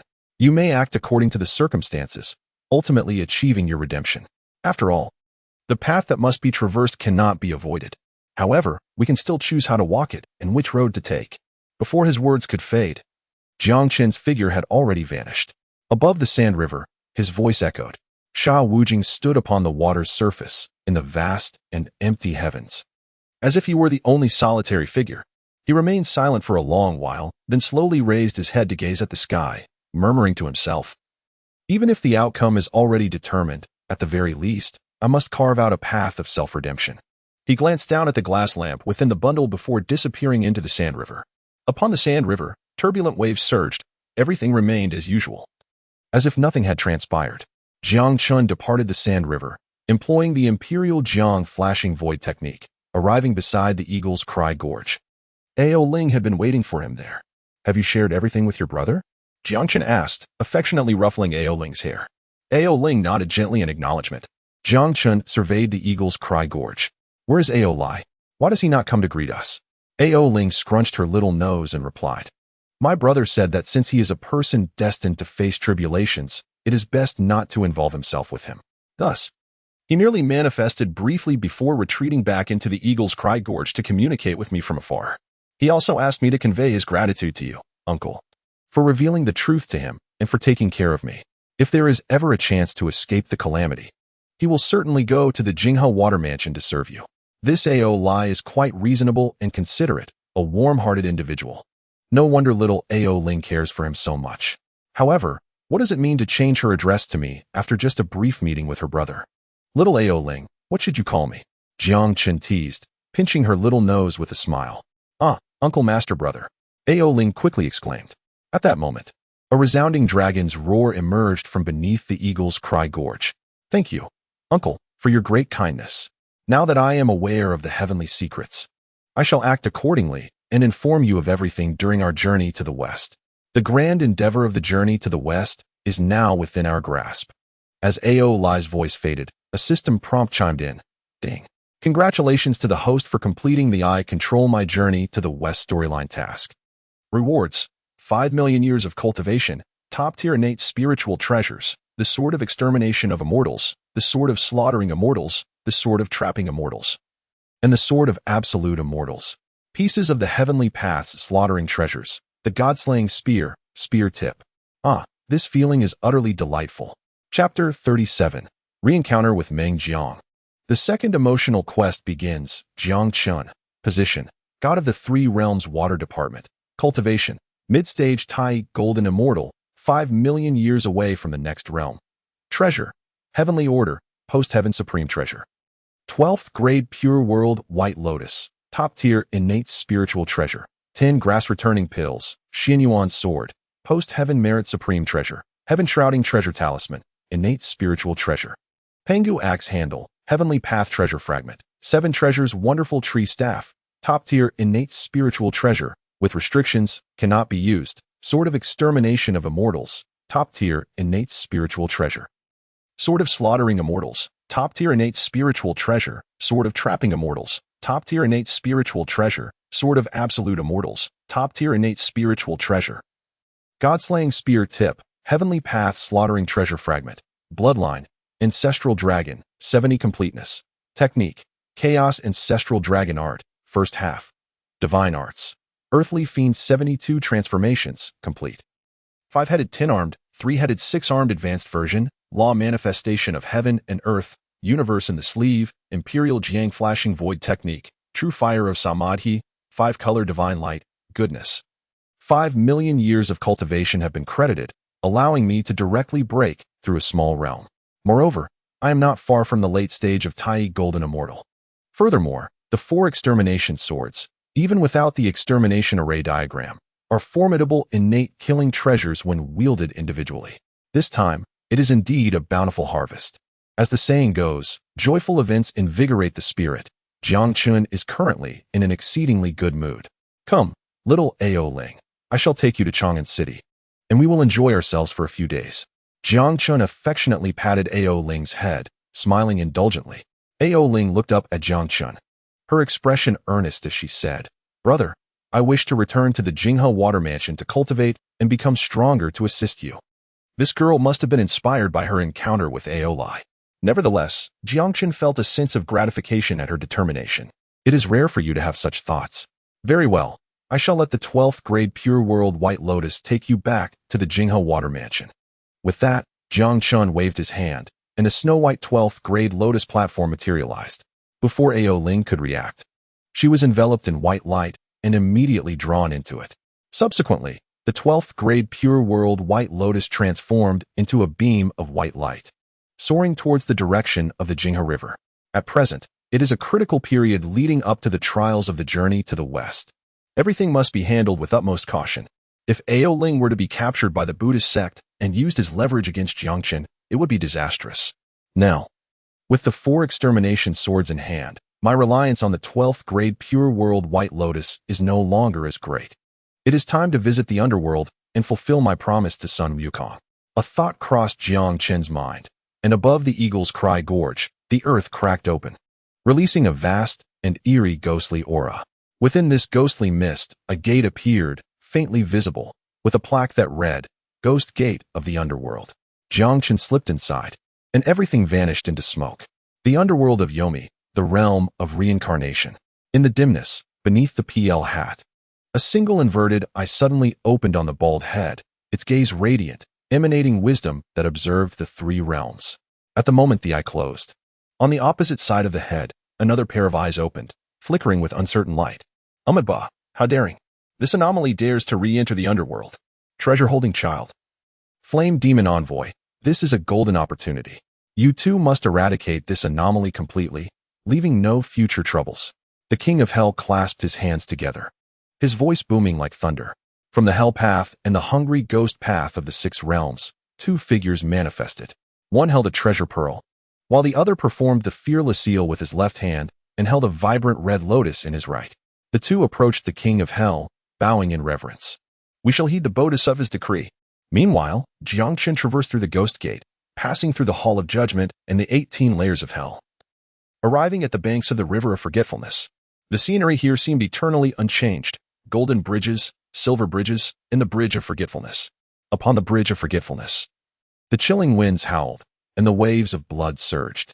Before the Naiha bridge, Meng Jiang was simmering soup in a large pot reminiscent of a cauldron. Bored, she cast a sidelong glance in Jiang Chen's direction, her brows knitting together in discontent.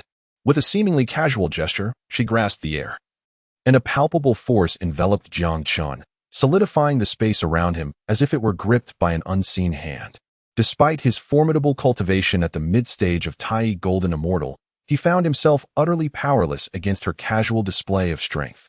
This invisible hand tore through the fabric of space, pulling Jiang Chen closer and unceremoniously depositing him by the Naiha bridge. Simultaneously, a cold, mechanical voice echoed in his mind. Ding.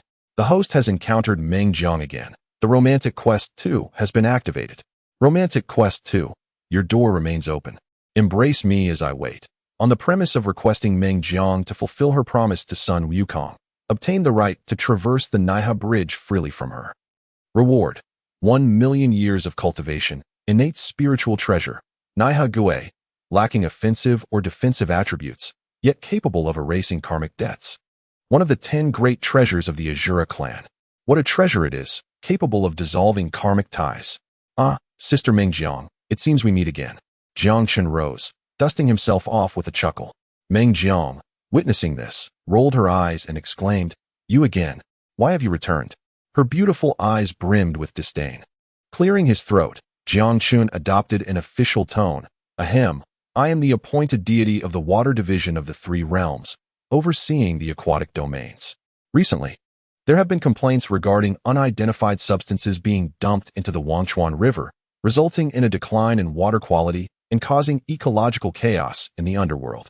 Thus, I have come to inspect and plan to establish an underworld ecological water protection bureau by the Naiha Bridge to safeguard the ecological balance of the underworld's waters.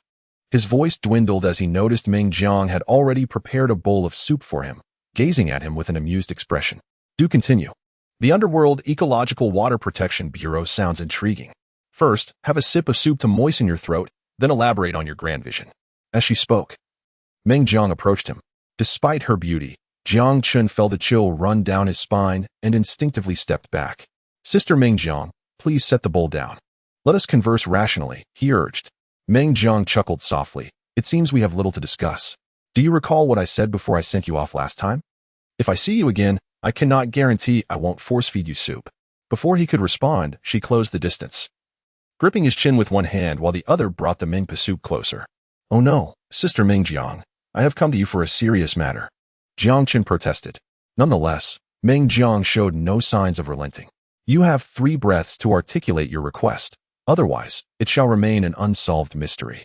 She chuckled, appearing to relish the moment. Seeing her demeanor, Jiang Chen felt a surge of anxiety. Surely, she couldn't be a tease. With the romantic quest now binding him, it seemed he would endure considerable trials in his pursuit of her. Glancing at his own slender frame, he wondered how he would withstand this. Yet, the Mengpa soup was already at his lips, leaving no room for distraction. 500 years ago, the monkeys of Huagua Mountain perished unjustly. Due to Sun Wukong's manipulation of the monkey's life and death ledger, they could not reincarnate and have suffered for 5 centuries on the Naiha Bridge. Jiang Chen succinctly conveyed the matter. Meng Jiang paused, her expression clouded with confusion as she scrutinized him. What does this have to do with me? You, the revered goddess of the 6 paths of reincarnation, cannot bear to witness suffering without intervening? Jiang Chen implored. Meng Jiang shrugged. Why should I? The 3 realms are vast. Even during the primordial era when demons wielded power, my 12 ancestors could not ensure that no suffering existed on the land. All is destined, none can control it. How can you, a scatter of the 3 realms, not understand this? Jiang Chen's lips curved into a wry smile at her words. What expression is that? Do you believe I am mistaken? Meng Jiang narrowed her eyes, displeasure flickering within. No, you are correct. However, while all beings may hold such thoughts, you alone cannot voice them. Oh, I am curious to hear your reasoning, Meng Jiang replied, arms crossed, her interest piqued. If you truly believe that all is destined and none can control it, then you would not have willingly embodied the 6 paths of reincarnation during times of great suffering, granting beings the opportunity for rebirth. Perhaps even the sages cannot guarantee that every corner of the world is filled with light. Yet, if one neglects the matters within their reach, this world will ultimately be consumed by darkness. I firmly believe that if there exists a being embodying truth, kindness, and beauty, it can only be you. Jiang Chen gazed earnestly into Meng Jiang's eyes. Upon hearing this, a flicker of light danced in Meng Jiang's gaze, though she quickly masked it. Do not play clever games in front of me. I am of the bloodline of the father god Pangu, a being from the same era as your ancestors. Flattery holds no power over me. Meng Jiang laughed lightly, her eyes filled with disdain. Indeed, it is precisely because you are a formidable being of the same era as the ancestor dragon that I speak candidly. I know that any tricks would be mere child's play to you and utterly juvenile. Of course, I shall not allow you to act without recompense. These 10 grass elixirs are the fruits of the innate spiritual root ginseng tree, presented to you, my lady, in hopes of your assistance. Jiang Chen revealed 10 ginseng fruits from his sleeve, suspending them before Meng Jiang. As they emerged, an intoxicating fragrance enveloped the area around the Naiha Bridge, rendering Meng Jiang momentarily speechless. Amipa. At that moment, a resounding Buddhist chant echoed from afar, followed by a myriad of radiant light. 2 figures approached, and under the illumination, the souls on the 3 bridges of the Wangchuan River cried out in agony. A deep loathing flickered in Meng Jiang's eyes. Turning to Jiang Chen, she said, You wish for my help in saving the monkeys of Huagua Mountain. Very well, I shall give you a chance. If you can teach those bald-headed monks a lesson, I will grant your request. If you fail, then return from whence you came. With that, Meng Jiang pointed, opening a spatial rift beside Jiang Chen, leading directly to the Jing River. Without a second thought, Jiang Chen smiled and declared, agreed. Chapter 38. The Underworld Strikes. The 4 swords of extermination reveal their might. Jiang Chen showed no hesitation, sweeping his hand to draw forth the Xianyuan sword, charging towards the treasure-holding boy and the flame demon envoy. He paid no heed to the escape route Meng Jiang had provided. In response, Meng Jiang stomped her foot in exasperation. Fool. A complete fool. They are clearly targeting you. Yet you remain oblivious. Those monks are no match for you. If anything goes awry, the blame will fall on me. But in the next moment, Meng Jiang was taken aback. From the distance, the treasure-holding boy surged forward, summoning his life as treasure to strike at Jiang Chen. With the wings of the Emperor Jiang at his back and the Xianyuan sword in hand, Jiang Chen cleaved the air, igniting the true fire of Samadhi upon the blade, unleashing a terrifying streak of divine flames. Boom! As the two collided, flames erupted and scattered violently, sending the precious orb held by the child of treasure soaring through the air like a graceful parabola, before it plunged into the depths of the river of forgetfulness with a splash. A momentary silence enveloped the river, during which a small black crow flitted by, leaving behind a trail of ellipses. The river of forgetfulness, a treacherous abyss filled with toxic waters, not only posed a great danger but also severed magical powers, rendering any fallen treasures nearly impossible to retrieve. The child of treasure, one of the 6 formidable warriors under the command of Ksitigarbha Bodhisattva, found himself in quite the predicament. Jiang Chen, wielding a divine sword, scoffed derisively, his eyes brimming with disdain. The child of treasure was taken aback, bewildered by the turn of events. In recent days, with the vigorous healing efforts of the Buddha and Ksitigarbha, he had begun to piece together fragments of his scattered memories. Amongst these recollections, he distinctly remembered Jiang Chen as merely a mid-level golden immortal, a figure he had previously chased in the underworld, reduced to a pitiful state. Yet, within these few short days, what had transpired to transform him into such a formidable opponent? With a single stroke, Jiang Chen had effortlessly deflected the full force of the Orb's attack. Although he had not invoked any Buddhist powers, he was more than capable of defeating Jiang Chen, a mere mid-level golden immortal. Yet, now not only was Jiang Chen unharmed, but he had also lost his life as treasure. Valspawn, do not be so arrogant. I shall deal with you. At that moment, the flame demon messenger, trailing behind the child of treasure, bellowed, unleashing a brilliant red lotus that emitted myriad demonic flames. These flames transformed into arrows, launching towards Jiang Chen with unrelenting ferocity. The flame demon messenger, a powerful being at the pinnacle of the Tai Golden Immortal realm, was only a step away from transcending to the great Luo Golden Immortal stage, perhaps due to a lack of absolute certainty or other reasons. He had opted to delay his great Luo heavenly tribulation through secret methods. A pinnacle Tai Golden Immortal, how intriguing. Jiang Chen stood poised in midair, hands clasped behind his back, and in an instant, 5-colored divine light manifested behind him. With a sweep of this divine radiance, the myriad demonic flames dissipated into nothingness. This spectacle left the onlookers astounded.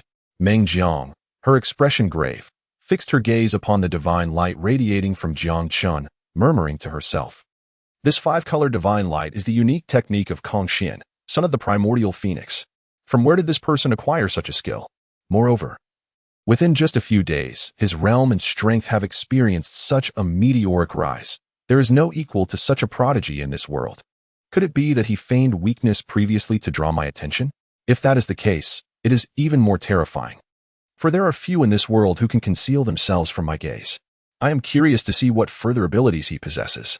Can he truly contend with a late-stage Tai Golden Immortal and a perfect Tai Golden Immortal with his mid-stage Tai Golden Immortal strength? As she pondered, Meng Jiang waved her hand, sealing the spatial rift she had previously torn open. It appeared that Jiang Chen would not require it any longer.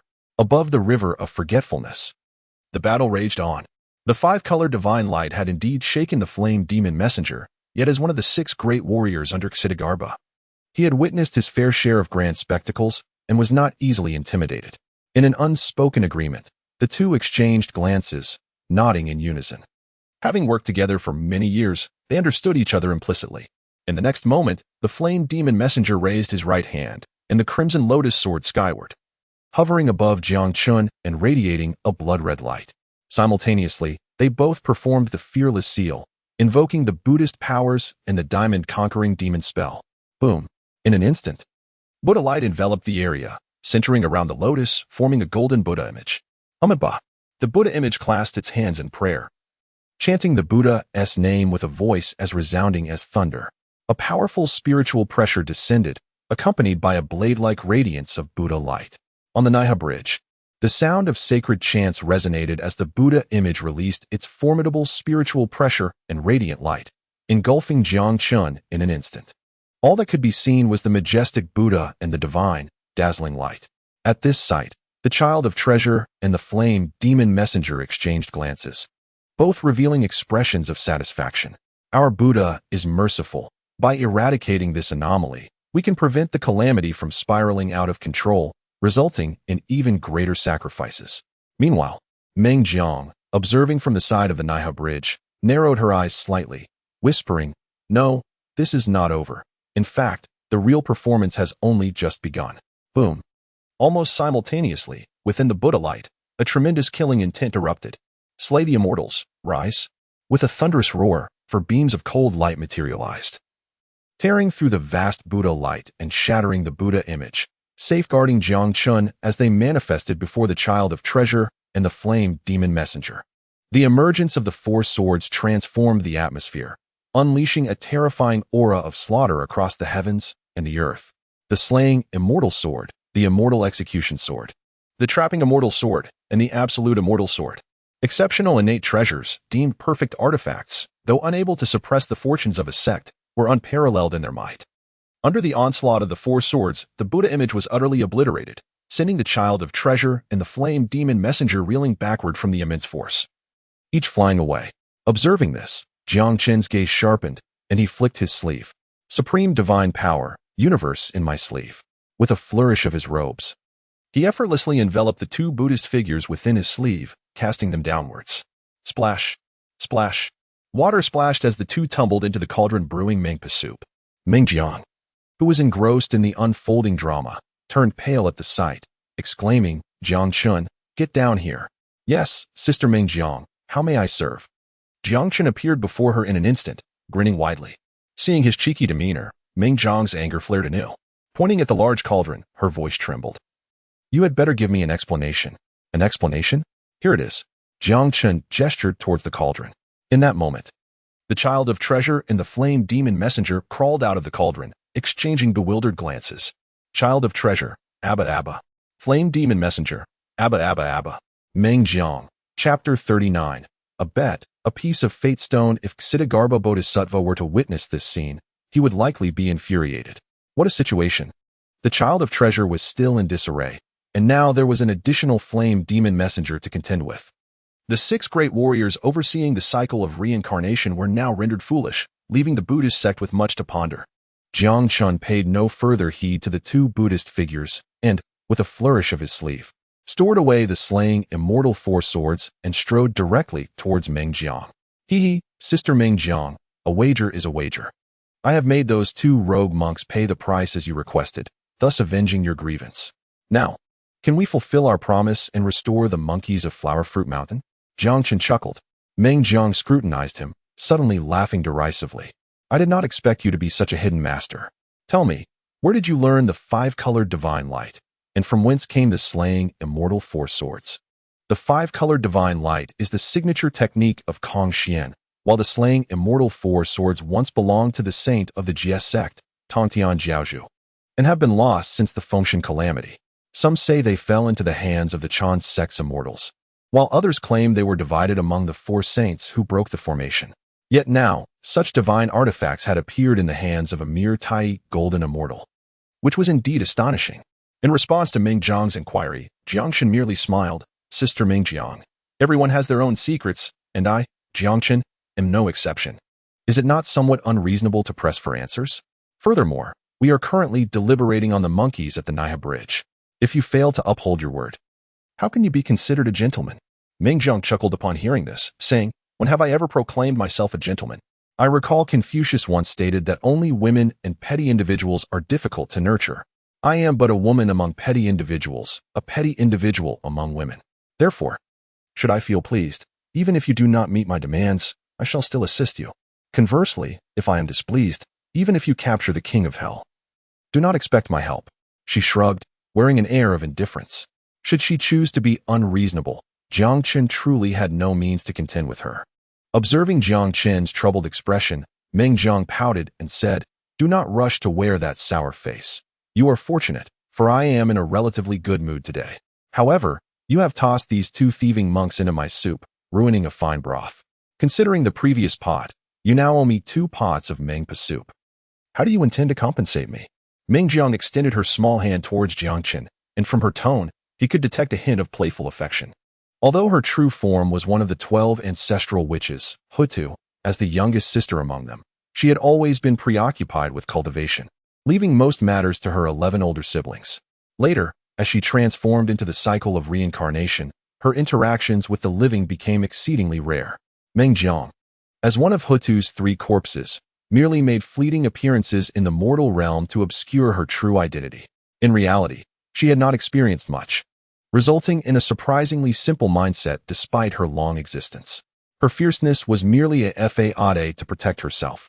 Seeing her demeanor, Jiang Chen eagerly offered, I present to you 10 ginseng fruits obtained from the Buddhist realm as a token of contrition.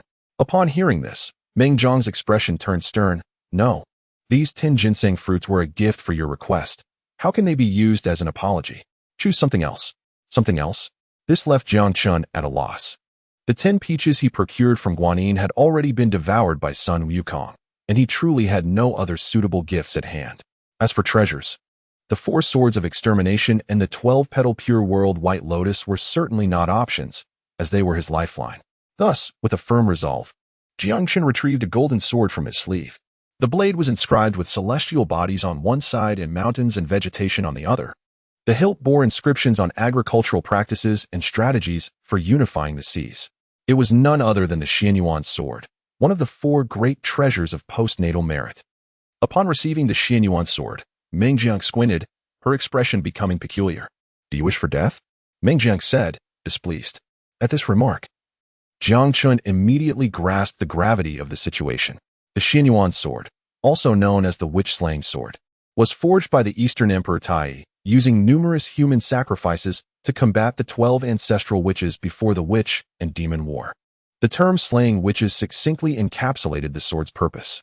However, after the war, the sword fell into the hands of the sage Yuan Shi Tianzun, who reforged it into the sword of the sacred path.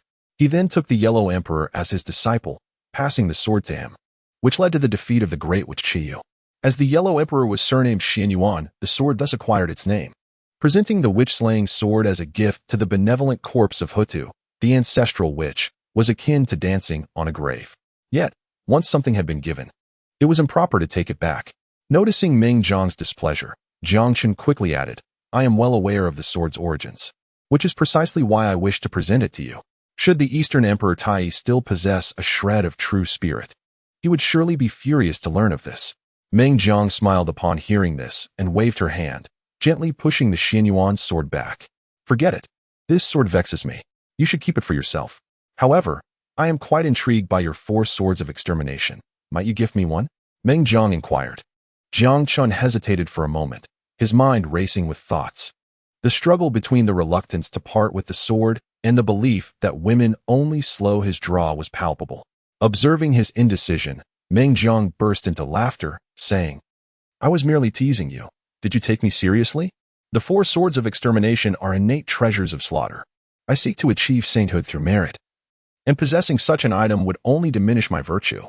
Thus, you should keep it for your own use." During the primordial era, she was renowned as an ice-cold beauty. And now her smile was enough to topple the 3 realms and disrupt all beings. In the present, Jiang Chen, with his grand family estate at the Dragon Palace of the Jing River and various clans flocking to him, had encountered many beauties. Yet none could compare to Meng Jiang before him. For a moment, he was utterly entranced. "However, you must compensate for the 2 pots of Mengpa soup. Henceforth, you shall remain by the Naiha Bridge to assist me in brewing the soup. When these 2 pots are completed, I shall release you. As for the King of Hell, you need not worry. I can easily conceal a person within the underworld." Meng Jiang chuckled gently, saying, "Assist you in brewing soup? Does that not mean I shall be privy to the secret recipe of Mengpa soup?" Jiang Chen exclaimed in shock. "What of it? I feel no secrets remain between us. Thus, why continue to hide? Moreover, the recipe for Mengpa soup is not so easily mastered, even if it were public knowledge. Only I could brew it," Meng Jiang asserted. Before Jiang Chen could respond, Meng Jiang waved her hand, toppling the large pot. This time, the Mengpa soup did not flow into the river of forgetfulness, but instead floated upwards, forming round droplets akin to pearls. Subsequently, they transformed into streaks of white light, merging into the chaotic specters on the Naiha Bridge. The specters infused with the water droplets gradually solidified and, after stumbling for a short distance, plunged into the spatial rift torn open by Meng Jiang. The other end led directly to Flower and Fruit Mountain. The myriad of monkey spirits that had wandered the Naiha Bridge for over 500 years now returned to life, reuniting with Flower and Fruit Mountain. This was a true resurrection, a remarkable display of power. Noticing Jiang Chen's stunned gaze, Meng Jiang cleared her throat and said, "What are you daydreaming about? Hurry up and get to work." "Haha, yes, coming right away," Jiang Chen replied with a smile. Over the following days, Jiang Chen helped Meng Jiang brew 2 large pots of Mengpa soup at the Naiha Bridge. Although their exchanges were few, their bond grew considerably. Their primary common topic was their disdain for the Buddhist realm. Whenever Buddhism was mentioned, Meng Jiang would passionately expound. Initially, when I embodied the cycle of reincarnation, my intention was to provide all beings with the opportunity for rebirth equally. Yet, the Buddhist sect, in pursuit of merit, dispatched the King of Hell to lead 6 formidable beings, seizing control of the cycle of reincarnation and stratifying beings into ranks. Had they not intercepted the merit I rightfully earned for the cycle of reincarnation, I could have achieved saintly merit long ago during the Fengshen calamity. and would not have needed to be manipulated by Buddhism. In response to Meng Jiang's grievances, Jiang Chen seized the opportunity to interject, "Sister Meng Jiang, do not fret.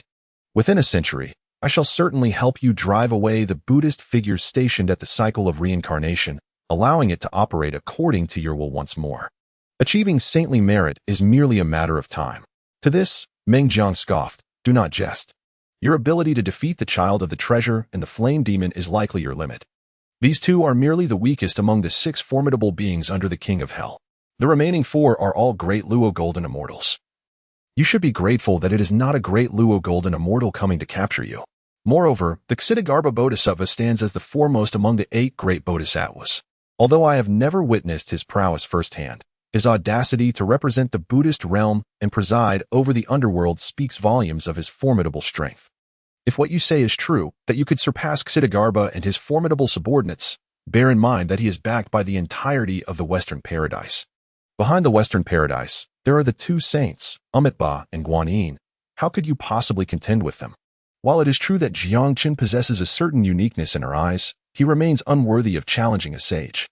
Since Meng Jiangjie does not place her trust in me, let us wager. 100 years shall be the limit, if I succeed. You will beseech the goddess Nuwa for a piece of the fateful 3-live stone on my behalf. Should I fail, I will willingly serve Meng Jiangjie as a laborer, assisting in boiling soup." Jiang Chen laughed. "Are you serious?" Meng Jiang narrowed her eyes, filled with skepticism. "Would I jest with you? However, Meng Jiangjie, for the sake of facilitating our future communications, should you not teach me a method to traverse the Naiha Bridge freely?" Jiang Chen's lips curled into a smile.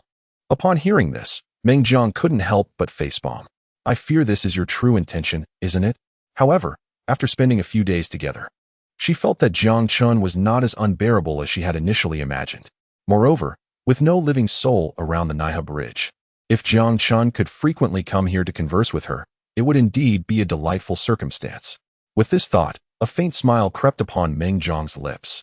Jiang Chen, upon noticing, couldn't help but feel elated. This is feasible. Chapter 40. The Jiao Demon King, Let Us Duel. Meng Jiang possessed the ability to open voids. This time, she deliberately utilized this power to create a bidirectional spatial teleportation array. One end connected to the Naiha Bridge, while the other led directly to the Dragon Palace of the Jinghe River. Whenever Jiang Chen desired, he could arrive at the Naiha Bridge to meet Meng Jiang. At the moment the teleportation array was completed, a system prompt sounded. Ding. Congratulations, host, for completing the second emotional task. Reward: 1,000,000 years of cultivation and a Naiha Gui, an innate treasure.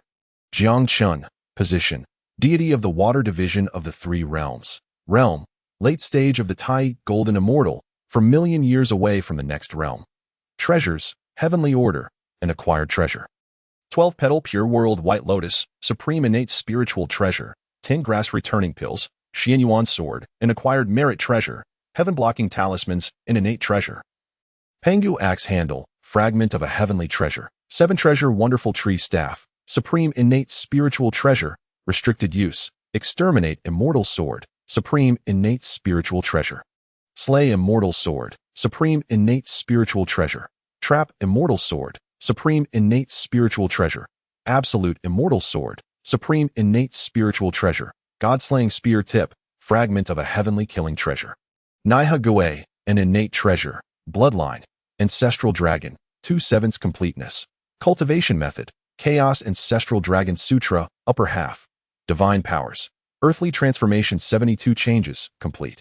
5-headed 10-armed, advanced version of 3-headed 6-armed. Law form of heaven and earth, universe in sleeve.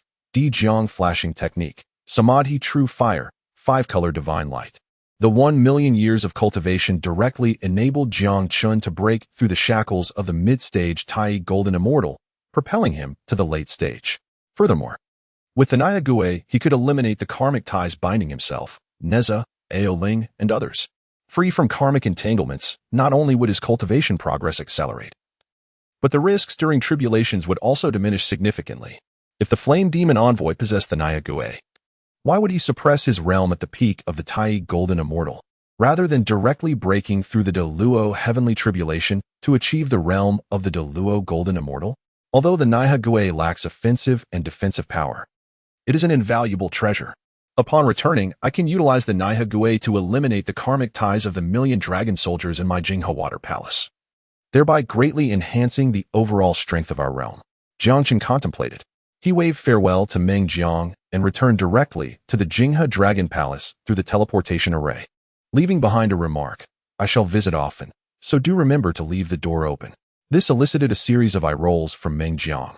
In the Jinghe Dragon Palace, Jiang Chen utilized the 4 banners of earth, wind, water, and fire to carve out a vast space, akin to a miniature world. With the Tai gathering spirit array and the ancestral dragon bloodline totem enhancing it, the entire Jinghe Water Palace transformed into a haven for the cultivation of the demon race. On the 5th day after Jiang Chen's departure, the Jiao Demon King, harnessing the fortune of the Jinghe Water Palace, refined the powers of the Tai Golden Pill and the Peaches of Immortality, successfully elevating his realm to the late stage of the Tai Golden Immortal. In an instant, his reputation surged. On the 6th day, upon returning, Jiang Chen learned of this development from the dragon soldiers of the Water Palace and, without hesitation, made his way to the training grounds where the Jiao Demon King was drilling his troops. Jiang Chen descended with the dual wings of Di Jiang, standing tall above the training grounds. Jiao Demon King. A light call instantly made him the focal point in the eyes of the hundreds of thousands of dragon soldiers present. The Jiao Demon King, upon hearing this, soared into the sky and faced Jiang Chen, cupping his hands in greeting. "Welcome back, my lord. May I inquire as to the reason for your summons?"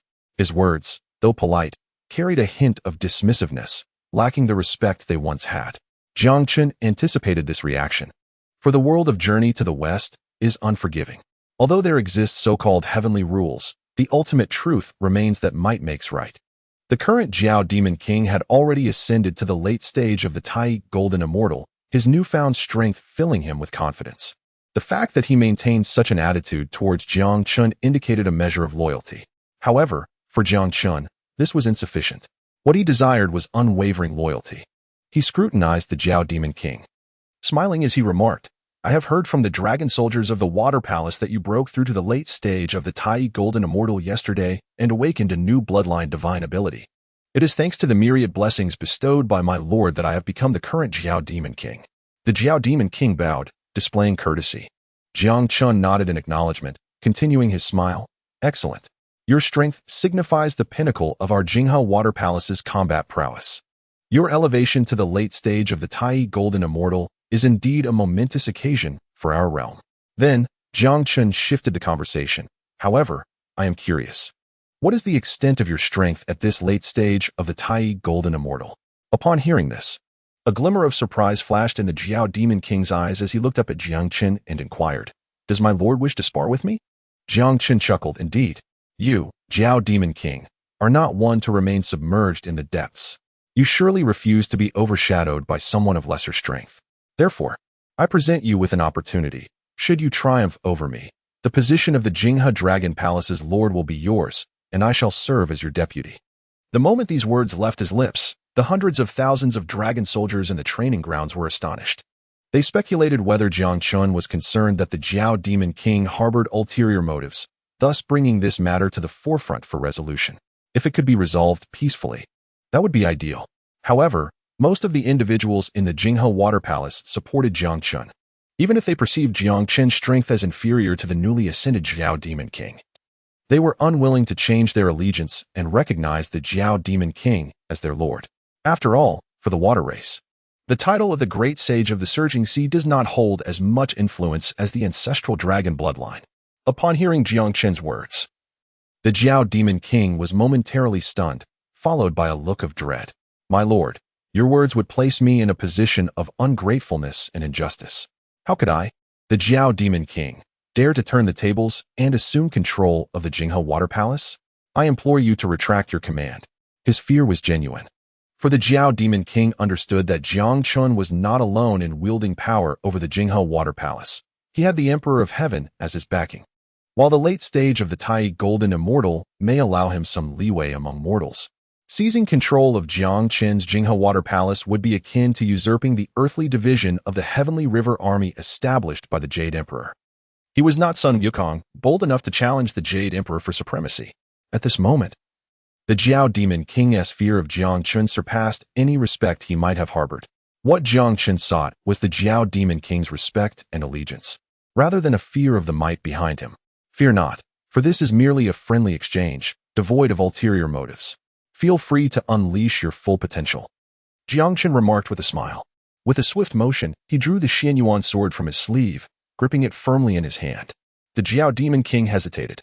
But upon witnessing Jiang Chen's demeanor, he steeled himself and declared, "Since you insist, I shall not hold back." With that, a sword imbued with demonic energy materialized before the Jiao Demon King, who took command of it. This sword was none other than the Demon Emperor's sword, a treasured gift from Jiang Chen. The Xianyuan sword, a weapon of the human emperor, resonated softly in response to its counterpart, the Demon Emperor's sword. Under the watchful gaze of hundreds of thousands of dragon soldiers, a fierce battle was poised to ignite. In this monumental clash between the two formidable entities, Jiang Chen and the Jiao Demon King, both at the pinnacle of the Tai Golden Immortal Realm. An independent space was delineated above the martial field even before the conflict commenced. Such beings, nearing the Deluo Golden Immortal level, were among the rarest in the three realms.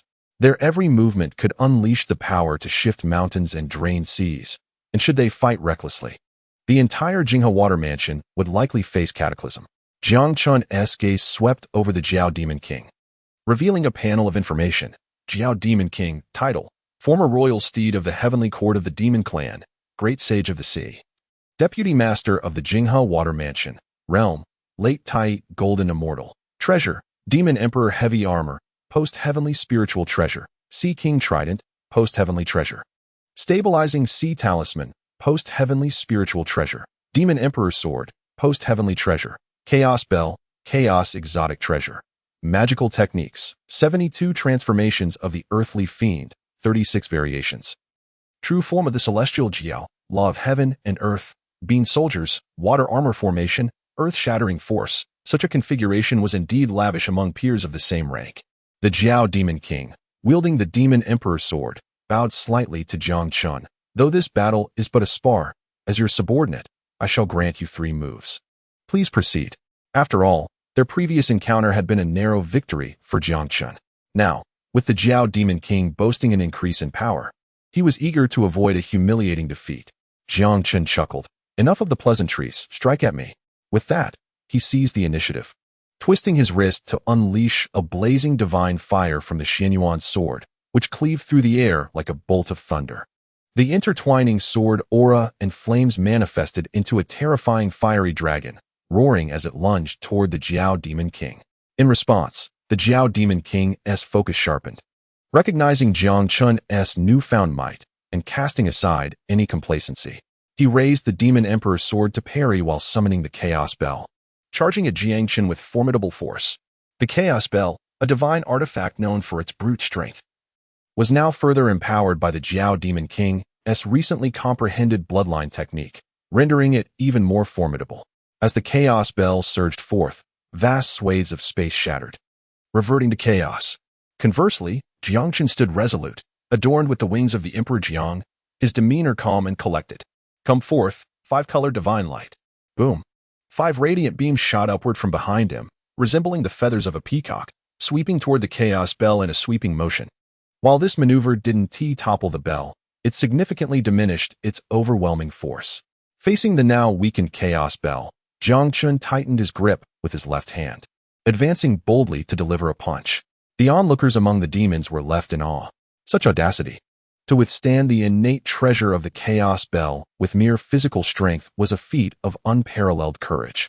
If Jiang Chen succeeded, it would become a legendary tale. If he failed, it would simply be an unfortunate accident. The Jiao Demon King, his expression grave, understood the magnitude of power behind this strike. It represented the culmination of his strength, the mightiest blow he could muster thus far.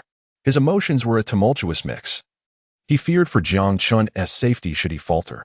Yet he also worried that if Jiang Chen withstood the blow, it would be a severe blow to his pride. Clang! Suddenly, a crisp sound echoed as the Chaos Bell appeared to lose its control, its brilliance extinguished, plummeting to the martial field below. In that instant, Jiang Chen executed the Emperor Jiang's flashing technique, his figure flickering as he closed the distance to the Jiao Demon King in the blink of an eye. As the Jiao Demon King looked up, He was met with Jiang Chen's piercing gaze, which radiated an overwhelming pressure that left him shaken. This sensation was not merely one of bloodlines, but also of realms. When did you ascend to the late Tai Golden Immortal level? He distinctly recalled Jiang Chen being at the early stage during their previous encounter, barely managing to suppress him through the use of treasures and bloodline prowess. Now, however, Jiang Chen had leaped across 2 minor realms, exerting absolute dominance over the Jiao Demon King. How can we possibly continue this fight? Jiang Chen smiled. That is precisely why I encouraged you to unleash your full strength from the outset, to avoid an embarrassing defeat. The Jiao Demon King could only manage a wry smile. You truly are a monster, defying all logic. At this point, if you told me you were a Deluo Golden Immortal, I would believe it. The Jiao Demon King was now thoroughly convinced. The most terrifying adversary is not the powerful opponent, but the one whose true strength remains a mystery. This battle served to establish Jiang Chen's reputation, transforming the Jiao Demon King's reverence for the heavenly court into an awe of Jiang Chen himself. The outcome was evidently successful. Jiang Chen patted his shoulder, dispersing the surrounding isolation with a casual wave, and remarked, "Your strength is commendable. You have not disappointed me.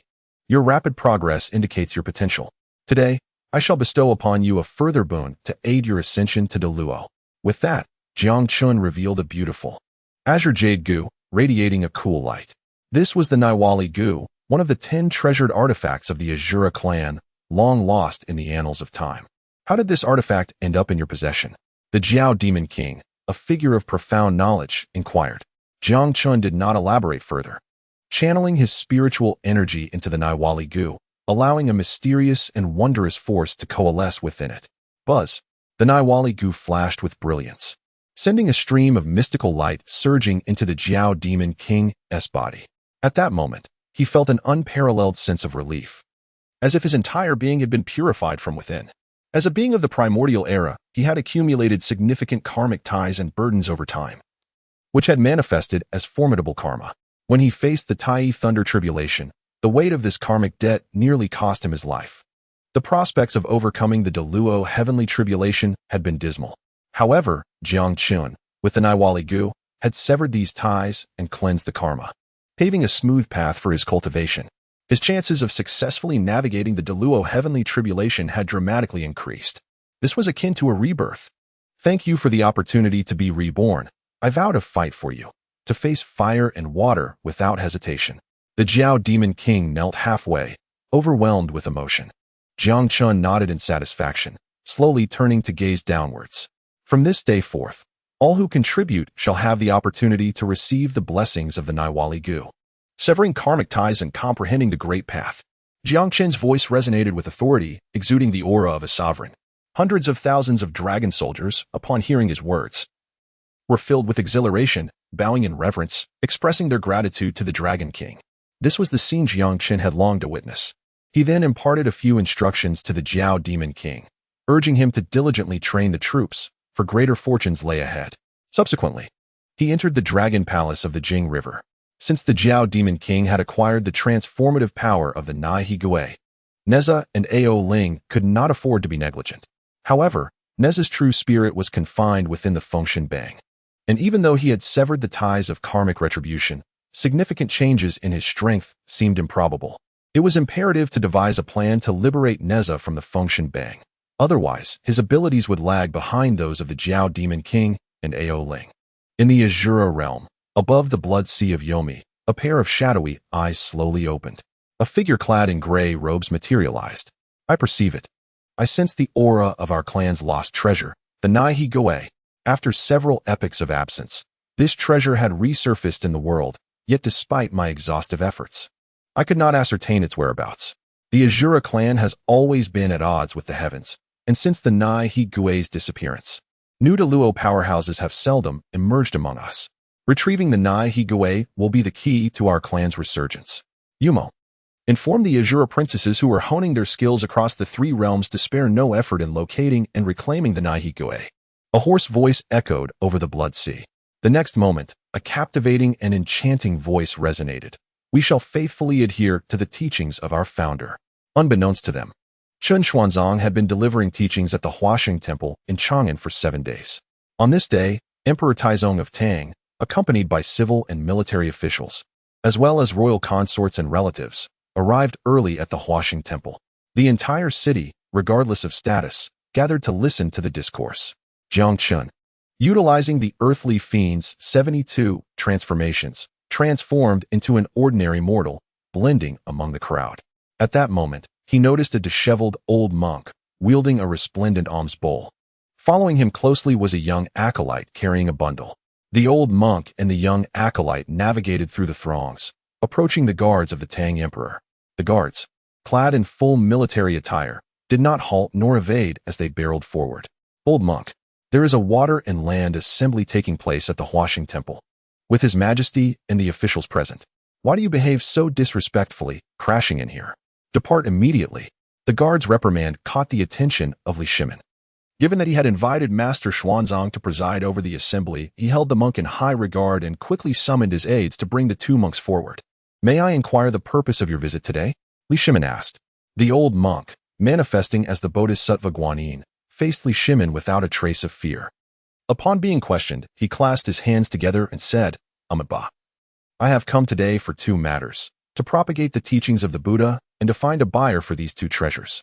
He then shifted his gaze, directly bypassing Li Shimin and fixing it on Chen Xuanzang, seated on the high platform, exclaiming loudly, That monk, do you only preach the teachings of the small vehicle, or can you expound upon the great vehicle as well?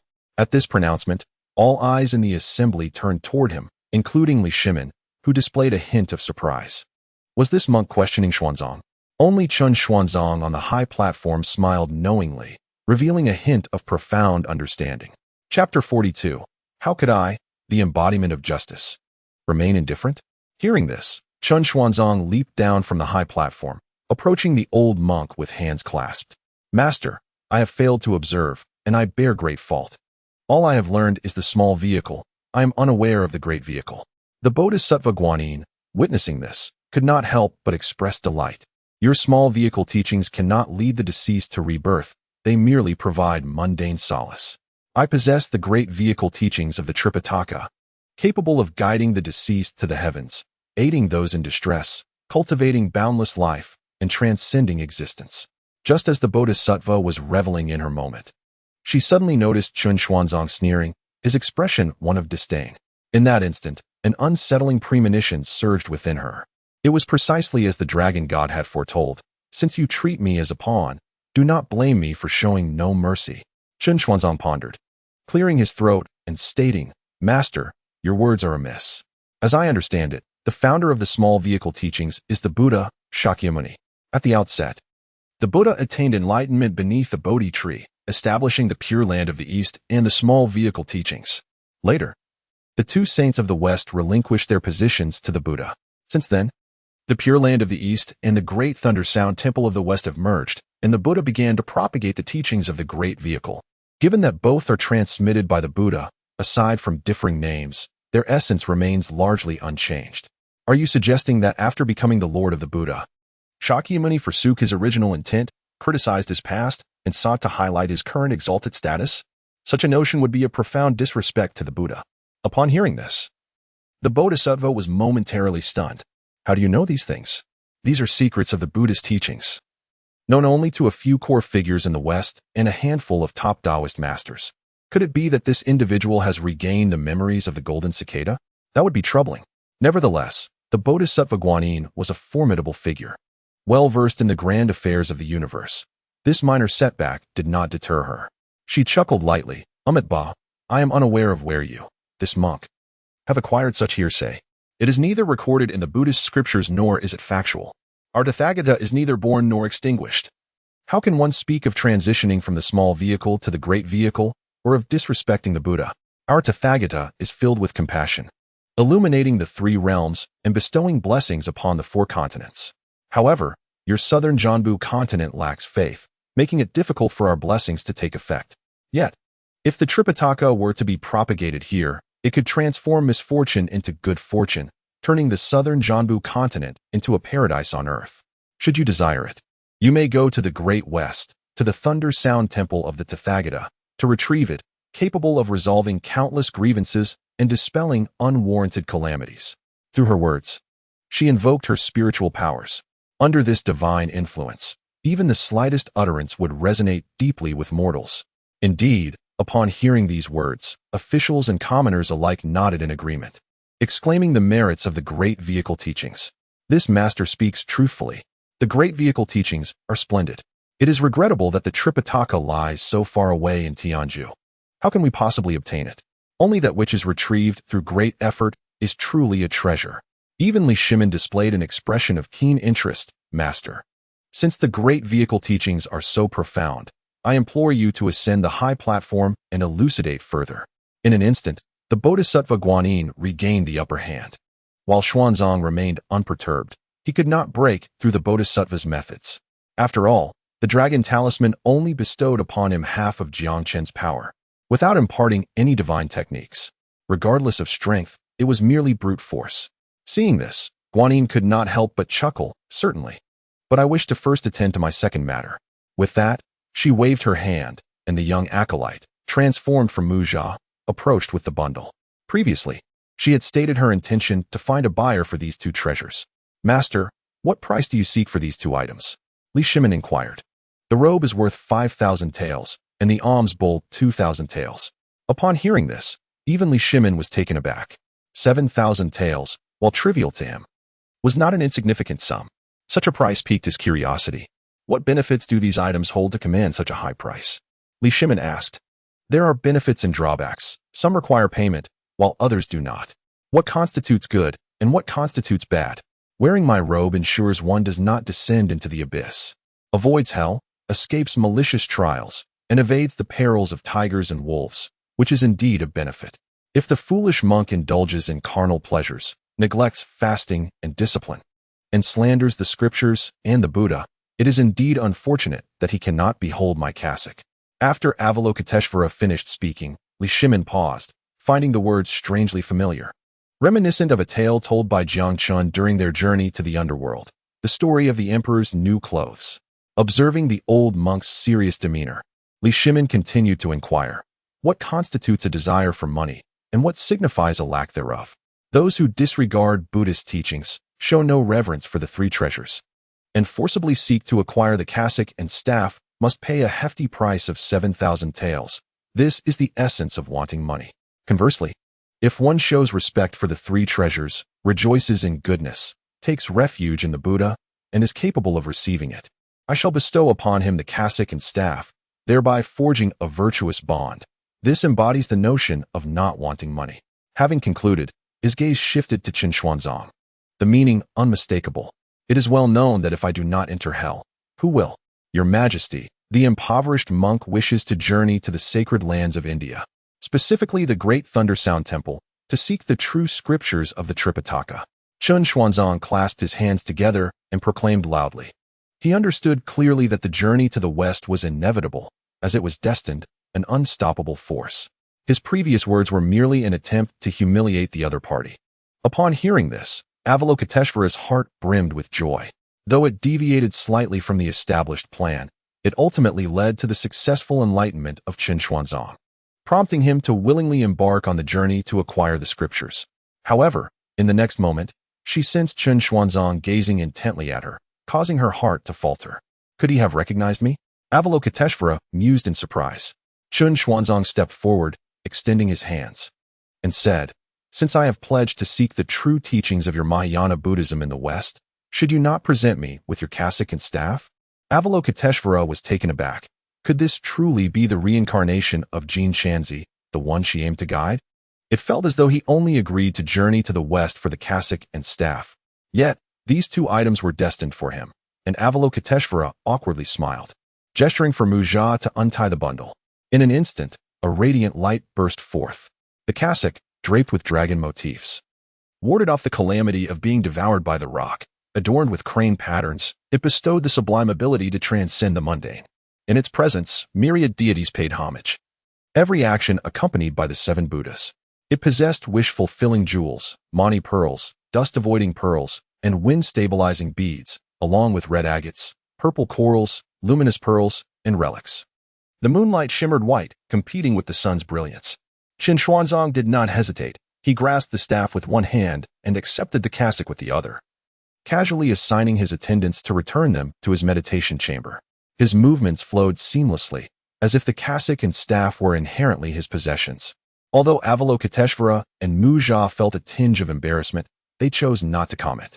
Soon, it was time for the Western Buddhist tradition to reveal its true nature and harvest faith. Amitabha. Avalokiteshvara intoned a Buddhist chant, then clasped her hands together.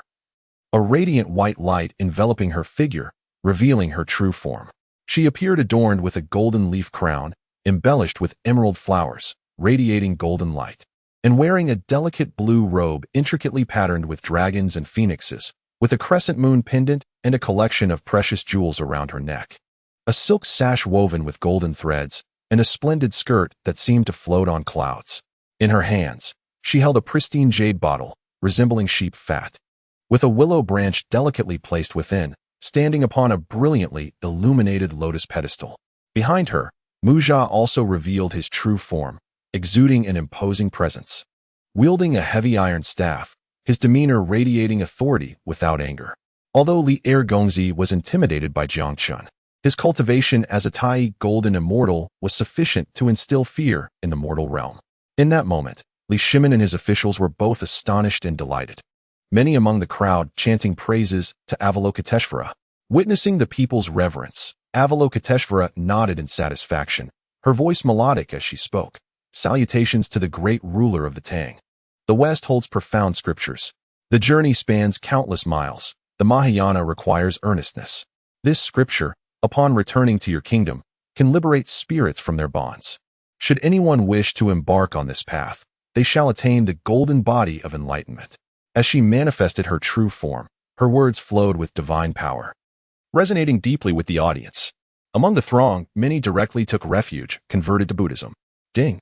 Detecting hostile forces employing unethical means to sway the hearts of the people. Initiating a choice. Choice 1. The opponent is far stronger. Ignore them to preserve oneself. Reward. 500,000 years of cultivation, postnatal treasure, the sea calming pearl. Divine ability, earthly golden light. Choice 2. Such behavior is akin to a pyramid scheme.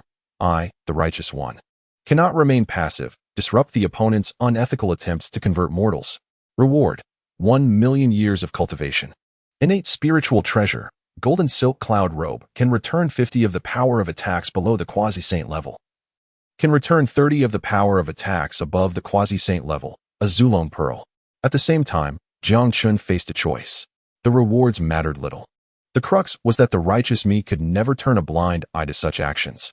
Jiang Chen swiftly made his choice, stepping forward and declaring, a dignified Deluo golden immortal, employing divine powers against mortals. Do you not feel a twinge of shame? With that, a vibrant five-colored divine light surged forth. In that instant, a booming voice erupted from the crowd, followed by a radiant beam of light intertwined with 5 hues. This all transpired unexpectedly as Avalokiteshvara and Mujia reveled in the worship of the masses. By the time they sensed the disturbance, they were already enveloped by the 5-colored divine light. Though the divine light was formidable, Avalokiteshvara, a renowned Deluo golden immortal from the Fengshan calamity, swiftly summoned her immense power to shield herself and Mujia. However, Jiang Chen's aim was not to attack individuals, but to shatter the illusions. The pristine willow branch, the clear crystal bottle, and the 7-tiered lotus pedestal were turned to ashes in the divine light's baptism. Chen Xuanzang, witnessing this, couldn't suppress his joy and shouted, "Everyone, look! That crystal bottle, willow branch, and lotus pedestal are all fakes." Upon hearing this, the crowd erupted in excitement. Chapter 43. The Art of Divine Movement, Earthly Golden Light. The pristine crystal bottle, the clear willow branch, and the 7-tiered lotus pedestal had long been extorted from Jiang Chen atop the Lingxiao Palace. As the saying goes, a bodhisattva has no form. These treasures symbolized Avalokiteshvara's identity. Thus, when she manifested, she could only employ sleight of hand to conjure fakes. While she could deceive mortals, she could not fool a formidable opponent. Yet, unexpectedly, Jiang Chen emerged just as she was about to harvest a wave of Buddhist followers in Chang'an, obliterating her counterfeit artifacts with the 5-colored divine light. Consequently, not only was her ability to convert called into question, but her very identity faced scrutiny at that moment. What transpired? The mundane world was so beautiful, and I had just felt an urge to take refuge in the Buddhist path. It must have been a moment of madness. Surely, That bodhisattva must have employed some means against us, causing our minds to cloud. What bodhisattva? The crystal bottle, willow branch, and lotus pedestal are all fakes. Who could possibly reveal themselves? Where have the bodhisattva and the monk gone? Amidst the murmurs of confusion, Avalokiteshvara and Musha had vanished without a trace. High above in the clouds, Avalokiteshvara gritted her teeth, her eyes glinting with malice. Only two beings in this world wielded the five-colored divine light. One was the peacock king Kong Xian, and the other was that nefarious dragon. Kong Xian had long taken refuge in the Buddha and would never undermine my efforts. It must be that wicked dragon. Regrettably, he lurked in the shadows while we stood in the light, unprepared and unable to pursue a fleeing figure. Before her words had fully escaped her lips, Muzha trembled slightly, producing a gleaming mirror from his bosom. It was none other than Li Jing's demon-revealing mirror. As the fog dissipated within the mirror, the image gradually clarified. Upon seeing this, Avalokiteshvara's gaze turned icy. This time, the nefarious dragon would find it impossible to escape. Ding! Congratulations to the host for completing Task 2, earning the reward of 1 million years of cultivation and the innate spiritual treasure. The golden threaded robe, which returns 50% of the power for attacks below quasi-saint level and 30% for attacks above that level, along with the Zulong Pearl. Jiang Chen, position, deity of water in the three realms. Realm, late-stage Tai golden immortal, 3 million years away from the next realm. Treasures, heavenly command, acquired treasure.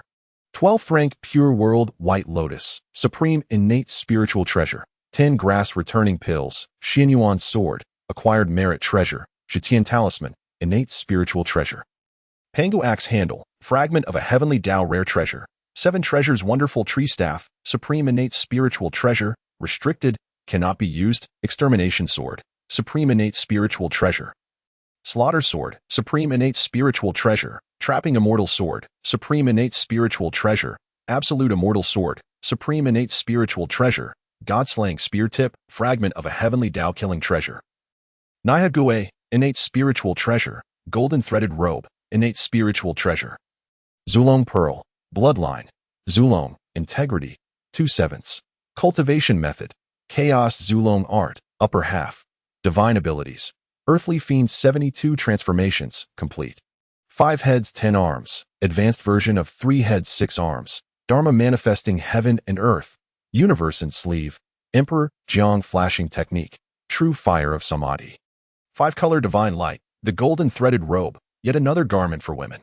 Although its quality is not low, I am protected by the 12th rank pure world white lotus, rendering this spiritual treasure somewhat superfluous for me. Jiang Chen mused that it might be better to gift it to Ao Ling, or perhaps indulge in some mischief by having Neza try it on. Neza, being the incarnation of lotus root, presents a male body with a feminine appearance, making him one of the most exquisite beings in the 3 realms. Ahem. These details are not of utmost importance. What truly matters is that with the acquisition of the 3rd Zulong Pearl, Jiang Chen's bloodline is on the verge of another ascension. Just as he contemplated this, an indescribable thrill surged within him.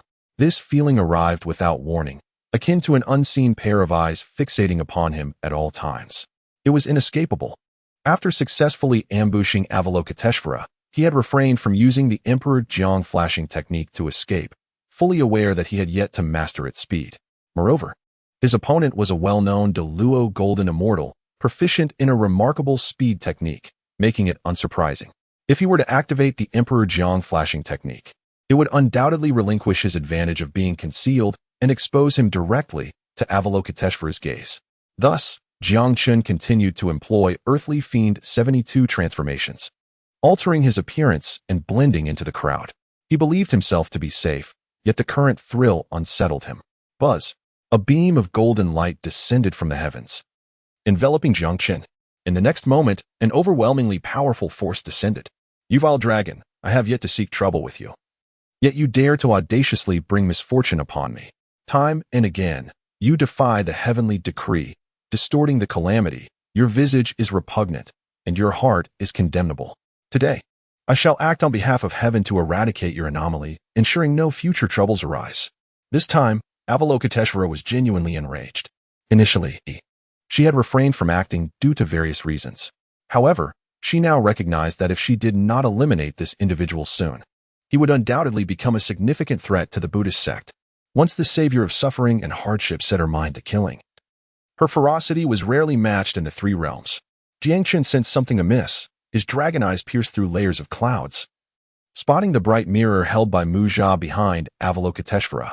Demon-dispelling mirror, acquired treasure, capable of piercing through all illusions within the three realms. Mujia was the son of Li Jing, who, as the Grand Marshal of Heaven's army, commanded the demon-dispelling mirror. How could I have forgotten about this? Jiang Chen slapped his forehead and immediately turned his palm, summoning the 12th rank Pure World White Lotus. This supreme, innate treasure spiraled upward, releasing a purifying white light powerful enough to cleanse all things, rushing towards Avalokiteshvara. Get away, Avalokiteshvara lightly admonished, countering with a palm that repelled the 12th rank Pure World White Lotus, diminishing its light by half. Although the 12th rank Pure World White Lotus was an exceptional innate spiritual treasure, it could not bridge the immense gap in strength between Jiang Chen and Avalokiteshvara, akin to the divide between heaven and earth. Though repelled, it bought Jiang Chen a few moments. At that instant, while summoning the 12th rank Pure World White Lotus, he activated the Emperor Jiang flashing technique, transforming into a fleeting shadow rushing into the clouds. As the 12th rank Pure World White Lotus was repelled, it too morphed into a streak of white light, trailing Jiang Chen like a shooting star. Humph, a mere tiny golden immortal dares to flee from me. What a foolish dream. Golden light of the earth. This divine ability was a movement technique personally imparted by the saint of the Chan school, Yuan Shi Tianzun, to the 12 golden immortals, and its brilliance was self-evident. Under the golden light of the earth, Avalokiteshvara quickly closed in on Jiang Chen, an overwhelming killing intent sending chills down his spine. At this moment, Jiang Chen felt despondent. He had just dealt with the treasure-holding boy, and now he was being pursued by a Deluo golden immortal. Why did I involve myself in this mess? As Avalokiteshvara approached, Jiang Chen contemplated launching a desperate attack with the 4 extermination swords when a beam of white light appeared out of nowhere. It released a vast divine power, halting the fierce Avalokiteshvara in her tracks. As the white light dissipated, Jiang Chen beheld a graceful figure from behind. Though her face was obscured, her silhouette alone was enough to captivate nations.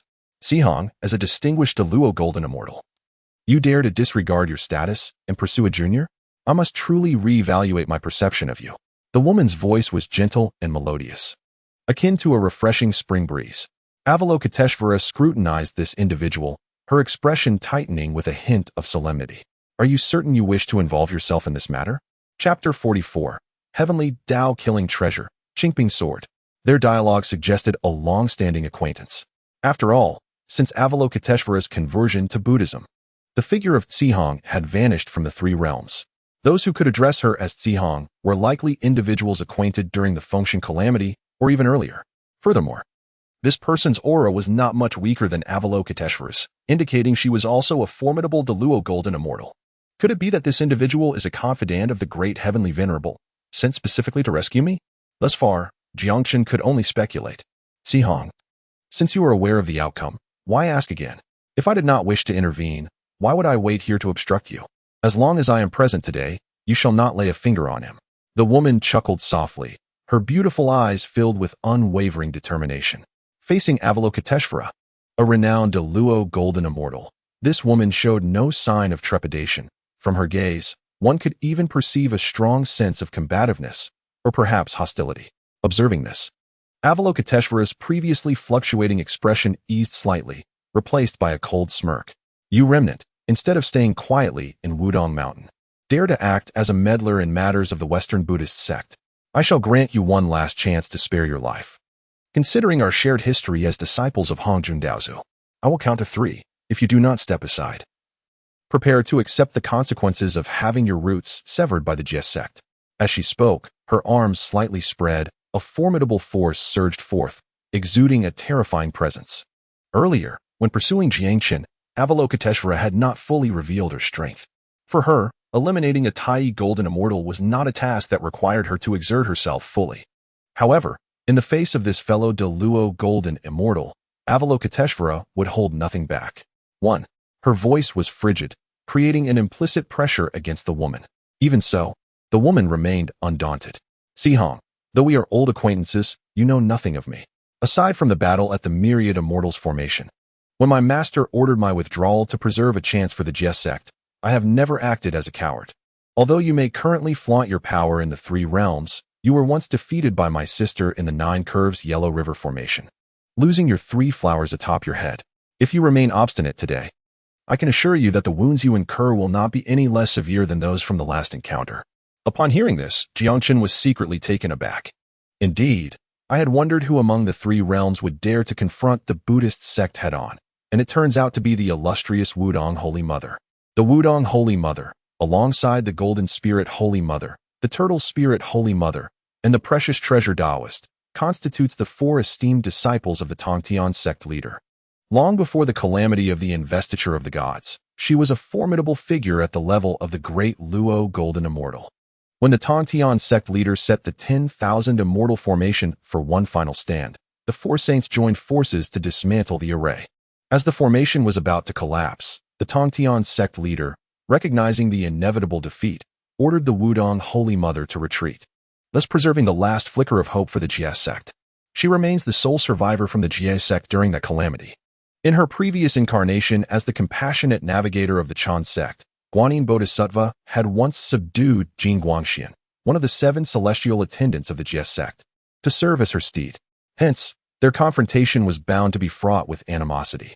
After the investiture of the gods, the Wudong Holy Mother retreated to Wudong Mountain, earning an even more illustrious title, the Mother of Li Mountain.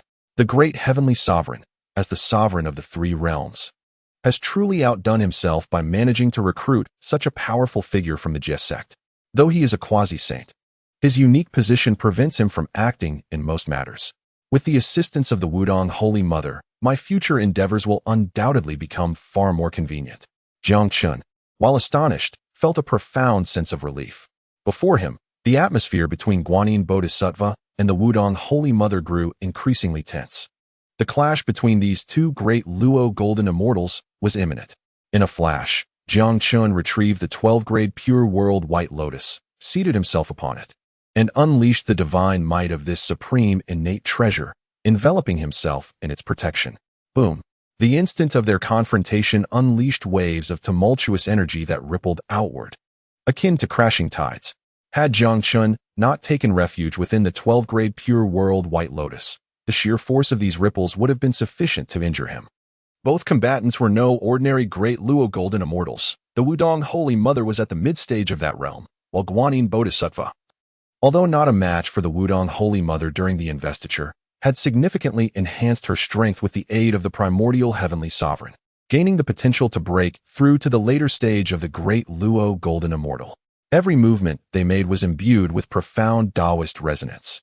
After several exchanges, Guanyin Bodhisattva subtly gained the upper hand. Do you see, Wudong Holy Mother? I am no longer the compassionate navigator you once knew. If you are wise, consider taking refuge in the Buddhist path alongside me. Given your relationship with the Buddha and your formidable strength, attaining Buddhahood would be no arduous task.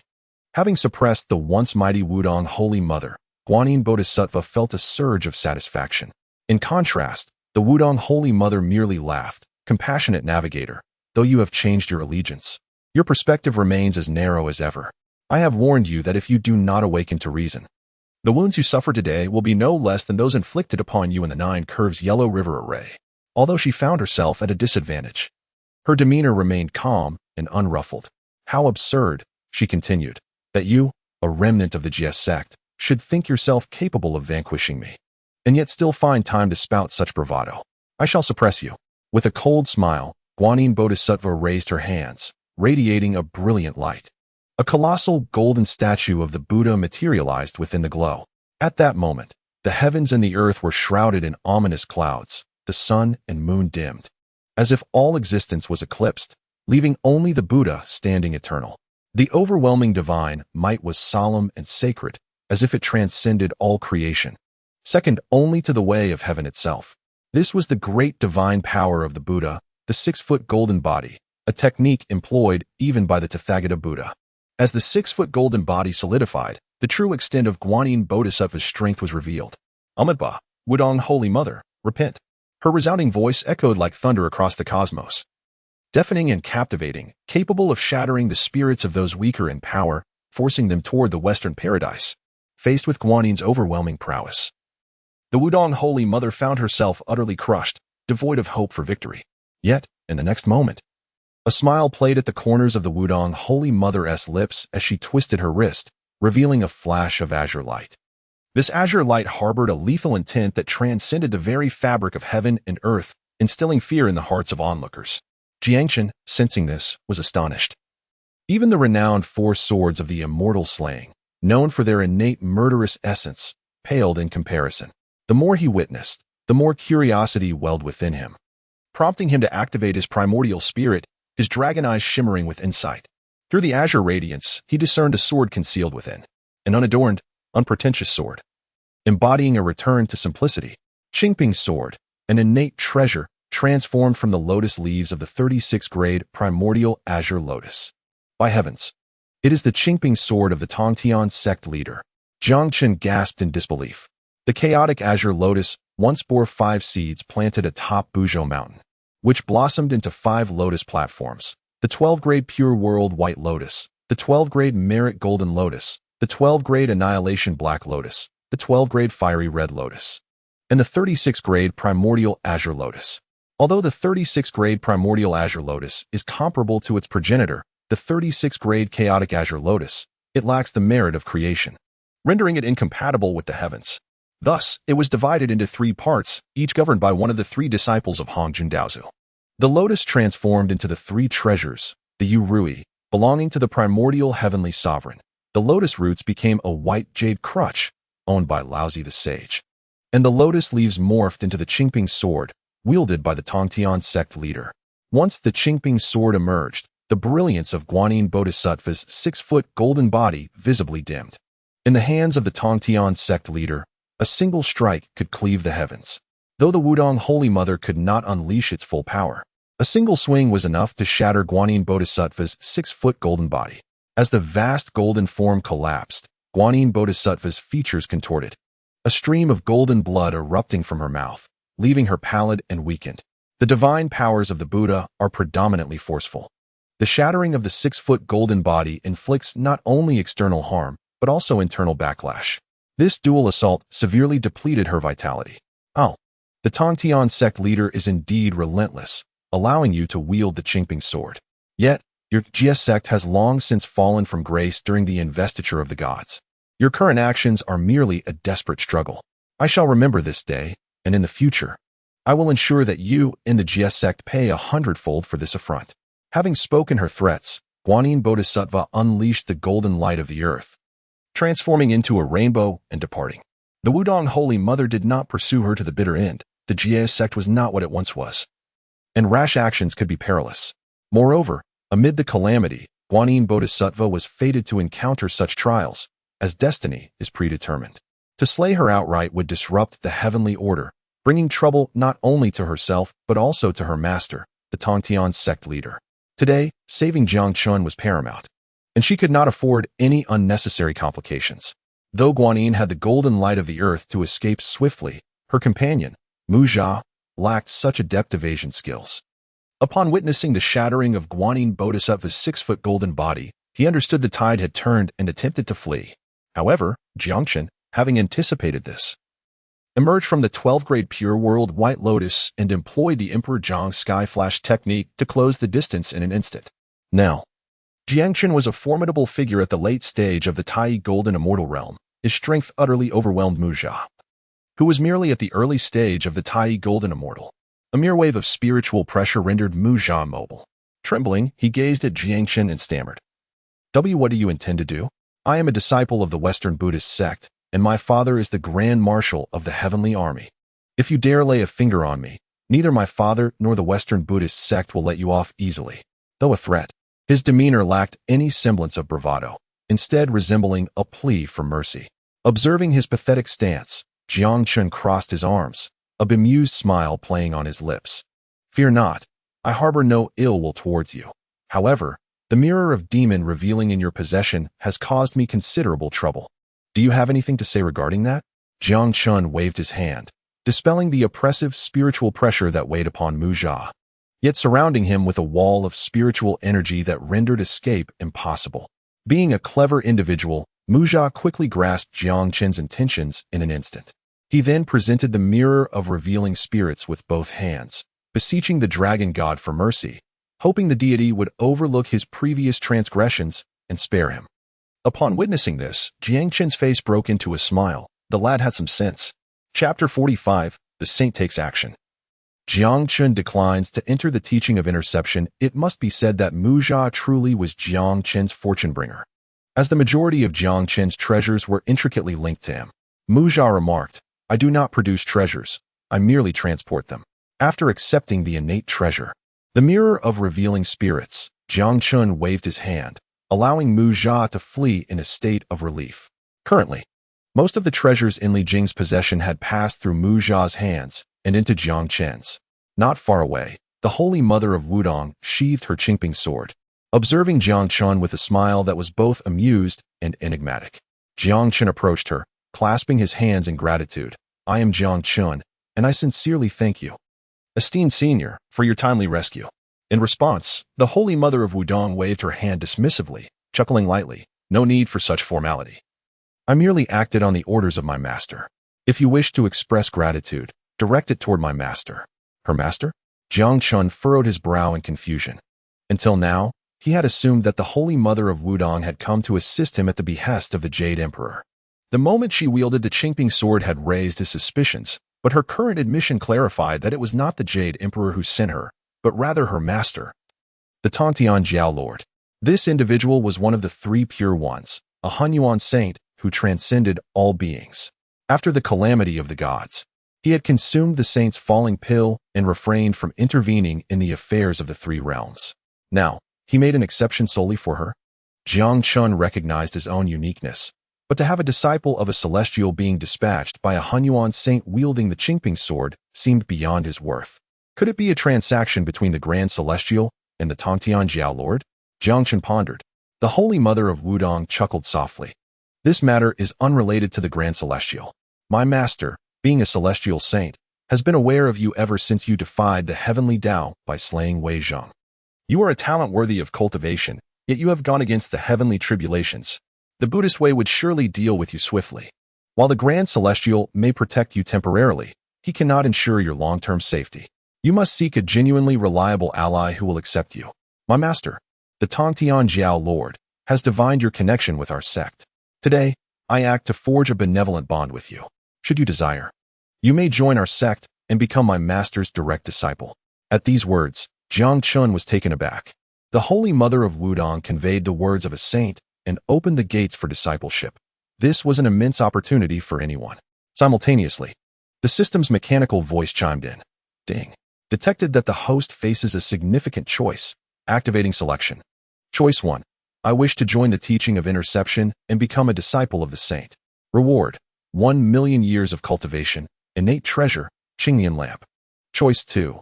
The teaching of interception is but a name. Allow me to reconsider.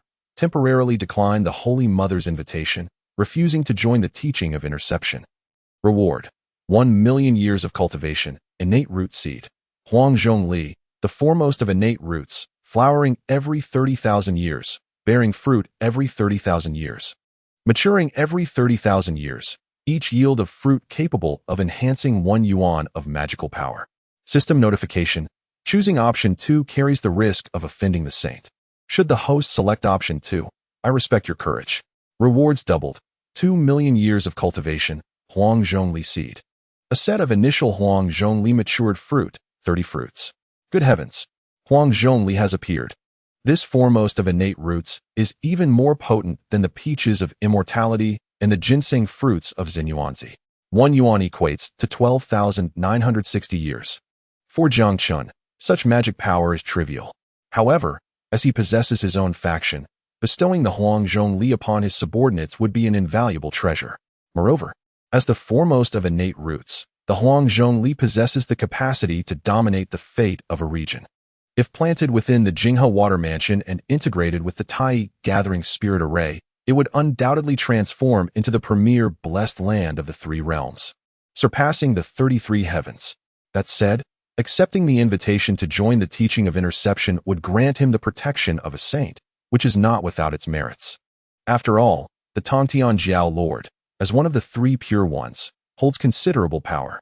Although the teaching of interception is weakened, as long as the Tongtian Jiao Lord endures, this colossal entity, akin to a centipede that, though dying, does not perish, retains significant influence within the three realms. This time, Jiang Chen owes a debt of gratitude to the Holy Mother of Wukong for her rescue. Additionally, the Qingyun lamp, alongside the Balian lamp and the Qingyun golden lamp, stands as a remarkable innate treasure. Despite sending the Holy Mother of Wudong to assist him, the Tongdian Jiao Lord, as a Hunyuan saint, views all beings as mere ants. Unaware of his true intentions, Jiang Chen decided it prudent to avoid entanglement in the affairs of these celestials too soon. As he contemplated, the Holy Mother of Wudong smiled gently. What occupies your thoughts? I wonder. If I refuse to join the teaching of interception and decline to become the Tongtian Jiao Lord's disciple, would you turn against me? Jiang Chen replied with a smile. Upon hearing this, the Holy Mother of Wudong did not display surprise, as if everything had been anticipated. Each person has their aspirations. If we were to force someone to join our sect, how would we differ from the shameless Western sect? However, before you depart, I must fulfill my master's command and perform one more task for you. With that, the Holy Mother of Wudong flicked her wrist, and a streak of azure light coursed through Jiang Chen's sleeve. A mysterious force penetrated, manifesting a dry branch. This was the 7-treasure mysterious tree staff of the Saint of Precognition, which Jiang Chen had extorted from Guanyin. However, due to the imprint left by the Saint of Precognition, he had been unable to erase it and had stored it away.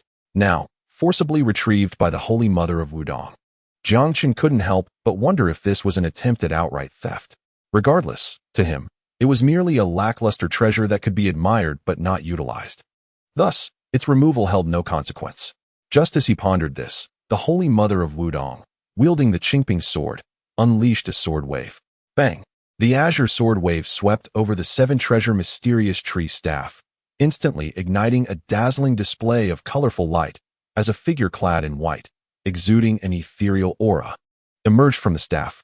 Simultaneously, a figure clad in black appeared from within the Qingping sword, standing with arms crossed, emanating an intimidating presence. The black-clad figure reached out, and the azure light on the Qingping sword flared brilliantly, directly shattering the white figure. As the white figure dissipated, the radiant light of the 7-treasure mysterious tree staff dimmed, as if it had lost all power, falling to the ground. Now, this proof of the Saint of Precognition's enlightenment had become akin to an ordinary dry branch, devoid of any special quality. With a casual wave of her hand, the Holy Mother of Wudong summoned a gentle breeze, returning the 7-treasure mysterious tree staff to Jiang Chen. She smiled. The imprint upon this staff has been erased. You may now claim it as your own. This exquisite innate treasure will serve as a significant boon to you. Jiang Chen was momentarily stunned by her words. The Holy Mother of Wudong had acted solely to assist him in removing the imprint from the 7-treasure mysterious tree staff? Why would she help him? He inquired in confusion. I have stated that my purpose here is not only to invite you to join the teaching of interception, but also to forge a benevolent bond with you. My master holds you in high regard. Now, I ask you once more, do you truly wish to refuse joining our sect? The Holy Mother of Wudong smiled. Upon hearing this, Jiang Chen lowered his head, his expression contemplative. After a brief moment, he nodded gently. This is a matter of great significance. Allow me to ponder it further. I owe the teaching of interception a favor, and in the future, should the opportunity arise, I, Jiang Chen, shall repay it. Farewell. With that, Jiang Chen clasped his hands in salute, and, invoking the Emperor Zhang's space flash technique, transformed into a rainbow and departed. The unmatched Holy Mother gazed at Jiang Chen's departing figure, grasping the Qingping sword, her expression turning grave. In the next moment, the imposing silhouette in black reappeared on the Qingping sword. Though ethereal, even the unmatched Holy Mother felt insignificantly small in its presence. Master, today, we have no qualms about offending the Western Buddhist sect to rescue him from Guanyin's grasp. Yet he simply brushed it off with a trivial favor, never joining our GS sect. Such ingratitude is a waste of your efforts, she expressed with evident displeasure. The black-clad figure waved a hand, chuckling lightly. If it were so easy to draw him into our GS sect, he would not be who he is. Currently, even I cannot discern this individual's destiny. He is neither a mere pawn nor easily tamed. We must not rush. We have plenty of time ahead. With that, the black figure dissipated, and the Qingping sword broke free from the Holy Mother's control, transforming into a streak of azure light, soaring into the heavens. Ding dong. Congratulations to the host for completing Choice 2. Rewards received. 2 million years of cultivation, an innate spiritual root, Huanghongli seed, and 30 Huanghongli fruits. Jiang Chen, position, divine being of the water department of the three realms. Realm, late-stage Tai golden immortal, 1 million years away from the next realm. Treasure, Tian Di Ling, postnatal supreme treasure. 12th grade pure world white lotus, exceptional innate spiritual treasure. 10 grass rejuvenation pills, Xinyuan sword, postnatal meritorious treasure. Zhetian Bao Lu, innate spiritual treasure. Pengu axe handle, fragment of a heavenly Dao rare treasure. 7 treasures wonderful staff, exceptional innate spiritual treasure. Zhu Xian sword, exceptional innate spiritual treasure. Lu Xian sword, exceptional innate spiritual treasure. Xian Xian sword, exceptional innate spiritual treasure. Zhu Xian sword, exceptional innate spiritual treasure. Shi Shun gun tip, fragment of a heavenly Dao slaughter treasure. Nai Gui, innate spiritual treasure. Golden threaded cloud robe, innate spiritual treasure. Zhaiyao mirror, postnatal supreme treasure. Ancestral dragon pearl, 30 Huanghongli fruits.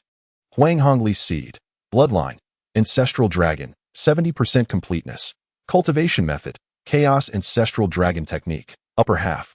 Divine powers and techniques. Earthsha 72 transformations, complete. 5 heads 10 arms, advanced version of 3 heads 6 arms. Dharma aspect of heaven and earth, sleeve universe. Emperor Zhang's flashing technique, true fire of samadhi. 5-color divine light. Though the rewards were bountiful, Jiang Chen did not exhibit the usual excitement upon completing a task. The calamity of the journey to the west was far from simplistic. With Tongtian's intervention, other saints would inevitably follow suit. The impending situation promised to grow increasingly intricate. And as a defier of heaven's mandate, he would become the focus of the saints' attention. The sensation of being under their scrutiny was akin to a thorn in his back, truly uncomfortable. Fortunately, with the Zhetian Bao Lu to obscure the heavenly secrets, even the saints could not predict matters related to Jiang Chen. The only viable path forward was to grow stronger.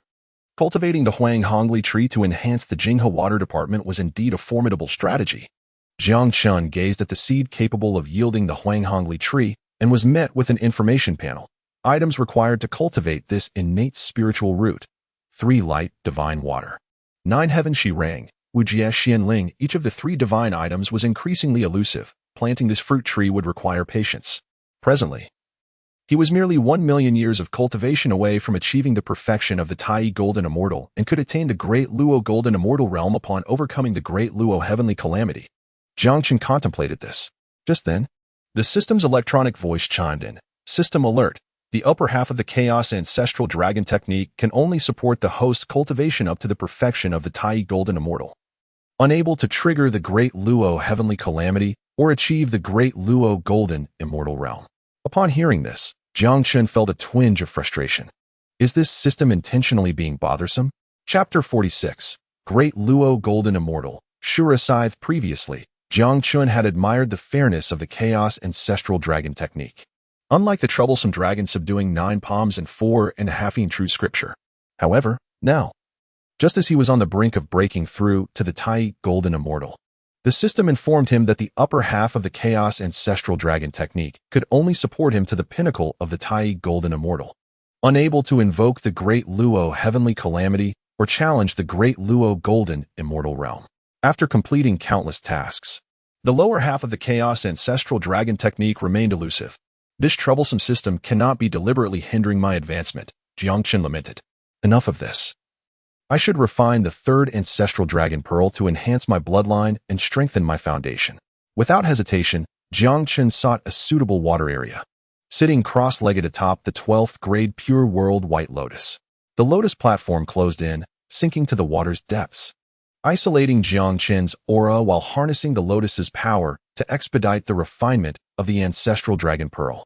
Since Jiang Chen returned from the underworld, utilizing the Nai Gui to benefit several powerful beings in the Jinghe Water Department, and leveraging this item as an incentive for the Jinghe Water Department's dragon soldiers to achieve merit, the news of Jiang Chen's possession of this treasure spread like wildfire. This artifact significantly amplified his reputation within the demon realm.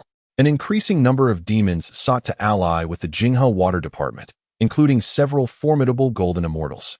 Though Jiang Chen was not currently within the water department, everything was managed seamlessly by the Jiao Demon King, Neza, and Ao Ling, leading to the steady growth of the Jinghe water department. However, with greater prominence came greater scrutiny. One day, an unexpected visitor arrived at the Jinghe water department. She was a woman clad in black attire, her flowing long hair tied into a high ponytail, and her exquisite face bore an icy demeanor. Despite her cold aura, she seemed to possess an innate allure. Her attire, though unassuming, could not conceal her alluring figure. Suspended above the Jinghe, the woman called out coldly, "Where is Jiang Chen? May I request an audience?" The patrolling Yiksha surfaced, sizing up the woman and scoffing, "You, young lady, are indeed striking. Have you come to be my lord's consort? Unfortunately, our lord is away. Should you wish to join our Jinghe Dragon Palace sincerely, I can introduce you to the deputy lord. If you seek merely to find someone, please return and come again in a few days." Before he could finish, a flicker of anger crossed the woman's icy face. "You insolent wretch, your words are utterly absurd." With that, she raised her delicate hand, transforming it into a blade and struck down. Boom. With a tremendous sound, the Yiksha had no means of resistance. Instantly reduced to ashes, blood stained the river surface, and a faint metallic scent filled the air. In the next moment, the waters of the Jinghe surged violently, as three figures emerged amidst the throngs of dragon soldiers. Leading them was the Jiao Demon King, clad in dark heavy armor, wielding a blue steel trident, and a sharp sword hung at his waist. He towered at a height of 10 feet, resembling a formidable iron tower. Neza and Ao Ling flanked him, both at the initial stage of the Tai Golden Immortal Realm, wielding multiple treasures, capable of contending even with mid-stage Tai Golden Immortal adversaries. The Jiao Demon King surveyed the bloodied waters beneath him, a glint of anger flashing in his copper bell-like eyes. "Who dares to cause chaos in my Jinghe water department? I shall take you down and present you to the Lord for judgment." Before he could finish, the Jiao Demon King leaped, swinging his Sea King trident directly at the black-clad woman. The woman remained indifferent, making no attempt to evade, meeting him head-on with her bare hands. As a late-stage Tai Golden Immortal, the Jiao Demon King, having attained power during the primeval era, was rarely matched within the same realm. Yet this woman, barehanded, appeared effortlessly capable of countering his might.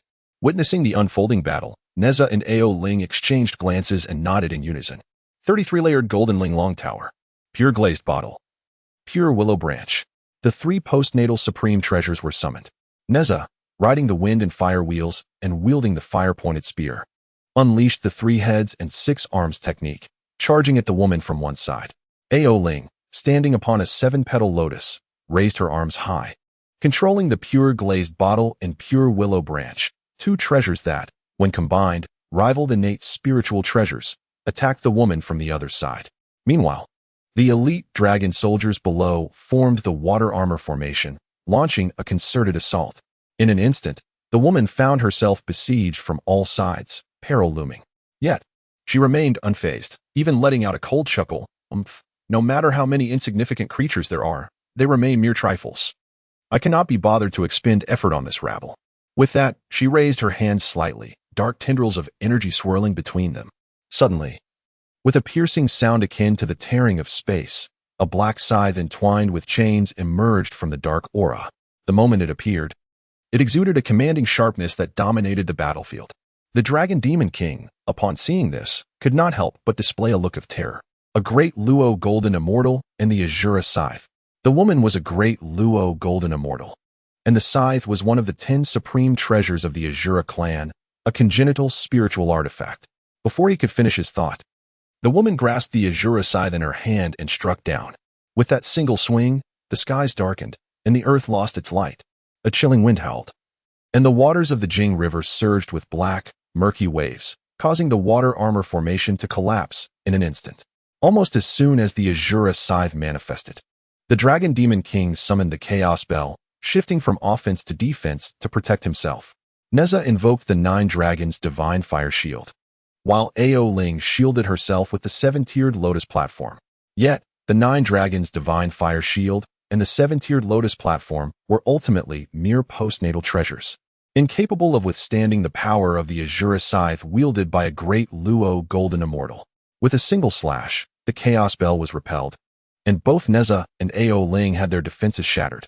The chains on the Azura scythe rustled like cunning serpents, ensnaring the two and pulling them before her. The Dragon Demon King emerged from the Chaos Bell, witnessing this scene, his eyes filled with rage. "You vile woman, do you know what you are doing?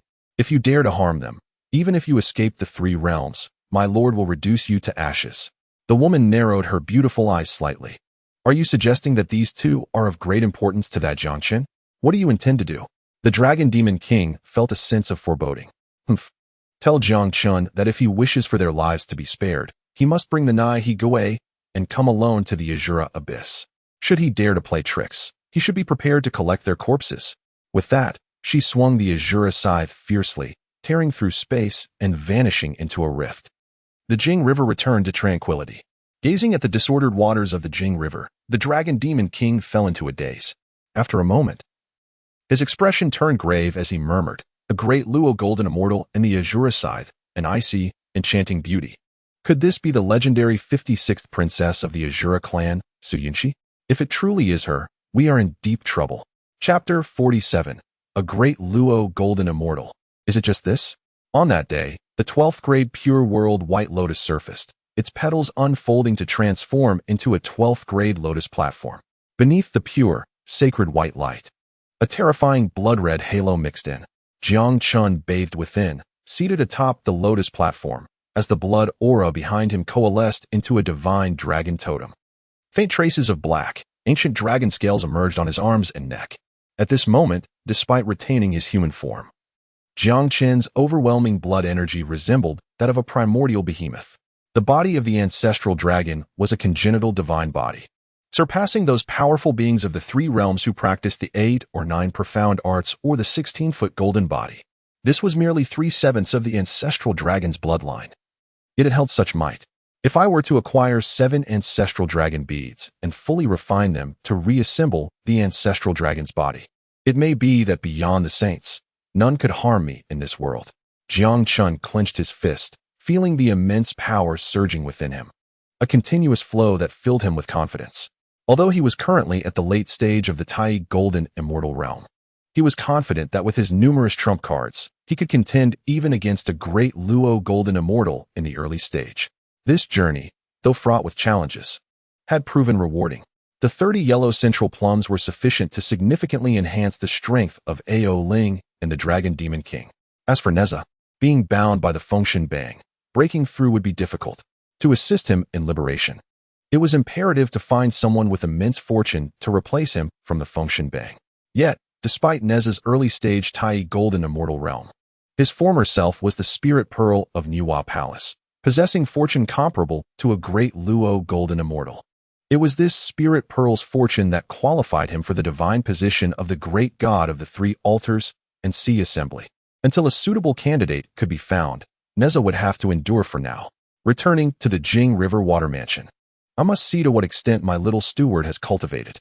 Although Jiang Chen treated everyone equally, in a certain sense, he held Ao Ling in particular regard. Utilizing the Emperor Zhang's space flash technique, he soon arrived above the Jing River. The next moment, he detected a faint scent of blood in the air, causing him to furrow his brow. Could it be that after Guanyin was driven away by the Holy Mother of No Thought, she had come to unleash her wrath upon my Jing River? Jiang Chen speculated privately as he activated the Heavenly Order, forming the great formation of heaven and earth, and returned to the Dragon Palace of the Jing River. Surveying the majestic Dragon Palace, he saw many remnants of defeated soldiers strewn about. The Dragon Demon King sat on the white jade steps before the palace, his expression gloomy, sighing repeatedly. "Dragon Demon King, what is happening? What has transpired in my Jing River Water Mansion?" Jiang Chen demanded without hesitation. "My lord." The Dragon Demon King, upon hearing, briefly flickered with a glimmer of hope in his dim gaze. The remnants of defeated soldiers hastily rose, looking at Jiang Chen as if they had found their anchor. "Everyone, do not rush. Speak slowly. What exactly happened?" Jiang Chen urged. Subsequently, the Dragon Demon King recounted how Su Yunxi had descended upon the Jing River to demand the Nai Gui from Jiang Chen, killing indiscriminately and subsequently capturing Neza and Ao Ling, threatening Jiang Chen to come alone to the so-called Azura Abyss, among other events. Upon hearing this, Jiang Chen's expression turned serious. "The Azura clan, Great Luo Golden Immortal, Su Yunxi. The Nai Gui is a lost treasure of the Azura clan. During the war of gods and demons, countless beings perished, and the old ancestor of the underworld river sought to replicate Nuwa's creation of humanity. Achieving great merit to become a Hanyuan saint, he fused the souls of various clans into the Blood Sea, thus creating the Azura clan. Little did he know that the Blood Sea was formed from the navel of Pangu, a place of filth and corruption, tainted by murky energy, rendering the Azura clan inherently ferocious and intolerable to heaven and earth. The old ancestor of the underworld river thus faced divine retribution, and instead of achieving sanctity, he was jointly suppressed by the Buddhist and Taoist sects, confining the Azura realm within the cracks of the underworld. As the Azura clan is detested by heaven and earth, they face near extinction under heavenly tribulations, and the Nai-Higuei, as a treasure capable of severing karmic ties, precisely addresses this issue. Consequently, the news of the Nai-Higuei's emergence will undoubtedly attract the attention of the Azura clan. This is a matter I overlooked. Most of the Azura clan's powerful beings are imprisoned within the Blood Sea. Yet there are rumors within the three realms that a few capable princesses among the 72 Azura princesses are hidden within the realms, honing their skills. This 56th princess, Su Yunxi, is the most unique among them. The Azura clan's men are grotesque, while their women are exquisite. The women of the Azura clan often cultivate by absorbing yang to replenish yin, surrounded by many suitors. However, Su Yunxi practices the art of icy beauty, maintaining her virginity. Pure and pristine, yet extraordinarily alluring. To have cultivated to the level of a great Luo golden immortal is sufficient evidence that her icy beauty is nearing completion. My lord, although Su Yunxi is one of the younger Azura princesses, her talent is exceptional, and she is highly favored by the old ancestor of the underworld river, who even passed down the Azura scythe, such a congenital treasure. Now that she has captured Neza and Ao Ling, threatening you to come forth, it is clearly a trap laid for you. This matter must not be taken lightly. We must deliberate further. Perhaps we should consult with the Grand Celestial and request the Heavenly Court to dispatch powerful allies to assist us secretly to guard against unforeseen events. The Dragon Demon King advised. Meanwhile, within Jiang Chen's consciousness, a mechanical electronic voice echoed. Ding dong. The host faces a significant decision. Commence selection. Choice 1. Whatever is right or wrong, let us deliberate together. Heeding the advice of the Flood Dragon King, seeking an audience with the Supreme Deity for assistance. Reward: 1 million years of cultivation, innate spiritual treasure, falling treasure gold. Choice 2. Let me tell you, foolish dragon, I might have indulged you in the past. But when the sound of gunfire erupts, the entire team must heed my command, rejecting the Flood Dragon King's suggestion and venturing alone to the Shura Abyss to rescue the two. Reward: 1 million years of cultivation. Innate spiritual treasure, celebration cloud golden lamp, technique, chaos ancestral dragon method, the latter half. Goodness, what a surprise. Jiang Chen was instantly exhilarated. In that fleeting moment, he made his choice, dramatically waving his sleeve as he declared with righteous fervor. This matter arose from me. How could I seek the Supreme Deity's aid, placing Neza and Ao Ling at risk? Only by following Su Yunxi's advice and venturing alone to the Shura Abyss can I ensure their safety. My mind is made up. You need not speak further. Watch over the Jinghe Water Mansion until my return. Having said this, without waiting for the Flood Dragon King's response, he activated the Imperial River Flashing Sky technique and vanished like a rainbow. As he gazed at Jiang Chen's fleeting figure, the Flood Dragon King clenched his fists. His copper bell-like eyes filled with gravitas.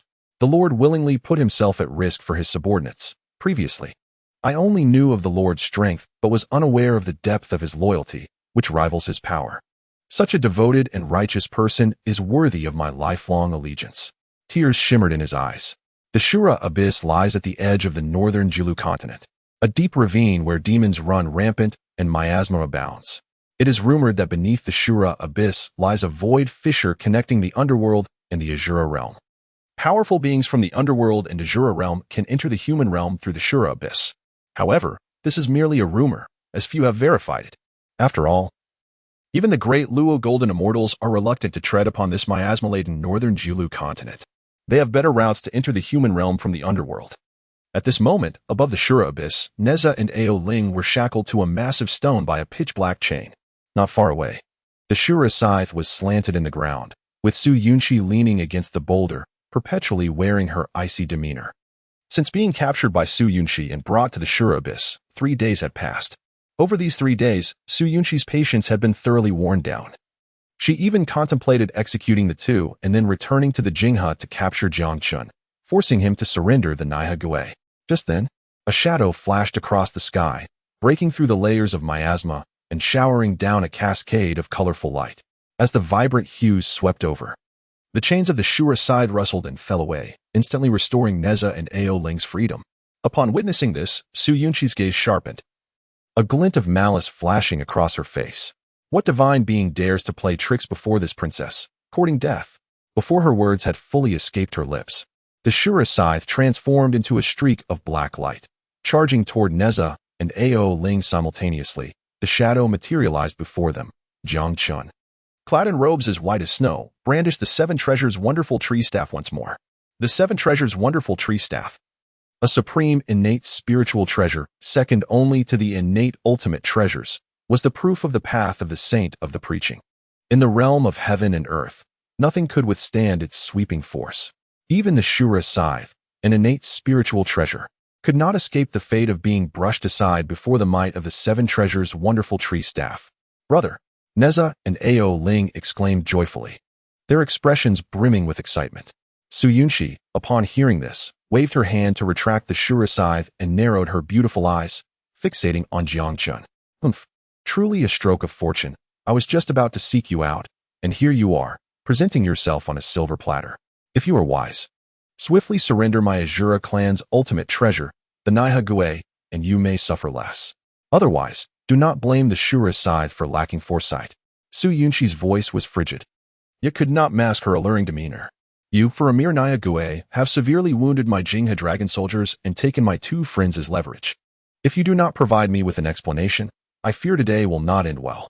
As she spoke, Jiang Chen summoned the 12th grade Pure World White Lotus to shield Ao Ling and Neza. Su Yunxi scoffed, coldly replying, you, a mere Tai golden immortal, dare to speak arrogantly before this princess? I would like to see how much power you possess to demand an explanation from me. Prepare yourself. Ultimate mysterious ice. Before her words had fully settled, the Shura scythe swung, tearing through the air with a black streak. In an instant, the wails of tormented spirits filled the air, and the surrounding space quaked under the ferocity of her strike.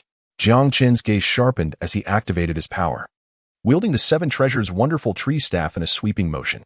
This seemingly unremarkable treasure, akin to a withered branch, contained the divine might to shatter cleverness with brute strength. No matter how fierce the assault, with a single sweep, all would be rendered to naught. As the round concluded, Jiang Chen let out a dismissive chuckle. Great Luo Golden Immortal, is this all you've got? Chapter 48. In the past, I had no choice. Now I wanted all. Jiang Chen's disdainful gaze thoroughly provoked Su Yunxi. You wretched dragon, seek death. With a fierce cry, she unleashed her full power as a nascent Great Luo Golden Immortal, charging toward Jiang Chen with the Shura scythe in hand. In an instant, a furious wind swept through, and the temperature plummeted. Black snow began to fall upon the Shura abyss. Each strike of the Shura scythe appeared simple, yet was lethal in its execution. Fortunately, Jiang Chen wielded the Seven Treasures' wonderful tree staff, which could counter any weapon, deflecting every one of Su Yunxi's strikes effortlessly. Despite Su Yunxi exerting her utmost, she could not land a single blow on Jiang Chen. She vowed this would be the most frustrating battle she had faced since her cultivation began. Although they were evenly matched, she felt no thrill of combat. As the Shura scythe struck again, Jiang Chen brushed it aside with the Seven Treasures' wonderful tree staff, then retreated 2 steps to create distance. Su Yunxi, what other abilities do you possess? Reveal them all. You have kept me waiting here for 3 days. Surely you have set numerous traps in the Shura abyss or summoned help nearby. What are you waiting for? Come at me together. With the Seven Treasures' wonderful tree staff in hand, Jiang Chen remained unperturbed. You, a mere Tai golden immortal, do not have the qualifications for me to lay traps for you. You rely solely on your treasure to maintain your position. That is no true skill. I ask you once more, will you surrender the Nihe or not? Su Yunxi's voice was cold. Jiang Chen shrugged and replied with a light laugh. If you want me to surrender this treasure, you must first demonstrate the overwhelming power to crush me. Otherwise, what gives you the right to take it from me? Seeing Jiang Chen's demeanor, Su Yunxi's fury escalated, her chest rising and falling rapidly, her gaze growing increasingly frigid. She then leveled the Shura scythe before her. Do not be too pleased with yourself. I was merely testing your strength before. From now on, 3 moves? I need only 3 moves to make you kneel and beg for mercy. Face my attack, ultimate mysterious ice. As her words fell, the Shura scythe swung. And in an instant, the winds and clouds shifted, unleashing a dark, icy tempest. Wherever it passed, the earth froze, covered in a thick layer of solid ice. As the frost surged toward him, Jiang Chen's gaze sharpened, and his power surged forth, enveloping him in a blazing aura. 3 flames drew fire. The flames roared, transforming into a gigantic dragon that dispelled the encroaching cold. In an instant, ice and fire clashed. The ice represented the ultimate mysterious ice, while the fire embodied the 3 flames true fire, both extraordinary elemental forces of the world. As they collided, the entire Shura abyss was momentarily divided by the extreme cold and heat, one side turning into a frozen wasteland while the other became a searing furnace. Jiang Chen stood beneath the dragon of 3 flames true fire, gazing toward Su Yunqi through the barrier of ice and flame. One move down, he declared with a smile. Do not get too cocky. Blood Sea's secret technique, Azura Hell Slash. Before the first strike was complete, Su Yunqi unleashed another ferocious attack. The Azura scythe struck down fiercely, conjuring a vast expanse of Blood Sea behind her. The Azura clan was birthed from the river of the underworld, originating from the Blood Sea. The Nether Blood Sea not only nurtured them, but also served as the foundation for their cultivation and growth. This technique, the Azura Hell Slash, was personally crafted by the river of the underworld and passed down to Su Yunqi. In the next moment, the boundless Blood Sea coalesced into a beam of energy, merging with the blade of the Azura scythe. What appeared to be a casual slash concealed the power of nearly half the Blood Sea. Seeing this, Jiang Chen chuckled lightly. Excellent, the law of the universe. Boom. Jiang Chen transformed into a towering giant, his attributes surging wildly. The 7 treasures divine staff elongated to match his stature, gracefully sweeping to unleash a cascade of colorful light. Yet this time, the might of the 7 treasures divine staff was insufficient to dispel Su Yunqi's full force Azura Hell Slash.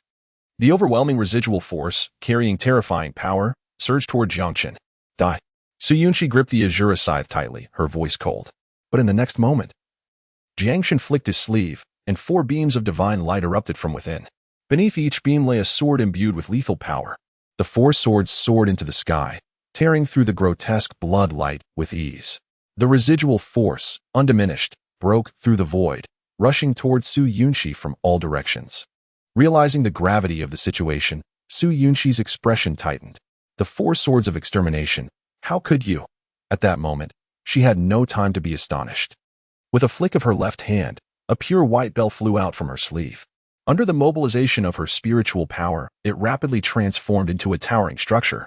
With a resounding thud, it deflected the extermination sword and the execution sword. She wielded the Azura scythe, shifting from offense to defense, blocking the entrapment sword and the slaying sword.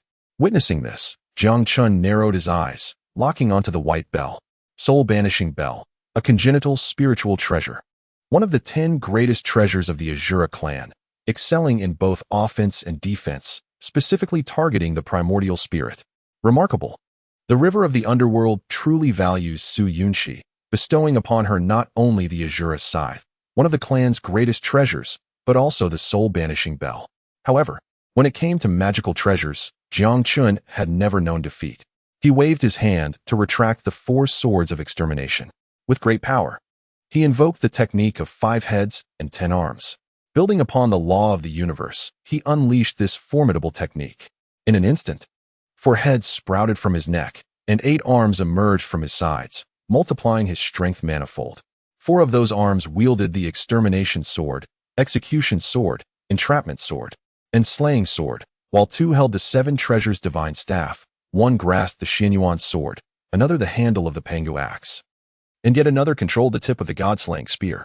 The final hand cradled a mass of blazing fire, the true fire of Samadhi, ready to unleash its fury. 5-colored divine light. As he unleashed his divine power, it combined with the 7 treasures divine staff, striking down upon the soul-banishing bell. Simultaneously, the 4 swords of extermination, the Pangu axe's handle, the god-slaying spear's tip, and the true fire of Samadhi erupted in unison, bearing down on Su Yunqi.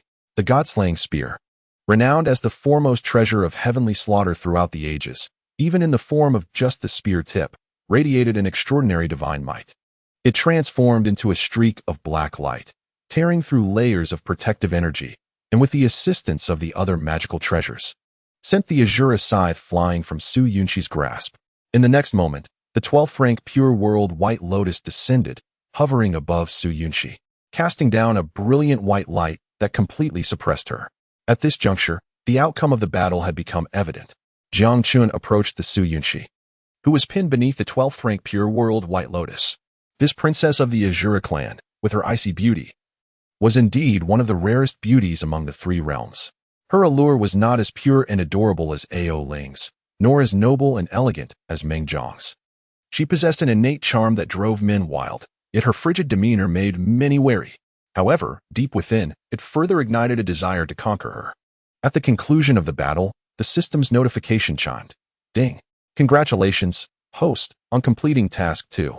You have received the reward, 1 million years of cultivation, a congenital treasure, Qiyun Golden Lantern, and the technique, Chaos Ancestral Dragon Art, second half. Jiang Chen, title, True God of the Water Division of the Three Realms, Realm. Perfect Tai Golden Immortal, capable of breakthrough, treasures, Heaven and Earth Order, acquired treasure. 12th rank Pure World White Lotus, Premium Congenital Spiritual Treasure, 10 Grass Returning Pills, Xianyuan Sword, Postnatal Merit Treasure, Heaven Covering Talisman, Congenital Spiritual Treasure, Pangu Axe Handle, Fragment of a Heavenly Treasure. 7 Treasures Divine Staff, Premium Congenital Spiritual Treasure, Extermination Sword, Premium Congenital Spiritual Treasure, Execution Sword, Premium Congenital Spiritual Treasure, Entrapment Sword, Premium Congenital Spiritual Treasure. Slaying Sword, Premium Congenital Spiritual Treasure, God-Slaying Spear Tip, Fragment of a Heavenly Slaughter Treasure, Naiha Gui, Congenital Spiritual Treasure, Golden Threaded Silk Robe, Congenital Spiritual Treasure. Demon Exposing Mirror, Postnatal Treasure, Qiyun Golden Lantern, Congenital Spiritual Treasure, 30 Huang Zhongli Seeds. Bloodline, Ancestral Dragon, Completeness 70. Techniques, Chaos Ancestral Dragon Art, complete. Divine Techniques, Earthly Fiend 72 Transformations, complete. 5 heads and 10 arms, advanced version of 3 heads and 6 arms, Law of the Universe, Sleeve Universe, Emperor Zhang's Flash, True Fire of Samadhi, 5-color Divine Light. In this scene, how could one word, satisfaction, suffice? System notification, congratulations, host, on obtaining the complete version of the Chaos Ancestral Dragon Art. From now on, the path of cultivation will be smooth, and may your celestial fortune flourish, leading you to become a saint of primordial chaos. The complete version of the Chaos Ancestral Dragon Art was sufficient to support Jiang Chen's cultivation up to the level of a saint of primordial chaos. His ability to break through limitations and reach his current state was largely thanks to Su Yunqi. Gazing at the Su Yunqi, who was pinned beneath the 12th rank Pure World White Lotus and could only glare at him with a menacing look, Jiang Chen couldn't help but chuckle, playfully pinching her cheek. 2 moves down, and I'm still waiting for your third. Jiang Chen smiled. You. Su Yunqi gritted her teeth, trembling with rage, tears glistening in her eyes as she coldly glared at Jiang Chen. I will kill you. I will definitely kill you. Aha. I await your attempt. Jiang Chen laughed. This little princess was rather amusing. If she wished to kill Jiang Chen, she had missed her last opportunity. Now, Jiang Chen was a perfected Tai Golden Immortal, capable of invoking the Great Luo Heavenly Tribulation at any moment to achieve the status of a Great Luo Golden Immortal. When that time came, the gap between them would only widen. To think of killing Jiang Chen was akin to chasing phantoms. Hee, my dear sister, it seems you are in trouble. Just then, a voice, captivating and enchanting, echoed from all directions. In the next moment, the skies darkened, and a vast net materialized, descending from the heavens to ensnare Jiang Chen. With dragon-like eyes flashing, he pierced through the thick fog to lock onto 2 figures approaching from a distance. Moon Charm, Identity, Second Princess of the Azure Clan, Realm, Early Great Luo Golden Immortal, Treasures, Luo Tian Net, Postnatal Treasure. Extinguishing Heaven Mirror, Congenital Treasure, White Spirit, Identity, 11th Princess of the Azure Clan, Realm, Early Great Luo Golden Immortal, Treasure, Residual Flame Sword, Congenital Treasure. The 2 princesses of the Azure Clan, both powerful Great Luo Golden Immortals, were congenital treasures as they approached together. Humph, what brings you here? Even if I were to perish, I would not require your assistance. Su Yunqi scoffed, her beautiful face marred by disdain. The two princesses exchanged glances, and instead of anger, they smiled. Hee, sister, with your cultivation of icy beauty. You are the only one among us sisters who remains untouched. Favored by our ancestral teachings, you have attracted the covetous eyes of the vile men of the three realms. If your sister does not come to your aid, your purity may be at risk. Mooncharm laughed charmingly, then turned her gaze to Jiang Chen. You must be the recently renowned true god of the water division, indeed a young talent, exceptionally handsome. Let us negotiate. If you hand over the Nihague to me, I will allow you full access to my pure and pristine sister. What do you say? Upon hearing this, Su Yunqi erupted in fury, cursing aloud. Jiang Chen's gaze roamed over the three Azura princesses before he chuckled softly. Had you spoken like this earlier, perhaps I would have acquiesced. However, now, Jiang Chen smiled enigmatically and fell silent. Yu Mei and Bai Ling exchanged glances, a flicker of intrigue sparking in their eyes. What shall we do now? In the past, I had no choice. Now, I desire everything. With these words, he dramatically waved his sleeve, invoking the powers within to ensnare Su Yunqi. Following that, the 12th grade Pure World White Lotus enveloped Neza and Ao Ling, drawing them within and transforming into a flash of white light before vanishing. Jiang Chen chuckled again, summoning the 4 swords of extermination. Now it is our turn. Chapter 49. The three realms should value peace and avoid infighting. In the underworld, within the cycle of reincarnation, the king of hell, Ksitigarbha Bodhisattva, opened the divine eye on the back of his head that observed the three realms. After a moment, the eye closed, and he slowly opened his eyes. The long-silent Azura clan had surprisingly dispatched 3 formidable Deluo golden immortals today, indicating a significant movement. Treasured Boy, Flame Demon Envoy, Celestial Lady of Treasures, and Great Compassionate Celestial Lady, you 4 shall traverse the Azura abyss into the mortal realm and inevitably encounter the remnants of the Azura clan. Regardless of their actions, they must not succeed. Ksitigarbha Bodhisattva proclaimed, his hands pressed together in reverence. As the words faded, 4 figures manifested within the cycle of reincarnation. Each held treasures, some a precious orb, others a lotus flower, while yet another wielded a Buddhist banner, and one displayed the fearless seal. They approached, hands clasped in unity, solemnly declaring, we humbly abide by the Bodhisattva's decree. Above the Azura abyss, Jiang Chen had already engaged with Yu Mei and Bai Ling. Although these two were not as gifted as Su Yunqi, their youth and status as Deluo golden immortals, each possessing innate treasures, rendered them far more troublesome in tandem. Nevertheless, Jiang Chen wielded a 7 treasures wonderful staff with ease, adeptly defending against their assaults. The deities of the three realms water department are indeed as renowned as their reputation suggests. At such a tender age, you have already attained the pinnacle of the Tai golden immortal realm, earning the favor of the great celestial lord of the three realms and commanding numerous treasures. You truly incite my desire. Why not surrender the Nihagwai? We could transform from foes to allies and unite in joy, allowing you to experience the wonders of my Azura clan's dual cultivation method. Yu Mei teased, controlling the extermination mirror to relentlessly bombard Jiang Chen while giggling softly. Her voice was delicate and enchanting, rendering listeners weak at the knees. Upon witnessing this, Jiang Chen could not help but mutter inwardly, this woman is indeed a seductress. Meanwhile, Bai Ling, unwilling to be outdone, brandished the residual flame sword, clashing with the 7 treasures wonderful staff, while daringly leaning closer to Jiang Chen's ear, releasing a fragrant breeze. This esteemed young man has caught my sister's eye as well. Sister, do not think to keep him all to yourself, she chimed, her laughter more assertive and vibrant than Yu Mei's. Since that is the case, let us sisters share this man. Divine Lord, what say you? Yu Mei deftly waved her hand, constraining Jiang Chen's movements within a radius of 3 zhang with the Luo Tian net. Observing the fervent enthusiasm of the 2 women, Jiang Chen sighed to himself, chuckling derisively. Who doesn't know that Azura women excel in the art of siphoning yang to replenish yin, surrounded by countless admirers? The men they have bedded could likely form an army. Despite their alluring exteriors, in my eyes, they are utterly repugnant. While I am not picky, I would not stoop to consuming refuse. If you too covet my beauty, I advise you to abandon such thoughts. With his words, the smiles on their faces froze, their expressions turning icy. Terms like repugnant and refuse pierced their hearts like daggers. You insolent brat. Failing to recognize your fortune, you are courting death.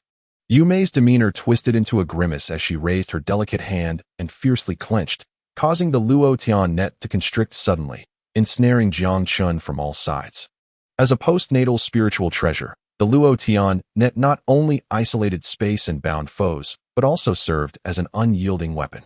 Once ensnared, any without means of resistance would be strangled to death by the tightening net.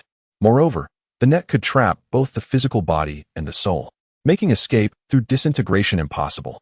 Jiang Chen's previous words had genuinely incited Yu Mei's murderous intent. As the Luo Tian net constricted, Jiang Chen swiped at it with his 7 treasures wonderful staff, only to discover its effect was minimal. Insolent brat, out of tricks, are we? Yu Mei taunted coldly. Jiang Chen waved his hand, elevating the 7 treasures wonderful staff into the air, releasing a rainbow of light that slowed the net's constriction. Simultaneously, he shrugged and offered a resigned smile. I say, dear sister, do we truly need to escalate to this level when we hold no grievances? Besides, your sister is still in my grasp. Do you not fear that I might use her as a shield while the Luo Tian net tightens? At his words, Bai Ling and Yu Mei exchanged glances, both revealing faint smirks. So, you are afraid now? Had you surrendered the Naihe Guai earlier, we would all be in bliss. Avoiding such suffering, Yu Mei remarked, continuing to press the Luo Tian net closer. Bai Ling, however, retorted, my sister enjoys the favor of our teacher and is the only one among us with 2 Azura treasures. Her fortune is assured. Her safety does not concern us. As they laughed lightly, Bai Ling unleashed the residual flame sword, intensifying her assault. Hearing their words, Jiang Chen could not help but sigh. What a pity, what a pity. You insolent brat, even at death's door, you still prattle on. What is there to pity? Pity that you failed to recognize the good fortune before you? Yu Mei continued her mocking laughter. Above the Luo Tian net, one of the Azura treasures, the extermination mirror, hovered ominously, emanating a chilling glow. Appearing like a ghostly moon obscured within the mist. Should Jiang Chen withstand the Luo Tian net, the extermination mirror would unhesitatingly unleash an attack, obliterating his very soul. All arrangements were flawlessly executed. Just as she basked in her perceived victory, Jiang Chen suddenly lifted his gaze, their eyes locking. In that instant, she observed the cold smirk upon Jiang Chen's lips and the resolute confidence in his eyes. Alas, one of your postnatal treasures is about to be destroyed, adding further misfortune upon your already beleaguered Azura clan. Before her words could conclude, Jiang Chen flicked his sleeve, and 4 streams of profound light surged skyward. The absolute immortal sword, slaughter immortal sword, trap immortal sword, and extermination sword emerged, merging instantaneously and cleaving downward in unison, with a sound reminiscent of tearing fabric. The postnatal treasure, the Luo Tian net, was rent asunder, and with the Imperial Zhang's shifting technique, Jiang Chen's phantom flickered, escaping the confines of the Luo Tian net. In the blink of an eye, he stood before Yu Mei. In this close proximity, an intoxicating fragrance enveloped him, and the mature, enchanting aura almost left him breathless. Jiang Chen transitioned from a desperate defense to seizing the upper hand in but a fleeting moment. This sudden turn of events left Yu Mei and Bai Ling momentarily stunned. How had he accomplished this? Yu Mei felt her mind blank, her gaze clouded as she stammered. How could the extermination force swords be in your possession? Would you like to know? Beg me, and I might share, Jiang Chen jested. Yu Mei was momentarily speechless. Just then, a surge of sword energy coalesced behind Jiang Chen, a sharp aura causing her heart to tremble. It was Bai Ling wielding the Azura treasure, the residual flame sword. Charging toward him, Jiang Chen chuckled lightly. Youngsters these days resort to sneak attacks, lacking martial virtue. I suggest you take heed. As he spoke, the absolute immortal and extermination swords traced elegant arcs, dispersing the black flames of the residual flame sword. The residual force pushed Bai Ling back. Simultaneously, Yu Mei's gaze sharpened, a glint of malice flashing in her beautiful eyes. The extermination mirror, suspended aloft, unleashed a torrent of cold, dark energy directed at Jiang Chen. In that instant, a rusted spearhead shot forth from Jiang Chen's sleeve, soaring upwards and tearing through the chilling radiance. A crisp sound resonated as the mirror of oblivion fell in response. Jiang Chen crossed his arms and chuckled softly. Do not play such clever tricks, my little genius. In the 3 realms, harmony is paramount. Do not engage in internal strife. The 2 Azura princesses muttered. His smug demeanor is infuriating, as Jiang Chen engaged in fierce battle with the 2 Azura princesses. For figures soared from the depths of the Azura abyss. They were formidable subordinates of the Bodhisattva Ksitigarbha. Through layers of mist, the great compassionate heavenly maiden expressed a melodious lament. How could this calamity be caused by this wretched being? Chapter 50. A serious matter. That calamity is up to mischief. The four mighty subordinates of the Bodhisattva had journeyed from the six paths of reincarnation, expecting to uncover some illicit dealings by the Azura clan, but instead, they found Jiang Chen locked in a fierce duel with the Azura princesses. This was a significant deviation from their expectations. What to do? The Bodhisattva had decreed that no matter what the Azura clan intended, they must not be allowed to succeed. Yet now, it seemed their objective was to capture this anomaly. Must we assist this calamity in resisting the Azura clan? The treasure heavenly maiden, robed in white and adorned with jeweled headgear, performed the fearless seal, her expression filled with uncertainty. As the master of the human realm within the six paths of reincarnation, her power surpassed that of the treasure boy and flame demon envoy. Long before the divine tribulation, she had already reached the level of a great Luo golden immortal. Beside her, the great compassionate heavenly maiden, who governed the Azura path, furrowed her brow. The Azura clan was indeed a persistent threat to our teachings, having been an enduring issue for several tribulations, and its contradictions could not be resolved overnight. With the grand endeavor of the journey to the west imminent, addressing this anomaly was of utmost urgency.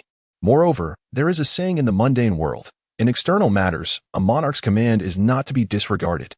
Although the Bodhisattva observes the three realms with wisdom, this anomaly lies beyond the heavenly Tao and is thus challenging to comprehend.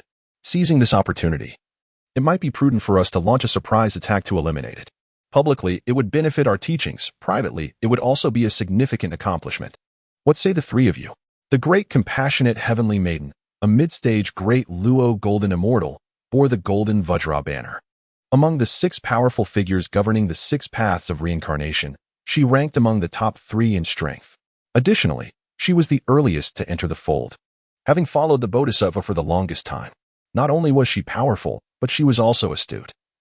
Many tasks that the Bodhisattva could not attend to personally were entrusted to her. Your argument is sound. Although ambushing is not an honorable act, this calamity has previously employed despicable means, causing great suffering to the flame demon envoy and treasure boy. It is evident that this fiend is a most vicious character. Against such a person, what need is there for martial ethics? The treasure heavenly maiden clasped her hands together, her gaze resolute. The treasure boy and flame demon envoy exchanged glances, then the treasure boy stammered, "Abba Abba." The flame demon envoy echoed, "Abba Abba Abba." Upon hearing this, the great compassionate heavenly maiden smiled and nodded.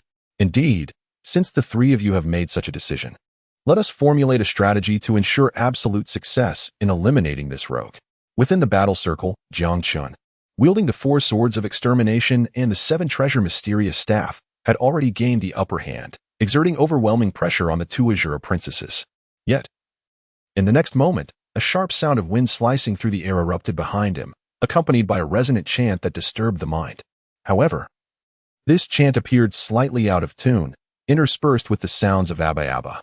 Jiang Chen repelled the two Azura warriors with the four swords of extermination and immediately turned to see a collection of luminous orbs bathing in golden light before his eyes. Wasn't this the treasure boy's artifact? How could it have been fished up from the river of oblivion? A fleeting doubt crossed his mind. Of course, this thought was but a momentary flicker. Jiang Chen seized the seven treasure mysterious staff and unleashed a flurry of strikes against the orb. Remarkably, this assault not only dispersed the Buddhist light, but also threatened to polish it further. The orb, enveloped in a kaleidoscope of colors, gradually lost its essence and fell to the ground with a soft thud. Yet this was not the end. Just as Jiang Chen knocked the orb down, a surge of crimson lotus fire struck from the side. The fiery serpent-like blaze appeared to be far more formidable than the orb. The flame demon envoy? A defeated foe. Jiang Chen had sensed it early on. With a sweep of multicolored divine light, he extinguished the conflagration. As the attacks from the treasure boy and flame demon envoy were effortlessly neutralized by Jiang Chen, suddenly, an overwhelming aura manifested out of thin air. Amipa. At that moment of realization, a grand and resounding Buddhist chant echoed as a golden Buddha descended from the heavens. Raising a hand, the Buddha's light surged, materializing into a colossal palm that descended upon Jiang Chen. My word, a great Luo golden immortal, the flame demon envoy and the treasure boy, one at the peak of the Tai golden immortal stage and the other at the mid-stage, posed little threat to Jiang Chen. Thus, even with their ambush, it was a trivial matter. However, the wielder of that Buddha's palm was a great Luo golden immortal, albeit in its initial stage, yet possessing profound depth, a long-established momentum, and evidently a solid foundation, having controlled the power of this realm for a considerable time. If he gained some merit, he might even ascend to the mid-stage of the great Luo Golden Immortal.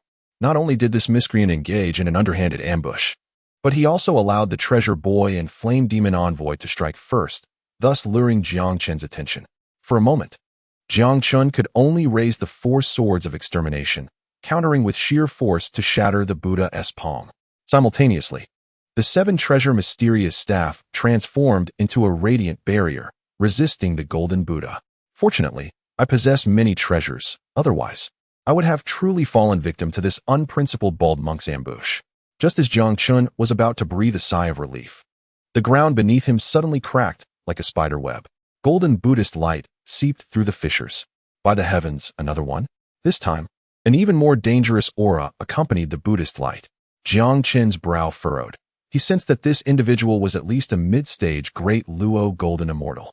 Ba, this calamity. Meet your end. The great compassionate heavenly maiden's voice boomed like a grand bell. The Buddhist light surged forth like magma from beneath the earth, engulfing Jiang Chen's form in an instant. In the haze, a figure resembling a bodhisattva appeared, wielding a massive golden Vajra banner, aimed at Jiang Chen. The 2 figures, Yumei and Bai Ling, who had just been repelled by the 4 swords of extermination, were taken aback. The Ksitigarbha Vajra banner, that is the great compassionate heavenly maiden. In their astonishment, the expressions of the 2 women shifted to one of cold disdain and hatred. The great compassionate heavenly maiden, who governed the Azura path, was the one among the 6 powerful subordinates of Ksitigarbha who had the closest interactions with the Azura realm. Over countless ages, she had helped the Bodhisattva liberate numerous Azuras into the Western Buddhist teachings. Do you not see that the Mahabrahma envoy, who governs the beast path, along with many celestial beings of Buddhism, were once the Mahabrahma and other powerful figures from the Azura realm? For this near extermination of their kind, the Western Buddhist teachings offered but a single explanation: you have a connection with our West. This enmity is irreconcilable. Sister, what should we do? I will follow your lead. Bai Ling said solemnly in a low voice. That divine being must harbor deep-seated grievances against the Buddhist monks. Otherwise, they would not have neglected us. Targeting that divine being first. Such a prodigy is truly a pity. Otherwise, with his strength, if he released Su Yunxi and allied with us, he might not be at a disadvantage against the great compassionate heavenly maiden. Now that he is dead, it is too late to speak of it. With our combined strength, we cannot hope to contend with the great compassionate heavenly maiden. Once they have dealt with that divine being, we will surely be their next target. If we do not wish to be transformed into the Western Buddhist fold, our best strategy now is to escape. Yumei sighed deeply, her countenance filled with melancholy. Just as she turned to leave, she suddenly noticed that the Ksitigarbha Vajra banner had not fully submerged into the Buddhist light, as if caught on something, suspended in midair. What does this signify? It indicates that beneath the Buddhist light lies a mystery, the Ksitigarbha Vajra banner, capable of shattering the flesh of a great Luo Golden Immortal, had been blocked by Jiang Chen and had not touched him. The situation seems rather off. Perhaps there is still a glimmer of hope. Sister, retreat slowly. There is no need to rush, whispered Yumei. Boom. In the next instant, the sacred light dissipated, revealing Jiang Chen suspended in midair, holding a golden lamp, surrounded by vast clouds. These clouds, seemingly unremarkable, effectively isolated the Ksitigarbha King Vajra from making contact with him. Witnessing this scene, the great compassionate celestial maiden's eyes widened in disbelief. How could a mere Tai Golden Immortal wield such a primordial spiritual treasure, the Celebration Cloud Golden Lamp? This lamp contains a substantial amount of Celebration Cloud, which is transformed from the righteous energy of Panga's heart. Once the lamp is summoned, the area enveloped by the clouds becomes impervious to all forms of attack. The defensive capabilities of the Celebration Cloud Golden Lamp are formidable beyond comprehension. It is impossible. This individual's mastery over the 4 swords of celestial execution is already astonishing. How could he also control the Celebration Cloud Golden Lamp? This artifact embodies the righteous energy of Pangu's heart. Only those of pure virtue can wield it. This vile being is a malevolent rebel against the natural order, an anomaly beyond celestial mechanics, destined to disrupt the 3 realms and upend the lives of countless beings. He is undoubtedly a great villain within the 3 realms and should be incapable of controlling the Celebration Cloud Golden Lamp. Break it. The great compassionate celestial maiden felt her worldview shatter, her frustration evident as her seemingly fragile form wielded the enormous Itagarba King Vajra, unleashing a frenzied assault against the protective clouds surrounding Jiang Chen. However, despite her relentless attacks, she could not breach Jiang Chen's defenses. Nearby, the two princesses of the Azura clan could not help but show signs of delight upon witnessing this. Sister, Wei Zheng gripped her remaining flame sword tightly. Her eyes ignited with fierce combat spirit, eagerly awaiting Yu Mei's command. At this moment, Yu Mei appeared to have forgotten her earlier disappointment over the destruction of the Luo Tian net by Jiang Chen with a flick of her wrist. She commanded the celestial mirror of annihilation, determination gleaming in her beautiful eyes. You shameless villains of the Western Buddhist sect, today I shall settle this matter with you. Kill. The great compassionate celestial maiden was wholly focused on attacking Jiang Chen, completely unaware that Yu Mei and Wei Zheng, who had already retreated, would return for a surprise counterattack. Chaos ensued as they scrambled to respond. I will hold off the remnants of the Azura clan. You too. One of you return to the 6 paths of reincarnation and inform the Bodhisattva of the situation here. The other shall head to Ling Mountain to seek reinforcements from the Buddha, declared the treasure celestial maiden, transforming into a towering golden figure, radiating profound Buddhist law as she advanced towards the 2 Azura women. In the 3 realms, few were aware that a chaotic battle of Deluo golden immortal caliber was erupting at the remote edge of North Julu Island. In the netherworld, at the 6 paths of reincarnation, the serene visage of the Itagarba Bodhisattva gradually darkened. No wonder I could not foresee the intentions of the Azura clan gathering 3 Deluo golden immortals. It is indeed related to that anomaly. Heavenly Messenger, hasten to the Azura abyss and lend your support to the treasure and great compassionate celestial maidens. As his words fell, a towering figure materialized at the entrance of the cycle of heavenly reincarnation.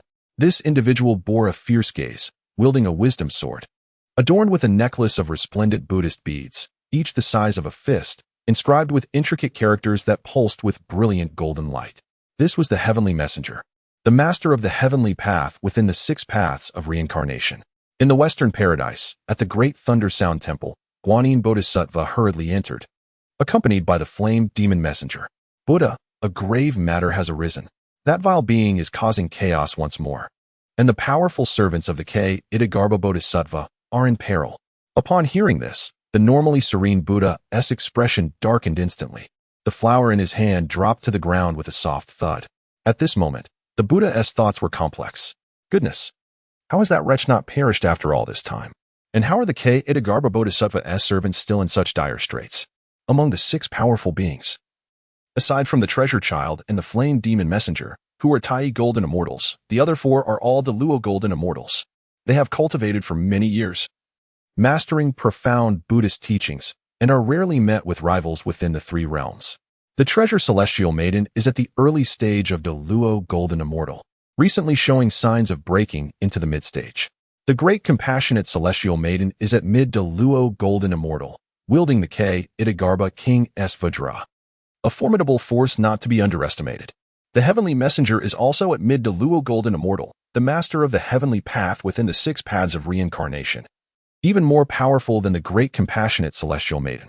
The Emperor Chakra, a creation of the ancient Buddha of Lamp and the Itagarba Bodhisattva, forcibly transformed into an Azura due to the 6-character mantra of affinity with our Western Paradise, possesses peak Deluo Golden Immortal strength.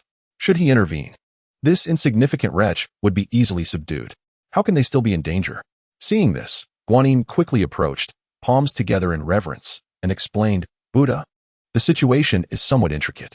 Initially, the Itagarba Bodhisattva, with his keen insight, detected the Azura remnants causing turmoil and dispatched powerful servants to quell the disturbance.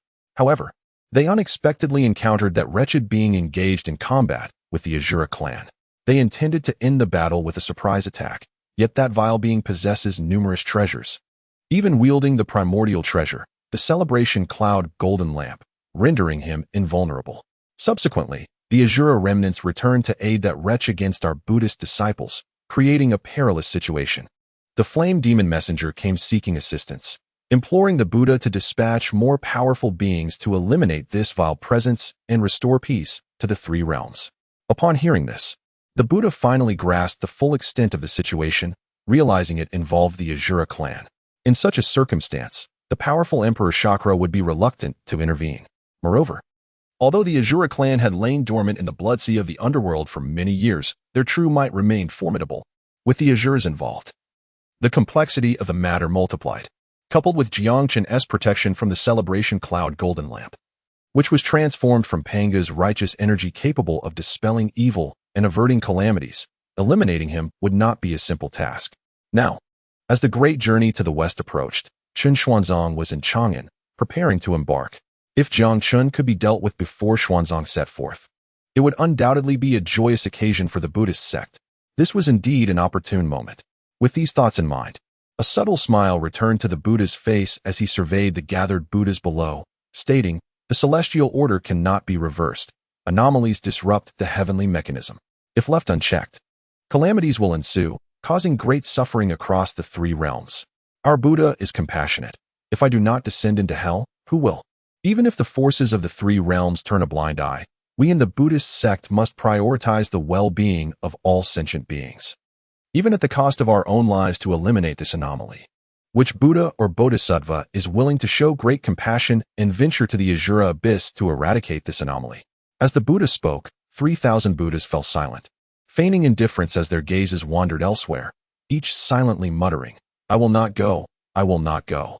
What a jest! Though this endeavor in the journey to the west promises great merit, it also entails considerable peril.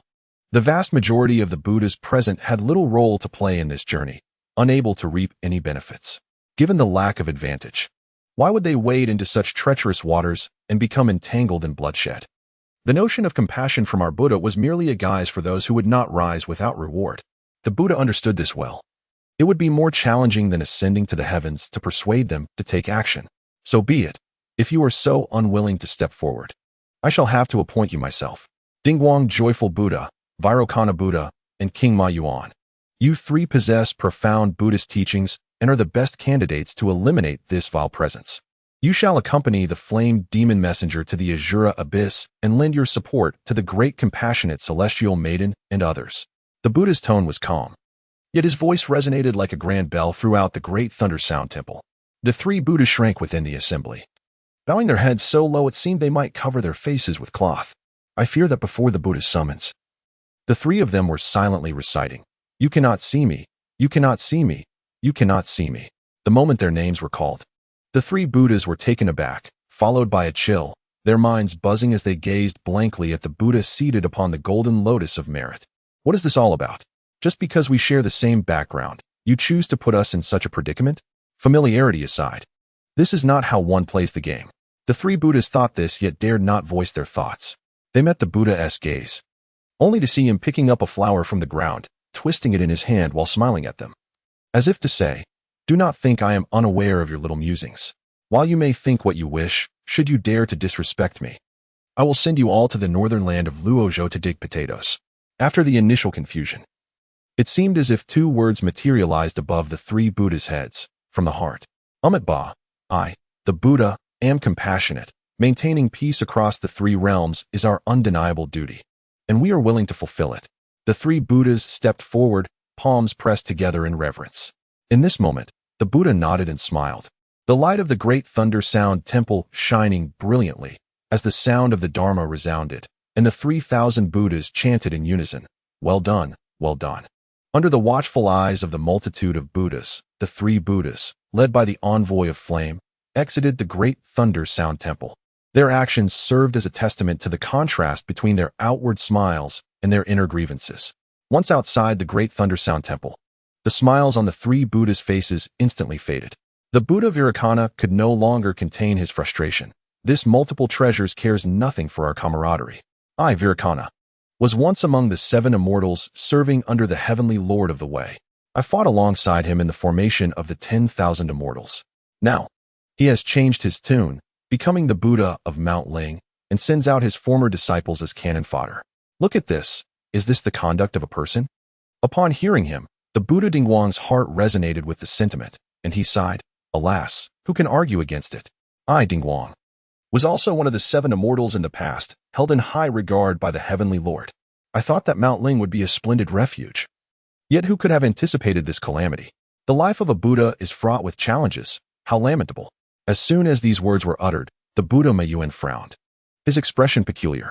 If it weren't for you, the long-eared Dingguang, stealing the sixth soul banner back then, the formation of the 10,000 immortals would not have been breached, and multiple treasures would not have been captured by the saint.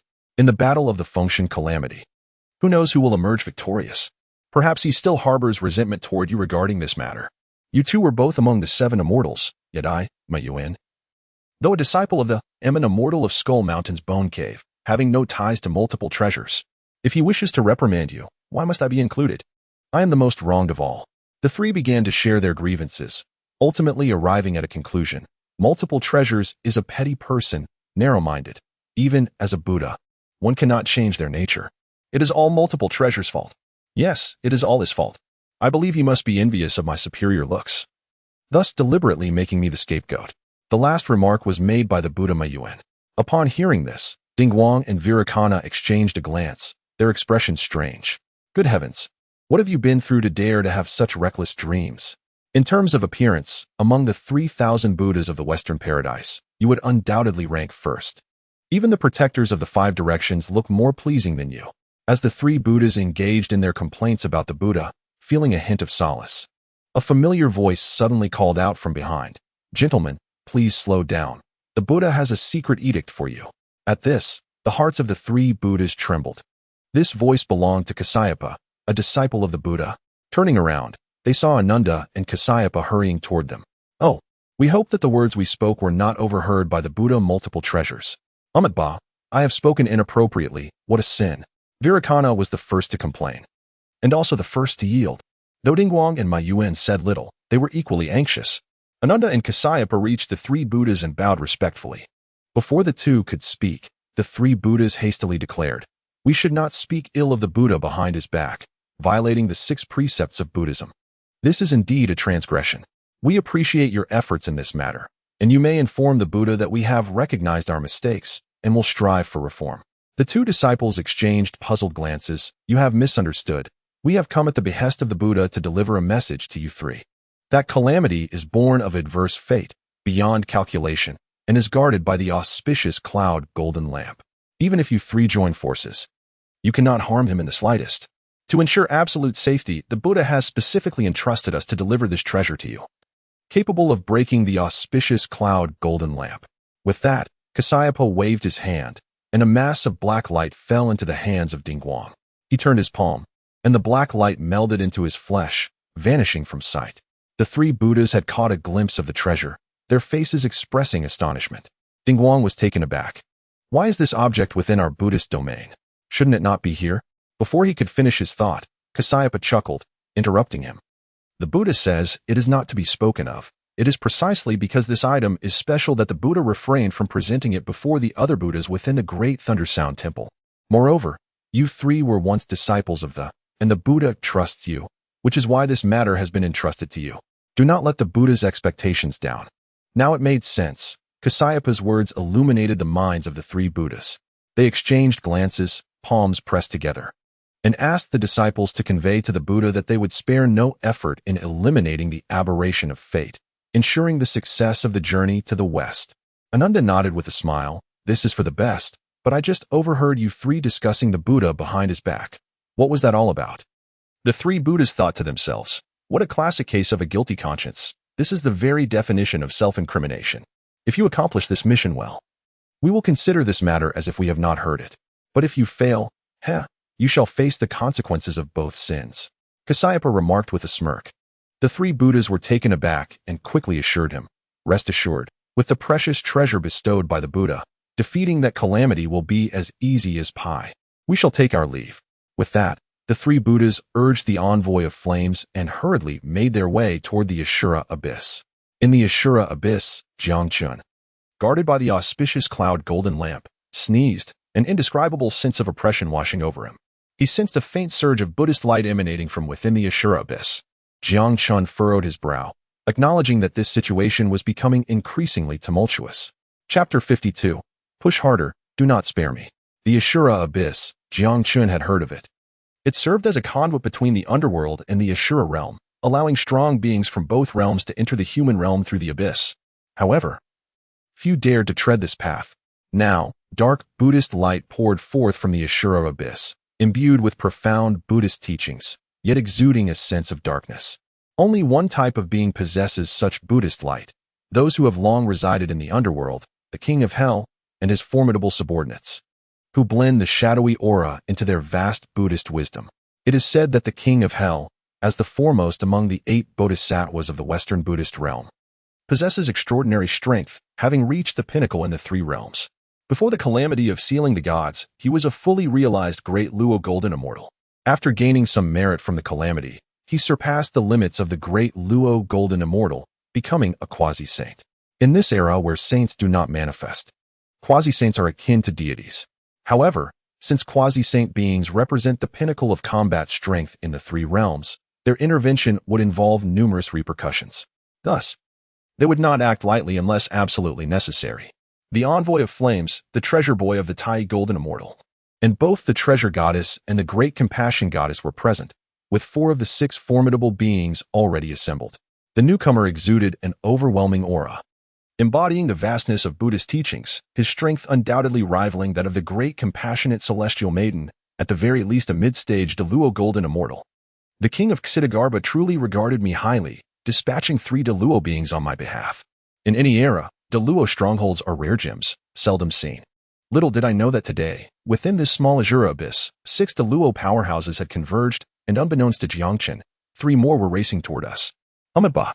At this moment, the radiant light of the Buddha surged beneath the Ashura abyss, and a string of prayer beads inscribed with ancient characters soared into the sky, illuminated by the divine light.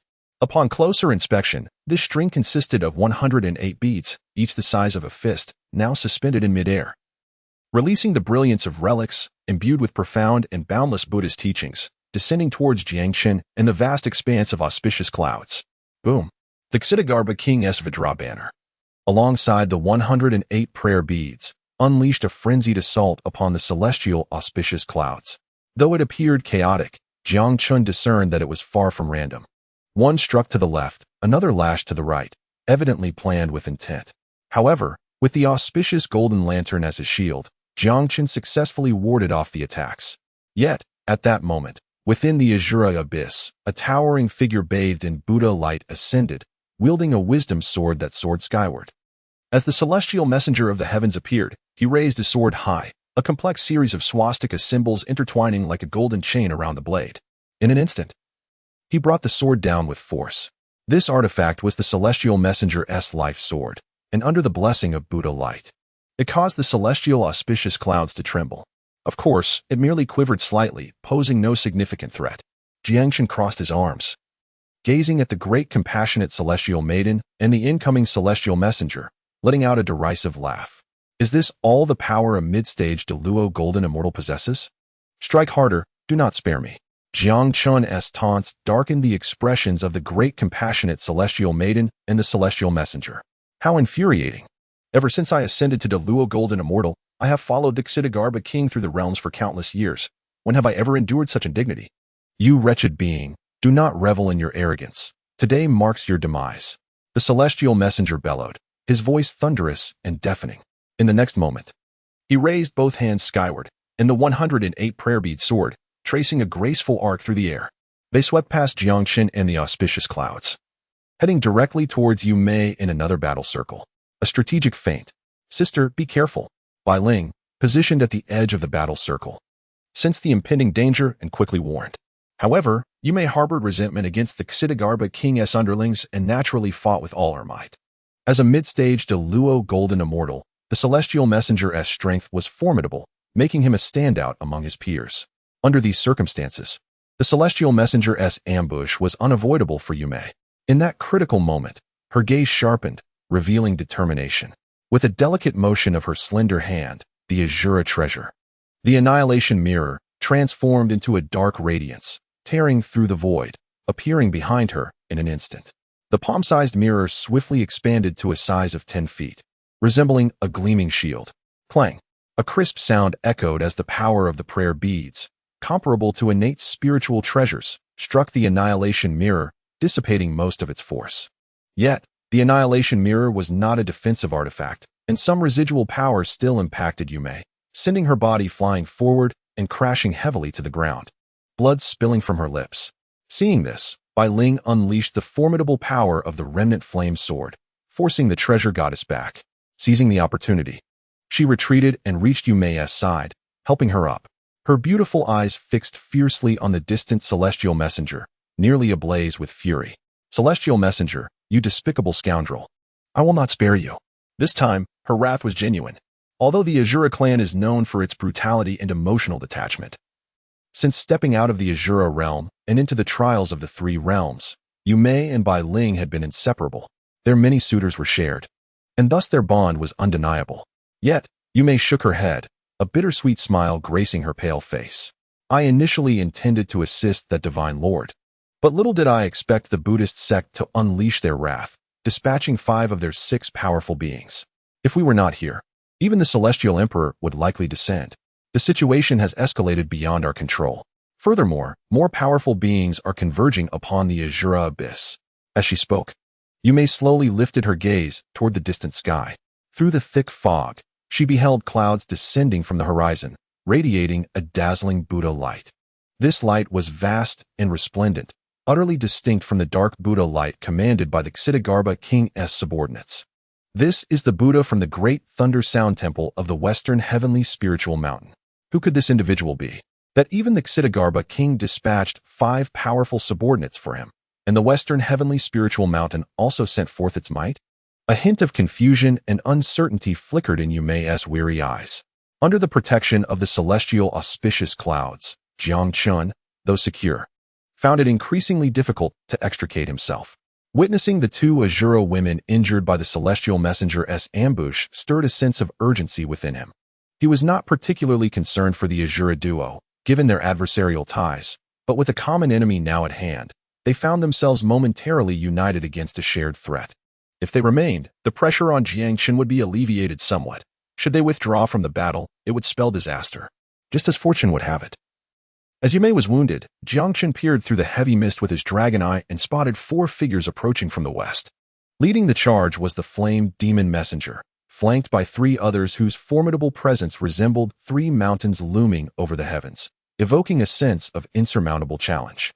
3 titles materialized: Ma Yuan, Sovereign King Buddha, Realm, Mid-Stage de Luo Golden Immortal, Identity, former One Chi Immortal of the Skeleton Mountain S, White Bone Cave. One of the 3,000 Buddhas of the Western Buddhist sect, Light of Joy Buddha, Realm, Mid-Stage de Luo Golden Immortal, Identity, former attendant of the 7 Immortals of the, one of the 3,000 Buddhas of the Western Buddhist sect, Vairocana Buddha, Realm, Mid-Stage de Luo Golden Immortal, awaiting breakthrough. Identity, former attendant of the 7 Immortals of the, one of the 3,000 Buddhas of the Western Buddhist sect. Good heavens! I can only exclaim in astonishment that Athagata truly shows favor, dispatching 3 de Luo Golden Immortal powerhouses at once. Moreover, these 3 are all formidable beings from the era of the Fengshen. The Sovereign King Buddha, Ma Yuan, once resided in the Skeleton Mountain S White Bone Cave as a One Chi Immortal, infamous for his bone claw and penchant for consuming human hearts. Regarded as a true demon by virtuous individuals.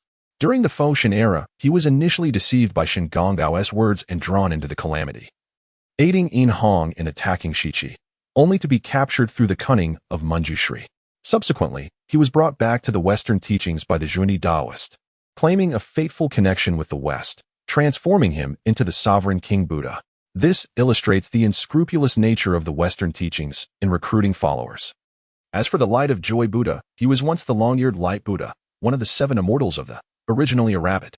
At the time, the Tongtian cult master accepted him into the fold, cultivating him into a de Luo Golden Immortal. Yet, he showed no gratitude and instead stole the 6 soul flag during the 10,000 Immortals array, leading to the Tongtian cult master's failure.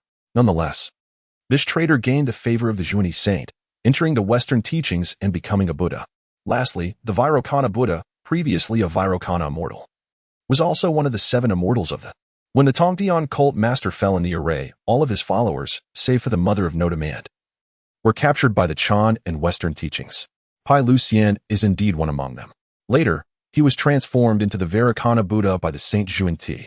Given his inherently elevated roots, he has significantly advanced over the years within the Western Buddhist realm, now standing as a formidable figure in the mid-stage of the great Luo Golden Immortal, even nearing the later stage of that rank. As the three Buddhas descended, their radiance dispersed the thick fog, and a heavenly chant resonated throughout the atmosphere. From a distance, they spotted Jiang Chen, concealed within the celebratory clouds of the heavens. The joyful Buddha of steady light, soaring through the Buddha's radiance, pointed at Jiang Chen and bellowed, "Hey, you wretched creature!" Upon seeing the presence of the Buddha, "Why do you not surrender?" Before Jiang Chen could react, he continued, "Wretched being, it seems you will not shed tears until you see the coffin. This mere celebratory golden lamp, I could shatter with a snap of my fingers. Go." With that, the joyful Buddha raised his hand, conjuring a sphere of black radiance amidst the Buddha's light. Boom! In an instant, the black radiance surged, overpowering the vast expanse of Buddha light. A lotus flower, as dark as ink, manifested before all. Simultaneously, a chilling aura of annihilation enveloped the entire Shura abyss. Observing this, Jiang Chen's expression tightened, his brow furrowed. This black lotus, blooming in 12 grades, though only the size of a palm, exuded a terrifying aura potent enough to make the entire Shura abyss tremble. The 12-grade annihilation black lotus, an exquisite innate spiritual treasure, one of the 5 lotus seeds of the chaotic azure lotus, formed upon Mount Buzhou, unmatched in slaughter, embodying the might of world annihilation. This black lotus was indeed a supreme innate spiritual treasure, renowned alongside the 12-grade merit golden lotus and the 12-grade pure world white lotus. Upon witnessing the joyful Buddha of steady light summon the 12-grade annihilation black lotus, Jiang Chen felt a wave of confusion. Jiang Chen pondered, "I understand the reasoning.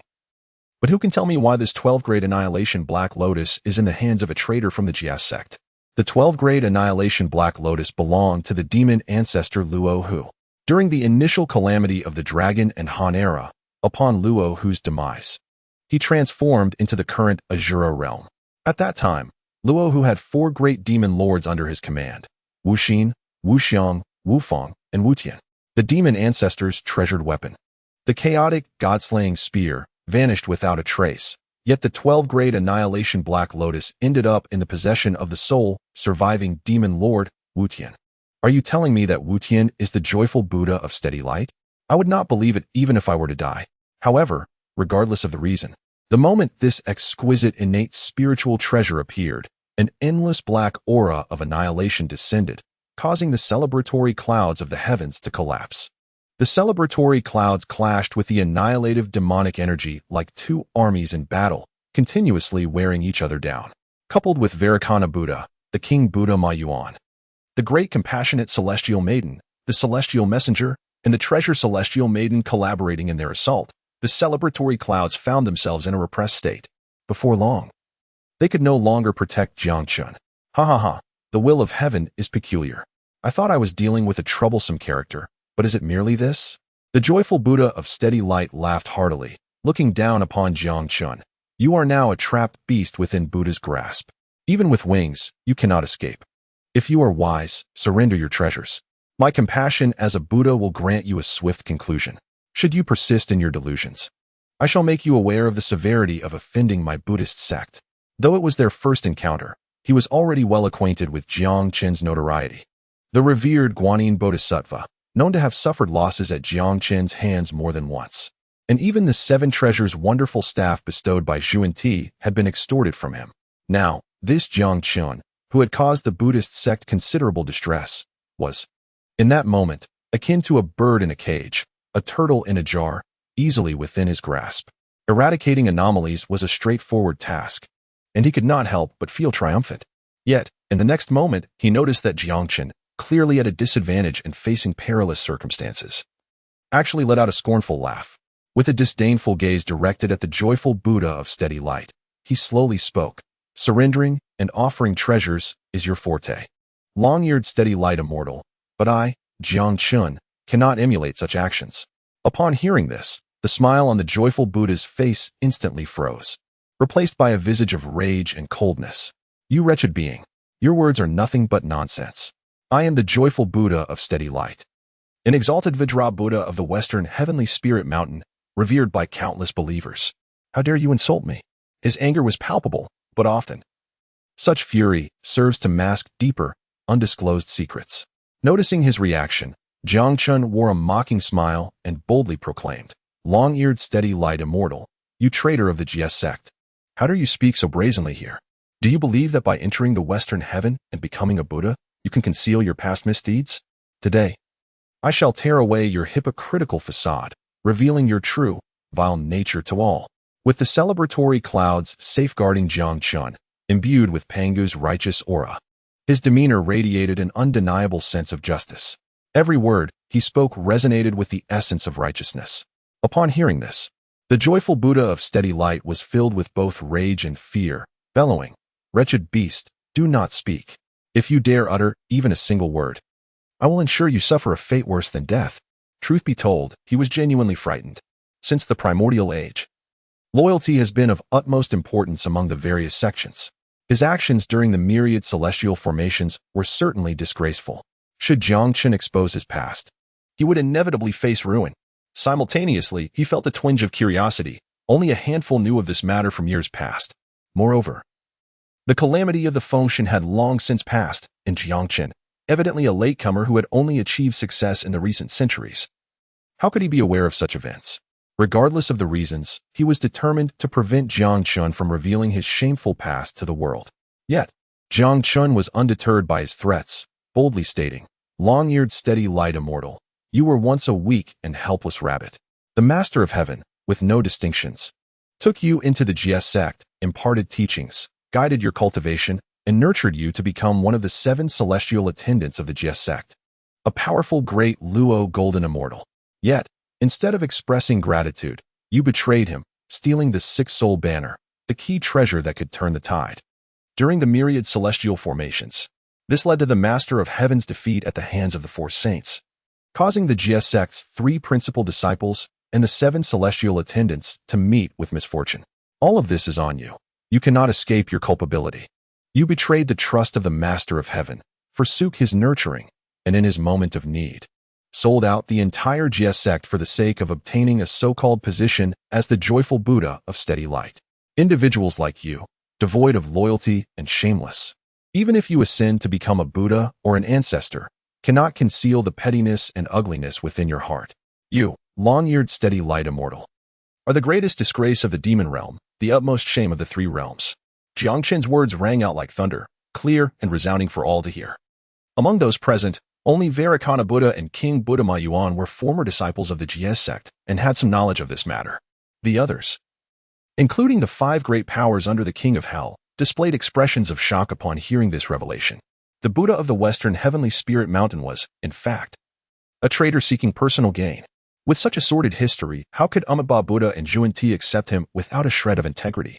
Of course, had they known of King Buddha Ma Yuan's former conduct, they might have thought otherwise. The fact that even someone like Ma Yuan and the long-eared steady light immortal were accepted illustrated the lack of standards within the Western Buddhist sect. At this moment, Jiang Chen's steadfastness and the astonishment of the crowd undoubtedly pushed the joyful Buddha of steady light into a furious rage. Confronted with Jiang Chen's accusations about his past transgressions, the joyful Buddha could not contain his ire, retorting, "A wise bird chooses its tree to perch upon. What wrong have I committed?" The GS sect was already in decline within the myriad celestial formations. The actions of the Master of Heaven were merely desperate struggles. Even without my theft of the 6 soul banner, the GS sect would have ultimately faced defeat. This is the fate dictated by the heavens. I merely hasten the downfall of the. Upon hearing this, the crowd furrowed their brows, casting perplexed glances at the long-eared, dazzling light Buddha. Has he acknowledged it? Jiang Chen chuckled softly, then with a flourish of his sleeve, he pointed at the dazzling light Buddha with resolute determination, stating, "I had expected you, once a companion of the S7 immortals, to offer profound insights amidst the celestial celebrations, yet you have uttered such base words. Shameless old rogue, do you not realize that all in the world would gladly feast upon your flesh? How dare you prattle on here? You have betrayed your master and sect, bringing shame upon them. You have achieved nothing in your life, merely flapping your lips and aiding the wicked. A dog with a broken spine dares to bark wildly before this dragon god. You, a flatterer, can only shrink back in the presence of righteousness, striving for mere survival. How dare you claim to speak for the heavens? I have never encountered such unmitigated audacity." Jiang Chen's words cut deeply. stripping away the faade of this false Buddha and laying bare his grotesque visage before all. The celestial envoys and the Vairocana Buddha discreetly covered their faces, if questioned. They would surely deny knowing this long-eared rogue. The two Azura women, moved by his impassioned rhetoric, could not help but clap enthusiastically, seemingly oblivious to their dire circumstances, fervently cheering, "Well done." Meanwhile, the dazzling light Buddha, feeling the intense gazes directed at him from all around, was overcome with shame and indignation. His face flushed as he stammered, "You." A spray of blood erupted, as if all his strength had been drained. He could hardly maintain his flight and fell to the ground with a thud. Dazzling Buddha, dazzling Buddha. The Vairocana Buddha and others tightened their expressions, urgently calling out. Though this was embarrassing, the 12-grade world-destroying Black Lotus bestowed by the Tathagata was still in his possession. Should Jiang Chen's words prove fatal to him, none present would be able to wield this exceptional innate treasure. How then could they hope to thwart Jiang Chen's golden lamp of celestial celebration? Fortunately, as a formidable figure among the great Luo golden immortals, the dazzling light Buddha's constitution was robust. After a few gentle calls from the Vairocana Buddha and the Maithreya King Buddha, he sprang back up, his face shadowed with a fierce and murderous intent. Buddha light and power surged forth, as the 12-grade world-destroying Black Lotus transformed into a dark lotus platform 3 zhang in size, swirling around him and emanating a chilling aura of annihilation. He spoke no words. His demeanor was terrifyingly calm, the cold and sinister atmosphere adding an air of dreadful malice. This is bad. The dazzling light Buddha harbors murderous intent. The divine being is in danger. Moon Charm expressed her concerns, her worry for a man never having reached such heights before. Previously, men had merely been nourishment for her cultivation, under the protection of the celestial celebration. Jiang Chen turned to the two Azura women and declared, "What you needed to see is concluded. The following is paid content. You two have no right to observe. Quickly depart. And what about you? If we leave, what will you do?" Moon Charm forced herself to stand, anxious. Jiang Chen, hearing this, smiled, his lips curling up. "You should not worry about me, but rather about them. You both performed admirably. I have decided to let you off today. So hurry and save yourselves. Otherwise, I cannot guarantee your safety." With that, he turned to the dazzling light Buddha and others, and before the gathered eyes, he waved his hand, dispersing the celestial celebration. He then slightly spread his arms, a mysterious power sweeping over Jiang Chen. "My friends, our revelry is about to commence." Chapter 54, Do Not Come Any Closer. With a thought, Jiang Chen summoned the forces of nature, shrouding the desolate skies above the Azura abyss in thick, dark clouds. Even the mightiest great Luo golden immortal felt a sense of suffocation beneath these clouds. Was this the revelry he spoke of? This trivial draconic creature, apart from its treasures, could only manage some paltry rainmaking skills. Such petty tricks were hardly worthy of mention. The treasure-holding youth and the flamed demon envoy, both Tai golden immortals, observed the battle from a distance, dismissing Jiang Chen's so-called revelry. However, the 8 great Luo golden immortals present simultaneously furrowed their brows at the moment the dark clouds enveloped them. These clouds, this aura, stirred within them terrifying memories governed by some dreadful power. Jiang Chen's actions were not mere rainmaking. These clouds were not rain clouds, but rather calamity clouds that struck fear into the hearts of the strongest in the 3 realms. The great Luo heavenly calamity. The final hurdle before attaining the unchanging and immortal great Luo golden immortal status loomed ahead. Surviving the 9 great Luo heavenly calamities would lead to supreme ascendance. Failing to endure would result in annihilation beneath the calamity, with only the fortunate retaining a shred of their true spirit to begin anew through reincarnation.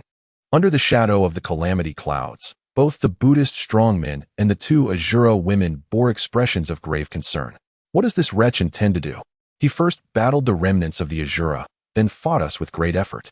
To attempt to cross the calamity under such immense exhaustion is akin to seeking one's own demise. Even if he succeeds in transcending the calamity and becomes a great Luo golden immortal, he will undoubtedly be on the brink of death. At that point, he may lack the strength to escape from our 6 hands. The Buddhist assembly appeared perplexed, their faces betraying their confusion. Even if they racked their brains, they could not comprehend how Jiang Chen could escape this predicament. Since he faced certain death, why then did he present himself with such confidence? Just a mere bluff? As everyone pondered, the calamity clouds of the great Luo heavenly calamity had already formed. Purple-black lightning flickered within the clouds, releasing an aura akin to that of the 12th-grade world-destroying Black Lotus. This lightning, known as the obliterating dark thunder, instilled fear in the beings of the three realms. Though not as grand as the Tai thunder calamity, it was born from chaos, existing purely for destruction. Even great Luo golden immortals had to tread carefully when facing the obliterating dark thunder, for any misstep could lead to the annihilation of their souls. Hurry and flee. Jiang Chen transformed, revealing his true form as the ancestral dragon, swinging his massive dragon head and urgently urging the Azura women. Moon-Charm and Bai Ling stared up at the great Luo heavenly calamity, momentarily dazed. Jiang Chen's shout snapped them back to reality. Could it be that he intends to harness the power of the calamity to perish alongside these Buddhist strongmen? At present, the two women could only speculate. In their ears, Jiang Chen's insistence transformed into, "I will use the calamity to buy you time to escape. Do not squander my goodwill. Survive." At this moment, the two women exchanged glances, their eyes brimming with unwavering resolve. "Your life? We shall carry it, when our Azura clan reclaims the three realms and bloodies the Spirit Mountain. Those who forced you to your demise shall pay a heavy price." With this conviction solidified, they soared into action, fleeing the Azura abyss. Above the Azura abyss, the great Luo heavenly calamity descends. Several among them. This great Luo heavenly calamity is no trifling matter. Should we not take cover? The Maitreya, King Buddha, frowned. Though he was a great Luo golden immortal, his cultivation was only at the initial stage, and prior to his adherence to Buddhism, he was a wandering practitioner of the, lacking the protective treasures bestowed upon him by the Vairocana Buddha and the dazzling light Buddha. Facing the great Luo heavenly calamity, he felt a tinge of trepidation. Hearing this, the dazzling light Buddha waved his sleeve decisively, proclaiming, "The Buddha sent us to eradicate anomalies, not to flee from calamities. We, as Buddhas, cannot fear hardships. Even if we are shattered to pieces and perish, we shall face the challenge head-on." As his words fell, he lifted the 12th-grade world-destroying Black Lotus in one hand and grasped a banner with 6 tails in the other. A relic has manifested atop the head, radiating an ethereal brilliance. Witnessing this scene, the countenance of the venerable King Ma Yuan turned pale. "Ah, you crafty long-eared thief. With your 12th-grade world-destroying Black Lotus and the celestial treasure, the 6 Souls banner, alongside the relic bestowed by the Saint of Proficiency, you have no fear of the residual might of the great Luo heavenly tribulation. But what do I possess? Aside from a postnatal spiritual sword and a natural bone claw at the back of my head, what am I? What am I even?" In a moment of despair, he turned his gaze toward the Buddha Vairocana. To his astonishment, Vairocana silently produced the Eastern Azure Lotus treasure flag, the 6 pure joy rods, and the White Lotus. The Eastern Azure Lotus treasure flag, a transformation of one of the 5 petals of the Chaos Azure Lotus, belonged to the Guide of Beings, once passed to the Buddha by the Tathagata during his ascension to the Lord of Lingshan. Unexpectedly, this supreme innate treasure had been entrusted to Vairocana. The 6 pure joy rods and the White Lotus, also treasures held by the Saint of Proficiency, while not as formidable as the Azure Lotus treasure flag, were still innate treasures. After all, being possessions of a saint, their simplicity was illusory.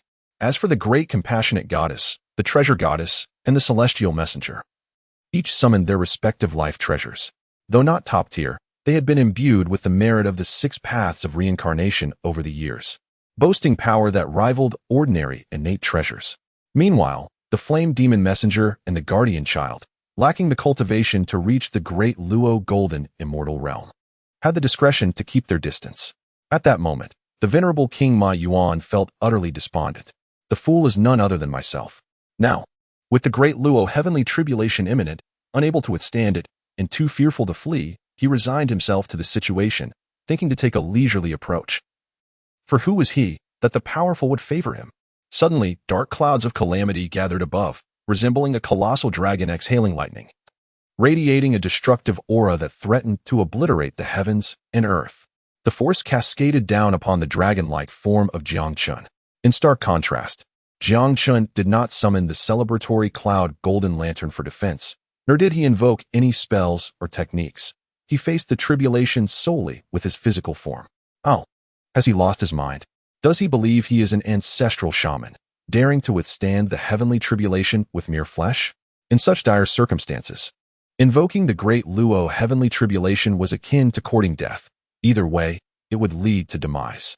This individual was indeed nonchalant, seemingly having transcended the bounds of life and death. Yet, in the next moment, as the destructive lightning dissipated, the massive, ancient black dragon remained unscathed, as if nothing had occurred. In fact, it even yawned languidly, scratching its back where the dark lightning had struck. Then it offered its reflections on the tribulation. Just a bit itchy. The assembly of monks was left speechless. Is this creature a monster? Withstanding the heavenly tribulation with his physical form, not only is he unscathed, but he even finds it somewhat irritating. It was not merely absurd, it was utterly surreal. Then, Jiang Chen retracted his ancestral dragon form, transforming into a human shape. For dragons, their draconic form was their most potent state, and opposing the great Luo heavenly tribulation as an ancestral dragon was a sign of reverence toward the heavenly laws. However, it seemed the tribulation was rather weak, sufficient for him to remain in human form. With all eyes upon him, Jiang Chen withstood a bolt of the heavenly tribulation in human form. A lightning bolt as thick as a water barrel engulfed him. Yet when he reappeared before the gathered monks, not only was he unharmed, but his attire and hairstyle remained impeccably in place, as if the lightning had never struck him. Amipa, who awakens from the great dream first. I know myself in this life. This poor monk must be dreaming, indeed. Was this calamity a backdoor for the heavenly laws? Or was this great Luo heavenly tribulation merely a fade, lacking any real power? Brothers, this fellow is a monster. We must flee. The three Buddhas exhibited varied expressions, with Venerable King Ma Yuan's resolve to retreat solidifying further. Nearby, the celestial messenger brandished 108 prayer beads, eager to take action. Something feels off, very off. Allow me to launch a surprise attack. However, before he could act, the great compassionate goddess swiftly restrained him. Calm down, my agitated friend. If you disrupt the tribulation, consider the consequences. With that, the celestial messenger had no choice but to relent. Yet in the next moment, they observed Jiang Chen hovering beneath the vast expanse of calamity clouds, laughing heartily. The great Luo heavenly tribulation is a gift from the heavens. Transcending it is a great joy in life. I, Jiang Chen, am benevolent. It is better to rejoice together than to revel alone. Let us all celebrate.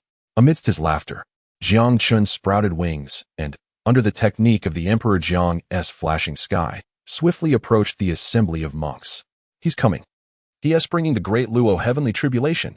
The assembly of great Luo Buddhas cried out in panic, "Do not come near." Seeing their alarm, Jiang Chen laughed even more heartily. Do not be shy. This tribulation is a marvelous thing. A strike invigorates the mind. 2 strikes banish fatigue. 3 strikes grant eternal youth. It enhances beauty and cures all ailments. After the strikes, no more back pain, no more fatigue, and your heart will beat no more. Come. Today, we celebrate the tribulation with a grand giveaway. I shall randomly strike down a fortunate audience member. Venerable Dingguang Huanqi Buddha, standing so close, why not you first? Upon hearing this, Venerable Dingguang turned pale with fright. The dark lightning was no joke, and since this was not his own tribulation, should he be touched by it? It might be deemed a disruption by the heavenly laws. Even with his 12-grade world-destroying Black Lotus, 6 Souls banner, and relic, he could only withstand the residual force. To share the strike with Jiang Chen was a gamble he was unprepared to take.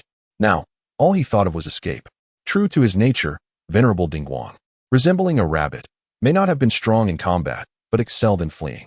In the blink of an eye, he transformed into a blur, hiding behind Virakana and Venerable King Ma Yuan. Though not far, for Jiang Chen to strike him, he would first have to step over the other 2 Buddhas. At that moment, Jiang Chen's lips curled into a smile. With a swift turn, he maneuvered wildly, suddenly redirecting towards another direction where the celestial messenger stood, bewildered. Boom! Thunder erupted as Jiang Chen emerged from the lightning, adjusting his attire nonchalantly. I must be getting old, mistaking the wrong person. The celestial messenger uttered in disbelief. I possess no citrus peel. Am I to row or not? Chapter 55. As long as I plead for mercy fast enough. The beating cannot catch up to me. The dark lightning struck the celestial messenger, seemingly signaling a judgment from the heavenly laws that this action did not disrupt the tribulation, sparing him from annihilation. However, the true master of this tribulation was not the celestial messenger. Once tainted, the deep purple-black dark lightning instantly transformed into a dark red hue. amplifying its power tenfold. Under this tribulation, the celestial messenger's physical form was obliterated, his essence relying on prayer beads and the wisdom sword, morphing into two streams of profound light, retreating into the Shura abyss. A great Luo golden immortal's body was already indestructible. Adorned with the 3 flowers atop the head and the 5 chi within the chest, his essence extraordinarily resilient. Yet, this bolt of tribulation could shatter his body, and the next could obliterate his essence. Though their encounters were few, the celestial messenger knew well that Jiang Chen did not play by the rules. Now that his physical form was destroyed, he had done his utmost. If his essence were to be extinguished, all his years of cultivation would be in vain, an unthinkable loss. Time to escape. With the celestial messenger gone, Jiang Chen's gaze sharpened, locking onto Venerable King Ma Yuan and Virakana behind Venerable Dingguang Huanqi Buddha. He bellowed, "Hey, long-eared thief. Where do you think you're going? Let us enjoy this together." In response, Venerable Dingguang fled, and Jiang Chen, with a swift maneuver, dashed toward Virakana. Unfortunately for Virakana, before he could summon the treasures left by the 2 great saints, he was struck by the dark lightning, dispersing his golden form. The Eastern Azure Lotus treasure flag unfurled, enveloping his essence within to protect it. Ah, struck wrong again. Let us try again. Stop right there, long-eared thief. Boom. This time, he truly charged towards the Buddha of radiant joy, yet this fellow was simply too swift. As the 5th heavenly tribulation loomed, adhering to the traditional virtue of frugality. Let this thunderous trial be joyfully endured by Jiang Chen and the treasure-holding boy together. Poor treasure-holding boy, who was merely seated with his small stool to watch the spectacle, suddenly found himself struck by 5 bolts of lightning. The treasure-holding boy lamented, initially unaware of the play's intent. Now I find myself a part of it. The fool is indeed myself. It must be noted that the formidable beings under the Ksitigarbha Bodhisattva possess extraordinarily resilient spirits. A Mirtai golden immortal, after withstanding the 5th heavenly tribulation, managed to escape unscathed. Legends say that the 6 powerful figures under Ksitigarbha Bodhisattva did not originate from the Western teachings. Apart from the Heavenly Emperor, the other 5 seem to have sprung forth from thin air. Such tenacious spirits must surely be of extraordinary origin. At this moment, a flicker of doubt surfaced in the depths of Jiang Chen's consciousness. Fortunately, the Flame Demon Envoy remained, serving as a comparative subject for his academic inquiries. Truly, in an instant, the Flame Demon Envoy felt a chill run down his spine and instinctively glanced towards Jiang Chen. Their eyes met, and he could not help but feel a tightening in his core and a shudder run through his body. With a devilish smile, Jiang Chen declared, "This time, I shan't pursue that long-eared thief, but rather you, Flame Demon Envoy. Forget your existence. What do you expect? Joy should be shared, instead of yearning for compassion. Let us revel together. Happiness is contagious, so do be generous." As Jiang Chen, accompanied by the heavenly tribulation, sang merrily, he descended beside the Flame Demon Envoy. "Do not come any closer," the Flame Demon Envoy stammered. Then, Jiang Chen's unyielding grasp snatched the red lotus from the Flame Demon Envoy's hands. And the might of the tribulation, while testing Jiang Chen, struck the Flame Demon Envoy's life lotus. Each of the 6 powerful figures under Ksitigarbha possessed their own life treasures. Jiang Chen had noted the life treasures of the treasure-holding boy and the celestial capturer, which seemed to embody their spirits. This intriguing comparative experiment involved sparing the Flame Demon Envoy while specifically targeting his life lotus. Crack. The 6th heavenly tribulation, though it did not harm the Flame Demon Envoy in the slightest, caused a fissure to appear in his life lotus. A scarlet aura seeped from the crack. Suddenly, the Flame Demon Envoy's face stiffened, blood spewed from his mouth, and he collapsed to the ground, utterly drained of energy, so much so that he could scarcely stand, let alone flee. Seeing this, Jiang Chen's expression shifted to one of realization. So that's it. I seem to have uncovered a tremendous secret. With a sly grin, he turned his gaze towards the distant Great Compassionate Heavenly Maiden and the treasure-holding Heavenly Maiden. The Great Compassionate Heavenly Maiden's life treasure was the Ksitigarbha Vajra pillar, while the treasure-holding Heavenly Maiden possessed the floral canopy and the luminous ornaments. As Jiang Chen approached with the heavenly tribulation, the 2 maidens wasted no time in fleeing. Jiang Chen watched as their spirit-embodying treasures darted into the Shura abyss, crossing his arms in thought and exclaiming, "Alas, they ran so swiftly. Missing the chance to share in my joy, what a significant regret in their lives." Now, 7 of the 9 heavenly tribulations of the great Luo had descended, and Jiang Chen, undeterred, observed with a sense of ease while the Buddhist practitioners watched in trepidation. The Buddha of radiant joy, drenched in cold sweat, pondered. Who is this person undergoing the tribulation? If this calamity isn't resolved soon, we shall perish. Yet, in the next moment, an unexpected chill surged through him. He lifted his head and unexpectedly met Jiang Chen's flickering dragon-like gaze, which was accompanied by a grin. In that instant, the heart of the Buddha of radiant joy turned cold. He turned on his heels and fled, fully utilizing his racial talents. Jiang Chen pursued relentlessly, even taunting, long-eared thief. Didn't he want me to suffer a fate worse than death? Here I stand. Why do you run? You wretched dragon, do you take me for a fool? You expect me to endure the heavenly tribulation alongside you? Once your tribulation concludes, I shall come to settle the score. The Buddha of radiant joy shouted as he fled. Goodness, he runs far too quickly. Just as Jiang Chen contemplated retreating, a mechanical, frigid voice resonated within his consciousness. Ding. Detected that the host is contending against a powerful adversary, initiating choice. Choice 1. How to change someone like you. Only death awaits. Kill the Western powerful beings. Reward. For each great Luo golden immortal killed, gain 300 million years of cultivation and a piece of innate spiritual treasure. For each Tai golden immortal killed, gain 100 million years of cultivation and a piece of acquired treasure. System reminder. 3 pieces of innate spiritual treasures can be exchanged for 1 supreme innate spiritual treasure. Choice 2. Master. You are destined to be connected with my heavenly court. Guide the Western powerful beings to work in the heavenly court. Reward. For each great Luo golden immortal guided, gain 300 million years of cultivation, 3 light divine water, 9 heavens resting soil, and randomly draw 1 item from the infinite mysterious spirit. For each Tai golden immortal guided, gain 100 million years of cultivation and a cultivation manual for the innate spiritual root, Huangzhongli. Well, Jiang Chen exclaimed. Supreme treasures are indeed precious, but the 3 light divine water, 9 heavens resting soil, and infinite mysterious spirit are urgently needed by him. As for the flame demon envoy, who is left as a comparative subject, he can also exchange for another cultivation manual for the innate spiritual root Huangzhongli. How delightful. Long-eared thief. Where do you think you're going? You are fated to be connected with my heavenly court. Come back quickly. Jiang Chen slapped his thigh and unleashed his full speed using the Emperor Zhang's void technique, transforming into a fleeting shadow as he charged towards the Buddha of radiant joy. His sudden shout startled the Buddha of radiant joy. Hadn't he just considered giving up? Why the sudden vigor as if he were injected with adrenaline? And that line about being destined for the heavenly court. Be wary, or the Buddhist sect from the West might come seeking royalties. Long-eared Buddha of radiant joy, traitor of the scoundrel of the demon race, stand still. Jiang Chen bellowed. You boast so boldly, yet dare not face me in an honorable battle? Long-eared thief. Cease your flight and yield to me. Come back quickly. I cannot bear this alone.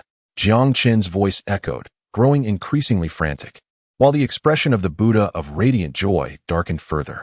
Truly, Amitabha, since the Buddha attained enlightenment, he had never endured such humiliation, whether in or the Western Buddhist sect. Today, full of confidence with the 12-petal world destruction black lotus in hand, he intended to slay the anomaly. A moment that should have brought him fame and glory. Yet this creature was monstrous, relentlessly pursuing him through the heavenly tribulation. Why was there such a ruthless being in the 3 realms? And why was it his misfortune to encounter it? I shall endure a little longer. Once the heavenly tribulation concludes, he will at most be a mere early-stage great Luo golden immortal, recently ascended and unstable in foundation, with little strength to speak of. Meanwhile, I possess the 12-petal world destruction black lotus, the 6-soul banner, and the relic bestowed upon me by the saint of the primordial lotus. Slaying this thief will be a simple task. I must endure. The Buddha of radiant joy steeled himself, suppressing his indignation. For a moment, Jiang Chen could not catch up to the Buddha of radiant joy, but the heavenly tribulation showed no mercy. The 8th bolt struck him squarely on the back.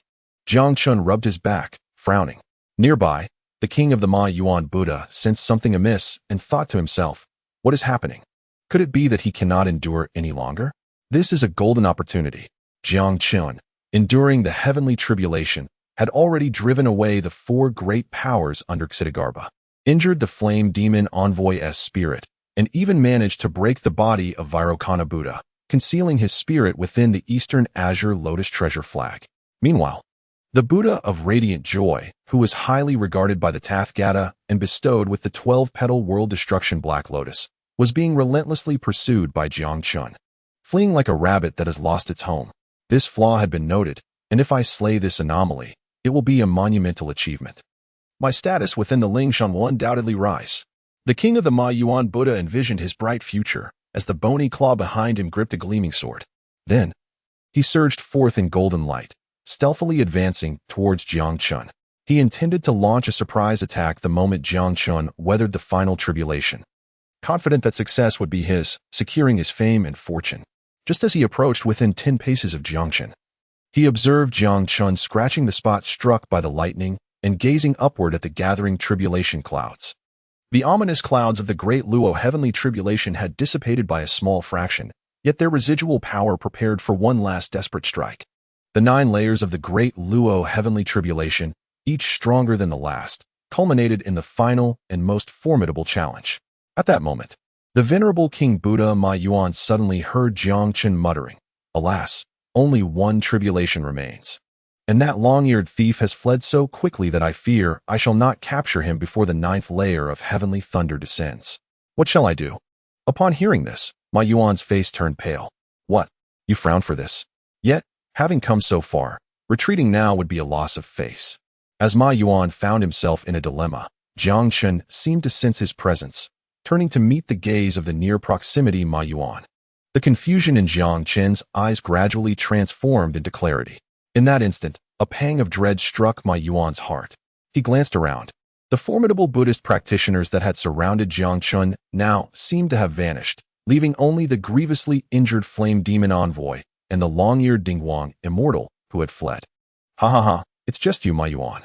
With a thunderous roar, the tribulation descended, accompanied by Jiang Chen's exuberant laughter as it bore down upon Ma Yuan.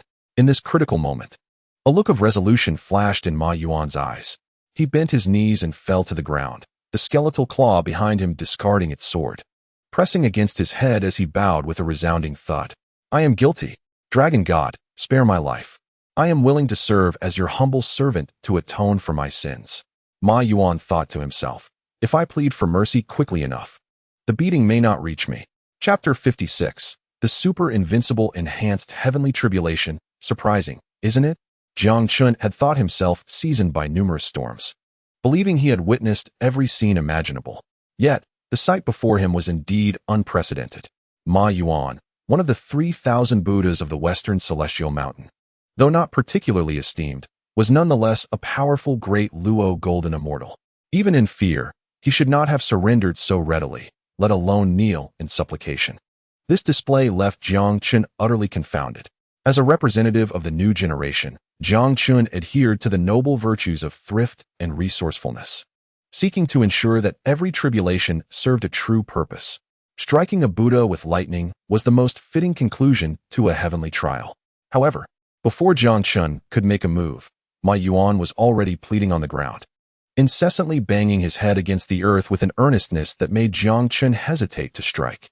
"Ma Yuan, what were your intentions when you charged at me so fiercely?" Jiang Chen hoped to extract some disrespectful remarks from Ma Yuan, providing a pretext to retaliate. Yet, he underestimated Ma Yuan. Having chosen to plead for mercy, Ma Yuan executed it flawlessly, transforming surrender into an art form, an essential survival tactic in chaotic times. Ma Yuan's head struck the ground like a pile driver, causing blood to flow and the earth to shatter beneath him. As he bowed, he proclaimed, "I have long heard of the Dragon God's illustrious name. Today, I am fortunate to make your acquaintance.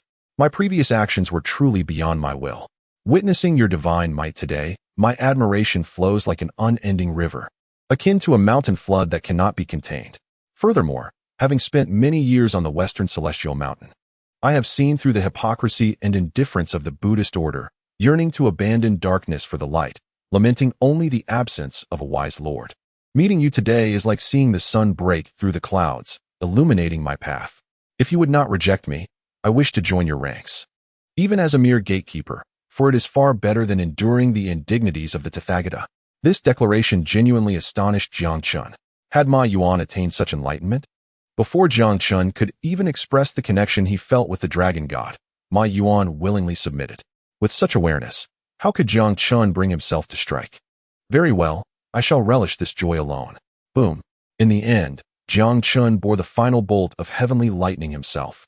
With the 9 tribulations complete, the clouds above began to disperse, and Jiang Chen's aura surged as he ascended toward the great Luo golden immortal realm. Ma Yuan perceived this shift, and his thoughts began to churn. Meanwhile, the distant Dingguang Huanshe Buddha, having fled, saw the dissipating clouds and burst into wild laughter. Wielding the 6 souls banner, returning with the 12-grade annihilation Black Lotus. You wretched beast, were you not so arrogant when pursuing me? Now that the tribulation clouds have scattered, let us see what you have to contend with. Beast, prepare to die.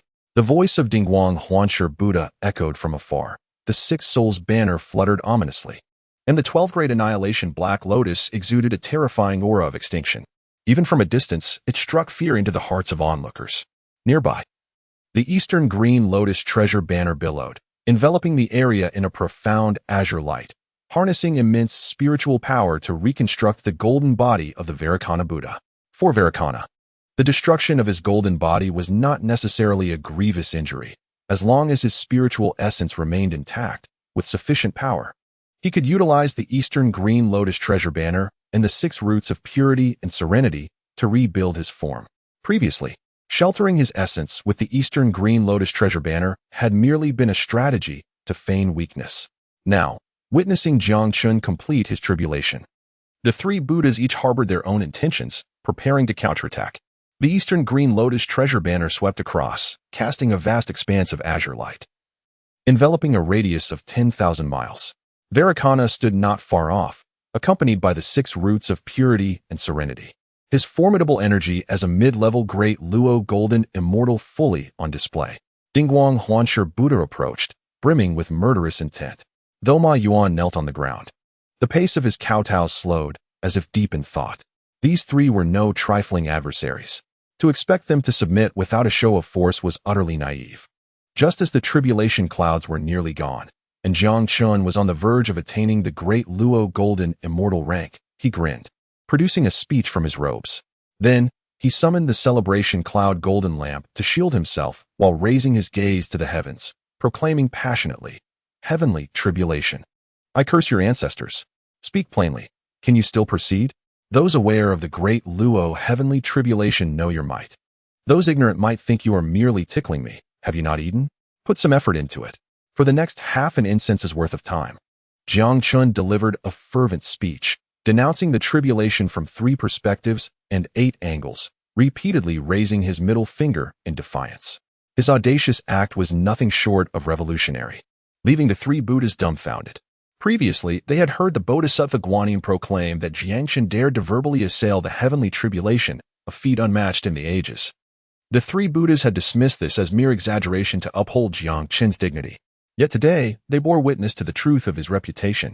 Faced with the great Luo heavenly tribulation, which struck fear into the hearts of gods and immortals alike, how many would not bow and show reverence? But Jiang Chen not only cursed it, he had prepared a speech in advance, delivering it with heartfelt passion. Such a spectacle could only be seen at noon, for morning and evening would surely lead to doom. High above, the clouds, poised to conclude their task, froze at Jiang Chen's interruption. Surprised? Unexpected? Happy? The heavenly tribulation, I am surprised at your audacity. You, who are utterly ignorant of your position, dare to disregard me. The tribulation seemed to possess a spark of intelligence, and after a brief silence, recalled a recent complaint from its younger brother, the Tai Thunder Tribulation, who had been insulted by a cultivator. "Ah, so you have a history. Deal with him." Boom. As the ominous calamity clouds loomed once more, they enveloped a significant portion of the northern Julu continent. The foreboding dark clouds twisted into a funnel-shaped vortex at their center, radiating a kaleidoscope of colors: red, orange, yellow, green, blue, indigo, violet, alongside black and white, with thunderous flashes pulsating ominously. Since the dawn of creation, no one had ever experienced such a grand celestial tribulation as Jiang Chen was about to face. The tides of fortune had turned, and now it was the tribulation's turn to revel in excitement. Surprised, unexpected, delighted, bewildered, Jiang Chen's state of confusion was uncertain. But the 3 Buddhas from the west were undoubtedly bewildered. They had come merely to confront a Tai golden immortal, yet such a grand spectacle unfolded. What a peculiar twist of fate. Amidst the chaos, the three esteemed figures, seasoned from the tribulations of the Fengshan era, maintained their composure. Jiang Chen admired their fortitude and, as a token of respect, decided to elevate the stakes of the tribulation. A superlative celestial calamity was to descend, and three fortunate onlookers would be chosen to face it. The three were indeed fortunate, as they had been selected for the grand spectacle that was about to commence. Jiang Chen laughed maniacally. For the formidable enhanced version of the celestial calamity was imminent. The face of Vairocana Buddha turned pale. It was far from calm. He had yet to fully master the Eastern Azure Lotus Banner. With only one incense stick's worth of power to activate it, he could only create a barrier last time. And now, he would not have the chance to witness its opening. The atmosphere suggested he might never see the banner unfurl. The expression of Jiang Chen NX Buddha darkened as he directed a tirade of criticism towards Vairocana Buddha, exclaiming the absurdity of the situation. Meanwhile, the steadfast Ma Yuan Zunwang Buddha fervently bowed, his head pounding with urgency, leaving a gaping hole below him, oblivious to the blood that streamed from his forehead. Perhaps years later, when the northern Julu continent evolved into a tourist attraction, this very spot would become a ticketed site of reverence. Jiang Chen NX Buddha, witnessing Ma Yuan Zunwang Buddha's fervor, experienced a sudden revelation amidst the chaos. His heart, once shrouded in gloom, now became illuminated. He understood his path. Kneeling in reverence, he gazed skyward towards Jiang Chen, the dragon god, proclaiming, "I have attained enlightenment. Today, I realize my true self. I have wandered through the primordial chaos, wasting countless epochs in confusion.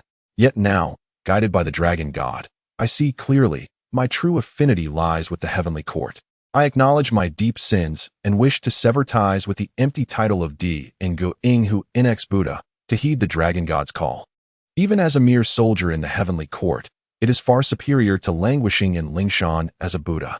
Dragon god, guide me." His voice, filled with earnestness, echoed with a fervent desire to abandon darkness for light. In that moment, not only did Jiang Chen NX Buddha achieve enlightenment, but even Jiang Chen came to a profound understanding. It was astonishingly simple to guide a soul. He gazed upon the magnificent super-enhanced celestial calamity forming above with profound satisfaction. If the saint of proficiency were to conduct a seminar on salvation, Jiang Chen would undoubtedly graduate with flying colors. Seizing the moment before the tribulation descended, Jiang Chen's gaze fell upon Vairocana Buddha. With Jiang Chen NX Buddha and Ma Yuan Zunwang Buddha having discovered the essence of their existence, Jiang Chen suggested to Vairocana Buddha, "Given our connection with the heavenly court, why not submit and retain your position among the deities? Would that not be splendid?" As he continued to assist the bewildered Vairocana Buddha in seeking the value of existence, celebratory clouds from the auspicious golden lamp enveloped Ma Yuan Zunwang Buddha and Jiang Chen NX Buddha, while leaving Vairocana Buddha outside its protection. The message was clear: to submit to the heavenly court was to be shielded. To remain obstinate would lead to self-destruction beneath the tribulation. In this dire circumstance, self-destruction seemed inevitable. However, Vairocana Buddha held a certain dignity. Glaring at Jiang Chen, he raised a finger to the heavens and declared with righteous indignation, "Even if struck down by the tribulation, I will not utter a single plea for mercy." Jiang Chen mused. Such words seemed to awaken a certain karmic response. The thunderous roar of the celestial calamity cascaded down like a vast, multicolored net, a deluge of destructive energy that made the very heavens tremble. The overwhelming might of the calamity instilled fear even in the resolute Vairocana Buddha, causing his resolve to falter as he proclaimed, "I surrender. I surrender." Jiang Chen, amidst the tumult of the celestial calamity, remained vigilant, acutely aware of Vairocana Buddha's every move, acknowledging that even a formidable golden immortal could not escape the laws of causality. He felt reassured. Transforming into a towering giant, he wielded the auspicious golden lamp, a beacon of light enveloping the three Buddhas and the flame demon envoy in its protective embrace. What? The flame demon envoy's consent was never sought? Jiang Chen considered the matter trivial. The three celestial beings were merely collateral in this grand experiment. Moreover, he had mastered his innate red lotus. And should they refuse to comply, they would face the enhanced celestial calamity together. Let us feign surrender for now. Once the tribulation has weakened him, we shall strike as one.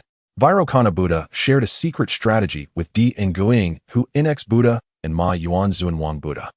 but their attention remained fixed on the heavens, seemingly ignoring his words and their devotion. With a resounding crash, the cataclysmic celestial calamity descended in full force. The sky transformed into a tempestuous ocean of thunder, a myriad of colors weaving through the air like serpentine creatures infused with destructive power. According to the norms of tribulations, the celestial calamity was to descend in 9 waves, each separated by a brief respite. Yet this amplified version disregarded such conventions. The next bolt of lightning followed immediately, leaving no room for rest. In the embrace of the divine transformation, Jiang Chen's power surged exponentially, standing as a colossus, confronting the terrifying force of the calamity head-on with his 4 swords of immortal slaying. The 3 Buddhas, seasoned through countless epics, had witnessed many spectacles, yet this was unprecedented. They could scorn the calamity, but to confront it directly was beyond comprehension. Typically, those who faced tribulations endured in silence, passively absorbing the blows, hoping merely to survive the 9 waves of the celestial calamity. However, Jiang Chen, with his protective treasures, the auspicious golden lamp and the 12-petaled pure white lotus, chose instead to directly oppose the onslaught with his 4 swords of immortal slaying. In the face of such annihilation, could Vairocana Buddha dare to waver? Jiang Chen's audacity in confronting such a formidable calamity left no room for doubt. This enhanced celestial calamity raged for 3 full hours, appearing to outsiders as a torrential downpour upon the northern Julu continent. Only those within its throes understood the true terror of such a trial. During those 3 hours, Jiang Chen and the calamity engaged in a fierce exchange. A clash of titanic proportions that was exhilarating and deeply satisfying. The power of the heavenly tribulation is limited, while Jiang Chen's methods are boundless. Ultimately, he conquered the heavenly tribulation with the advantage of his formidable artifacts. In the end, the heavenly tribulation, begrudgingly retreating, took 3 steps back, casting lingering glances. The North Julu continent returned to tranquility. Jiang Chen stood in the air, savoring the gifts bestowed by the heavenly way after overcoming the tribulation. His strength and realm continually ascended, evoking a sense of ethereality. Jiang Chen, position, god of the water division of the 3 realms. Realm, early stage of the great Luo golden immortal, 3 billion years away from the next realm. Treasure, heavenly order, postnatal treasure. 12-petal pure world white lotus, supreme innate spiritual treasure. Xianyuan sword, postnatal merit treasure. Heaven-blocking treasure talisman, innate treasure. Pangu axe handle, fragment of a heavenly treasure. 7 treasure wonderful tree staff, supreme innate spiritual treasure. Extermination sword, supreme innate spiritual treasure. Slaughter immortal sword, supreme innate spiritual treasure. Trapping immortal sword, supreme innate spiritual treasure. Absolute immortal sword, supreme innate spiritual treasure. God-slaying spear tip, fragment of a heavenly killing treasure. Naihi Gui, innate treasure. Golden threaded cloud garment, innate treasure. Demon illuminating mirror, postnatal treasure. Celebration cloud golden lamp, innate treasure. 30 Huangzhong Li. Huangzhong Li seeds. Bloodline. Ancestral dragon. 30% completeness. Technique. Chaos ancestral dragon scripture, complete. Divine powers. Earthly fiend 72 transformations, complete. 5 heads and 10 arms. 3-headed 6-armed advanced version. Dharma form heaven and earth. Universe and sleeve. Emperor Zhang's flashing technique. True fire of samadhi. 5-colored divine light. Goodness. The great Luo golden immortal is indeed formidable, with realm ascension measured in billions of years. If one were to reach the quasi-saint, or even saint level, the numbers would be astronomical. Even with the system at his side, the road ahead remains long and arduous. Below, the 3 Buddhas gazed in astonishment. Is this what they call a supreme being? Oh, great one, you truly were born at the wrong time. Had you arrived before the initial tribulation of the Dragon Han, there would have been no need for Hongjun Daozu at all. The Vairocana Buddha swallowed hard, recalling his disrespectful thoughts about Jiang Chen from 3 hours prior, and promptly shook his head to clear these erroneous notions. Not far away, Jiang Chen descended from the heavens, clad in a robe as white as snow. The enhancement of his power led to an elevation in both his temperament and appearance. Naturally, Jiang Chen was already the most handsome of the Dragon clan, and now he could likely contend with Emperor Ziwei for the title of the most beautiful man in the 3 realms. With a flourish of his sleeve, Jiang Chen proclaimed, "You 4 are fated to join my heavenly court. Today, this dragon god shall escort you to the heavenly court to assume divine positions." There is no need for thanks. It is my duty. However, if you insist on expressing gratitude, a token fee would suffice, 1 innate treasure per person. What? An innate treasure for each? This behavior reeks of robbery. How dare he utter such shameless words? Isn't he just extorting us? Indeed, it seems Jiang Chen is doing just that. One cannot forget how Guanyin and the disciple of Muzha were stripped of countless treasures by Jiang Chen, leading to Guanyin Bodhisattva having to employ illusions when manifesting in Chang'an, ultimately resulting in her identity being questioned and her dignity lost. Jiang Chen, however, remained unconcerned with their thoughts. He cleared his throat and pretentiously stated, "The 12-petal annihilation Black Lotus carries a heavy malevolence. If kept near for too long, it may corrupt one's spirit, hindering cultivation. Dingguang Huanqi Buddha, you should hand this over to me, and I shall neutralize its malice with the 12-petal pure world white lotus. Vairocana Buddha, while the Eastern Azure Lotus treasure banner is indeed a supreme innate treasure, you are unable to control it. Over time, it may become a threat to its master. Hand it to me, and I shall tame it for you."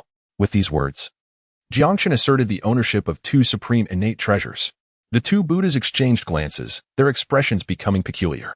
Though the 12-petal annihilation Black Lotus and Eastern Azure Lotus treasure banner were under their control, they were not truly theirs. Even if they refused to hand them over to Jiang Chen, they would still need to surrender them to Buddha Tathagata upon returning to Ling Mountain. In that case, giving them to Jiang Chen was no loss. After all, they were public property, and it wouldn't harm them much. As for the Ma Yuan Zun Wang Buddha, he wore a grim expression, stating, "Dragon God, I truly cannot offer an innate treasure." He possessed only 1 postnatal treasure, which was hardly befitting of his great Luo golden immortal status. "No problem," Jiang Chen replied. "You and Dingguang Huanqi Buddha have known each other for many years. And before you took refuge in the Buddhist path, you were both formidable figures of them. Your bond must be substantial. For now, let them cover for you, and you can repay them later when you acquire one." As Jiang Chen spoke, his gaze lingered between the 6 roots of purity and the 6 soul banner. An innate treasure and a heavenly treasure. Given Jiang Chen's nature, there was no way he would allow these 2 treasures to slip away from his grasp. "What? Great one. I am not familiar with my Yuan Zun Wang Buddha, truly." Dingguang Huanqi Buddha hurriedly distanced himself from Ma Yuan Zun Wang Buddha. The 6 soul banner was something he had stolen from the myriad celestial formations, and he had enjoyed great renown in the 3 realms for controlling it. As a heavenly treasure, it could release exterminating soul light if one wrote the name of their target on the banner and refined it day and night. This was a genuine supreme treasure. As for Vairocana Buddha, although the 6 roots of purity was also bestowed by the sanctified being of Kuani, he had refined it over the years, making it a part of his own power. Yet before he could speak, Jiang Chen interjected, "You 2 need not be modest. Isn't there a flame demon envoy over there? A mere Tai golden immortal doesn't he seem capable of offering an innate treasure?" Seeing Jiang Chen's beaming smile, Vairocana Buddha and Dingguang Huanqi Buddha felt a chill run down their spines. It was clear that their treasures were no longer secure. Just as Jiang Chen was negotiating for his fees with the 3 Buddhas, a familiar voice rang out from the distance. "Brother Jiang, we are here." It was Nez's voice, and behind him came a throng of celestial soldiers, a majestic sight to behold. Leading them was a figure with flowing hair, clad in a dark robe, golden armor, and a jade belt, wielding a sword with a fierce gaze, treading upon a tortoise and snake, radiating an imposing presence. This was none other than the Northern Jinwu Emperor, also known as the Master of the 9 Heavens, a powerful great Luo golden immortal of the heavenly court. Beside the Northern Jinwu Emperor stood another figure, dressed in simple clothing, with long hair cascading down and notably large feet. This individual was also a renowned great Luo golden immortal of the heavenly court, famously known as the Barefoot Immortal. The Jade Emperor had shown great favor by dispatching 2 top-tier heavenly beings, accompanied by the trusted Taibai Jingxing. A testament to his regard for Jiang Chen. Jiang Chen felt deeply touched, though they had arrived a tad late. The multitude of celestial soldiers and generals exuded an overwhelming aura, ready to spring into action. Jiang Chen quickly urged, "Everyone, please remain calm. The matter has been resolved. We are all on the same side here." "Same side? Just these 3? The Northern Jinwu Emperor frowned, fully aware of the character of Dingguang Huanqi Buddha and the others. "What? Do you have an objection?" With a flourish of his sleeve, Dingguang Huanqi Buddha summoned great power, presenting the 12-petal annihilation Black Lotus and the 6 soul banner to Jiang Chen. Seeing Dingguang Huanqi Buddha's resolute action, Vairocana Buddha sighed and handed over the Eastern Azure Lotus treasure banner and the 6 roots of purity. Then, the 3 Buddhas and the flame demon envoy bowed in reverence, stating, "We are willing to submit to the heavenly court. Whatever the future holds, we shall follow the dragon goddess arrangement." Neza, barefoot immortal? Northern Jinwu Emperor. Jiang Chen, little immortal, do you have many questions? All divine beings, who can explain what in the world is happening here? Meanwhile, in the heavens above, a graceful figure appeared, her form and aura concealed, observing the scene below, revealing a solemn expression. Chapter 58. That man is under my protection. Beside that graceful figure, there existed an ethereal shadow, both real and illusory. Elusive and imperceptible. Master, this young man dares to defy the heavenly tribulation, and in the face of the cataclysmic 9-colored divine thunder, he can actually confront it head-on. Such audacity is unmatched, even by those of quasi-saint status. Is he truly just a newly ascended great Luo golden immortal? The enchanting figure was none other than the last vestige of hope for the unhindered Holy Mother. The shadow beside her was none other than the leader of the Tongtian. After the calamity of the Hongjun Daozu, in a bid to foster harmony among the 3 purities, deceived them into consuming the fallen saint pill. Since then, saints have refrained from appearing in the world, and the Tongtian, while entering the 3 realms, could only rely on the heavenly treasure, the Qingping sword, to channel a fragment of his primordial spirit. Upon hearing these words, the Tongtian, with an aura of authority untainted by anger, revealed a faint smile. Though this thunder is indeed fearsome, it bears little power against me. Moreover, my roots are defiant against the heavens. My talents rival those of the innate beings from the primordial era, and I possess numerous treasures. Thus, to withstand this unparalleled 9-colored divine thunder, while unexpected, is indeed within reason. Little power? Why is that? The unhindered Holy Mother pondered, perplexed. The heavenly tribulation is a manifestation of the heavenly will, as it is said. Heaven and earth are indifferent, treating all beings as mere fodder. To the heavenly will, all living things are regarded with equal disdain, without distinction. Why, then, does it treat Jiang Chen differently? With a sigh, the Tongtian responded, "Ah, foolish disciple, after years of cultivation, do you not understand that all practitioners of the Tao must adhere to the principles of cause and effect? This young man was originally a mere overseer of the 8 rivers in the lower realms, a position of little consequence, destined to remain unentangled by karma, thus rendering him virtually free of karmic ties. Recently, he has experienced some fortuitous turn of events, rising against the heavens. In just a few months, he has ascended from a mere true immortal to the great Luo.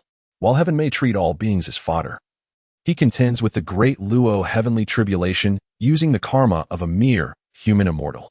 I state that the power of the heavenly tribulation is but a fraction of its true might, even lessened further by his possession of the Azura treasure, the Nihague, which has completely obliterated his already minimal karmic ties. Yet, even so, to withstand the 9-colored divine thunder of the great Luo heavenly tribulation is indeed a feat most astonishing. Master's teachings are etched in my heart, the unhindered Holy Mother replied with a respectful gesture, then continued, however, this young man is an anomaly in the heavenly order, defying the heavenly will. It is likely that he is a rebellious spirit. Now that hour is in decline, and though you are the master of you are confined beyond the heavens. If he refuses to join it may be one matter, but should he truly enter our fold, I fear my abilities may prove insufficient to restrain him. Should he cause turmoil, it would be too late to remedy. The unhindered Holy Mother was greatly concerned. Though he upholds the principle of inclusivity, and the Tongtian is known for accepting disciples from all walks of life, the glory of the has long since faded. Once a time of grandeur with countless immortals paying homage, it has since transformed into a mere shadow of its former self. The unhindered Holy Mother had once obeyed the Tongtian's orders to withdraw from the assembly of immortals, preserving a sliver of hope for the. Since then she, who once feared nothing, had adopted a cautious demeanor. After the calamity, she had secluded herself in the Wudong mountain for many years, abstaining from worldly affairs, waiting for her master's decree to revive thee in the most prudent manner. It brings me great comfort to see you harbor such concerns. This young man, though he defies the heavenly will, treasures emotions and bonds. The heavenly order, though vast, is devoid of compassion. Little do they know that when my master, Hongjun Daozu, achieved the status of a heavenly saint, he forsook emotions, which were then nurtured by the Yangmei Taoist. resulting in the cultivation of a 24th grade pure white lotus on the Mount of No Return. This demonstrates that the weight of emotions can rival the rigid frameworks established by the heavenly order. In the past, the long-eared Dingguang immortal, the Biluo immortal, and the Daobao Daoist were indeed obedient, yet now. Upon mentioning this, the Tongdian could not suppress a sigh, which only solidified his resolve to accept Jiang Chen as a disciple. The unhindered Holy Mother, upon hearing these words, seemed to come to a realization. After a moment of contemplation, she clasped her hands and smiled, saying, "Master, I understand now. The Tao's 50, the heavenly transformations 49, and one must evade one of them. This young man is indeed the anomaly that has evaded the heavenly order. His actions are thus wholly justifiable, and what he possesses is what the heavenly order lacks. The weight of emotions can compensate for the heartlessness of the heavenly will." Indeed, precisely so, the Tongtian laughed heartily, stroking his beard. His ethereal eyes flickered, passing over Jiang Chen before settling upon the northern true martial emperor and the barefoot immortal, a smile of satisfaction gracing his lips. Suddenly, the space trembled, and a dark force manifested behind the master and disciple. Though the Tongtian had only descended as a fragment of his primordial spirit, he hailed from the Hunyuan saint and had long transcended the realms of heaven and earth, remaining unaffected by the five elements. Any disturbance in the heavens could not escape his perception. With a wave of his hand, the heavenly treasure, the Qingping sword, tore through the void, piercing a nearby mass of clouds. From within the swirling mists, a figure appeared, both solid and ethereal, emanating a profound aura that even the Tongtian regarded with solemnity. Though he was but a fragment of his primordial spirit, the sword could still easily cleave through a quasi-saint. In the current three realms, the most formidable beings were the quasi-saints. Yet, as the Qingping sword passed, this individual emerged unscathed. A sense of unease stirred within the Tongtian's heart. Who could this person be? The Qingping sword? "Ah, Tongdian, it has been a long time," came a cold female voice from within the mist. Upon hearing this, the unhindered Holy Mother furrowed her brows and stepped forward, saying, "Since you know it is my master, how dare you play tricks? Reveal yourself at once and come forth to pay your respects." Pay respects? Ridiculous. The so-called three purities are merely a group of name-seekers, thinking that by acquiring the primordial spirit imprint of the father god Pangu, they can claim to be Pangu. Little do they know that we are the true descendants of Pangu, born of his blood. If anyone should be paying respects, it should be you, Tongtian, who should come to greet me. Before her words had fully dissipated, the ethereal mist receded, revealing the figure of Mingjiang. Seeing Mingjiang, the unhindered Holy Mother felt even more perplexed. She did not recognize this woman, who was equally as striking in appearance and demeanor as herself. Yet, how could she dare to disrespect her own master? She referred to Pangu as her father? Could it be? She turned to the Tongtian and noticed that instead of anger, he wore a smile. "Hutu, it has been many years. Does the dispute over the true lineage of Pangu still hold any significance? I, Tongtian, have consumed the fallen saint pill given by my master, and you 12 ancestor witches are no more. Only you, Hutu, remain, transformed into the 6 paths of reincarnation. We are both victims of circumstance. Why must we continue to be enemies?" His words carried a sense of melancholy. Upon hearing this, Huta let out a derisive laugh, her face reflecting disdain. The unhindered Holy Mother, witnessing this, felt her anger rise. "You, ancestor witch, my master treats you with courtesy, yet you remain ungrateful. Do you truly believe that there is no one in our? When elders speak, it is not for a junior like you to interject. Furthermore, I do not see any other members in aside from you two." Hutu waved her hand dismissively, her expression still filled with contempt. "You." The unhindered Holy Mother was momentarily speechless, ready to erupt, but was halted by the Tongtian's stern command. "Step back. Master, step back." "Yes." The unhindered Holy Mother could only retreat to the side, still casting a hostile gaze at Mingjiang. "Enough. I did not come here solely to ridicule you too." Mingjiang narrowed her eyes, lifting her delicate hand to point at Jiang Chen below. "That man is under my protection. Should you dare to lay a hand on him, though I cannot seek you out in the heavens for retribution against Tongtian, I am still capable of severing you from its roots." In her words, a glance fell upon the unhindered Holy Mother. Even though she was a great Luo golden immortal, that mere glance sent chills down her spine, raising the hairs on her neck. "You dare?"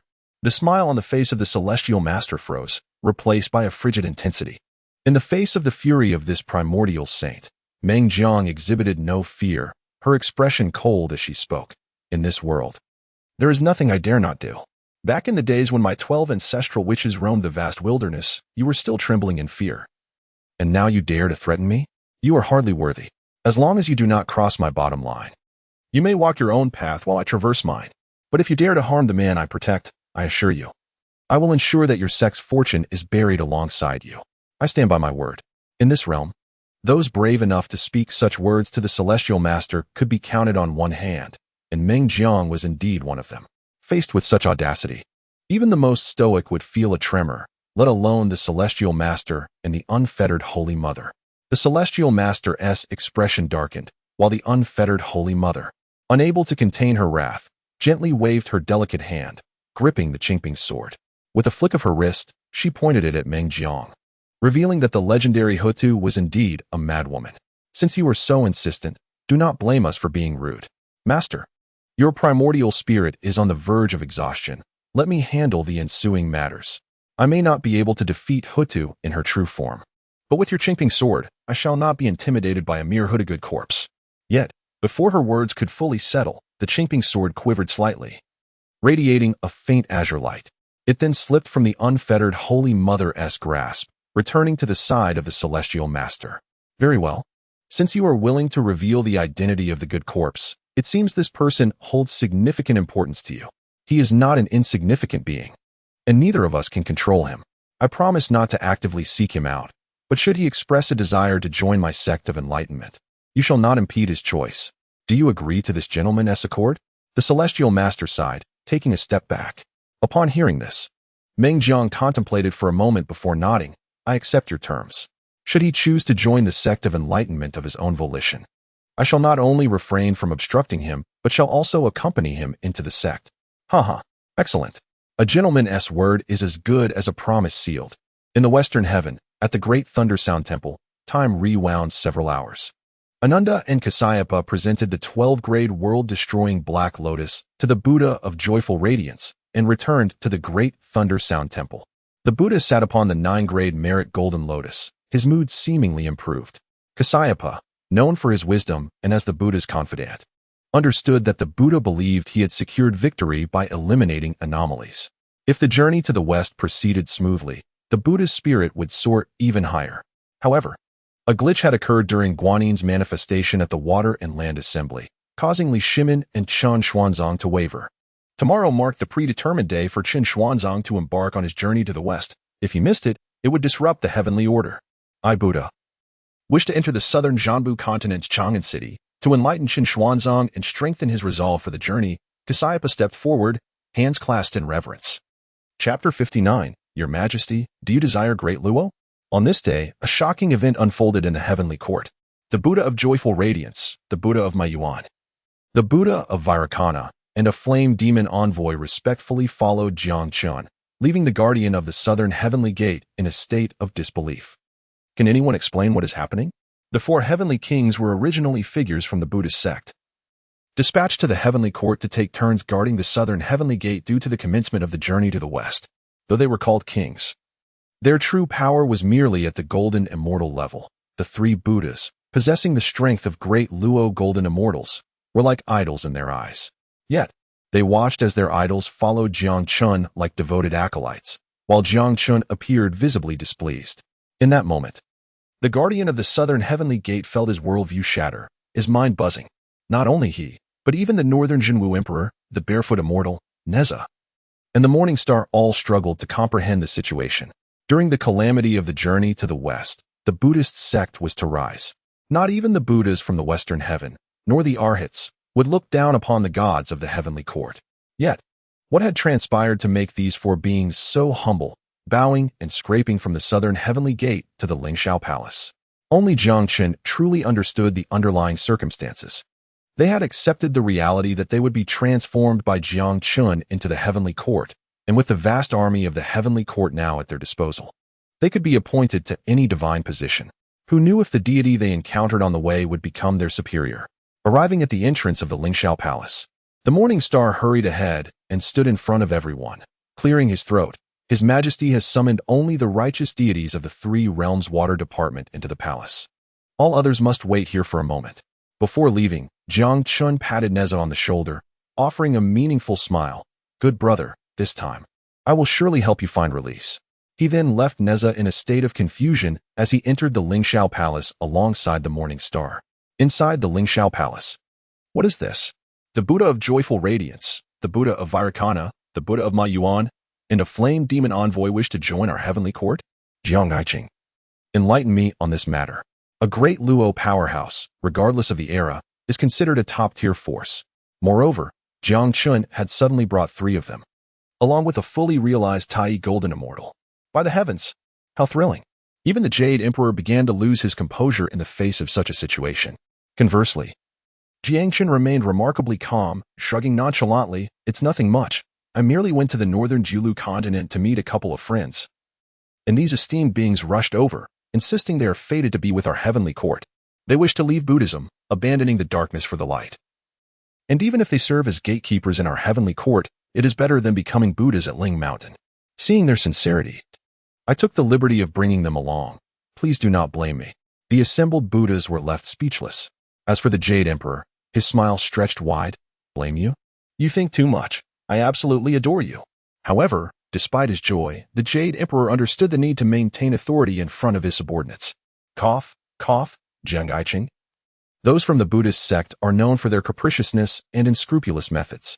Their eagerness to join our heavenly court may harbor ulterior motives, the Jade Emperor remarked. Hearing this, Jiang Chen struggled to suppress his amusement. Your Majesty, there is no need to doubt their loyalty. After losing so many treasures, they would not dare to return to Ling Mountain even if offered. Moreover, the circumstances at that time were somewhat complex. They were not entirely proactive. Well, Your Majesty, if you doubt these 4, I have a method to ensure their absolute loyalty to the heavenly court.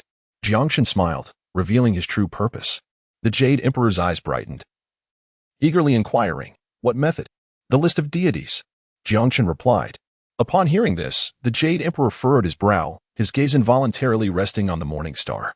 The Morning Star cleared his throat, explaining, the dragon god may not be aware, but the list of deities is a celestial tome transformed from the leaves of the primal lotus. While it can suppress the heavenly court's fortune, the slots are limited. During the time of the deification calamity, the positions were already filled. For these 4 to be listed, they must replace someone already on the list. Those listed were determined by the 3 purities, and if we were to change them arbitrarily, it would disrupt the heavenly order and harm the heavenly court's fortune. This matter requires careful deliberation. We cannot act recklessly. As the Jade Emperor's confidant, the Morning Star conveyed matters that the Jade Emperor could not openly discuss. This sentiment likely reflected the Jade Emperor's own thoughts, for the list of deities was tied to the heavenly court's fortune. How could it be changed at will? However, Jiang Chen did not take this to heart. Old friend, your words suggest that maintaining the status quo will ensure the heavenly court's fortune remains prosperous. The calamity of the investiture of the gods has long since concluded, and the sage who established the divine rankings has retreated beyond the heavens, unable to return to the mortal realm. Consequently, the allocation of positions on the investiture of the gods list rests solely in your Majesty's hands. Given this, why not utilize the more formidable talents available instead of adhering to outdated norms? Your Majesty, what say you?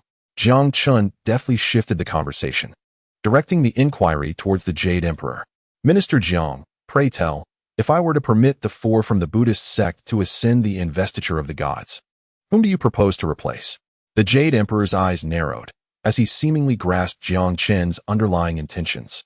To recruit these 4 into the heavenly court would not only fortify its ranks, but also align with Jiang Chen's own aspirations, likely concerning the divine rankings.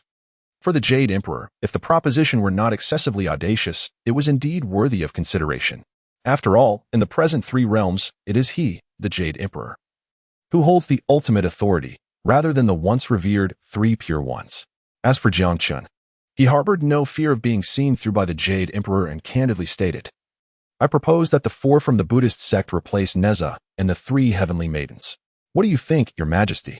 Upon hearing this, both the Jade Emperor and the Star of White Jupiter exchanged glances, their expressions betraying a hint of astonishment. The suggestion to remove Neza from the divine rankings was somewhat reasonable, as Neza currently served as a formidable warrior under Jiang Chen's command. Although the divine rankings preserved Neza's true essence, it simultaneously constrained his ascension. Only by relinquishing his place could he aspire to attain the Tao.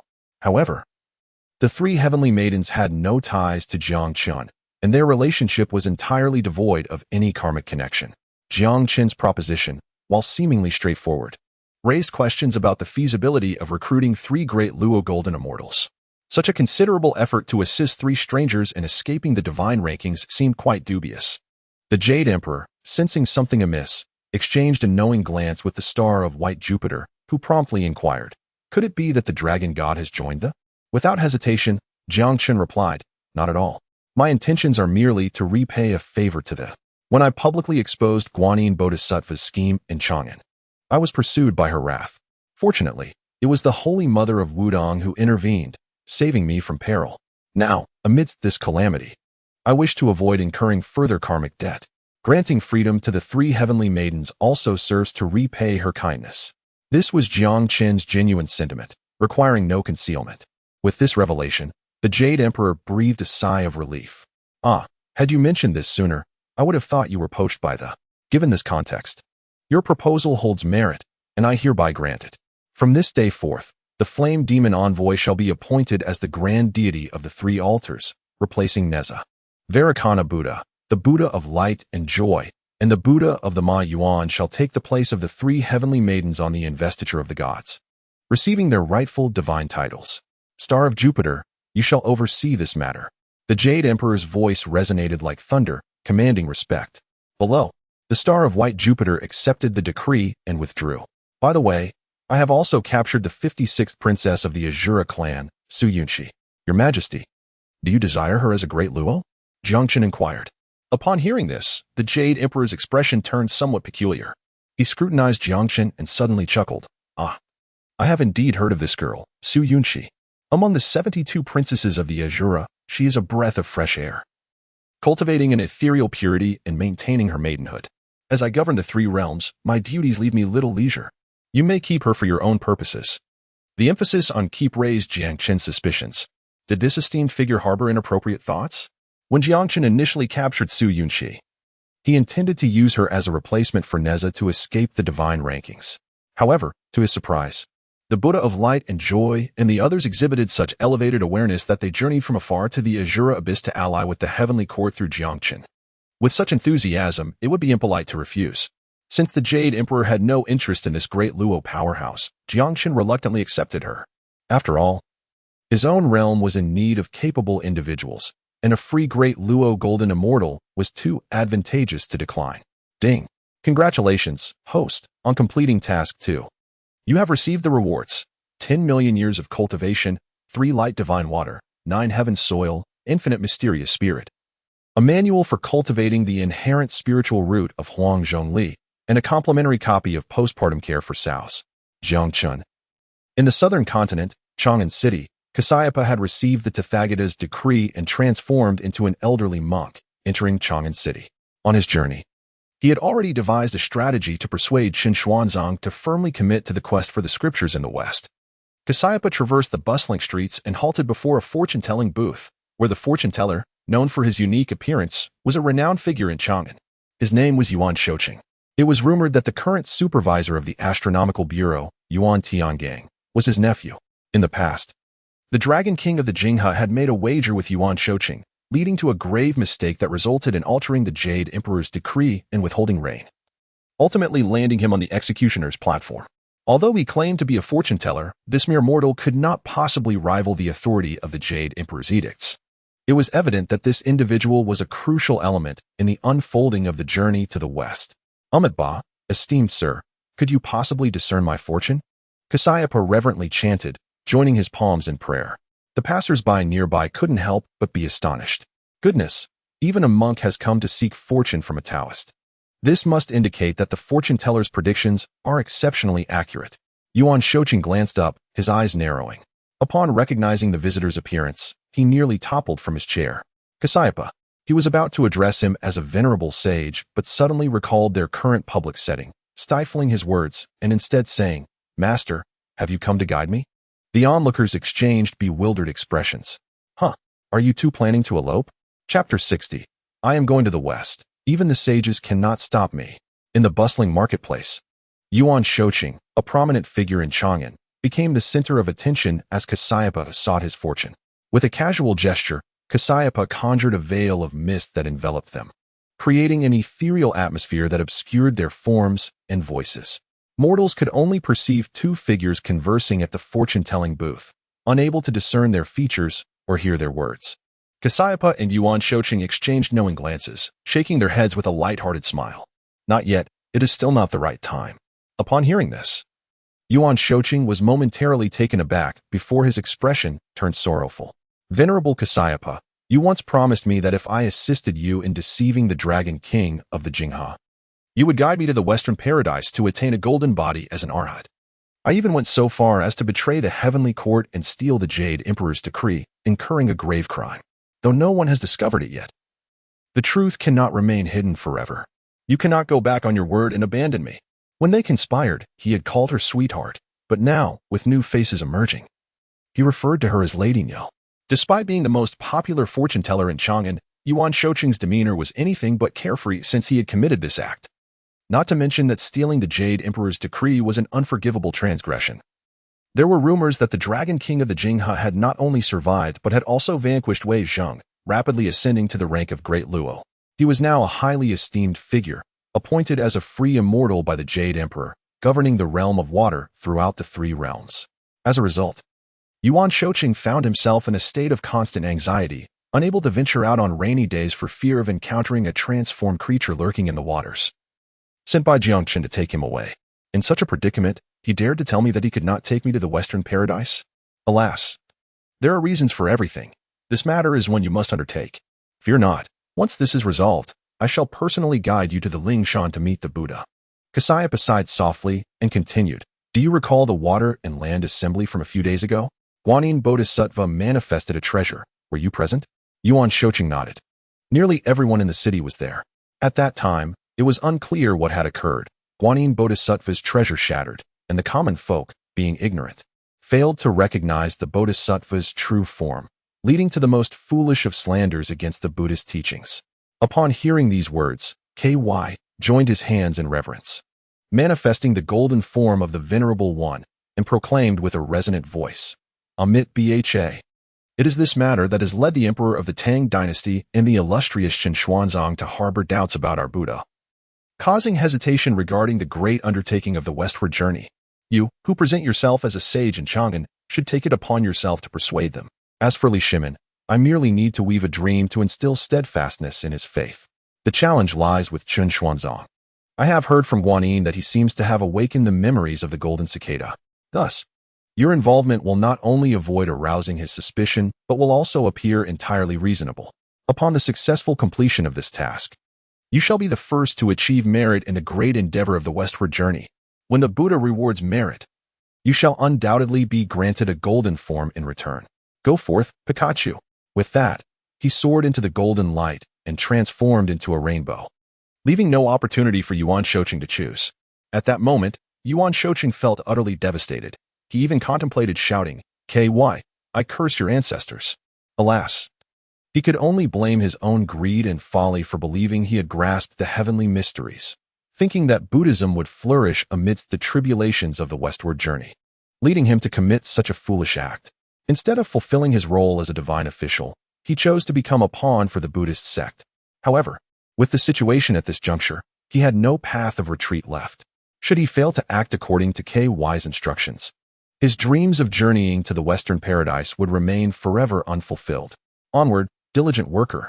In Chang'an, at Huaxing Temple, Yuan Shouqing, guided by the monk of reception, entered the grand hall and encountered Chen Xuanzang.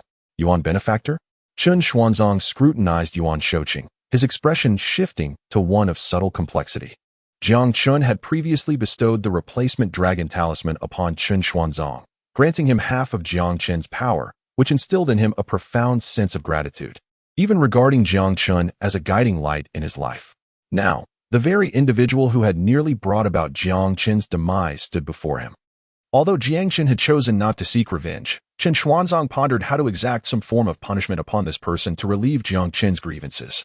Yuan Shouqing, Abandoning his usual ethereal demeanor, with a furtive glance around the grand hall, approached Chen Xuanzang and conspiratorially whispered, "Xuanzang, the Buddha entrusted me with a message for you."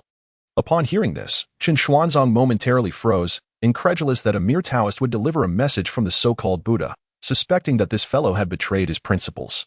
"What did the bald donkey say?" Chen Xuanzang queried with a tone of firmness. "Who is the bald donkey?" Yuan Shouqing retorted. "Wait a moment.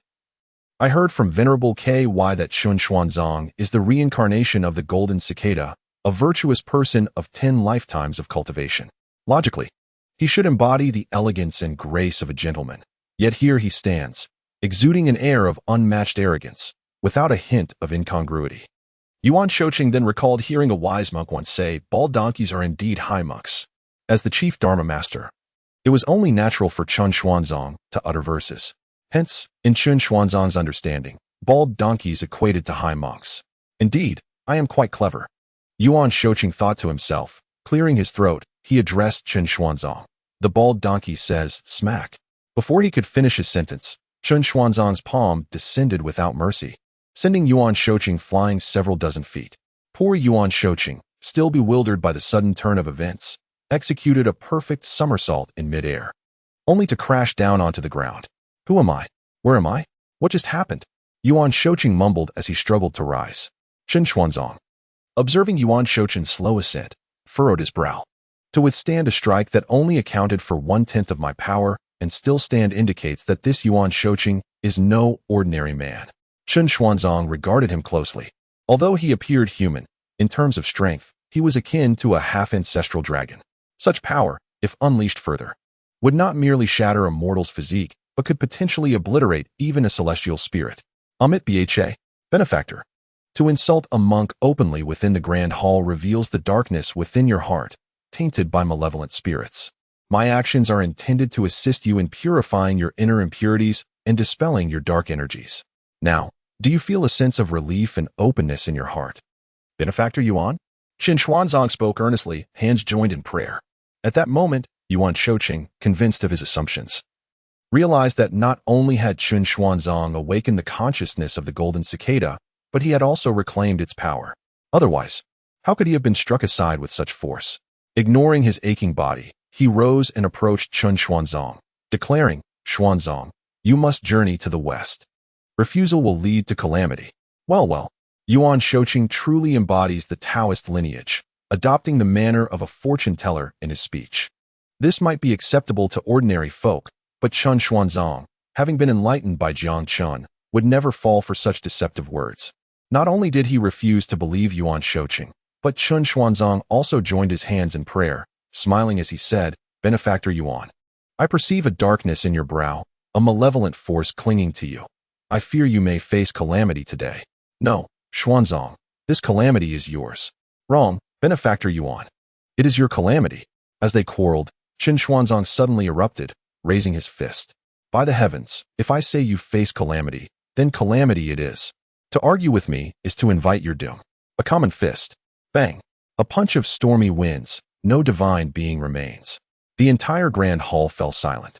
Moments later, Yuan Shouqing pried himself from the crevice of the wall, struggling to stand with his battered body, and spat out a mouthful of blood, weakly stating, "Master, your predictions are indeed accurate."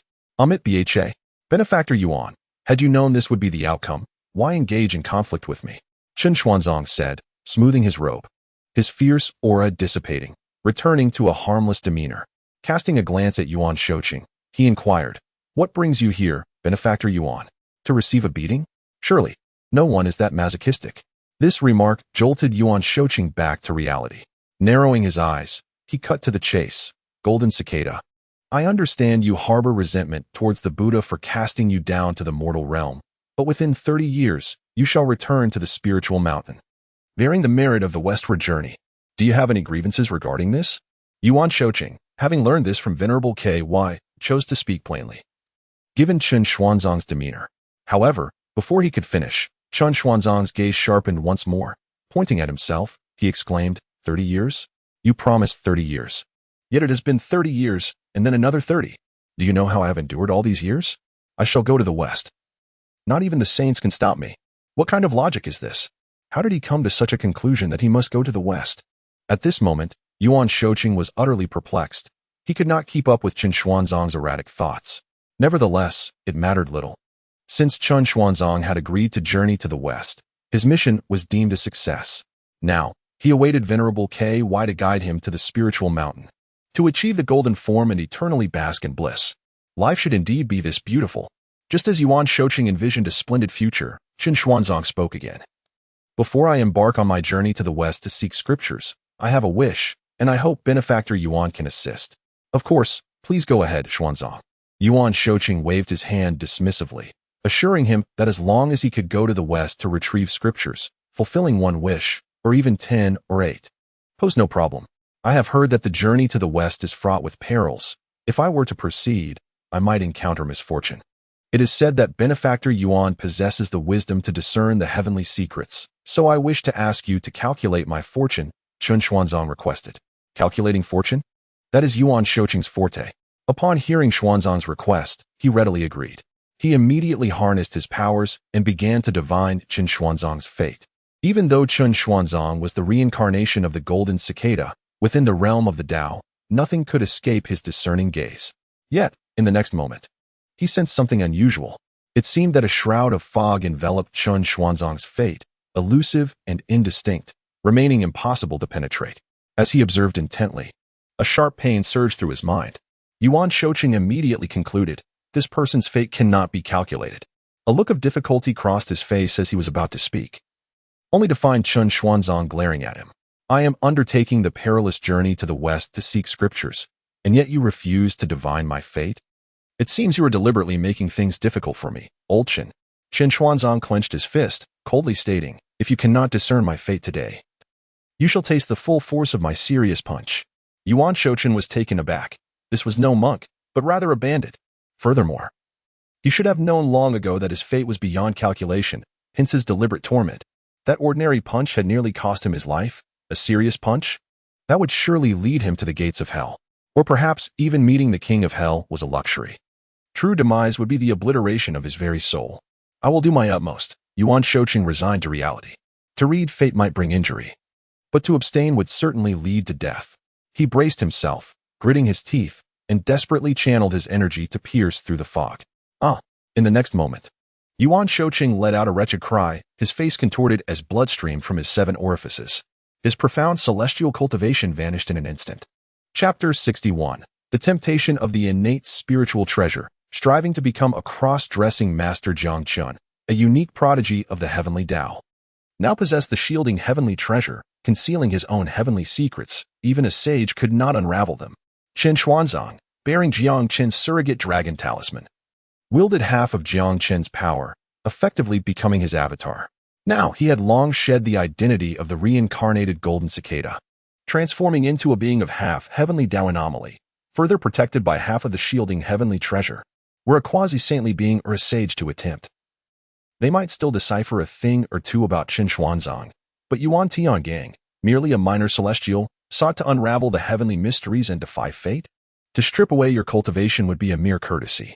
In the human realm, at the Jing Water Mansion, having completed his task, Jiang Chen cheerfully surveyed the rewards he had just acquired: the 9 heavens resting soil, the 3 light divine water, the infinite mysterious spirit, the cultivation and evolution manual for the innate spiritual root Huangzhong Li, and the postpartum care for sows. Cough. The last one was negligible. Beside him, Su Yunxi was suppressed beneath the 12th grade pure world white lotus, gazing at Jiang Chen with lingering resentment. Neza, the Dragon King, and Ao Ling had all been summoned into the Dragon Palace to receive this month's monthly reward of 5 Huangzhong Li. How splendid! This item is the foremost among innate spiritual roots. Consuming one could enhance one's magical power by a yuan hui. And how long is a yuan hui? 12,960 years. Such treasures, rare across generations, were casually bestowed by the mighty Jiang Chen as monthly rewards, 5 in total. Well, over 600,000 years of cultivation were thus acquired. After all, they were not Jiang Chen. They lacked the favor of a system father. 600,000 years of cultivation is no trivial matter. Ao Ling, thank you, brother. Neza, Jiang, I can never repay this kindness. In this life, I am willing to serve you, whether in the flames of hell or on the mountains of knives. Whatever you ask, I will comply. The Dragon King. I feel the same. In response, Jiang Chen waved his hand dismissively. There is no need for such formalities among siblings. Though I, Jiang Chen, may be poor and the Jinghe water mansion may be humble, I can still offer you a few huangzhong li. Once our huangzhong li trees bear fruit, we will distribute at least 5 each month. If the Dragon Palace thrives, we may even provide a few exquisite magical treasures. After all, it would not sit well with me to let everyone share in this meager existence while I prosper alone. In this era of scarce spiritual energy across the 3 realms, Jiang Chen alone occupied a cultivation sanctuary superior to the 33 heavens, possessing an innate spiritual root of huangzhong li, along with a bloodline totem of the ancestor dragon that could bless the myriad demons of the 3 realms. As for magical treasures, he possessed merely 2 of the 5 lotus platforms yielded by the 5 lotus seeds of the chaotic green lotus, alongside the celestial slaying treasure, the 4 swords of Zhanxian, and a few innate treasures like the Eastern Green Lotus Treasure Color Flag, the Celebration Cloud Golden Lamp, and the 7 Treasures Marvelous Staff. With an abundance of innate treasures compared to postnatal artifacts, further elaboration is unnecessary. Among his subordinates, he only had the Eastern Sovereign Bell, a chaotic treasure, and a few innate and postnatal treasures. In the current state of the 3 realms, while some golden immortal powerhouses were still using artifacts that hardly qualified as postnatal treasures, Jiang Chen and his followers, equipped as they were, lived a rather austere life. The 3 looked at each other with peculiar expressions. Haha, the boss is right. This meager life is unfit for mortals, truly a life fit for immortals. Indeed, let us embrace this simplicity together and enjoy our carefree happiness. The Dragon King and Neza exchanged glances, laughing heartily. With such a group willing to share in his hardships, Jiang Chen felt a deep sense of gratitude. By the way, I have a piece of women's clothing. You 3 discuss who shall take it? His gaze swept across the 3. The burly Dragon King quickly stepped back 2 paces. Waving his hand, I, the Dragon King, one of the 7 saints of the demon realm, would rather die of hunger than don women's attire. TSK. The last one to utter such words ended up on the function list after a moment of realization, standing beside the central emperor of the Purple Way. Jiang Chen nodded. Very well, the Dragon King has withdrawn from the contest for the innate treasure, the gold threaded rope. Now the pressure shifts to Ao Ling and Neza. Boss. Though I may resemble a girl, this is merely my master Tai Jinren's peculiar humor when he remade my body from lotus roots. I am a man. Not wearing women's clothing is my bottom line, and I hope you can understand. Neza took 2 steps back, fearing Jiang Chen might awaken some extraordinary attribute. Haha. I never expected you to be so modest in the face of an innate treasure. In that case, the gold-threaded robe shall belong to Ao Ling. Jiang Chen chuckled, gracefully tossing out a splendid golden dress. Upon seeing this item, both the Dragon King and Neza widened their eyes in unison. Even Su Yunqi, suppressed beneath the 12th grade pure world white lotus, revealed a flicker of brilliance in her beautiful eyes. What sort of extravagant individual bestows an innate treasure so casually? Gazing at the resplendent gold-threaded robe bathed in golden light, Ao Ling momentarily lost her composure. Brother, this is far too precious. Ao Ling cannot accept it. Though Ao Ling was a princess of the South Sea, she had rarely been treated kindly. Since joining Jiang Chen, she had been pampered beyond measure. Just a few days ago, she had received peaches, golden elixirs, ginseng fruits, and guanine sets. Now, another innate treasure, the gold-threaded rope. Please, brother, do not treat Ao Ling so well. Otherwise, my youthful heart may stir. Jiang Chen waved his hand, sending the gold-threaded robe soaring toward Ao Ling. You little girl, why be so polite with me? Neza and the Dragon King do not want it. If you refuse, shall I wear it myself? Higi. Very well. Ao Ling squinted her eyes, smiling sweetly. Good, you little rascal. Hurry and try it on for everyone to see. Jiang Chen playfully pinched Ao Ling's small nose, smiling indulgently, as Ao Ling gleefully entered the inner hall with the gold-threaded robe in her arms. Neza and the Dragon King exchanged glances, pondering. Jiang, my bottom line could be lowered. Occasionally wearing women's clothing could indeed be a lifestyle choice. Boss, to this day, I can no longer hide my true self from you. My greatest interest is, in fact, wearing women's clothing. Bestow the gold-threaded robe upon me, and I promise to wear it for you every day.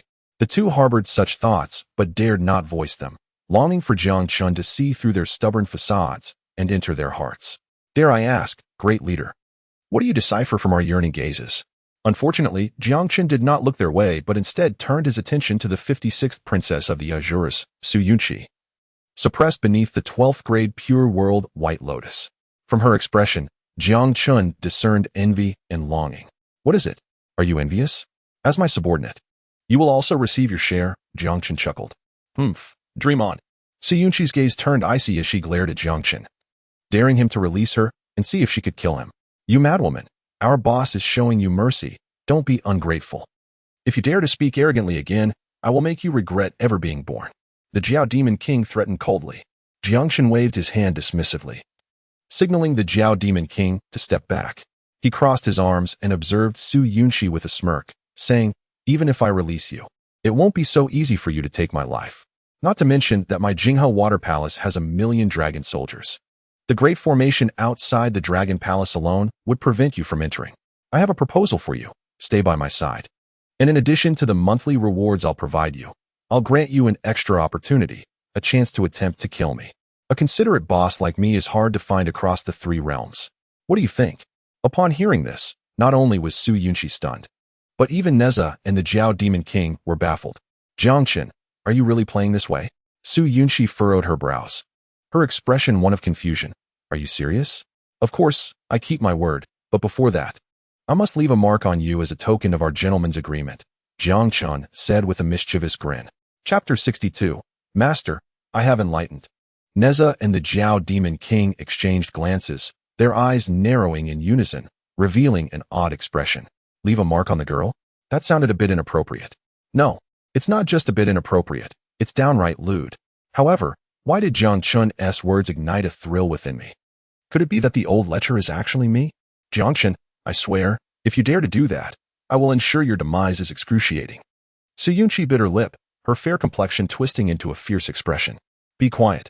Until you become my subordinate, you remain the prey we are discussing dividing. And you have no right to participate in this conversation. Jiang Chen waved his hand and turned to his 2 companions, saying, Gentlemen, feel free to express your thoughts. What should this mark be like?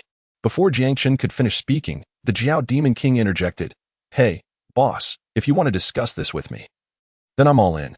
I believe that since this mark will be left by you, it must possess your unique characteristics, making it one of a kind in the 3 realms, impossible to replicate.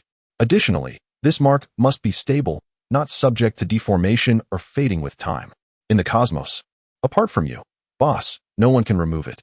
Lastly, it must be creative. Something as cliché as carving on a girl's body is not only unoriginal, but it would also be frowned upon. Goodness, the Jiao Demon King's words left Jiang Chen astonished for an entire year. You seem quite serious. Yet here you are making such gentlemanly comments, all while maintaining a coherent argument. This is undoubtedly the work of a professional, a seasoned old lecher. Jiang Chen nodded inwardly, fully accepting the veteran's suggestions from the Jiao Demon King, and casually produced the 12th grade Annihilation Black Lotus. First and foremost, this 12th grade Annihilation Black Lotus is a unique treasure in the universe. Using it to leave a mark would not only be aesthetically pleasing, but would also never fade. Apart from the 12th grade Pure World White Lotus, which is on par with it, no other treasure in the cosmos can remove this mark. Coincidentally, Jiang Chen also possessed the 12th grade Pure World White Lotus. Anyone who saw the mark left by the 12th grade Annihilation Black Lotus would know that Su Yunqi belonged to Jiang Chen. It felt like a dual display of both his prowess and his treasure, truly a splendid outcome. At that moment, Neza stepped forward, hands clasped behind his back, saying, Ahem. While the Jiao Demon King's suggestions are indeed practical, they are merely rudimentary. Allow me to add a couple of points for your consideration, Brother Jiang. I believe the location of the mark is of utmost importance. Firstly, it should be in a sensitive area, ensuring she constantly remembers she belongs to you. Secondly, it must not interfere with her normal life, lest I be accused of mistreating captives at the Jinghe Dragon Palace by our peers in the 3 realms. Upon hearing this, Jiang Chen was once again taken aback. Goodness, I had no idea that my subordinates were hiding such sophisticated talents. I must have been blind. Neza, then tell me, where would be the best place for this mark? Jiang Chen humbly inquired. In my view, the best place would be on her rear, after all. Su Yunqi cultivates the ice-clear and beautiful bone technique, embodying purity. That spot is unseen by her, one to affect her cultivation. Yet she will always be aware of it. I believe this is the most perfect plan. Neza nodded gently, providing Jiang Chen with the most precise guidance. Jiang Chen, master. I have enlightened. He then summoned the 12th grade Annihilation Black Lotus, ready to proceed towards Su Yunqi. Seeing the unseemly smile on Jiang Chen's face, Su Yunqi suddenly felt uncertain. Jiang Chen, what are you planning to do? I warn you, if you dare to make any improper moves, I would rather self-destruct than allow you to succeed. Strangely, amidst her overwhelming fear, there lingered a hint of anticipation. Don't be afraid. Joining the Heavenly Court requires signing the Divine List. My Jinghe Water Palace is not a formal organization like the Heavenly Court, and my methods are somewhat simpler. There is no Divine List here, so let us settle for a mark instead. Don't worry, it'll be quick, and it won't hurt at all. At that moment, Jiang Chen felt like a creepy uncle luring a little girl with a lollipop, filled with guilt. However, seeing the Jiao Demon King and Neza beside him grinning more lewdly than himself, he couldn't help but breathe a sigh of relief. Feeling reassured, I am not alone on this path. Don't come any closer. No.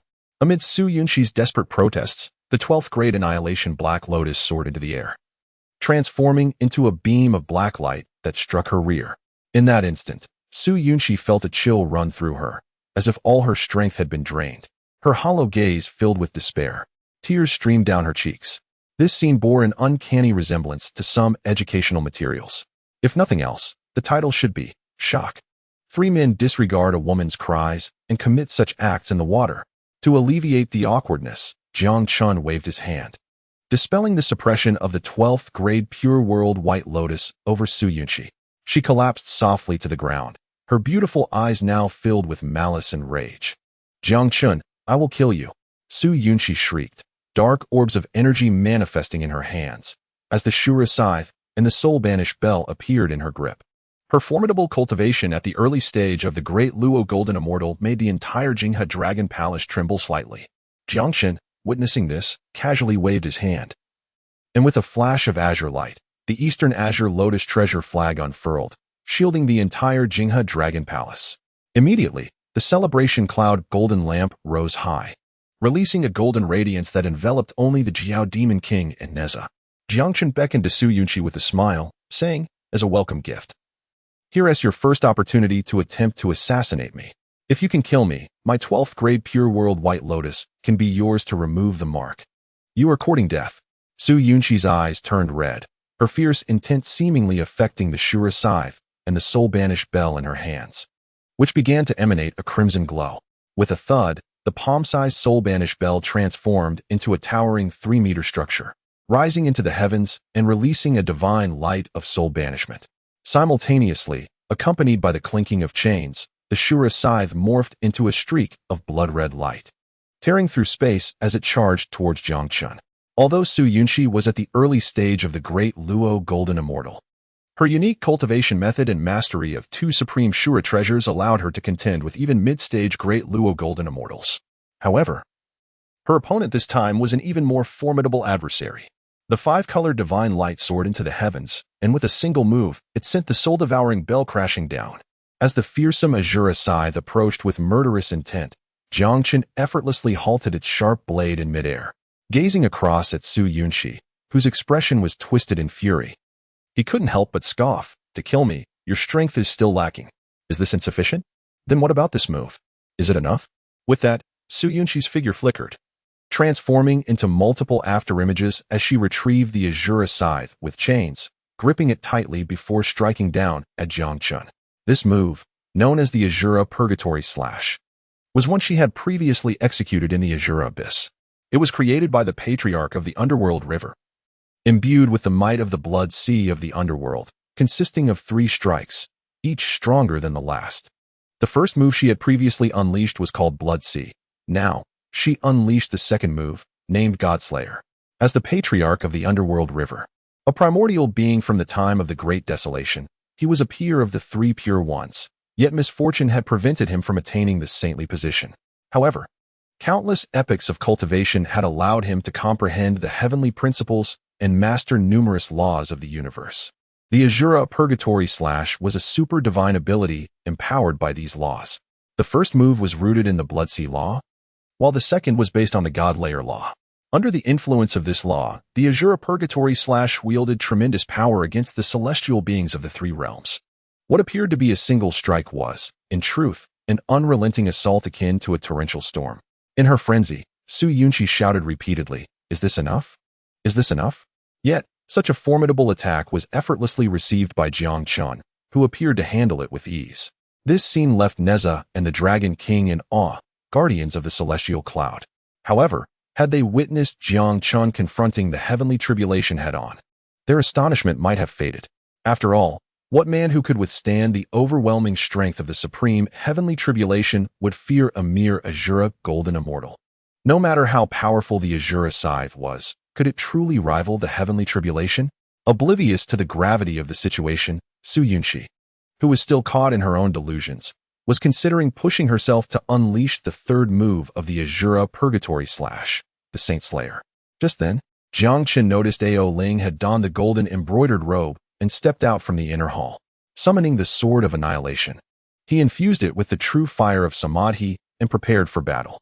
As the sword aura intertwined with the divine flames, obliterating vast swathes of the underworld's aura. Just before it struck Su Yunqi, this magnificent and powerful divine ability suddenly dissipated. Yet, the residual force sent both the soul-devouring bell and the Azura scythe flying. And Su Yunqi was knocked back several steps, stifling a groan as blood trickled from the corner of her mouth. It was only at this moment that she realized Jiang Chen had been toying with her from the very beginning. If he wished, he could defeat her at any time. Was he truly just an early-stage golden immortal? Su Yunqi was momentarily taken aback, her beautiful eyes revealing a hint of confusion. Having expended considerable energy in executing the second form of the Azura Purgatory / she barely managed to remain upright, relying on the Azura scythe for support. "I concede. Do as you please," she said, lowering her head, her voice still icy. Jiang Chen approached her with measured steps, a slight smile gracing his lips as he produced 5 yellow middle pairs from his sleeve and offered them to her. "At such a young age, how could your memory fail you? You are now my subordinate, and this monthly opportunity to kill me is your benefit. You missed this month's chance, but I hope you can fulfill your desires next month. The yellow middle pair is the foremost of innate spiritual roots. One can enhance one's mana for an entire epoch. I trust this will assist you." Without waiting for Su Yunqi to respond, Jiang Chen placed the 5 yellow middle pairs into her embrace before striding toward Ao Ling brother. "What just happened?" Ao Ling inquired, her expression one of bewilderment. "Ahem, it's nothing. I merely persuaded her to join our Jinghe Dragon Palace," Jiang Chen replied awkwardly. Ao Ling's brows furrowed slightly as she produced the Eastern Blue Lotus banner and the Celestial Cloud Golden Lamp, questioning whether it was truly just a matter of persuasion.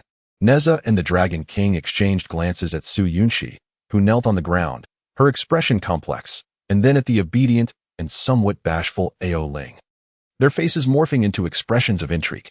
It was likely that soon the relationships among the figures of the Jinghe Dragon Palace would evolve into a comical scenario, 3 individuals racing beneath the setting sun, with Ao Ling exclaiming, "Ha ha ha, brother. Wait for me. Ao Ling likes you." Jiang Chen laughingly responding, "Hurry up and catch me." While Su Yunqi retorted, "Ha ha ha, master, why don't you just go die?" Having temporarily subdued Su Yunqi, Jiang Chen returned to his chamber and retrieved a prize seed of the yellow middle pair, the foremost of innate spiritual roots. With the 3 lights divine water and the 9 heavens soil prepared, he mistakenly took out a book titled Postpartum Care for Sows.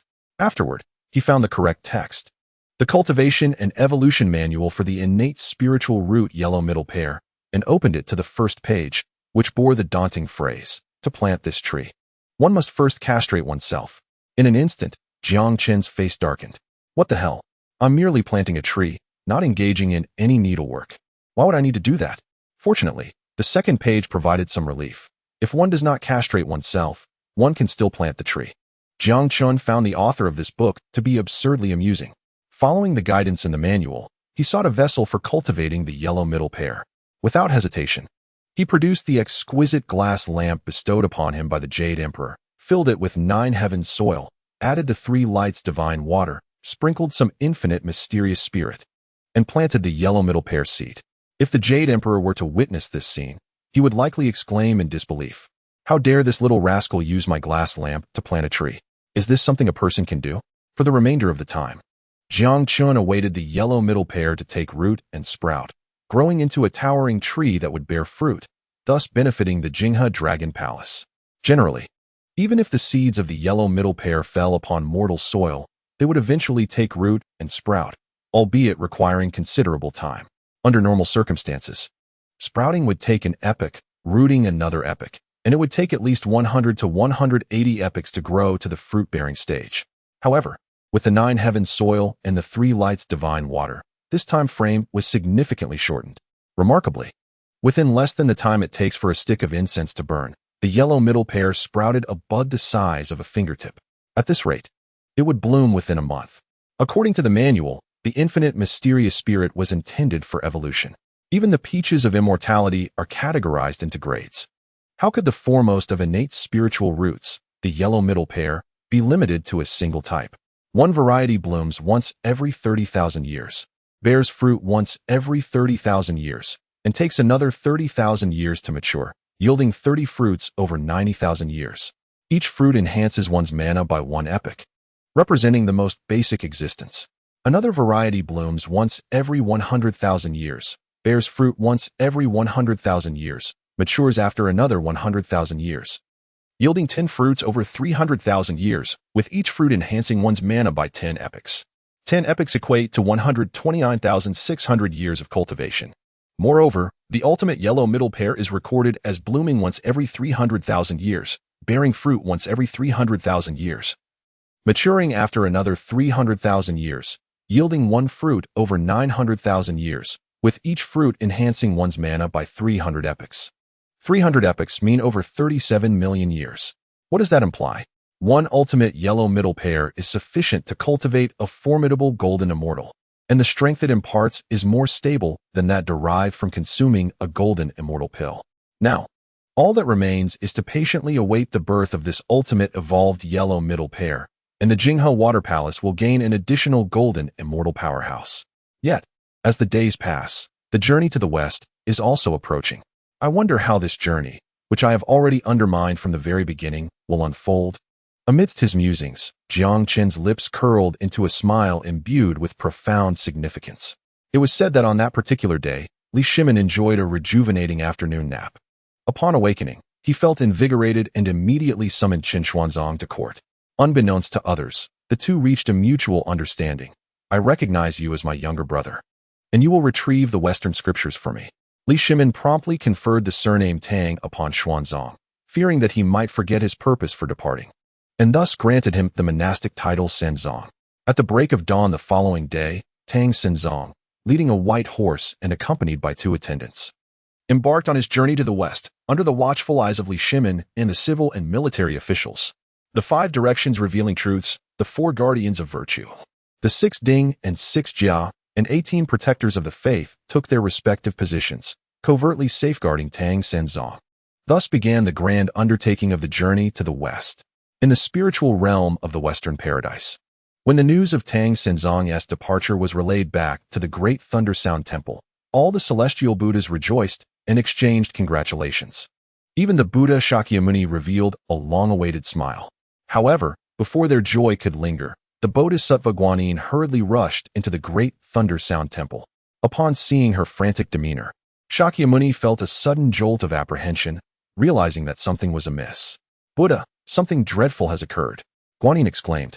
The 3 Buddhas, Dingguang Huanin, Ma Yuan Zuanwang, and Vairocana, who ventured to eliminate the anomaly in the Azura Abyss, have all been transformed by that anomaly and ascended to the heavenly court, joining the list of deified beings. Faced with such alarming news, Shakyamuni nearly lost his composure. In the past, it had always been the case that the Western Buddhist teachings converted powerful beings into the faith. Now, the times had changed, and the anomaly could convert formidable Buddhists into deities? What kind of earthly suffering was this, that it had to befall me? Those 3 Buddhas were indeed great figures of the highest order, belonging to the elite forces of the Western Paradise. To venture forth only to willingly join the ranks of the deities? The deification list is a binding entity for true spirits, once named upon it. Their powers would be constrained, and the path to enlightenment would become elusive. Shakyamuni would rather believe they had been slain by Jiang Chen than accept that they ascended to the deification list. You are the worst Buddhas I have ever guided. He lamented. As the other Buddhas engaged in a cacophony of discussions, Shakyamuni raised his hand, signaling them to depart, seeking solitude. He then added, Ananda, Kasyapa, and Bodhisattva Guanyin, please remain. Once the others had retreated, only 4 individuals remained in the vast Great Thunder Sound Temple. Seeing Shakyamuni's furrowed brow, Guanyin stepped forward and offered words of reassurance. Amitabha, there is no need for concern. For those 3 Buddhas are not fated to be part of the journey to the west. Even if they lean towards the heavenly court, it is of little consequence. Once the journey to the west concludes, our western paradise will reap tremendous merits, and our collective strength will soar, making the absence of these 3 insignificant. Upon hearing this, Ananda and Kasyapa nodded in agreement, expressing their concurrence. Shakyamuni sighed softly. I sigh not only for the loss of 3 great Buddhas from our western paradise, but also because Vairocana and Dingguang Huanin possess many treasures of the western paradise. Now that they have aligned with the heavenly court, those treasures will also belong to the heavenly realm. What treasures does the Buddha speak of? Guanyin inquired. The 12 Great Annihilation Black Lotus, the Eastern Azure Lotus Banner, the 6 Roots of Purity and Joy, the 6 Soul Banners, the Sarira, and the White Lotus. Most of these treasures were bestowed by saints, with the least among them being innate spiritual treasures. The 12 Great Annihilation Black Lotus and the Eastern Azure Lotus Banner are supreme innate treasures, while the 6 Soul Banners are chaos treasures. If ever Jiang Chen is pushed to his limits, he could invoke the 6 Soul Banners and inscribe the names of Shakyamuni, Guanyin, and others upon them, refining them day and night. At that point, the Buddhas of the Western Paradise would not even know how they perished. Guanyin's expression turned quizzical, and she remarked, Buddha, as far as I know, the 12 Great Annihilation Black Lotus should be in the possession of the demon ancestor Rahu or the demon Lord Wutian. How could it be under our Buddhist sect, controlled by Dingguang Huanin? Is it possible that there exists a connection between the Western Paradise and the demon Lord Wutian? Shakyamuni mused, recalling how the demon ancestor Rahu had once established the demonic sect in the West. This matter is intricate, and I shall not elaborate further. You need only know that in acquiring this treasure, our Buddhist sect lost the immensely powerful Kanaras Bodhisattva. These treasures, should they remain with those 3 misguided souls or fall into the hands of the Jade Emperor, would still be manageable. However, if they were to be claimed by that anomaly, it would spell disaster. The 12 Great Annihilation Black Lotus and the Eastern Azure Lotus Banner bear no imprints of the saint's essence, while his 12 Grade Pure White Lotus could easily erase those imprints, inscribing his own true spirit mark. In that case, even if we retrieve these treasures, and even if a saint intervenes, the imprints he leaves behind will be nigh impossible to erase. Despite this, it was evident that Dingguang Huanin had entered the heavenly court through Jiang Chen's influence, and thus his treasures would likely be stripped bare by Jiang Chen. Hence, it is highly probable that these treasures would fall into Jiang Chen's possession. Buddha, what shall we do from here? Guanyin inquired. That anomaly has already gained a foothold and enjoys the protection of the heavenly court, a situation not easily resolved in a day. As long as he does not disrupt our grand undertaking to the west, we shall allow him to be for the time being. Bodhisattva Guanyin, you play a vital role in this endeavor. Go and fulfill your duties. Shakyamuni raised his hand and lightly gestured, a beam of golden light descending at Guanyin's feet, manifesting a 6-grade lotus platform. Though it was inferior to the original 7-grade lotus platform, it sufficed for the purpose of maintaining appearances. Adhere to my teachings. Guanyin respectfully retreated. As Guanyin departed, Kasyapa nodded and said, Buddha, your urgent insistence for Bodhisattva Guanyin to leave is due to the time-sensitive nature of our journey to the west? Shakyamuni shook his head and sighed. No, I simply wish to avoid hearing further lamentations from her. Meanwhile, since Tang Sanzong had left Chang'an, accompanied by his 2 attendants, they traveled for 3 to 5 days. Recently, within the borders of the Tang Empire, they had enjoyed relative tranquility as officials in every state and county. Upon learning that Tang Sanzong was Li Shimin's younger brother, welcomed him with feasts. However, as they approached the mountainous frontiers of the Tang Empire, human habitation grew increasingly sparse. On this particular day, Tang Sanzong and his attendants rose early, greeted by the crisp frost and the bright moon. After traversing several dozen miles, they encountered a mountain ridge. They had to push through the underbrush to find a path, facing treacherous terrain. As the 2 attendants hesitated, fearing they might stray off course, all 3 suddenly lost their footing and tumbled into a deep pit. Before they could react, a thunderous voice bellowed from above, "Seize them!" Seize them. From the surroundings emerged a group of 40 to 50 small demons, flanking 3 demon kings, who stood before the pit, casting down their gazes upon the trio, instilling fear in the hearts of the 2 attendants. Tang Xinzong regarded the multitude of demons, eventually focusing on the 3 demon kings. After a moment of contemplation, he muttered to himself, "These must be the first tribulations on the path to the west, as foretold by the dragon god." The 3 demon kings are General Yin, Lord Xiangshan, and the special officer. Seeing the 2 attendants tremble in fear, the 3 demon kings were quite pleased. However, Tang Xinzong remained composed and unperturbed, displaying an unusual calmness. What is going on? This doesn't match what Bodhisattva Guanyin told us. This monk possesses extraordinary courage. He isn't easily frightened. If we can't intimidate him, then this can't be counted as a trial. What should we do? Lord Xiangshan inquired. What should we do? Let us devour his 2 attendants and see if we can't scare this ordinary mortal, General Yin suggested. The special officer, sensing something amiss, pointed at Tang Xinzong and shouted, "You monk, what are you murmuring about?" Before the words had left his mouth, Tang Xinzong's gaze sharpened, and he leaped out of the pit, glaring fiercely at the 3 demon kings. With a flick of his robe, which billowed behind him, he exclaimed, "Bold demons! Unaware of your own insignificance, you dare to stand before me. Prepare to be captured." Chapter 64. For the next few days, I shall ride you. Tang Xinzong's thunderous proclamation left the 3 demon kings and the small demons utterly bewildered. The 3 demon kings wait a moment before capturing the demon. Let us first ascertain whether we have mistaken the monk. Good heavens, look at that face brimming with invincibility. Will he soon call upon the great? No, that cannot be right. Our script does not feature a monk capable of summoning the great. Moreover, Guanyin Bodhisattva is a renunciant, and renunciants do not speak falsehoods.